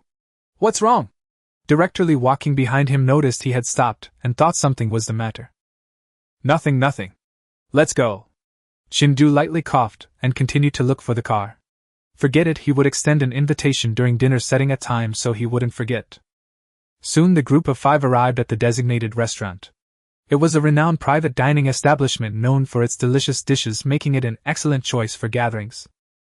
Upon pushing open the door to the private room, they found a row of students from the neighboring school's jewelry design program already seated inside. "Oh, finally you guys are here. I was about to call and hurry you." Director Lu was an elegant middle-aged woman, contrasting sharply with the somewhat stiffly dressed Director Lee. However, her speech was decisive, warm, and generous. "No need to hurry, just make sure we catch the last dish." Director Lee cheerfully led the students to their seats, and turned to catch up with her good friend. As for the students, they had met a few times before and were familiar with one another. Everyone found their own spots to sit, munching on sunflower seeds and fruits while chatting. Chindu's gaze roamed around the room and finally landed on Song Xin by the window. The girl's bone structure was exceptionally outstanding, her delicate features rivaling those of stars in the entertainment industry, but her aura was uniquely different. She gazed out the window alone, the rainy weather casting a gray hue outside with visibility blurred in the distance, yet it harmonized with her cool demeanor. She resembled a sculpture standing in the rain, silent but quietly observing the world. Chindu approached to greet her. "Hi. Song Xin, what are you looking at?" Hearing her name, the girl finally turned to look at Chindu, then raised her hand to point outside, saying, "There, a bird is getting rained on." Her voice was a bit low but carried a unique narrative quality reminiscent of the opening female voice in an old record. It wasn't stunning, but it held a sense of story. Following her finger's direction, Chindu indeed spotted a bird perched on the phoenix tree below. A small black bird tucked its head, standing still on a branch. Like a black comma, it lingered on the brown treetop, transforming into an impressionistic painting. The rain fell gently around it, one still and one in motion, bringing the autumn to a close. "Oh, doesn't that bird fly south?" Chindu felt a bit puzzled. Soon Kyoto would enter a cold winter, and such a small bird remaining here might freeze to death. Song Xin shook her head, indicating she wasn't sure either. "Maybe it's waiting for a traveling companion. After all, being alone is too lonely." She made a guess and then shifted her gaze back to Chindu. "What do you think?" Chindu was struck by the solitude in her eyes, and a sense of desolation suddenly arose in his heart. As someone who had traversed into a different world for over a year, wasn't he just like that bird? In this unfamiliar realm with an uncertain return, everything was an unknown. Chindu turned his head away from her gaze, suddenly afraid of revealing his emotions. "You're right," he replied casually, not wanting to discuss that topic further.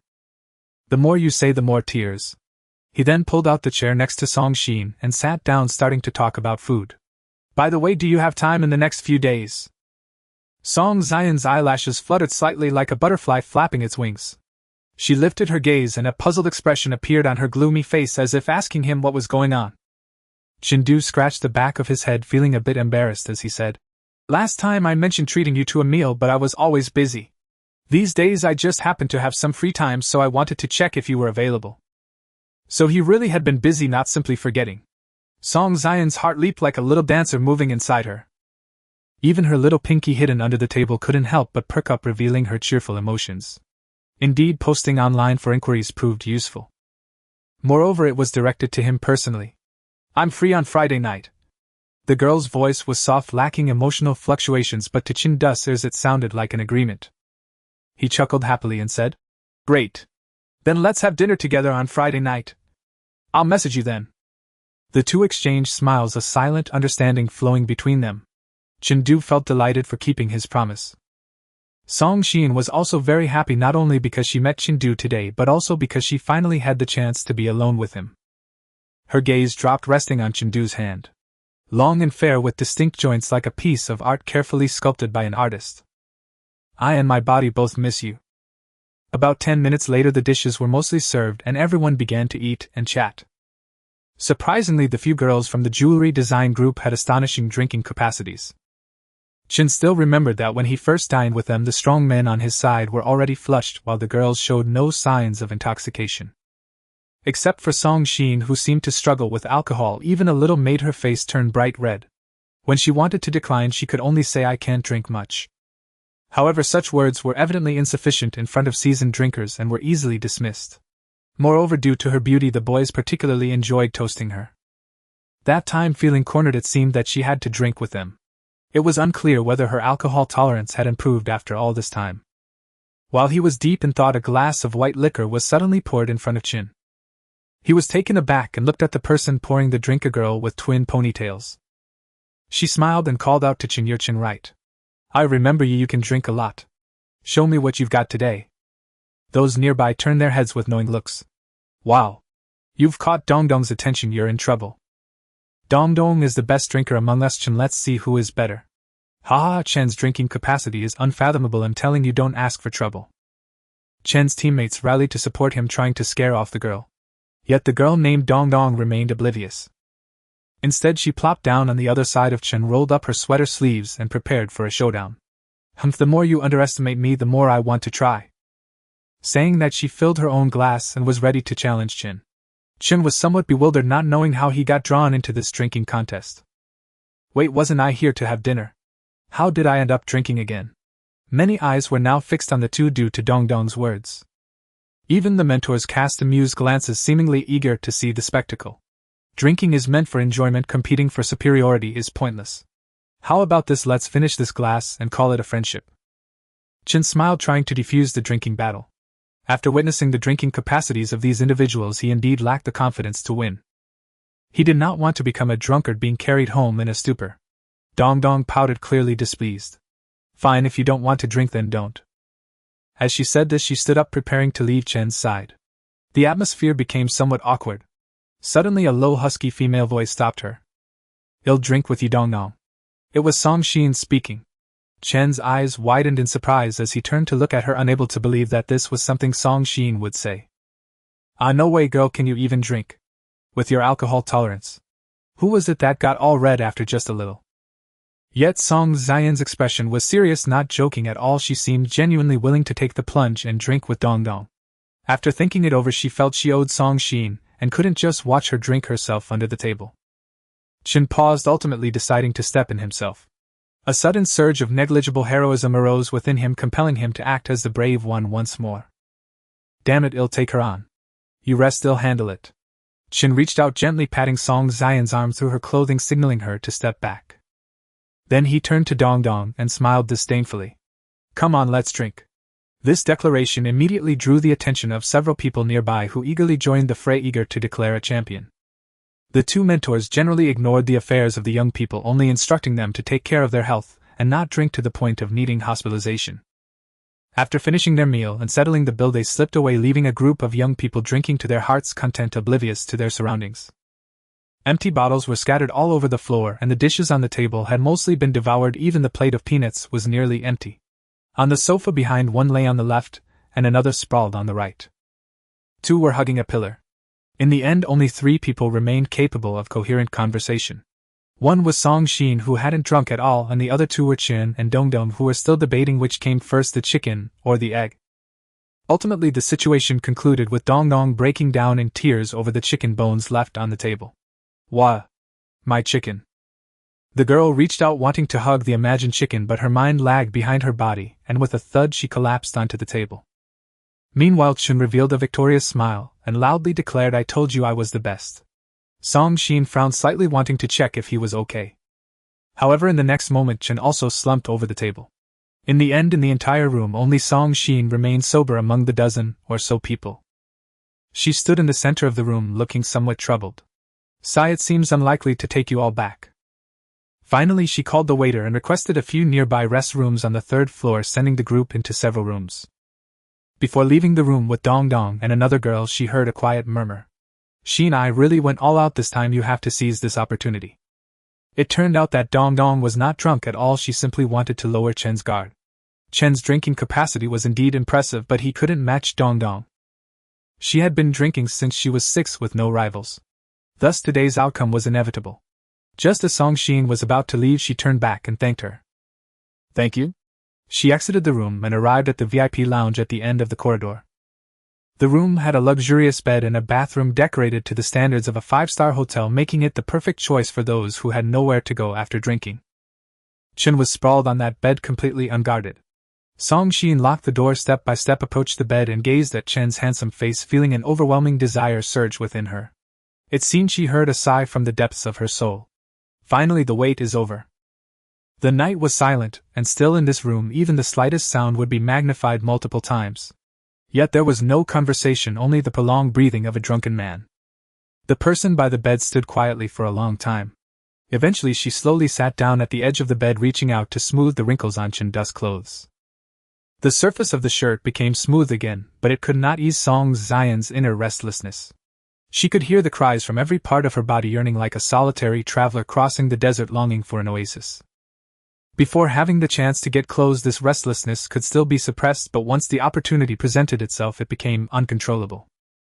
Song Xian's gaze swept from Chen's legs, hands, abdomen to his neck and face, as if a precise detector was measuring him. Finally it landed on Chen's tightly closed eyes. She suddenly felt curious. What would he look like if he woke up at that moment?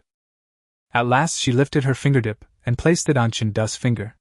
In that moment it felt as if an electric current flowed through, awakening every pore in Song Xian's body. "So warm. I want more."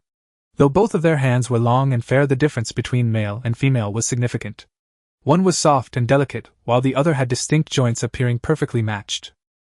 Song Xin controlled her hand, slowly climbing upwards to the back of his hand, then gently covering it like a layer of cotton laid upon. Her hand was slightly smaller than Chen's, which looked a bit awkward. So Song Xin changed directions, sliding her hand into the palm of Chen's hand, enveloped within. Like a rose nestled within a hard and solid armor. An indescribable sense of safety arose within her. "This feels right." Then she lifted Chen's hand and placed it against her face, gently rubbing it as if a feline was being affectionate. Song Xin slowly started to smile, her barren heart gradually being filled. Just then a thought struck her mind. "Sister, Chen's hand really feels good to touch." Song Xin froze, looking at the hand she was holding, suddenly feeling uncomfortable, like a grain of sand got into a shoe that was originally very comfortable. Despite the fact that the person was her own twin sister, she was willing to give up a lot for her sister. She didn't mind her sister using her things and belongings. However, the instinct of being human still made her reject the idea, unwilling to share her joy with her sister. And that video of her sister singing with Chindu still lingered on the front page of the campus forum. Passers-by would praise. "A match made in heaven, they are too well suited." Song Xin even downloaded that audio onto her computer, using technical means to separate Chindu's voice from her sister's. These two, who seemed too perfect together in the eyes of outsiders, meant nothing to her. Not even her sister could be included. From her understanding of Song Shila, once she became interested in something, she would gradually pour her energy into it. In the end, she would either completely take it or continuously challenge it until she lost interest. However, Chindu was a treasure she discovered first. How could she willingly give him up? Just thinking about the future, her sister Song Sheila potentially holding Chen Du's hand and calling him sister made Song Xin feel like she was about to explode. No, she absolutely would not allow such a scene to happen. It was normal for twins to like the same thing. She could let her sister have that. But liking the same person was of course a matter of skill. Song Xian's gaze shifted upwards, landing on Chen Du's face, and suddenly a thought flashed through her mind. His lips, her sister probably hadn't touched them yet. Chen Du's lip line was clear with smooth contours, moderate thickness, looking very kissable. The rosy color indicated the owner's healthy physical state. With a sudden thought, Song Xin leaned in, slowly descending onto Chen Du. At the moment their lips met, she seemed to glimpse the road ahead that was destined to be challenging and the tempting fruits of victory. How delightful. She wanted to keep kissing. A blanket of snow covered the diamond-shaped house, absorbing the surrounding temperature, slowly melting into water and finally merging with the house. The water and milk mingled inseparable. The overly intimate kiss made Chen Du struggle to breathe normally, letting out a protest from deep within his throat. But the protest was futile. After a brief pause and separation, Song Xin deepened the kiss. Chen Du's instinct as a male compelled him to hold her waist tightly, responding with equal fervor. Between their interlocked lips and teeth, a small serpent, undeterred, emerged to entwine with its counterpart, plunging them further into the abyss. It was unclear how much time had passed, but Song Xin finally felt a bit tired and released Chen Du. As they parted, silver threads fell through the air, silently narrating the intensity of their earlier kiss. Song Xin found herself uncontrollably falling in love with this feeling. The intimacy built over the past 20 years seemed to be filled at this moment. Having always detested physical contact with others, let alone something as intimate as kissing, she felt bored with this mundane world, often contemplating when the earth would finally explode. Her sister was already an exception. They were twins who had grown up together, another version of herself in this world. But now Song Xin had another person she wanted to actively reach out to. Every part of her body told her controlling consciousness that this man before her could become her body partner. Chen Du. Song Xin gently called his name, her lips unconsciously curling into a smile. The physiological affection surpassed the many layers of psychological love that had been brainwashed. Rather than being driven by lust, she believed this was a choice made by genes. Jiang. Suddenly the person on the bed uttered a vague mumble. Song Xin leaned closer, trying to decipher what he was saying. Jiang Yinan. Go home. The girl frowned as Jiang Yinan's face flashed across her mind, and her previously warm heart felt as if it had been doused with cold water. She raised her eyebrows, straightening her body, feeling that Chen Du was still holding her hand, suddenly finding it a bit troublesome. She almost forgot that he liked that girl. That girl, like a proud little swan, was completely different from her type. But what did that matter? Song Xin raised her hand, gently gliding over Chen Du's face, sliding from his nose bridge to his chin, and finally resting on his prominent collarbone. What she wanted she would definitely obtain.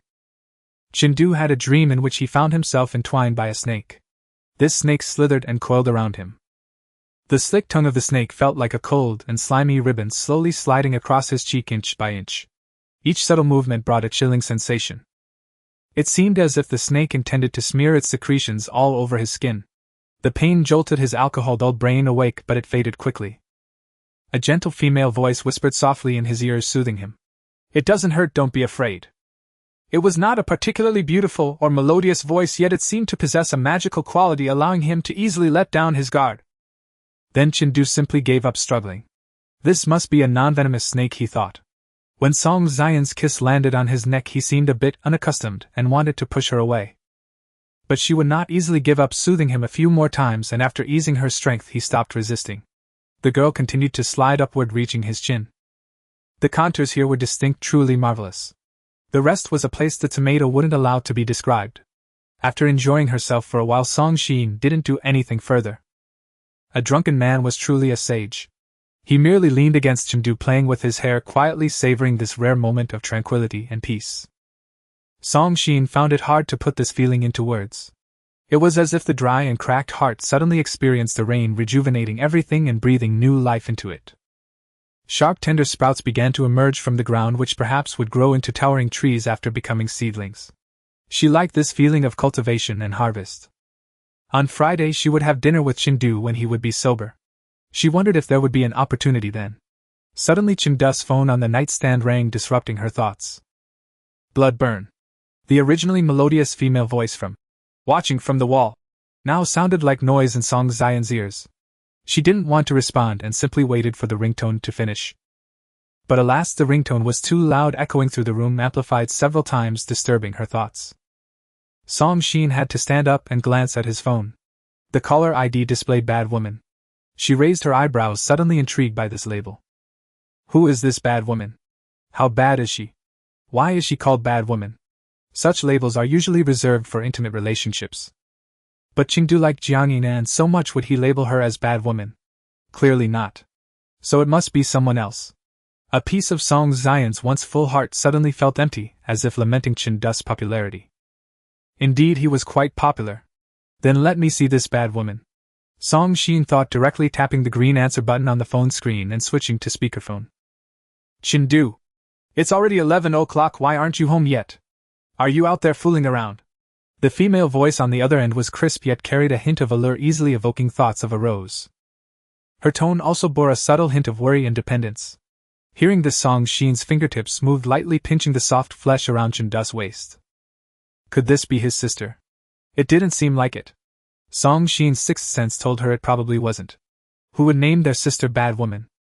Since it wasn't a familial relationship, it was likely an ambiguous one. Song Shin smirked slightly and gently replied, Hello, Chengdu is already asleep. Is there something you need from him? Her tone was polite yet distant, reminiscent of a devoted wife managing her husband's affairs after he had a drunken night. On the other end, Xia Wei-Eng paused, taking down her own phone to check the contact.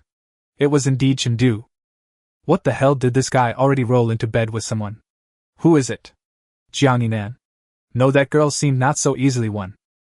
A surge of unexplainable anxiety arose in Xia Wei-Eng's heart, like an ant crawling over it, stirring up an unnamed fire, yet she couldn't pinpoint its source. Oh, he's asleep. So he won't be coming home tonight, right? She heard herself responding in a stiff tone, completely unlike her earlier spirited self.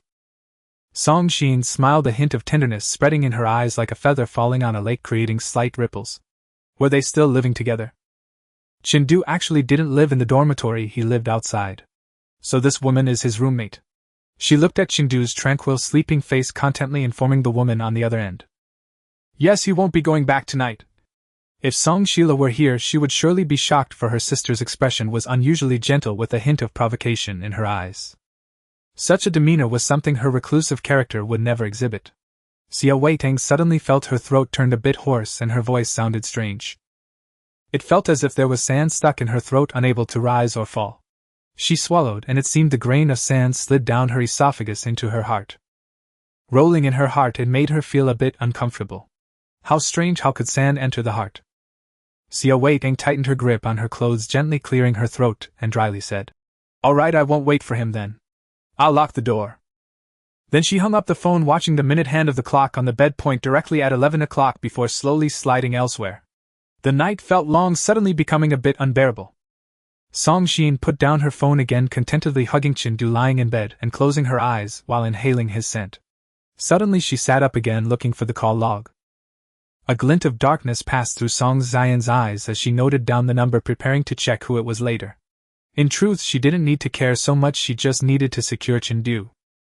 After all, she was truly afraid of trouble and disliked dealing with others, as it led her to contemplate annihilating everything.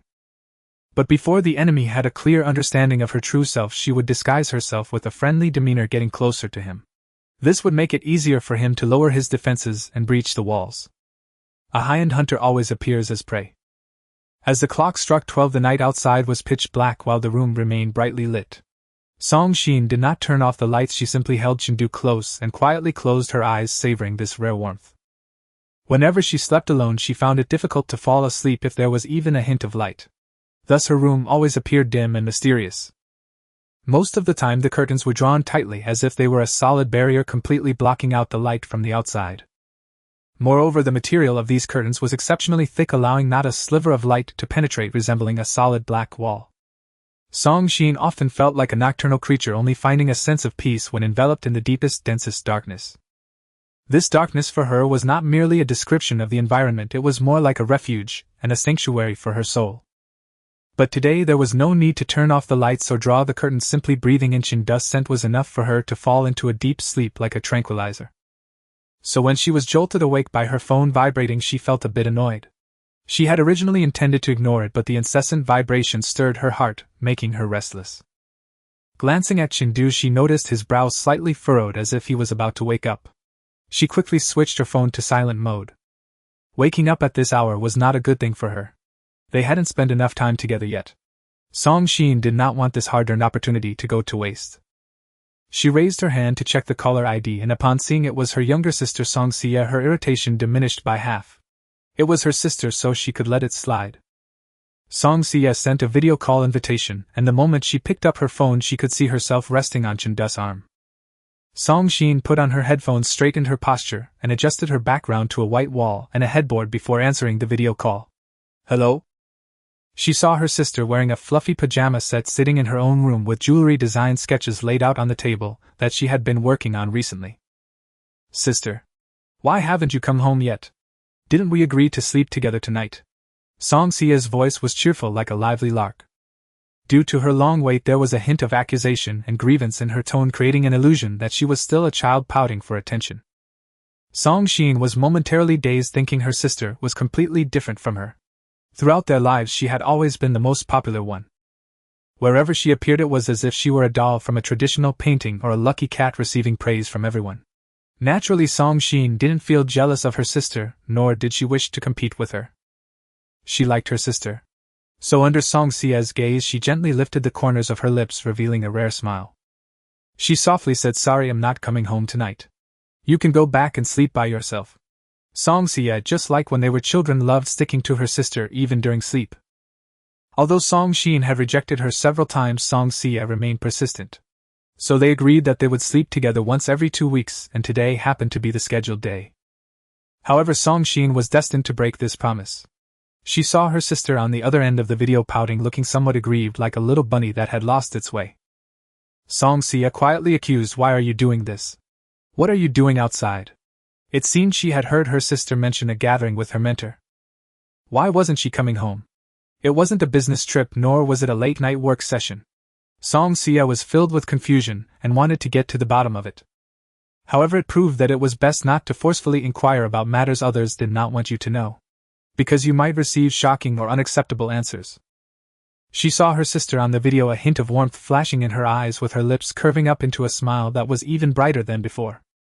In an overly gentle tone she told her, "A friend got drunk, and I need to stay with them." Song Xin was known for being a lone wolf, indifferent to ordinary people, and infamous as one of the moody twin siblings. Now she was actually taking the initiative to stay behind to care for a drunken friend. My goodness, who would believe that? Those who once wished to befriend her would surely have their hearts shattered. There were indeed people who wanted to be friends with Song Xin, but they failed and angrily left a comment on the forum. "This person is an ungrateful wolf, don't get too close to her or you might end up heartbroken for no reason." Although this statement was harshly criticized by Song Xian's sister and her fans, there were still quite a few who secretly liked it. Because everyone could indeed sense that Song Xin was hard to approach. She was not an unreachable flower on a high peak, she was someone who enjoyed her own company, admiring herself. This stark contrast left Song Xia greatly shocked. She widened her eyes, staring in disbelief at her sister on the screen, almost blurting out, "Who is it? Which friend deserves your attention like this?" But saying it would sound a bit jealous and suspicious of her sister making friends, so she held back her words.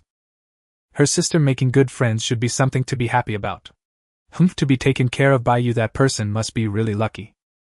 She pretended to tease with a hint of jealousy, which earned her a light laugh from her sister on the other end, and then she returned to a serious demeanor. "Ha ha, is that so? Then alright, you owe me one tomorrow." Song Xia blinked playfully. "Okay, I promise you." Song Xian's tone was a bit indulgent, and doting a unique tenderness reserved for family. "Then it's settled. And going back to sleep now, bye. Make sure to take care of yourself." Cough cough. In the brief moment of Song Xia's chatter, the previously sleeping Chen suddenly coughed twice. An eerie silence enveloped the scene. Inside and outside the frame were two identical faces, both displaying bewildered expressions, seemingly at a loss over this unexpected situation. 2 seconds later, Song Xia let out a high-pitched scream. "Ah! It's a boy." She widened her eyes like Sherlock Holmes, desperately searching for clues on the screen. While searching, she asked, "Who is it? Who is it? Why are you with a boy?" How could her twin sister, who was distant and averse to boys, take the initiative to care for a drunken boy?